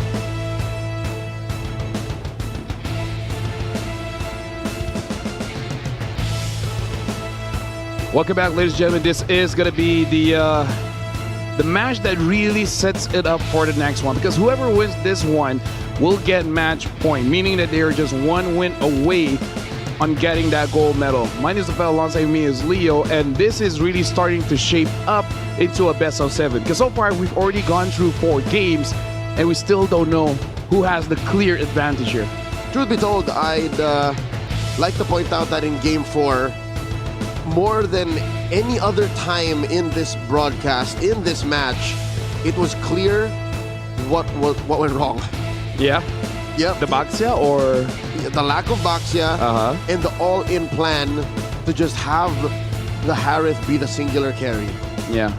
Other times it happened in the draft, in the game, the draft seemed like it was that way, but in practice it wasn't. Remember? Baxia, Kimi, CC, Esmeralda, Nolan. There were multiple carries. For Team Malaysia in game number 1, CC, Frederick, Gatot Kacha, Kimi, Arlot. There were multiple carries. But for game number 4, it was so clear that I think Team Philippines was lacking reliable damage sources. It was all in on the Harith with no other backup plan hero to catch the load. Yeah, no backup plan. So maybe if there were, again, I think the box alone would have made a difference, a huge difference. So Team Malaysia, they could take that as a sign and say, Team Philippines, if they don't catch that sign, if they don't know that that's what might have been missing, then they could go to match point. I do have to say, so far, I think in the 6 days that we're here, at least 6 days casting, we've not seen a Uranus jungle win. If we did, I don't like it so much I blocked it from my memory. So it's either or. It's not even my preference. Yeah, I'm pretty sure Uranus jungle has not won so far. I think 1 or 2 games you can cheese it out, but definitely not all. And now Team Philippines will be on the first pick here, Team Malaysia on the second, and looks like Team Philippines will go back to what works, Banadahaya as well as the Joy. I guess since they are first pick, they can ban out the Jushin. But look at his Team Malaysia banning out the CC and the Baxia. So already making quite a big change here for game number 5. Is this third ban a Eve? Oh, no, it's a Lancelot. Okay, so Eve is left out on the open. So is Esmeralda. There you go. If it's kind of like asking a Team of Philippines, will you pick that up? Like if they pick up Eve, Esmeralda will come true. If they pick up Esmeralda, they pick up the Kimi. So if I was Malaysia, I would say Eve Esmeralda. Already looking pretty good. Immediately. Instead they go Grok. That was a good performance by Alia on the Grok in game 4. Here they're committing Grok Eve. What other thing is open? Because they can pick up the Eve third. Is there a specific jungler here, like a Fred or something? Because for Team Philippines, I feel like they're gonna get Gato Kacha. That, and they could go for this major change. It's Cordova stepping in now. Oh yeah. Perez returns to the bench. So now the Laput does get picked up. If I was Team Philippines, I would pick up a Gatot and Yuzong here, and already having a pretty good start. And Team Malaysia will pick up the Eve, and then ban out the Esmeralda if feels necessary. We forgot about the Hilda. The Hilda has been banned the entire series. They draft the sisters. So now the Hilda and the Esmeralda gets picked up from the House of Da. I get it. I think Hill is more. Took me a minute. Hill is elder. Is the elder sister. Hill you know how old Esmeralda is in lore? 800 years old. 21. Okay, I was off by a few years. Pretty close. Yeah. Team Malaysia, what is going to be the final pick here? Because seeing the Hilda, maybe not go for anything solid like a Yisun Shin here. I wonder if they want to go back to the Fredrin, and they do. So the Fredrin does get picked up. Solid front line for Team Malaysia. A lot of them, though, have this weird relationship with the Kimi. They don't like the Kimi unless they're going to dive the Kimi. Team Philippines, they need to ban out something like a Farsa because, like the Lilia, Kimi doesn't like to fight with someone that has a lot of range. So basically, like, the best experience of a tank jungler is you have a mid laner that kills their mid laners first. Not saying Selena, but you know, something with like a Farsa, like a Eve that can deal with this Kimi. Even though the Esmeralda is there, might be a good option. Team Malaysia betting out the Hanzo here, which, like you said, has been used on broadcast before. Did not win, but was used. Deep cut by Team Malaysia. Coach Sora knows what's up. Has took a peek at Coach Makarambon's playbook. One more ban for Team Malaysia. Could this be another jungler? Could they take away Alpuerto's Nolan? Oh yeah, I think Nolan is worth banning. Although we do have to say that their lineup so far, at least so far, is quite tanky. And now with the Lunox is out as well, I wonder what Queenie will be using, because so far in this best of 7, she used the CC and the Lunox. Haven't used anything else so far. The Granger is open. I wonder if that's what Team Malaysia is hoping for. Good ban on the Yuzong, making sure that at least the threat against the Lapu will not be there. Team Philippines, they're looking at this Lunox and seeing it as both a gold laner and a mid laner. I think Team Philippines wants the Harith for Team Malaysia. They kind of want to corner Queenie and say, pick the Harith. So there should be a Granger ban. Yep. If not the Granger, what is another good mid here? Do they want to respect the Eve? No, they respect the Lilia. Making sure that the Lilia gets taken out. Now for Team Malaysia, I think a Granger would be quite a solid pick here. The Hilda can disrupt the Granger. Or the Farsa. It's there anyways. I think it's safe to pick up Granger now, because if you do pick up the Farsa, there is a chance that Team Philippines can take it away, plus a tanky jungler like, say, an Akai. Yeah, actually, there is room for a Yu Zhong, so yeah, the Farsa shouldn't show up yet. Yeah, because the Kimi Granger is just a little bit too strong, in my opinion. So Granger first, steal it away. Yeah, unless they have, like, again, like a full fighter setup here, like pick up an Arlet, so that you have Lapu, Arlet, Fredrin, Grog. It's just a lot of front line. But no, instead they go for the Claude.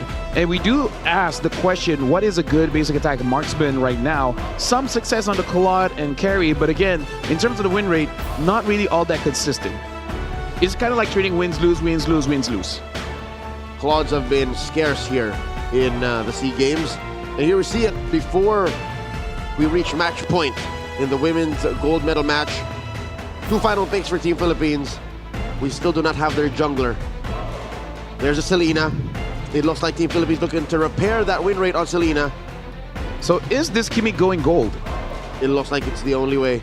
That's the only explanation. Unless it's a roam Selena on hyper-aggressive lineup. Alpuerto picks up her Nolan. So this is going to be quite dangerous for Team Malaysia.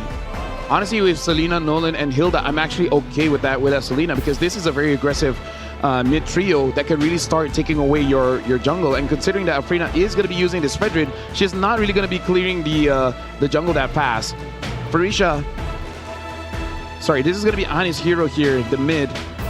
The far side is still up, but I wonder if they really want to go for that. There is a lot of ways for Team Philippines. The Nolan, the Selena. Honestly, everyone from Team Philippines kind of counters the Farsa. Yep. Even with a flicker, you'd still be in trouble. Even not thinking of catching an arrow, you could just get bursted down clean. So maybe not the Farsa. Time is up. They get something from way deep in the dregs of ranked games. And Odette this is not a drill. Odette is picked up game 5. Considering this is Malaysia, I'm not too surprised, because this is a pick that CG Chiku has been using quite a while to incredible success. I believe in his entire run only having 1 loss. And he does pick it up against lineups like this, where there's a lot of front heavy heroes. And in terms of canceling out the Odette, it's only the Hilda. Unless you time the traction pulse can also clean up the Swan Song. But other than that, not a lot of ways for Team Philippines to stop this, especially if the Winter Crown comes out early. That should be a priority for Hanis out of Malaysia. seemingly coming in from another team out of Malaysia's Stratbok. Let's see how this play will pay off. Ladies and gentlemen, welcome to game number 5. Either Team Malaysia will use this cheese pick to make it to match point, or Team Philippines will redeem Selena's win rate. Well, if any draft can do it, this is definitely the one. We got to look at Cordova on this Kimi as well. Kimi is quite lane dominant, but against a Claude, I kind of feel like Claude is one of those heroes that can kind of stabilize any lane, doesn't matter who he really goes up against. And now look at this, Team Philippines. 2 members are taking the jungle away. Alberto is able to get one. It looks like an engage here onto Aaliyah. Aaliyah taking a bit of damage. But it looks like Team Malaysia is able to secure that little Wanderer. And Vivero is not... Oh, hold on. Aaliyah. Aaliyah has to flick forward. First blood steal for Amoris. The trap was enough. The pressure from Team Philippines builds up to quite an early lead. 500 gold, LaFell, just off of a single first blood. And they're not done. Queenie gets popped. Selena didn't even use the flicker. Amores is on a blood rage.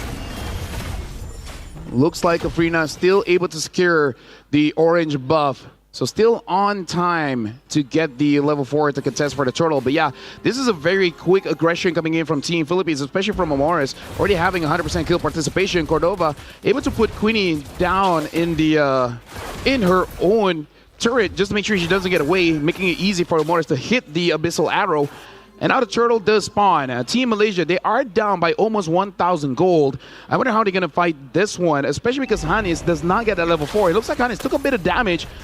Hanis might have to go back to base after this wave. Hanis is struggling, and I think that's an understatement. Cordova picks up the Sky Piercer early on. Afrina, compromise here. Diagon and Vivero able to put enough damage on her to deny even thinking of contesting. Early turtle take here for Team Philippines. The retribution by Alberto secures. This is a big advantage for Team Philippines, but this is according to their lineup, because even the Kimi in the gold lane, everyone is a lane dominant hero. Later on, Diagon can 1v3 against Team Malaysia. Maybe Queenie might get out of that because, again, with the BMI, she's able to go straight to the back line. Vivero, in the early game, she's the one slowing down Team Malaysia. All the while, Hilda has been banned. And now Vivero is showing why this should be banned, because I think this was the pick against Team Indonesia, where Team Indonesia could not figure out. Team Philippines approaching the 2,000 gold lead, forcing that swan song out of Hanis. Vivero flickers out of it. No dice for Team Malaysia so far. LaFell, you know how bad this is for Team Malaysia? Ooh. Look at that bot. Look at that bot, because looks like Claude is 1v3. Queenie has to get away. Now Aaliyah is back. Please continue, Leo. It's so bad that a threat out of the golden could happen like that. All this while, the Fredrin, mind you, the Fredrin, I did not stutter. The Fredrin is afraid of the Hilda. I'm waiting for the items. I think the Fredrin will have to rush a physical defense item, despite the threats being magical coming in from Amores and from Cordova. Vivero almost gets taken out. Diagon dancing on around them, and down goes Afrina. Well, you were saying Afrina is going to have a pretty bad game here, and again, going up against Kimi is not going to be easy. Hanis forces out Diagon to go away with that swan song, so we're already seeing quite a lot of damage coming in from this Odette. Just gotta be able to get to a point where you can survive. So this is why Team Philippines, they really want to rush this advantage, because going up against the Claude as well as the Odette, both kind of scaling heroes, and if they get to scale, it would be kind of scary. Queenie taking some damage from the trap, but again, so far, relatively okay. The one suffering is really just Afrina and Alia. Afrina and Alia, two chunky heroes that Team Malaysia rely upon to hold the fort as Hanis sings her song to make this Odette work. Massive rampart, delaying the turtle, fully resetting it, forcing Team Philippines to look for payoff elsewhere. This is kind of what Alia has to do. Frisha flickers forward, unable to get Cordova. Cordova as well uses the flicker to get away, so equal trade at that point. Frisha now with the War Axe. It does look like Team Malaysia might want to contest this, but Frisha just used the Bravest Fighter. I think it's better off trying to get farm somewhere else. Look at up top. Queenie is trying to get some farm, but behind her is Alpuerto. Can she get away? There's the Blazing Duet, the answer. Alpuerto dashing on out of there, forcing the response. Mind you, that was after El Puerto went for some drive-through. She stole the orange buff. At least as a Fredrin, you don't feel the pain too much. You're only in pain in terms of your levels being quite down. Able to get Vivero. Hanis gets the kill. Afrina still survives, even though gets hit by the trap.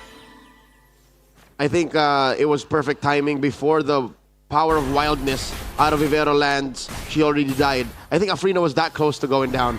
Yep, for sure. Now Team Philippines, they will try to extend their lead by grabbing this turtle for themselves, because there's no way that Team Malaysia reliably can try to contest for this one. El Puerto secures it. Aaliyah has to find a way to get away. Traction Pulse used. Aaliyah still tanky here in the early game. Diagon jumps in. Aaliyah flickers out. Cannot get away. Diagon secures the kill. Cordova making this gold lane Kimmy work. The only way I think it's working is because she bullied that Claude out of range. And because of the aggressive rotations by Team Philippines, they're approaching a 3,000 gold lead now. Diagon! Didn't even see that coming. What an engage. She didn't have to flicker there. She just straight up compromised Farisha. Finally, Cordova gets that push.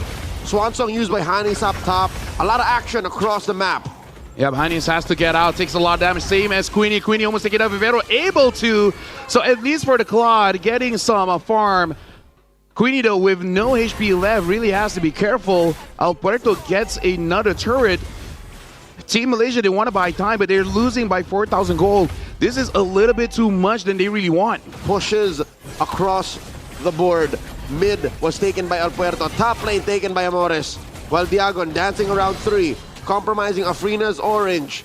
The Malaysian jungler will get to secure. A little bit of breathing room for now. El Puerto is level 11, Afrina is level 7. So that's quite a big difference. 4 is way too much. Honestly, 2 is already way too much for a jungler. 4 is almost unplayable for Afrina here. It's a good thing that she is a Fredrin, doesn't need a lot of resources to really work. Giving everything to Queen at this point. So Team Malaysia, they're just playing this waiting game. Playing turtle, don't lose too much. It's kind of like saying, we can't lose. Just a little bit. Just a little bit. The long game is what Team Malaysia has to focus on now. A quick look at the items. Corrosion Scythe currently on Queenie. Hanis built the glowing wand and a smorgasbord of defensive items across the Grok and the Fredrin. They bear down onto Diagon. Swan Song by Hanis. Diagon survives. In comes El Puerto. Might have been too much for Nolan to dive in there. Vivero takes down Afrina. Vivero goes down. Amores and Cordova looking to deal reliable damage. Rampart thrown up. That is attraction pulse, and Diagon ends what her teammates started. Aaliyah gonna be welcomed by Diagon. Flickers on out, but still the Grok falls. Cordova gets another. But I feel like this is okay for Team Malaysia, because all the while Queenie is getting all this free farm and gonna continue so, because Team Philippines, they're gonna send Vivero to answer that. I don't know whether Queenie got the Demon Hunter Sword or not, but either ways, level 10 is looking pretty good. But Team Philippines still secures that Lord, using the Blazing Duet just to get away from Vivero. So that bottom lane slightly gets corrected. Lord spawns as well. Top lane, the pressure continues. All 5 members of Team Malaysia responding. Traction Pulse thrown out. Diagon says, let's take care of the waves first. I would say the defense for Malaysia should be pretty good here, considering they do have the Odette as well as they do have the Claude. A lot of wave clear and quite a lot of damage. And we saw if you go in willy-nilly inside the Swan Song, the damage might be way too much than you can really consider. Especially if you're a soft Nolan. Nolan is not built to dive into that many heroes and expect to survive unless they all die. So that's a lesson learned. Hard for Team Philippines jungler El Puerto. Lord about to crash into that bottom lane tier 2. Tier 2 cracks in mid. Team Philippines taking it slow. Yep. Team Malaysia has to utilize their shields here. But hold on, no one gets hit by the arrows so far. Aaliyah gets taken out so much. Has to use the tech charge just to get away. But at least she still survives. Swan Song, Hanis goes in. Same as Queenie, quite a lot of damage, but no one gets taken down so far. Hanis is the first to get taken down. El Puerto secures the kill. A little bit of an anti-synergy there. This last pick, Odette, seems to regret getting shields from her Swan Song. Diagon was able to deal a little bit more damage to Hanis because of that. Oh, Farisha gets taken down by El Puerto. Right now, this Nolan is a little bit too much. Level 14, no one from Team Malaysia supporting yet. Queenie gets taken down by Amaris. Team of Philippines might get the first win here with the Selena.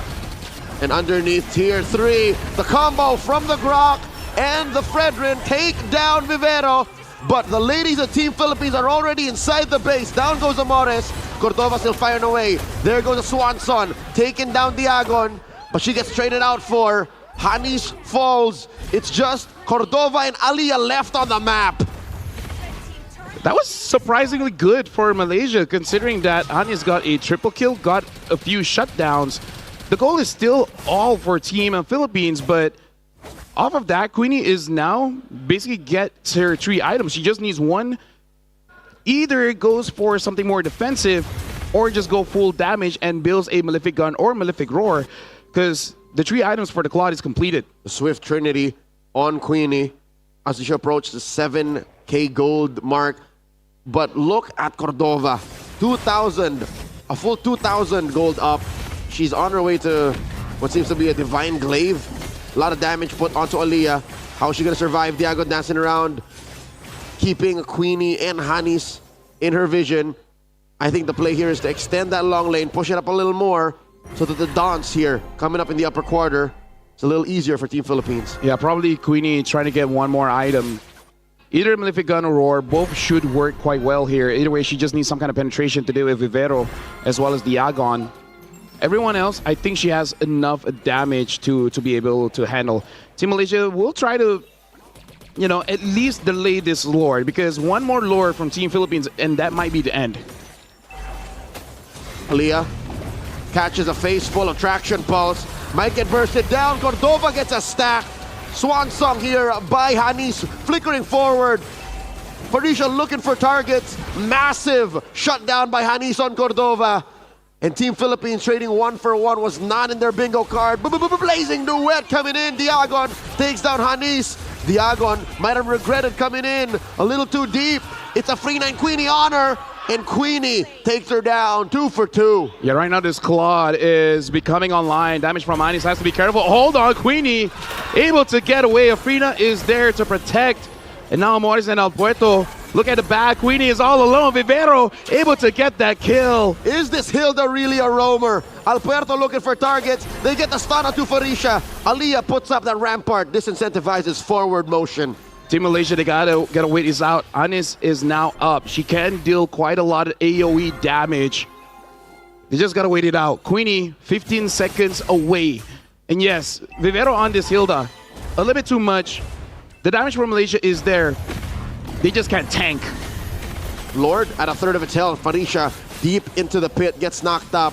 Diagon dancing around. They need to wait for Hanis. Hanis here, ready to go. Has that swan song. Cordova firing away, waiting for her traction pulse to go off of cooldown. In comes Aliyah, tech charge on the 1. Cordova goes down, Appraiser's Wrath helps, and Afrina secures the Lord.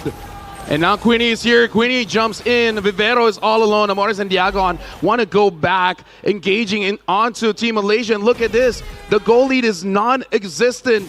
After that play, everything has equaled out. Team Malaysia, good tech charge from Aliyah, able to get Cordova. And now Malaysia, they're the one that does seem like they're in the lead. The scars of Alberto's initial dive into the lineup of Team Malaysia seems to have held her back. Is it just me, or is she finding it hard to find engagements, finding it hard to burst down Queenie, finding it hard to burst down Hanis? Or is it just Team Malaysia's getting better at hiding their cores now? It could be that, but also Hanis on this Odette. Again, that swan song is no joke. She may be singing, but let me just say, everyone is terrified of this Odette once she gets her items. And right now, with that Wishing Lantern as well, even the front lines will take quite a lot of damage. Queenie goes for the Rose Gold to make sure that she can survive. Diago and Falling Star Moon onto Hanis and Afrina. Farisha holding on to her bravest fighter. Not fully committing just yet. Aliyah, Rampart, up. El Puerto dashing on out. Gets hit by the tail end of that tech charge. But it's Amores who suffers a loss. El Puerto barely alive. Cordova firing away. Free pickoff for Team Malaysia. Yeah, Team Malaysia looks like they want to continue here. Vivero has to flicker out. Aaliyah, even though able to get a good wall there, Queenie she got back her HP. Anis does not have the swan song. But again, this is where Team Malaysia, they have come online. They've got their items. So now it's on Team Philippines to have that perfect execution. Kill Queenie or Hanis first, and then you're going to be looking good. But I got to say, Afrina on this Fredrin is doing quite a good job making sure that she peels away anyone that tries to go for Anis or Queenie. It's weird that I agree with you. It has to be a Queenie. It has to be Hanis because you pick off a single hero, Aaliyah, Afrina, or Farisha, it's like it doesn't matter. Queenie and Hanis are still legit threats that Team Philippines, especially their cores, cannot deal with. And that's all they have, really. They have a smorgasbord, a collection of cores that somehow are able to bully their opponents into submission. That was true for the first 15 minutes of this game. At 16 minutes now, Malaysia says no. We're past that point. They're up by about 3,000 gold. And the Lord in the lower quarter, especially since it is closer to that broken down lane, seems to be all the more contestable.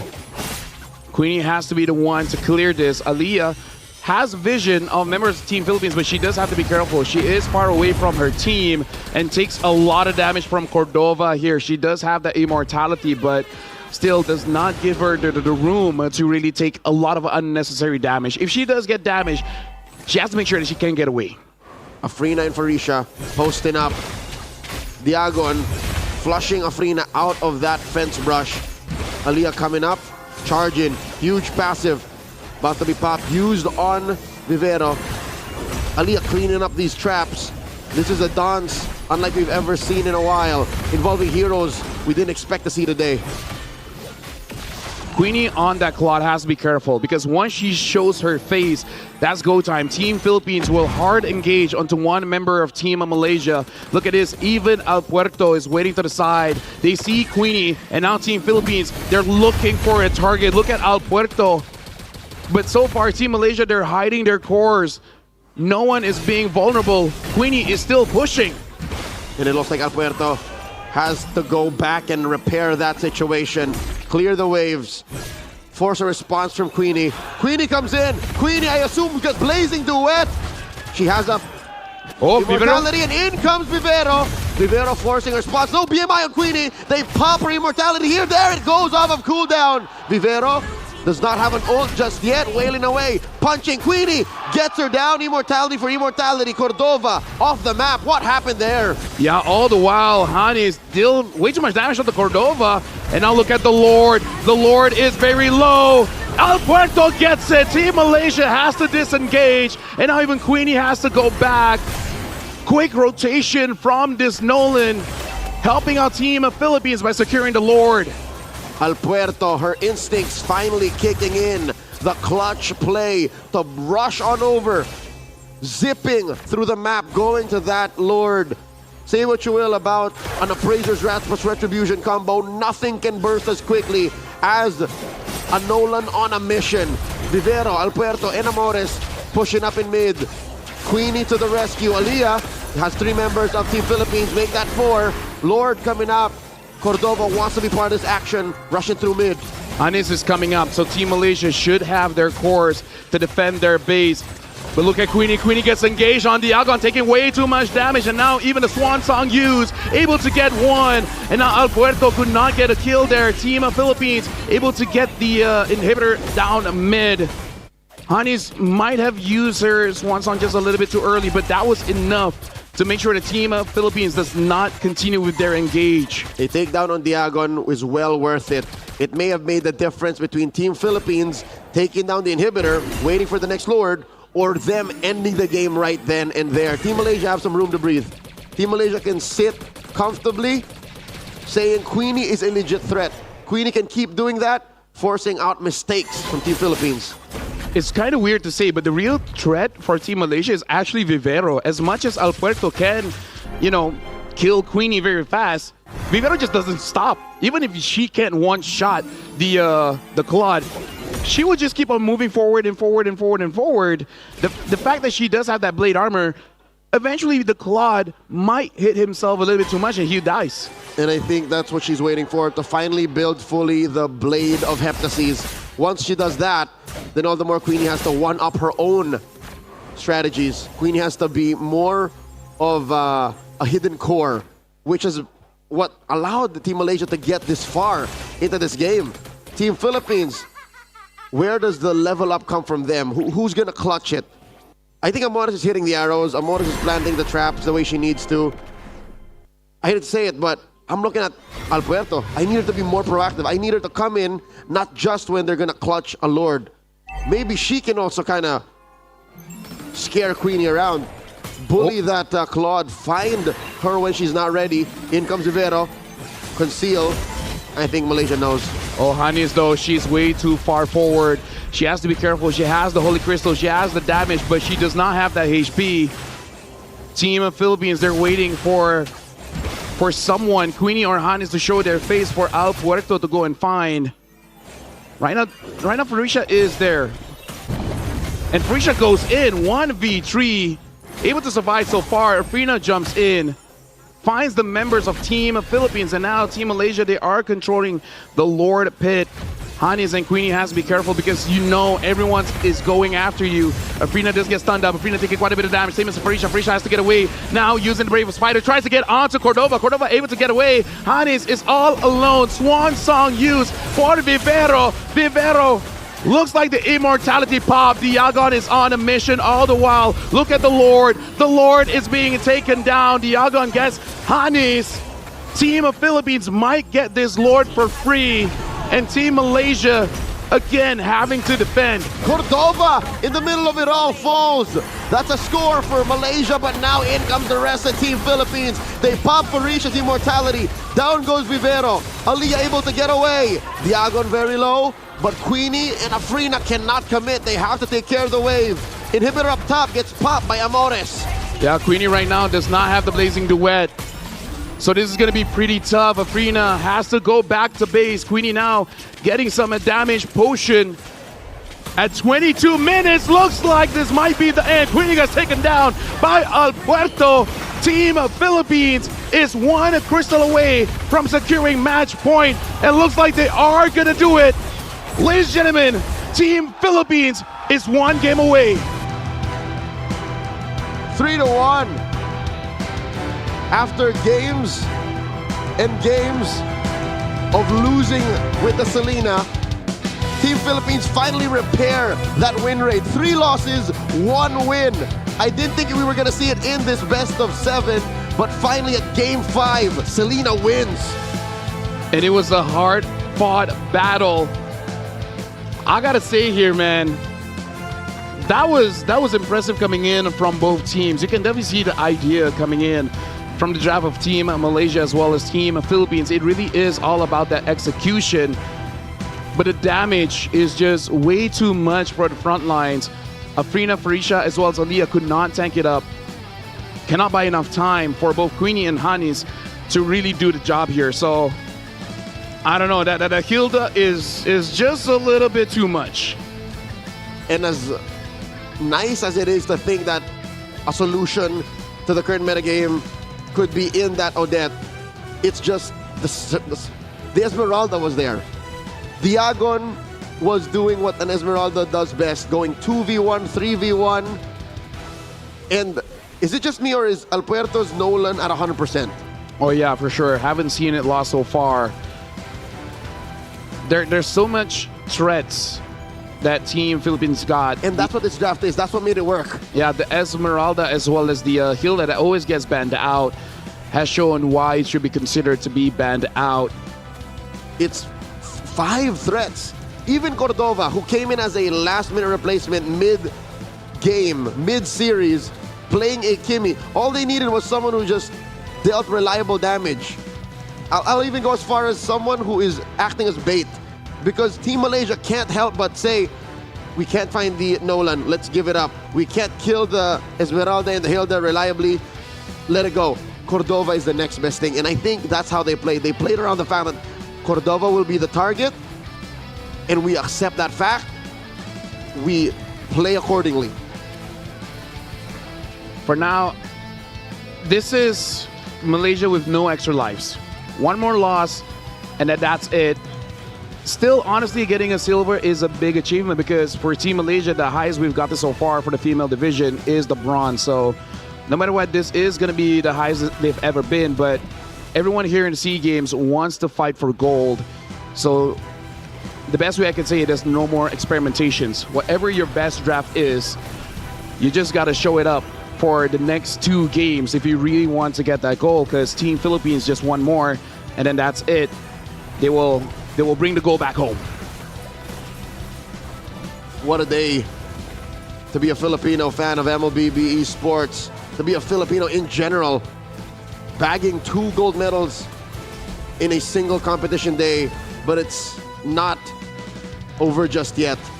A little bit more work to do as these ladies sit at 3-2 in this best of 7. One more away, the MVP of game number 5, Diagon, the Esmeralda. I like how she picked up that select chastise pauldron. Yep, because that Claude was definitely a threat, but there is an item to deal with it. 7, 3, 10, 77% kill participation. Right now in the drafts, there's just way too much threat, so it's almost to the point where you feel like you can't get any real good bans, because for Team Malaysia, it's not that they banned bad. They banned out the CC Boxy as well as the Lance. You can't really fault for that one. And I can understand people questioning the Odette as well as the Claude, but it almost worked out. They hit their win condition. It's just that Vivero on this Hilda is too much for Queenie, and I would say Diagon is just too much for the rest of Team Malaysia, either front lines or back lines. The MVP on Diagon is well deserved, not only because of how she played, but how it fits so well into what Team Malaysia did. A shield on Hanis, a shield on Afrina, a shield on Farisha. She doesn't mind going around the Grok. She built the chastise pauldron to fight against Queenie.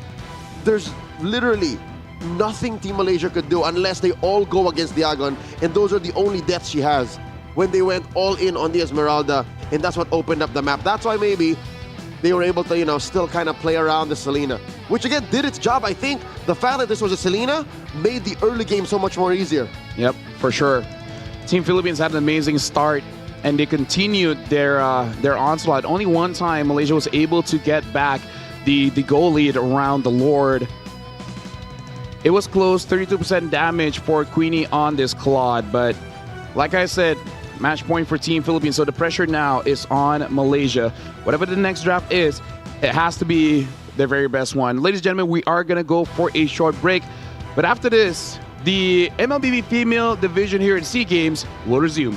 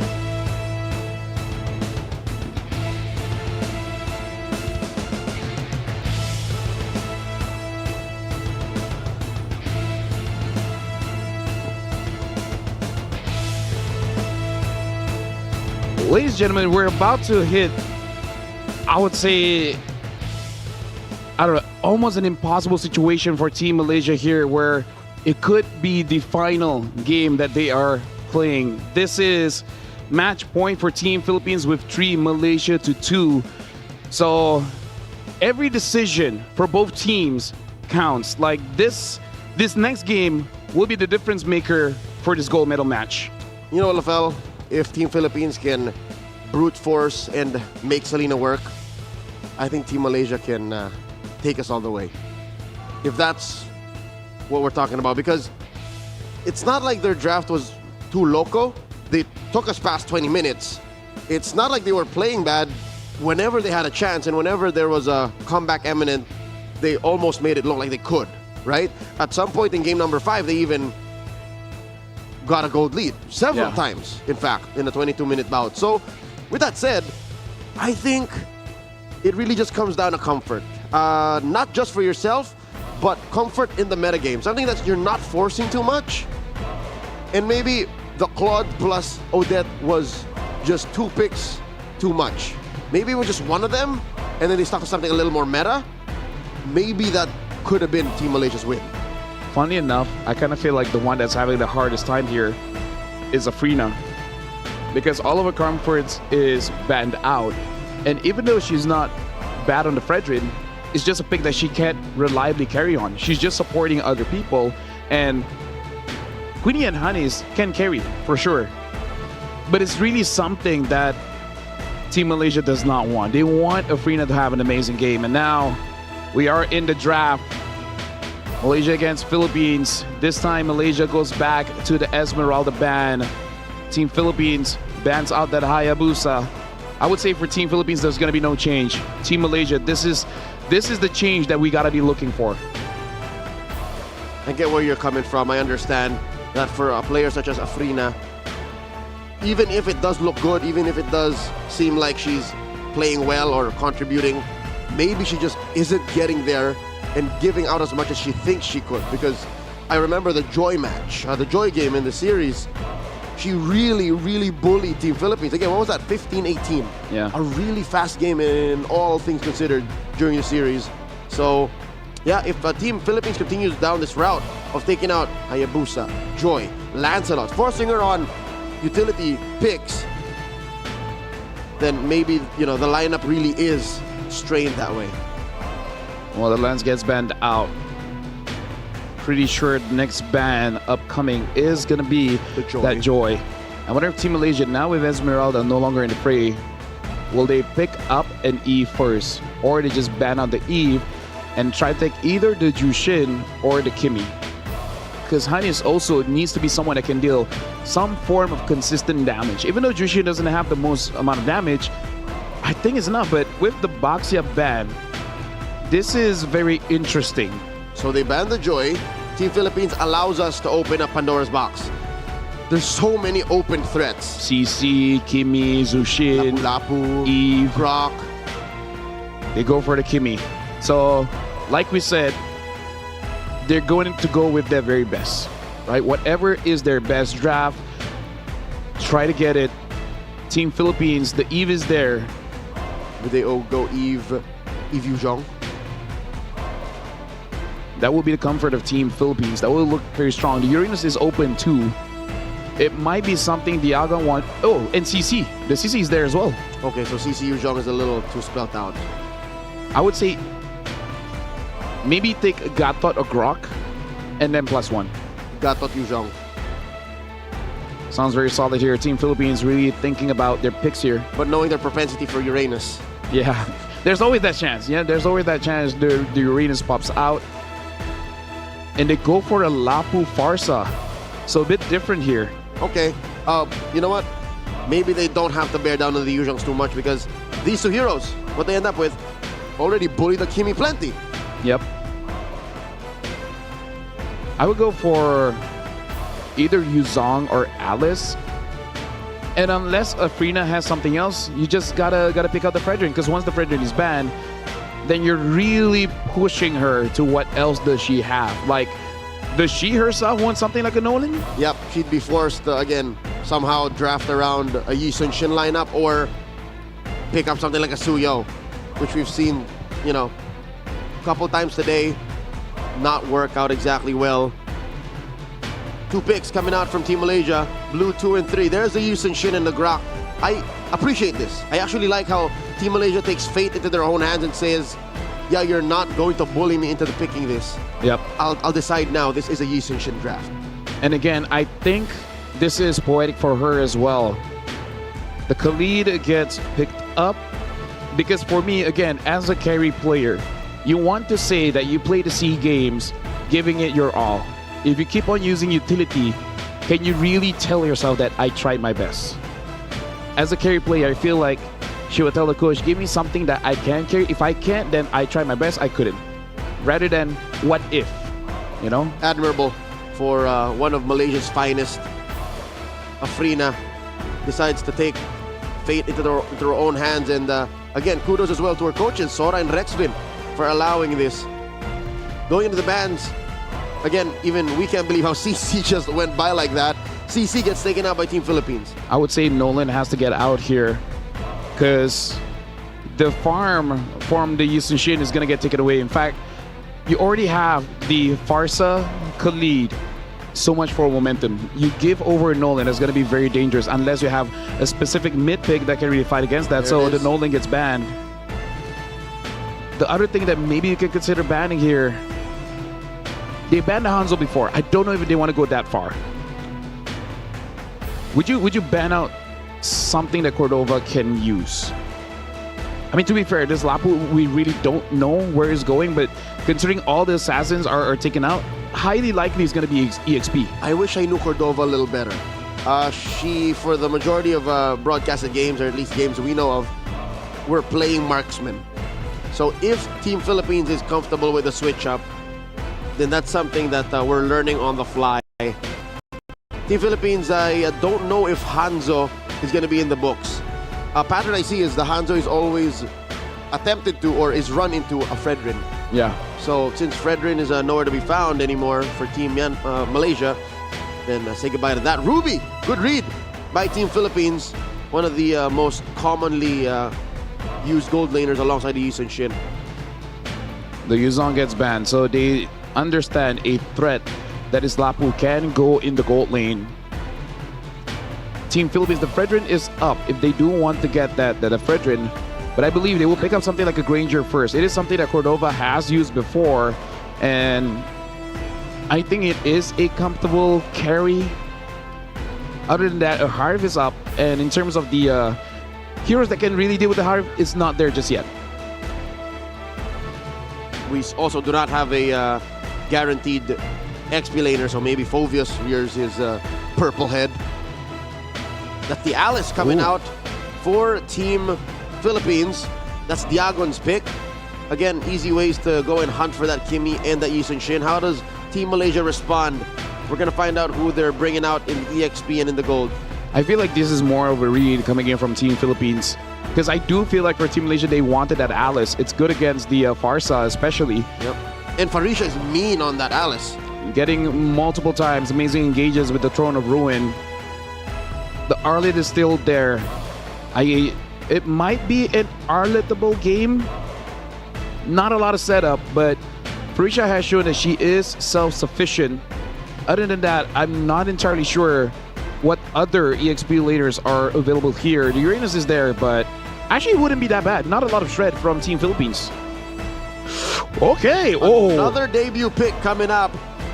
At least on this broadcast, we see a Benedetta. And it's going to be Queen's Benedetta. Yep. This is going to the gold lane, and the aforementioned Arlet for Farisha. Team Philippines, they do not have a jungler just yet. So it looks like Team Malaysia, they're basically just saying like, okay, everyone do a lot and try to overload a Team Philippines and a Ling. The Ling comes through. A nod to her longtime rival, Al Puerto, looking out to the crowd, hoping to see Shen's smiling face. Shen of Team Indonesia just last night played a Ling to lethal outcome against Team Myanmar in that battle for bronze.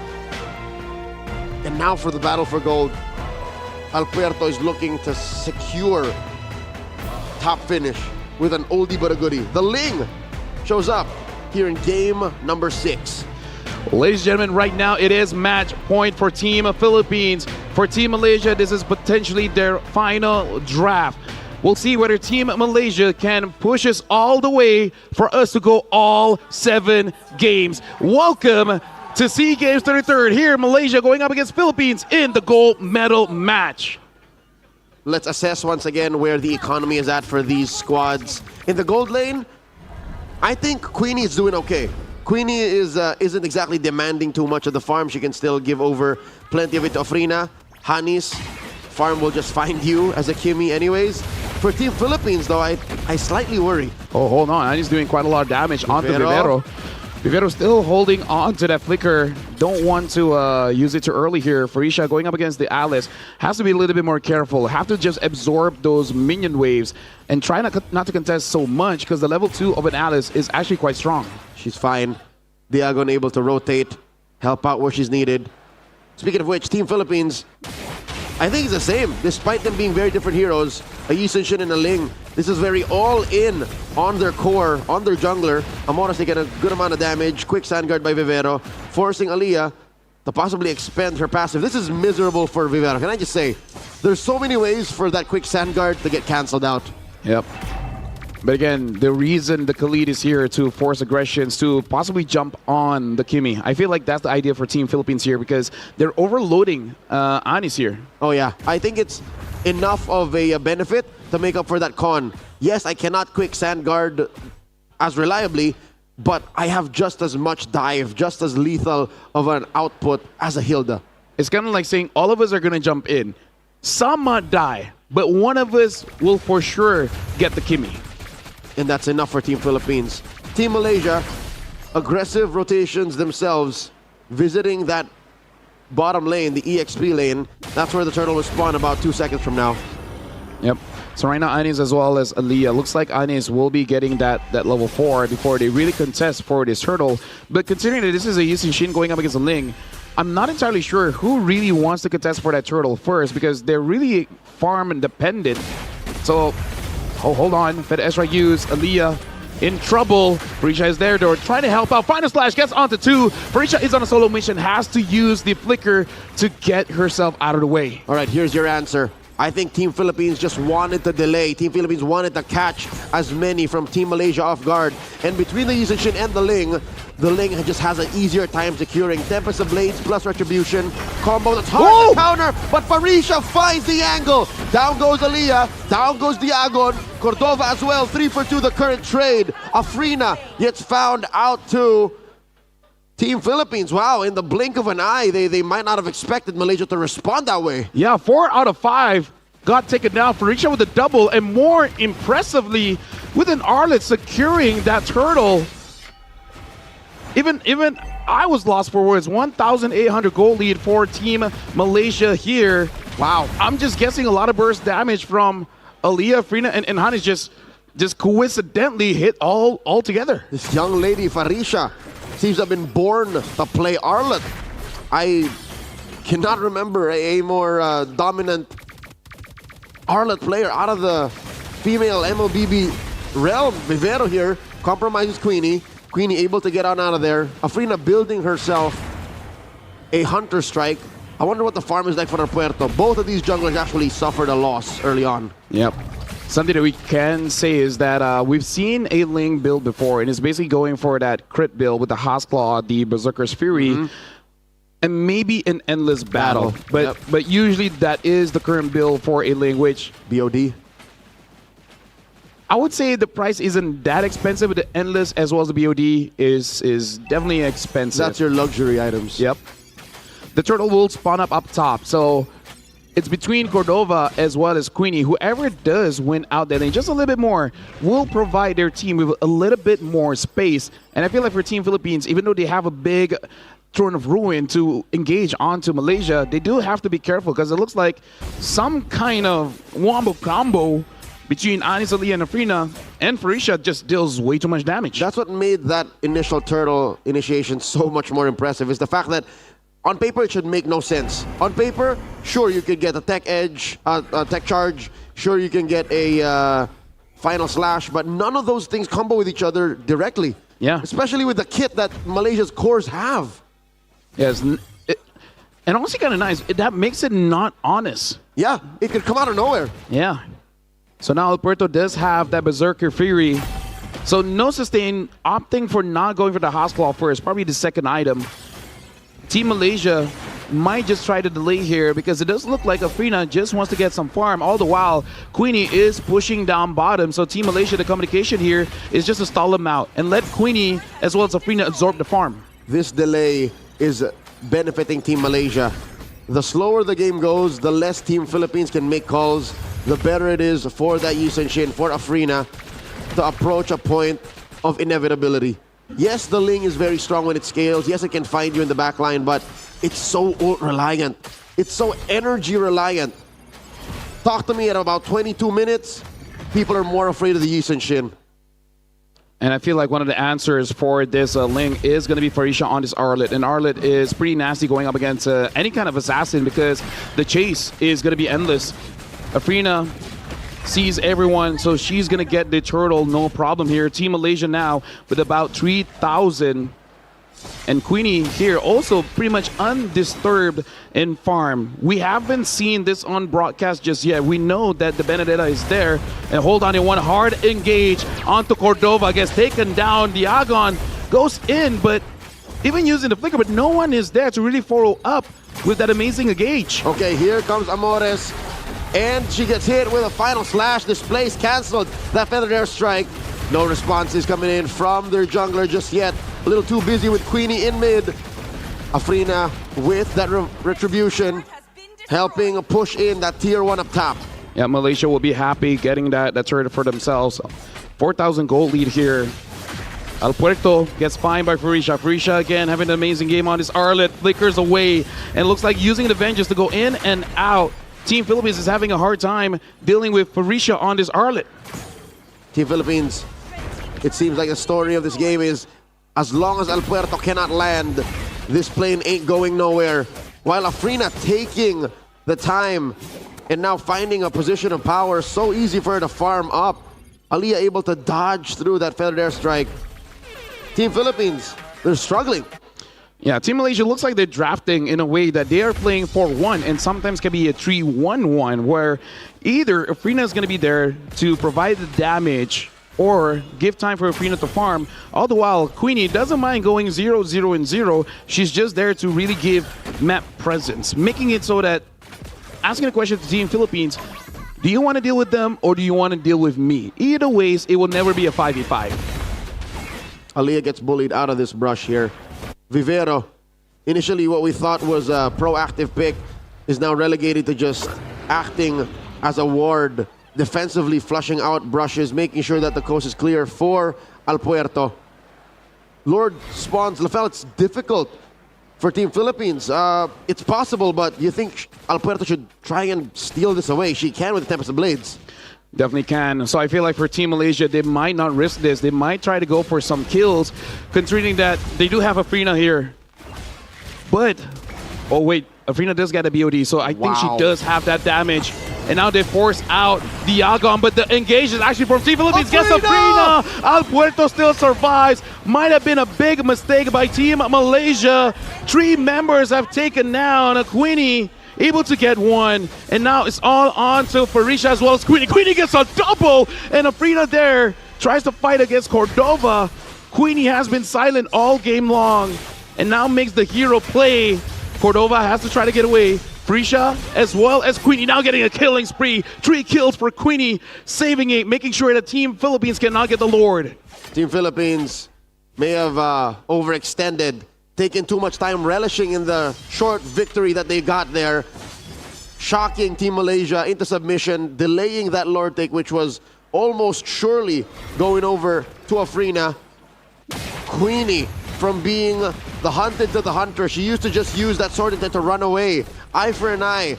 All of Team Philippines is crowd control, but in that moment, she was her. Sitting at 3-0-0, forcing Cordova to respond to that split push down bottom.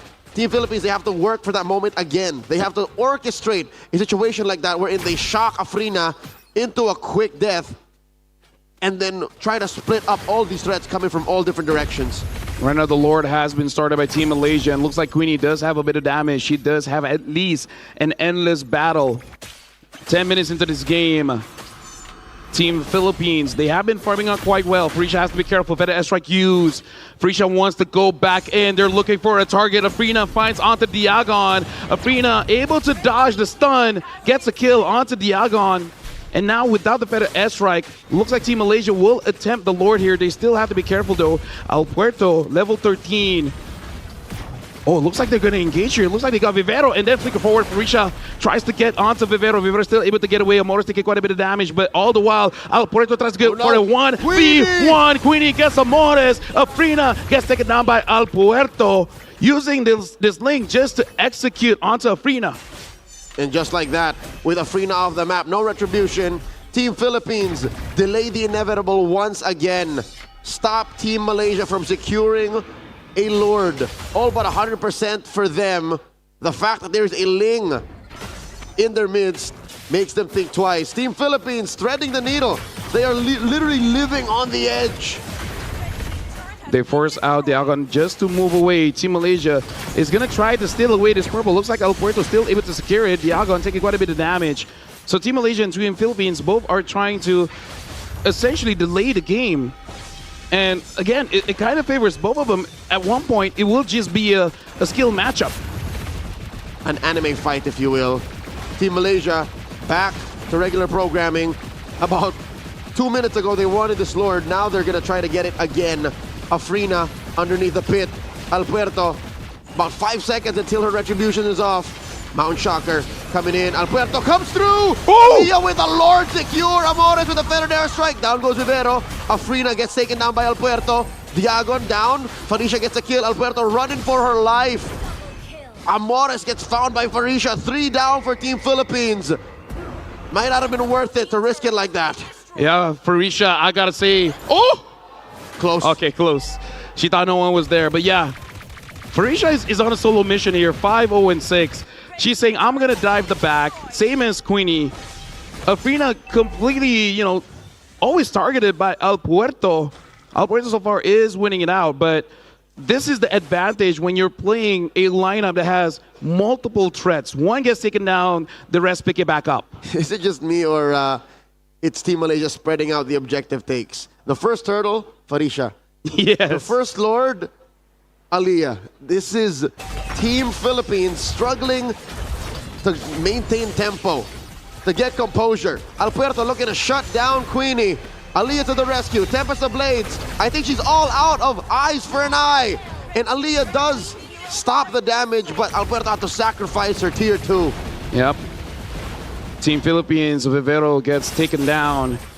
And again, as of right now, El Puerto also kind of like a solo mission. Same with Farisha, finding anyone that's isolated, try to get a kill. And Queenie, I feel like she thought she could outplay that. But again, we haven't seen a Ling for a while, but we still have to remember Ling is pretty strong in a 1v1. Only certain matchups can really win against that one. But in a team fight, as soon as you see the Tempest of Blades is out, might as well count her done. Aliyah here, compromising that orange buff take. Will be secured. Diagon, ever the vanguard, pushing back. I'm not so sure she knows that Hanis is in this brush. 5,000 gold between Team Malaysia and Team Philippines. The Lord, not enough to take that inhibitor. Team Malaysia, gonna look for that next play. And here's Aliyah, popping that conceal. El Puerto in that brush, dashes on out. That is the tech charge, still hold L4. Rampaging Sandstorm. Just a scrum. Yeah. Forced out a few things, but looks like Aliyah did not find an angle for a good tech charge. And even if she does, everyone was kind of far away and a bit spread out that the follow-up was not going to be fast enough. The turtle is going to come up here. And I feel like it's kind of weird, but for both teams, they really don't have an advantage because even though Malaysia, yes, has secured, but it's off of Aliyah and off of Farisha. Both junglers are having quite a bit of trouble with both picks here to really secure that Lord. So I feel like for both teams, if at all possible, they don't want to go for a 50-50. They want to make sure that it's well secured. Go for the team fight first. True conversion. Afrina securing herself a malefic roar. So the already easy job of taking down Diagon, Vivero, and Cordova will be even made faster. Diagon, looking for an engage, has all of the tools to get a huge combo wombo. And this is difficult. Queenie is forcing Alberto to respond. Alberto has to jet it over to this Lord Pit if she wants to partake. I feel like for Afrina, one item that we got to look out for is going to be that Wind of Nature, because I feel like the Wind of Nature might be the only item that can really save her against El Puerto. Use that. Oh, hold on. The Lord is dangerously low. El Puerto, she might come there. Oh, Diagon didn't hit onto that. Hanis might have got taken. Diagon gets taken down by Afrina. All the while, El Puerto is on the Lord. Team Philippines focus on the Lord, but Team Malaysia, they want to go for the fight. Temples of Blade use. It looks like Team Philippines disengage. Team Malaysia, Queenie tries to get onto Cordova, gets away with the bravest fighter, but looks like someone got caught, and that one was Amores. And Team Malaysia should be able to deal with the Lord here. On paper, Lafel, I'm going to ask you, 1 for the Lord, worth it, but 2 for the Lord. That's basically what Team Philippines paid to be able to secure this major objective. I would say not worth it because, again, we're going up on 60 minutes here. At 20, those kills are going to be much more crucial. Alberto, by Farisha. Alberto still gets the purple despite her retribution is a bit early. Folks, the reason why this is such a tense moment, especially that one, was if a lane does not have its purple, it is literally half as efficient. She is so purple reliant that if somehow Farisha took that away, basically Team Philippines will refuse to fight. She's so purple reliant, that's her choice of color for clothes. And hair. Thank you, because I'm colorblind. I honestly don't know if it's purple. I just assume. It's okay, today's Wednesday, just so you know. All right. Well, Team Philippines, they're trying to set up for Queenie here. I wonder if Queenie knows. She does know Alberto is there, so Alberto is trying to force it out. Amores has to get away, is not confident to get that one. Vivero try to go in. Fed airstrike already used. A lot has been used. Parisha has to get away. Probably cannot. Might get taken down. Still surviving. Shut down. Amores gets onto that. Shut down. Afrina gets El Puerto. And Team Malaysia, they're moving forward. They're trying to get a kill. Queenie has to use that immortality. Hanis gets caught by Cordova. Have to use that winter crown. Vivero all the way to the back. Queenie secures that kill. Team Malaysia, only one got taken down, and they're not done just yet. Better Ezra used by Amores. Aliyah cancels that out. Cordova on the job here, looking for more. Aliyah very low. Amores might help secure, popping that immortality. Clutch purchase. In comes Diagon. Cordova taking a few hits. Diagon, not enough, gets the burn. Amores takes down Hanis. Long-term trade, 2 for 2. Malaysia overstayed their welcome in that drawn-out fight. Diagon arrived just in time to provide some help, and that was enough for Team Philippines. Again, we got to remind ourselves this is match point for Team Philippines. Malaysia has no extra lives yet. They have to win if they want to get that gold medal, because if not, Team Philippines, they're going to get it. And this is 18 minutes of the game. This is the point where anything can happen. Leads really don't matter. Whoever makes the first mistake loses. Queenie purchasing that winner crown, able to withstand whatever Team Philippines will throw at them. A dance initiated by Team Philippines. Alberto fully buffed up, has the Tempest of Blades. Mount Shocker exposes all the members of Team Philippines. Oh, Diagon catches a good amount of damage. Down she goes. Feather airstrike, the answer. Vivero very low. Asking for the retreat. Cordova misses that bravest fighter. And Amores gets taken down just like that. Team Philippines in shambles. That was a big mistake coming in from Team Philippines. They basically dashed into the traction poles. Both caught, pulled in, and then the big wombo combo from Team Malaysia. And now Team Malaysia, they are controlling this Lord. Alberto might try to contest. Looks like it's going to be too late here. Team Malaysia secures the Lord. Team Philippines have to accept the fact that all they're going to do is defend inside their base with their inhibitors. Lord spawning at 1945.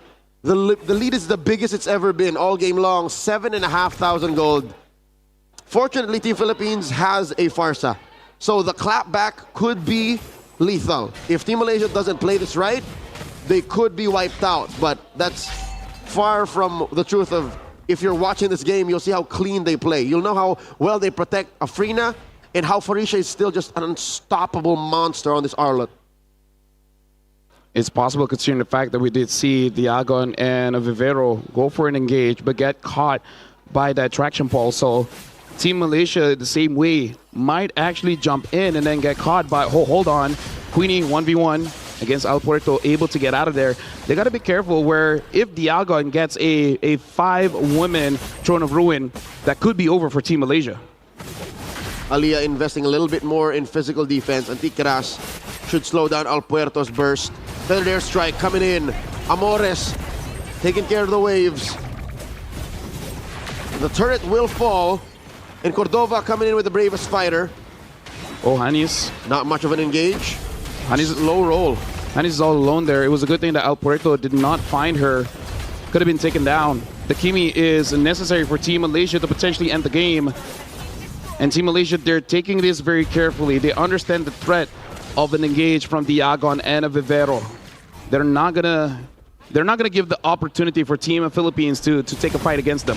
Aliyah is so good at checking range and at ensuring that these key pieces for the combo to go off aren't in range and aren't in the vicinity. That's why this works. That's why Diagon and Vivero have died so much, is because I think Aliyah is making the right calls. And of course, Farisha is so good at punishing. Almost 10,000 gold between these two. And finally, the purple gets taken away from El Puerto. This is the position Malaysia wants to be in. They want to starve that Ling. Aliyah as the shot caller, this time clearly locked in 0, 2, and 16. Has to make all the right calls, because one bad call can be the end game here. The Lord will spawn in 5 seconds. Queenie might go for the other wave.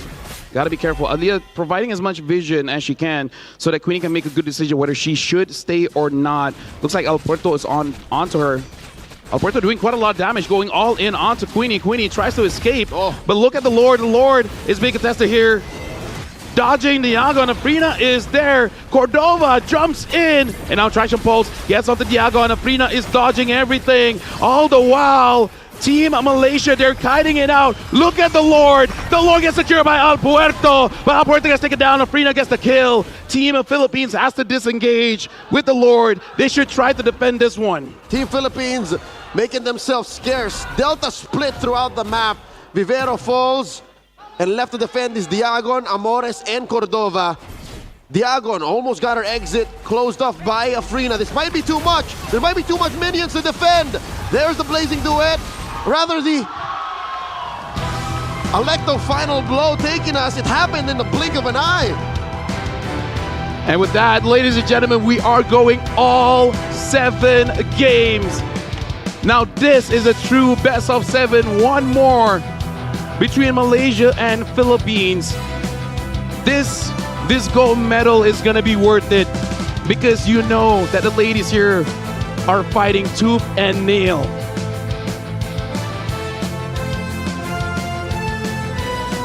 Let's think about that engagement range from Team Philippines. Very close. Literally the only range they have is from Amores. And Team Malaysia just welcomed that. They couldn't find the Afrina. The only one who could really find the Afrina was El Puerto. You think there's a little comms diff between Cordova and Diagon? Perhaps. But the fact that Aliyah as well as Farisha able to secure objectives each, the Turtle as well as the Lord, really helped out Malaysia there, because if all of those objectives went over to Team Philippines, the game might have looked different. But we did say Team Malaysia has to bring out their very best draft and overload in damage. Overload in too many problems that Team Philippines found it difficult to solve.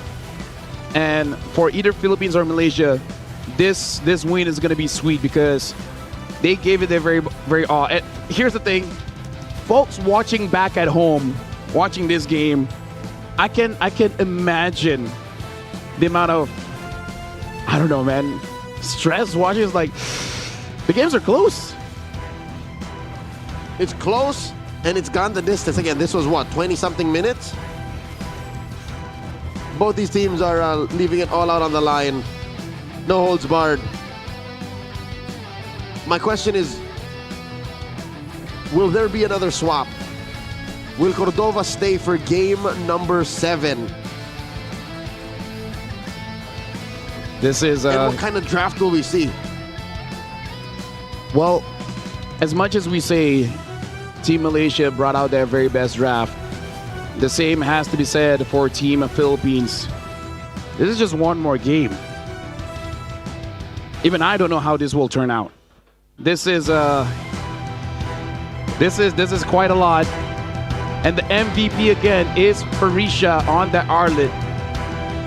Two-time Arlet MVP. But you cannot, I don't know, man. The moment they tried to ban out this Arlet, especially in first phase, one of the heroes for Afrina might let through. So I don't know if Team Malaysia will try to pick up the Arlet in the first 3 just to make sure that she secures it. But either way, 22 minutes and 44 seconds. Team Philippines has never banned the Arlet. In this whole 6-game series, now counting the 7, they've never banned the Arlet. The only times it never comes out is when they... There was once. But actually, that was from Team Malaysia. Malaysia was the one that banned the Arlet, yeah. Exactly. Team Philippines has never done that. The only time it doesn't come through is when they force her on something else. Or the one time it lost was when Team Philippines was overloading on damage. Kimmy, CC, Esmeralda, Nolan, that lineup. So what if we just see a game where everyone just build as much damage as they can? I think that seems to be the story. That seems to be what's needed.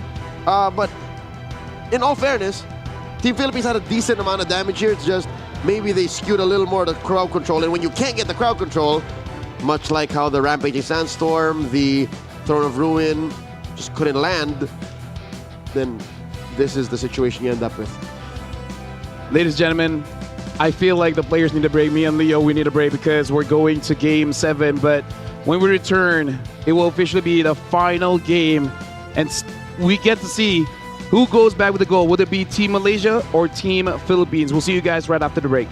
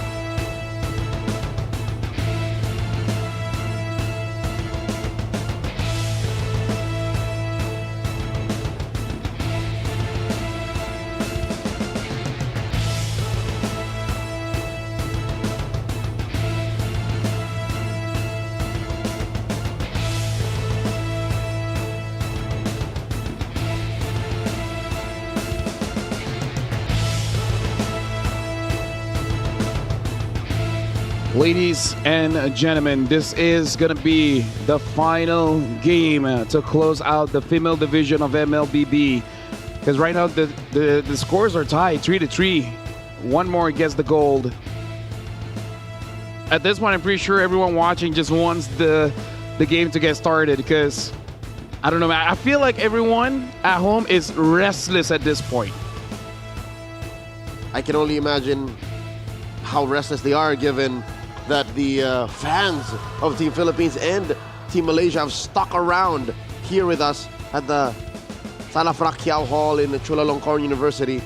Again, we spent a week here, and of all the times, I'll tell you now, I don't know if this is true or if it's just me, I think the temperature just dropped. Yeah. I think it's just really cold. Is that the tension in the air for this gold medal match?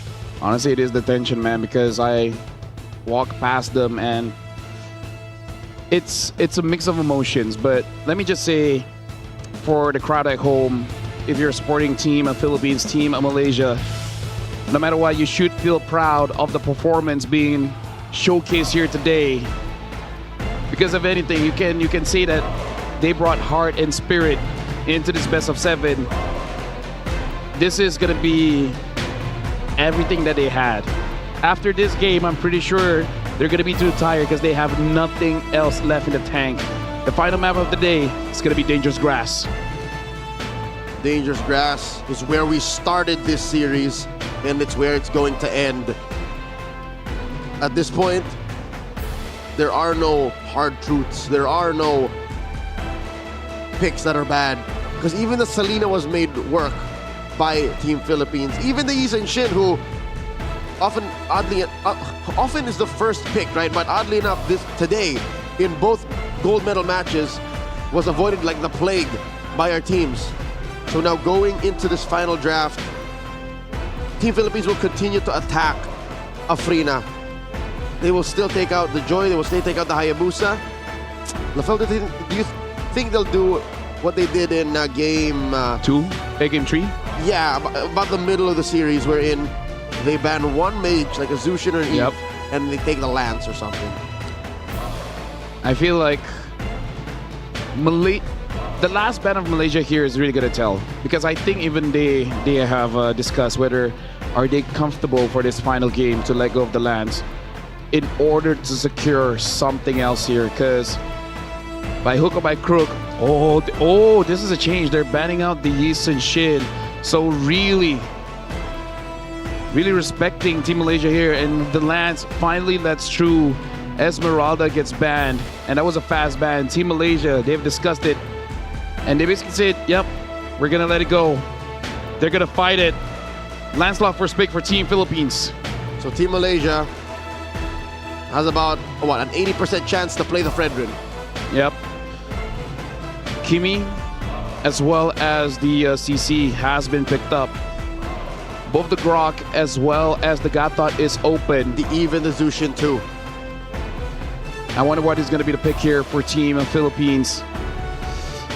At least looking at the side of Team Malaysia, the coach is making sure that they're not too tense. The coach is making sure that they're still having fun. But here you can feel the tension of Team Philippines. They're really locked in for this one. It's all business. I feel the weight, the pressure on them. There's the Eve, and their propensity to pick Uranus still coming around this late in the series. Literally in the twilight of this best of 7. The Uranus, still one of the heroes that they prove they love. Yep. And again, it shows both teams, whatever is the best hero you got, pick it up, and we'll see how the game goes. So this is like, strategy is still there. You want to counter pick, but at the same time, you just don't want any regrets in this gold medal match. Is it Fred or bust? Oh, looks like a pause has been requested here by Team Malaysia. Probably having some problems with the pick. If the Fred doesn't get picked here, then all right, it's gonna get banned out. So we see it now. Although I do have to say, with Team Philippines having the Lance as well as the Uranus, they have a lot of dive going over to Team Malaysia. So either Team Malaysia goes for double fighter where everyone can protect themselves except for that Kimmy. And basically everyone just tries to protect the Kimmy or give Queenie a hero like Granger, Harif. Actually, you know what? Maybe even just give her the Benedetta again. Because the Benedetta, it was full build in terms of damage. Maybe it's just about, you know what? This is your best hero. Let's just try it out. I can see that. Her Benedetta was such a menace that needed to be addressed in game number 6. The Philippines was literally sending their core, the only hero that could find her and catch her reliably, the Ling. All right, the draft resumes. Bans first. Team Malaysia taking out a hero. They can attack the gold lane because they'll be first dibs. I gotta say, Philippines will ban that Arlet. They might even ban the Alice. So what's next that Farisha is gonna use? The Lapo will be open, but again, her best hero so far is that Arlet. They might even have to pivot and give the Arlet, give the CC to Farisha. Yeah, maybe. It's right there. Yeah, maybe. So what is gonna be the ban here for Team Malaysia? Because in terms of the roam, the Gatot as well as the Grok is still open, and they understand the comforts of Cordova batting out that Granger. The next ban for Team Philippines, I'm looking at the EXP because Farisha is having an MVP performance here in the gold medal match. She deserves the ban. The Granger taken out. Team Malaysia looking over at Team Philippines saying, we know Cordova likes marksmen. Let's take that out of the picture.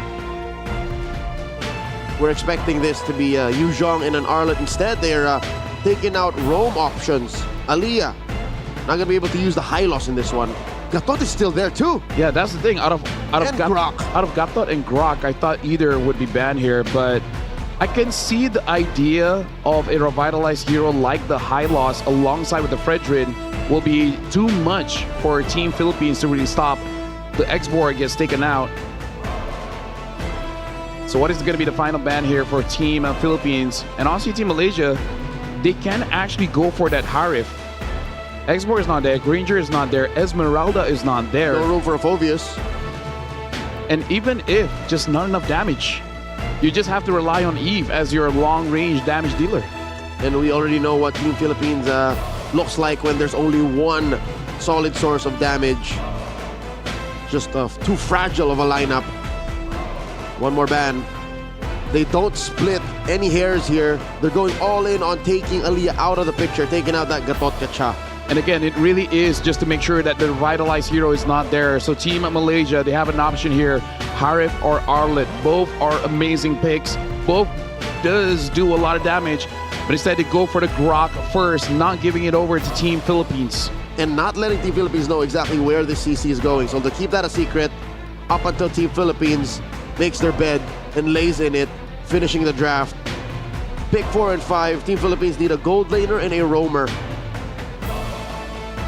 Vivero's been committed to playing that Khalid throughout the series, so maybe another Khalid. Boxy and Hilda is no longer there. Same as Gatot and the high loss. The Ruby is up, but the Ruby does not want to face up against the draft like Team Malaysia, so they go for the Khalid as well as the Harif. So it looks like both teams are able to get their comforts here. They got the draft that they roughly want. Will Farisha use an Arlet in her final game here? Although I do have to say, the Arlet is only really good against the Lancelot. Everything else, a bit 50-50, but you have that Fredrin. There's a combo there. You can basically make Lancelot at home. Infinite vengeance. Team Malaysia, one more pick. They can just say, you know what, Farisha, you've proved yourself. If you want the Arlet, let's pick it. There it is. Her signature, her multi-time MVP coming through. They'll see what sticks. Again, the way she plays this, the Arlet acts as a secondary core. So the lack of damage isn't really a problem. There's the Kimmy, there's the CC, and it's all up to Afrina and Aliyah to hold the front line. This is the kind of draft worthy of a Game 7 for Team Malaysia as well as Team Philippines. They got all the picks that they have known for. Picks that really have won them multiple games all throughout the SEA Games. We went from a best of 7 to a best of 1. One more game separating Malaysia and Team Philippines between gold and a silver. Ladies and gentlemen, make sure you cheer for both teams because this is going to be the final one for the female division here in the SEA Games. No turning back. We've gone all the way. Dangerous grass is where we started. Dangerous grass is where we'll end. Looking at the rotations here, Team Philippines, similar to their aggression in game number 6, with that kind of lineup. In game number 5, they go ahead and push back Aliyah and Hanis. Afrina still able to secure her purple. Vivero tries to move forward, but Aliyah stops that. And now the contest for the Little Wanderer. Alpuerto on this Lancelot should have a pretty big advantage and able to secure it for herself. So small wins for now, but it will add up, especially later on in the turtle fight. Aliyah gets a lot of damage on her. Vivero keeping up the pressure. Passive pop on that Khalid. The XP lane. I think this is the best we can expect from Team Philippines. Given that Farisha is a known monster on this Arlot, if at least Diagon can keep her honest, at least we can expect that only team fights will really change the pace of that lane matchup. We can see down the goal lane, Cordova is trying to freeze the wave, making it so that Queenie will have a difficult time securing the last hits. And all the while, the EXP again is just trading upon trading upon trading. Queenie looks like able to secure her minion so far. Aliyah now with the rapid boots should be able to move around the map very, very fast. The turtle is about to spawn. It looks like for both Afrina as well as Alpuerto has level 4. Looking at draft, it could be even, but all throughout this best of 7, a big team fight win can really skew the favor to either team. I don't know the exact stats on turtles, but usually whoever starts with the momentum goes through the game with a much smoother pace, progressing towards a winning image. Team Philippines already has their mid laners level 4. Traction pulse thrown out. Diagon flickers through. Turtle gets soft reset. Alpuerto, Phantom Execution out. Farisha able to pressure Alpuerto out of that pit. Afrina gonna secure real world manipulation. Still it's Vivero who falls. Aliyah pulling back, making the rest of Team Malaysia safe on the exit. That was all for them. Farisha is doing an amazing job, but look at this. Team Malaysia, they're continuing through. They force out Alpuerto out of the jungle, slowing down her farm. Afrina is taking it away. And now Aliyah is trying to push Vivero back. Afrina goes back in. Now, they might want to go for a kill here onto Vivero. 4 members of Team Malaysia tries to stop her. Hani is trying to get a kill. But looks like Team Malaysia, they will just opt to get this orange buff. Oh no. Team Philippines, Amores and Vivero know that Alpuerto's buff got stolen away. There's nothing she can do about that. So it's clear. In the jungle, in mid, and in the EXP lane, Team Malaysia are calling the shots. How about the gold lane? Is this something that Team Philippines can look at and say, maybe we can make this work? Eventually, yes. This Harif is very, very strong. But you do have to be careful of Farisha there. You got to time your Purify the moment you see the final slash, which is going to be very difficult in a big team fight where a lot of explosions is happening. But yeah, Team Malaysia, they have an early lead, but they're not overextending too much. They understand what a big mistake can look like, and they don't want to risk it. Team Philippines focusing on getting farm back on to Alpuerto. There's a small level gap between that Fredrin and the Lancelot, and that's what they're trying to repair. Same spot is where the turtle will spawn, upper quarter. Queenie very low. Vivero jumps in. The veg is not going to save her. That's a kill for Team Philippines. Good rotations coming in from the Team Philippines, understanding that Queenie will be on an island. Not a lot of backup will be coming through from Team Malaysia, especially considering that the turtle is about to spawn. So now the last time we did this dance, with this tango, Farisha was all over Alpuerto. Probably going to do the same. I wonder how Team Philippines will respond this time against Farisha. Diagon looking to put stacks onto the front line of Team Malaysia. Real world manipulation starting it up. Farisha not letting it go. Inside the pit, Alpuerto holds on. The Praiser's Wrath plus Retribution able to secure the low turtle. Second one for Team Malaysia. Down goes Alpuerto. Amores as well. Cordova looking to save the situation here, but gets knocked up. Might get taken out here by Hanis. Diagon puts stacks on Aliyah.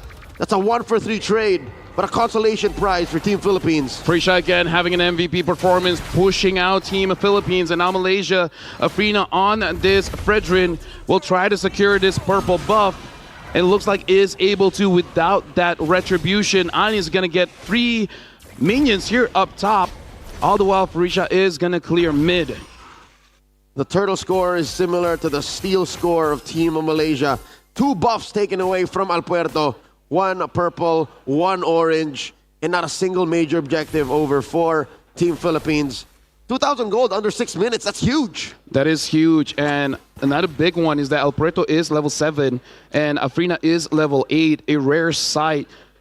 Considering in this current meta, before sure you can think of the Fredrin always pressuring out the jungle, making it so that it's difficult for any assassins to really farm up, but after a few changes, the Assassins has that advantage back, but not now. Afrina is level 9 to Alpuerto's level 8. Cordova gets caught by the traction pulse, and now Queenie as well as Hans putting on the pressure, a lot of damage, but Cordova is able to get out. But hold on, looks like Vivero gets onto 2, tries to get a kill onto Anis, but look at that tech charge from Aliyah! Making it so they're able to get 1, but Alpuerto secures Hanis, so still Team Philippines got what they want. 1 for 1. And if you'll consider, that's a winning trade for Team Philippines, but the damage has already been done. Team Malaysia are taking permanent objectives from the map. Cordova drops the Zaman Force to stop Afrina from pushing on forward. I think there is still time. That Zaman Force should not come off of cooldown once a turtle spawns. Lower quarter, the final one. The turtle has been started by Team Malaysia with 2,000 gold lead here. Diagon is moving forward, trying to get the Ionic Edge onto the majority of Team Malaysia. Alpuerto is there. A contest is possible, but looks like Afrina is going to secure it. Alpuerto goes for the safe engage. Farisha 1v3 flickers out. Final slash. Vengeance is in. Tries to get a kill before she gets taken down, but unable to. Farisha is out. And now Team Malaysia tries to get the mid as well as the orange buff here. Aliyah just trying to slow things down. Team Malaysia, though, still secures that mid turret. That's literally 3v1. And Farisha makes Team Philippines work for that gank. Still keeping it close, about 2,000 gold. Team Philippines are able to score a little bit on the map, but the same story continues. We write another chapter in Team Malaysia's dominance going into the mid game. They're keeping this lead, and Afrina seems to be unstoppable. Afrina, as much as we like to think she is an assassin main, she's grown to flourish in the situation that Team Philippines put her in. And now Queenie is just trying to push out, making sure that Cordova doesn't have free farm here.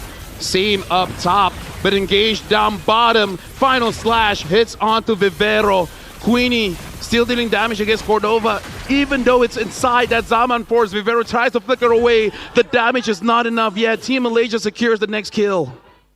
Team Malaysia's lineup is just way too sustainable. If Team Philippines tries to punch and go pound for pound, bout for bout, they just won't get there unless they're at critical mass, unless they're fully built on their kit, which they're far from. It's again just 9 minutes in. Malaysia still has a 3K gold lead. Ooh, look at Ambad. Look at Ambad. Farisha secures a kill. Queenie and Farisha are a duo death squad at this point. Cannot deal with them. Tech charges out of there. Aliyah denies the kill from Diagon. That was Cordova's first death, but why does it feel so painful? Why does it feel like that's a death knell to Team Philippines' efforts to try and clap back and come back into this game? The Lord. Malaysia started up. Looks like Vivero gets onto Queenie. Queenie takes a lot of damage. Afrina goes forward. They want Vivero. And now with the traction pulse, secures the kill. Queenie gets the killing spree. Team Malaysia try to push it out. All the while, Alpuerto pushing the minions in mid. Diagon gets Farisha on her. This Arlot is a real threat. This Arlot feels like a core. Queenie grabs herself that Sea Halberd dealing a lot of damage, pushing that tier 1 up top. Given the kind of lineup that they have, Team Malaysia, you know, they can't exactly burst down a Lord, but it's a slow kind of death that they're putting Team Philippines through. This is excruciating, the pace that they're going through. Diagon picks up that brute force breastplate. All she can do is watch. Cordova pushes that tier 1 down bottom. Real manipulation. Farisha able to jump in. Vivero barely alive. Down goes Amores. She got a few swipes, but it's too little too late. Alberto puncturing on through. Tier 2 push down bottom by Cordova. She needs to go ahead and help her teammates. Yeah, Cordova tries to get as much as she can, able to get to the Lord has spawned and pushing down bot. Team Malaysia here trying to force the front line of Team Philippines away. And now the tier 2 up top is next on the board for Team Malaysia. Now pressuring mid, Afrina, Hanis, as well as Aliyah is here. The mid trio of Team Malaysia wants to make sure to get this tier 2. Even Alberto can't step to Queenie. Queenie that was previously getting bullied by Alberto and Cordova now are just bullying all who face them. Flicker by Hanis, repositioning herself down to the bottom. Lord crashing in, pops that Holy Shield. Yeah. Mid lane, Holy Shield popped as well. Team Philippines holding on for dear life. In comes Vivero, real manipulation. Farisha gets some stats on her. Farisha jumps onto Cordova. Cordova drops the Zaman Force. Coming through, Synchro Fission. Chrono Dash through. It seems like there's nothing that she's doing to Team Malaysia. The damage is not enough just yet. There's no Holy Crystal. She has 2 overcore items. And now as the mid lane goes in, Team Malaysia wants to get this turret and they are able to. One is down. Final slash history. Afrina goes in. Now Team Malaysia, they're pushing Team Philippines away. Good final slash. But looks like the Appraiser's Wrath does not hit the target. Team Philippines have another chance to defend. Mid lane inhibitor has fallen. Permanent damage through mid. So they have their side lanes to rely on. Fortunately, mid lane is one of the easier lanes to defend. But looking at their lineup, that's easier said than done. They have to manually punch every single minion and run through the jungle with the fear of a random CC or an Arlot hiding in the brushes. This is a tough spot to be in for Team Philippines. Amores does have that Divine Glaive. Next item might be that Wishing Lantern. Team Malaysia, they might want to just wait for this Lord, because to punch in against an Eve, you might need just a little bit more help. But the more time you give to Team Philippines, the threat of the Holy Crystal from the Harif is going to be there. So Team Malaysia, they're just weighing in their options. I wonder how far we are from that. If it'll come in within the next 20 seconds. If that'll be in contestation range for Team Philippines. They sent Queenie over to threaten that split lane, the long lane, before the dance begins. Cordova will get her Purify off. Alberto still dreaming of even tasting her purple. Team Philippines down by 6,000 gold. They feel like worlds apart. The Lord has been started up, and Alberto wants to contest this, but Farisha is hunting her down. Lord being pulled. Aliyah now has the leash on it.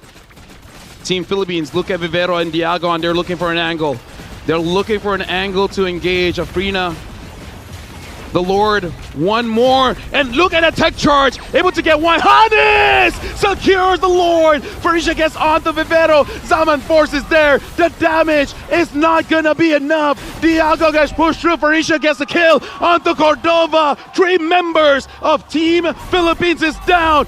4 is down. Team Malaysia with the Lord. Ladies and gentlemen, remember this moment as the ladies in black and orange makes history against all odds, against their fierce rivals from Team Philippines, securing the gold medal. Team Malaysia!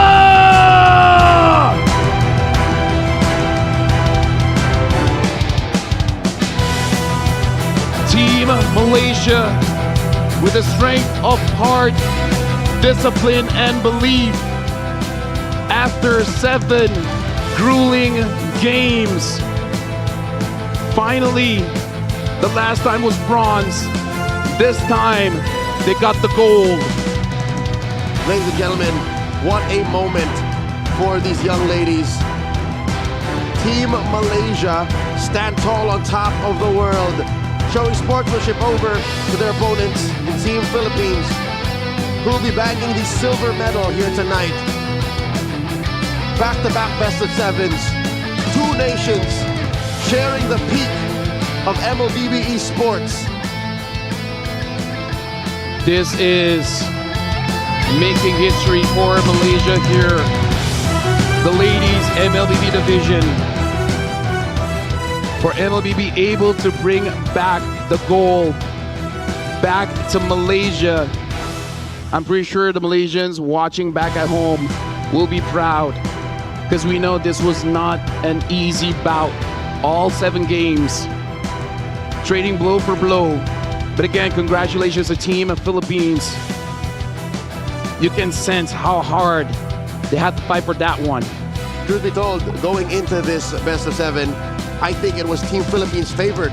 Everyone is looking at this matchup saying, Team Philippines have been a team for a majority of 3 years now?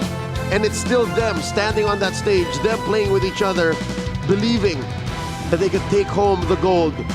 But Team Malaysia, from out of nowhere, with their comfort picks, with their aggressive play style, and their consistent attacks and barrages on the soft and weak spots that Team Philippines play, gets them the honor of taking home gold here tonight. Congratulations, not just the players, but the coaching staff as well as the management team, because every single one sacrificed a lot to make sure these ladies have what is needed. And we see even the men's division showing support for the ladies up on stage. Oh yes, in their sisters they find redemption. But silver is nothing to be ashamed of. Even the men fought with heart, and they both stand tall, sharing in this victory.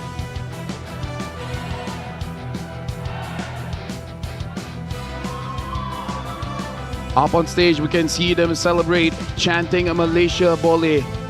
Basically means that Malaysia can do it. And after all this while, Malaysia did. They did it. Can't wait to see the celebration back at home. Shout out to Sora as well, just got married. And after that, bringing the goal back home. The goal back home is gonna be something that you can definitely celebrate. Mans is winning, relishing in precious medals, if you know what I'm saying. A look back at the highlights in this Game 7. Again, despite Team Philippines also ending up with their own brand of comfort, you can't say this was a bad draft. Again, we broke it down. The EXP lane should be a dead lane. In the jungle, that Lancelot should have all of the comfort in the world going around. That Harris should have been able to farm up against the CC, just waiting for its power spike. But somewhere, somehow, Ali just kept finding the perfect tech charges. Somewhere, somehow, the traction pulse always compromised the front line of Team Philippines. And let's not even start with Farisha. Yeah, dude, Farisha, MVP performance. Shout outs to my sister though. Did pretty well. She was aight. Personally, I think it's just okay. Her crowd was just eh. Her gata was eh. I think she hit me too. Yeah. I think I got knocked up a couple of times with those tech charges. Well placed. The MVP of game number 7, Queenie on that CC. 5-1-6. Again, just holding it down in gold. Then finally moving forward, taking turrets, and team fighting, forcing Team Philippines to even cancel the RWM when they weren't ready. Yep. This is a momentous moment. Queenie being the MVP, well-deserved, controlling her lane, making it so that Cordova could not get her farm, and then Farisha being there as the backup. Again, Farisha is always there in the highlights. Either she's chasing down Alberto, chasing down Cordova. But all in all, we can definitely say Team Malaysia, after, I would say, experimenting in this 7 games. Oh, yeah. By game 6 and 7, they figured it out. It was clear. If anything, it was Team Philippines who was finding their footing.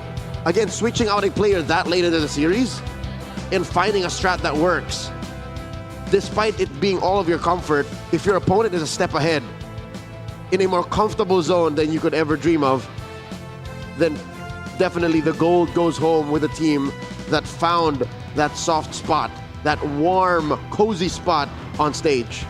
This is an amazing feeling for the people supporting the female team of Malaysia here. But I do have to say it is going to be a little bit awkward to the people that didn't. You always have those people, you know. But, you know, that's what makes this interesting. That's what makes it interesting. That's you know? what makes the next 2 years, as we wait for the next SEA Games, all the more to be cherished. Well, for now, the ladies, they're gonna celebrate. You're gonna celebrate. Yeah. Because you guys have a little prize just for joining us. Gold CG25. That's gold SEAG25. Go through the redemption code and you'll get a little something from MLBB and the SEA Games.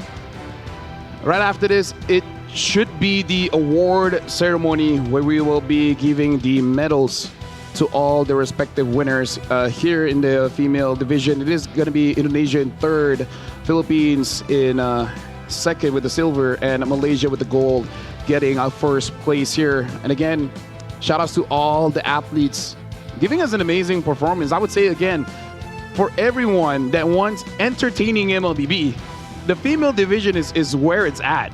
Great stories, narratives, stars being made almost on any stage that we watch them compete in.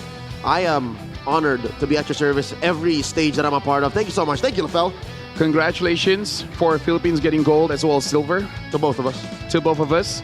Malaysia getting gold and silver as well. And with that, we will be ending this. But again, after this, it will be the award ceremony. Lafel and Leo signing out.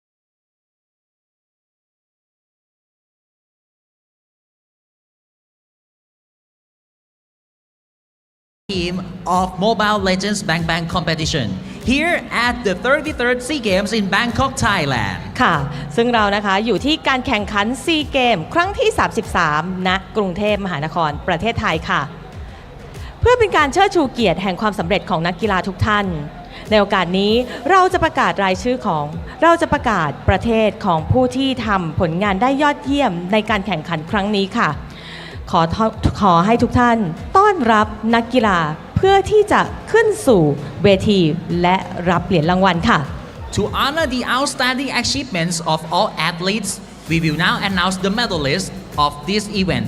So please join us in welcoming the medalists who have earned their place on the podium to the stage.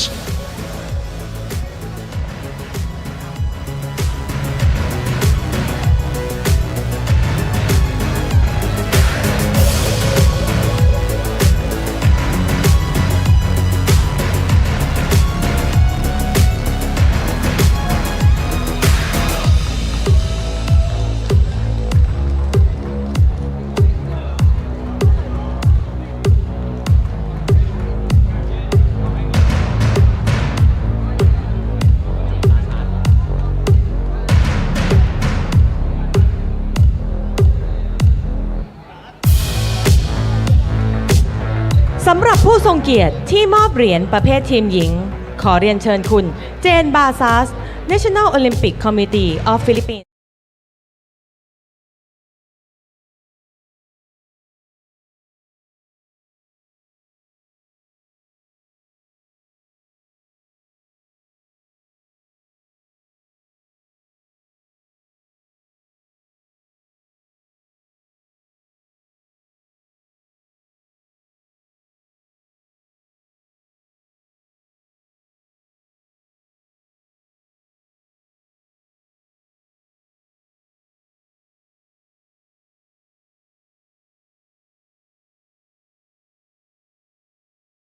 และเหรียญทองแดงเป็นของนักกีฬาจาก Bronze medalist representing Indonesia.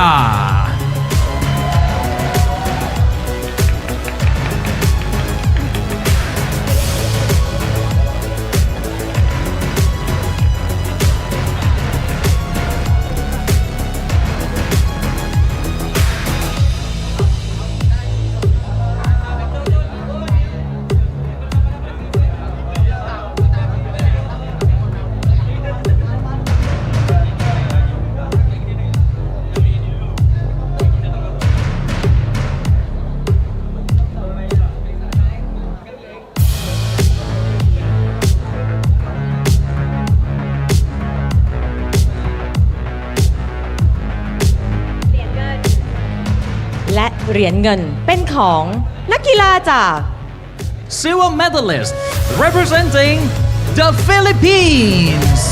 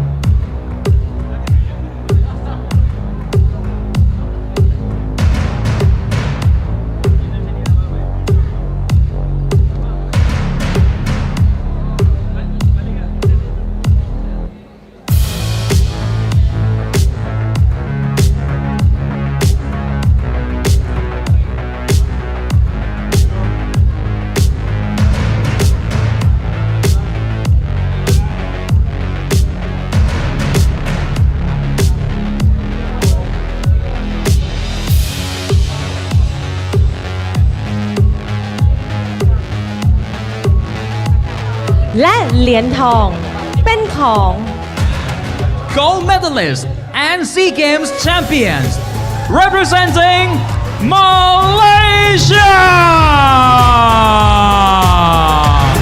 ซึ่งเป็นแชมป์ของซีเกมส์ในปีนี้ค่ะ 「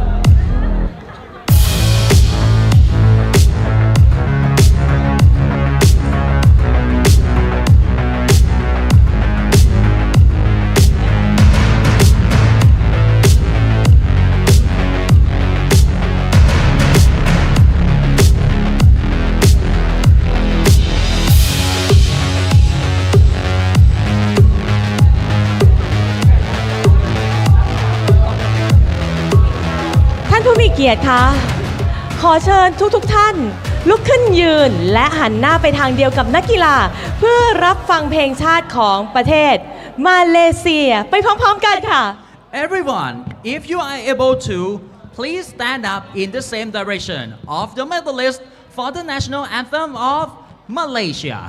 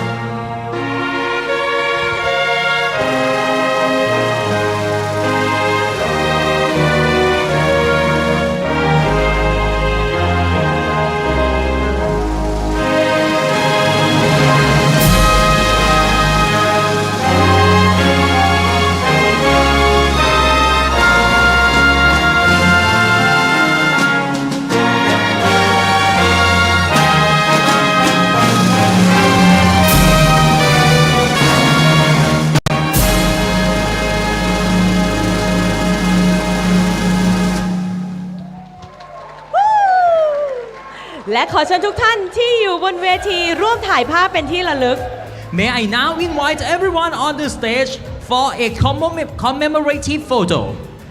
และขอให้นักกีฬาทุกท่านแสดงเหรียญรางวัลอย่างภาคภูมิใจต่อหน้ากล้องค่ะ We kindly ask all the athletes to proudly display their medals to the cameras.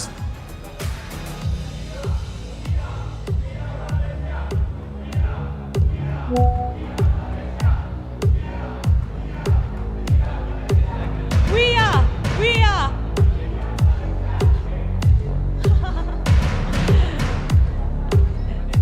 และขอเสียงปรบมือให้กับความสำเร็จของนักกีฬาอีกครั้งหนึ่งค่ะ Let us give them another round of applause for their remarkable achievements.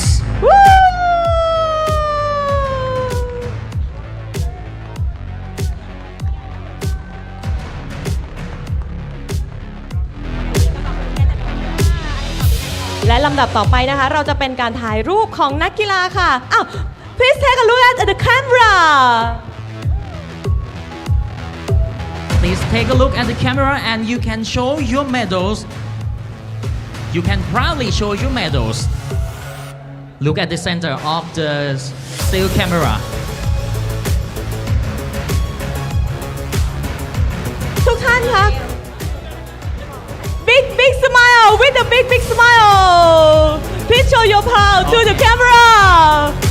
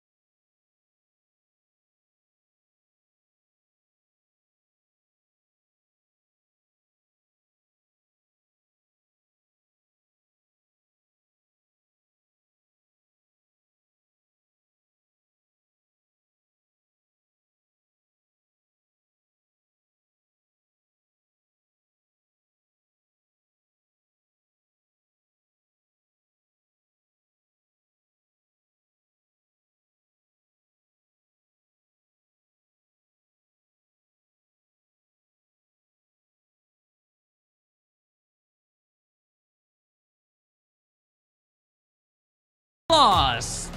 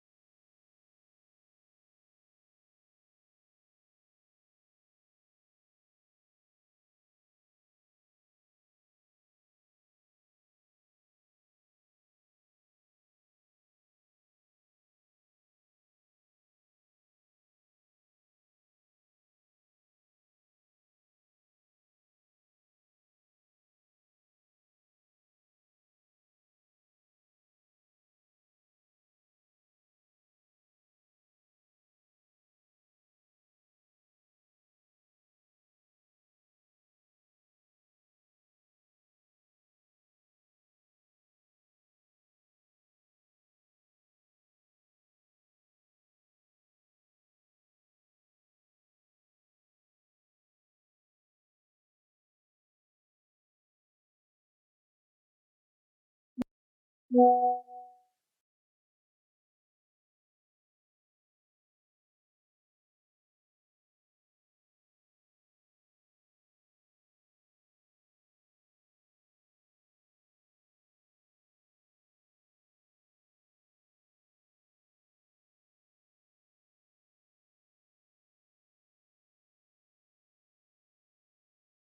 นเวทีด้วยค่ะ For the men's team competition, the medals will be presented by Associate Professor Chanchai Suksuwan PhD, Executive Board of Sports Authority of Thailand, and Sport Expertise of National Olympic Committee of Thailand, accompanied by Mr. Brian Lim, President of President of Philippines Esports Organization.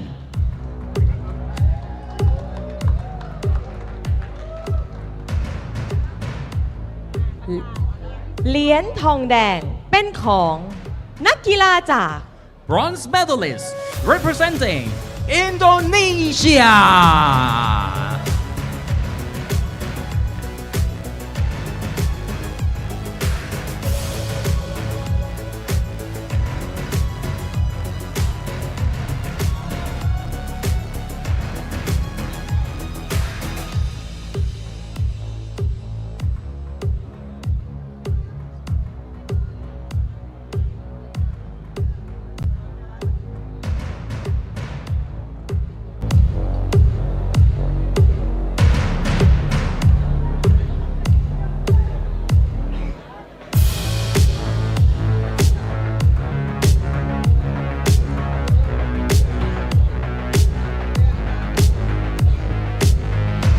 และเหรียญเงินเป็นของนักกีฬาจาก Silver medalist representing Malaysia.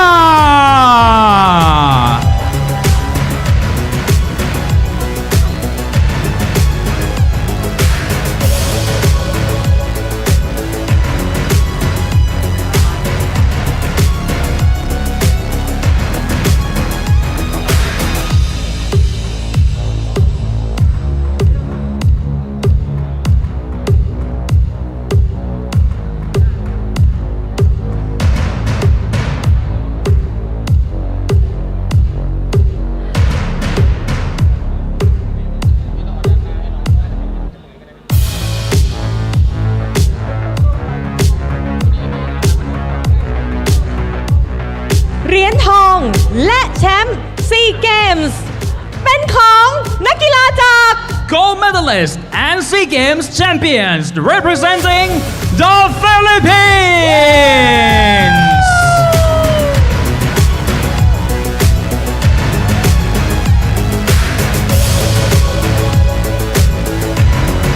และนี่คือสุดยอดนักกีฬาที่วันนี้ได้สร้างประวัติศาสตร์อีกหน้าให้กับวงการกีฬาได้ยืนอยู่บนโพเดียมสูงสุดของการแข่งขันรายการนี้ They have delivered an outstanding performance and achieved a historic milestone, rising to the top of the podium in this event.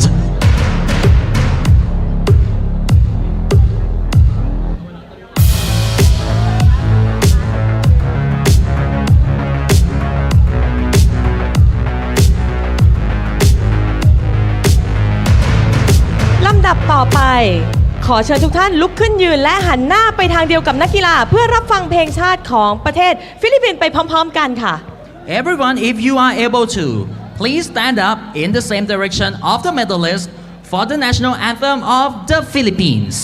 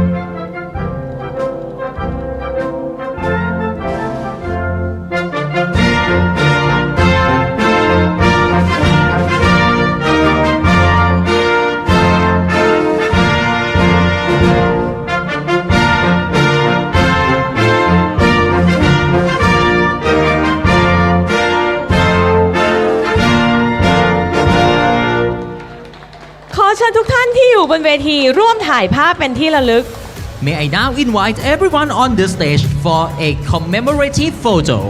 และขอให้นักกีฬาทุกท่านแสดงเหรียญรางวัลอย่างภาคภูมิใจต่อหน้ากล้องค่ะ We kindly ask all the athletes to proudly display their medals to the cameras. และขอเสียงปรบมือให้กับความสำเร็จของนักกีฬาอีกครั้งหนึ่งค่ะ Please give them another round of applause.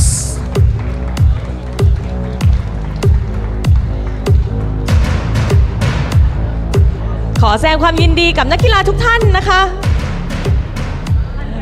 Congratulations to all the medalists. เหรียญบนอกคือหนึ่งเรื่องราวของความฝัน การต่อสู้ หวังว่าความสำเร็จในวันนี้จะเป็นแรงบันดาลใจให้กับผู้ชม และนักกีฬาทุกท่านค่ะ Every medal tells a story of dreams, dedication, and perseverance. We hope today's achievements will serve as an inspiration to everyone in the audience and to all athletes. ขอขอบคุณทุกท่านที่ร่วมเป็นสักขีพยานในช่วงเวลาแห่งความทรงจำนี้ค่ะ Thank you all for joining us as witnesses to this memorable moment. พบกันใหม่ครั้งหน้านะคะสำหรับวันนี้ สวัสดีค่ะ Have a good day. See you next time.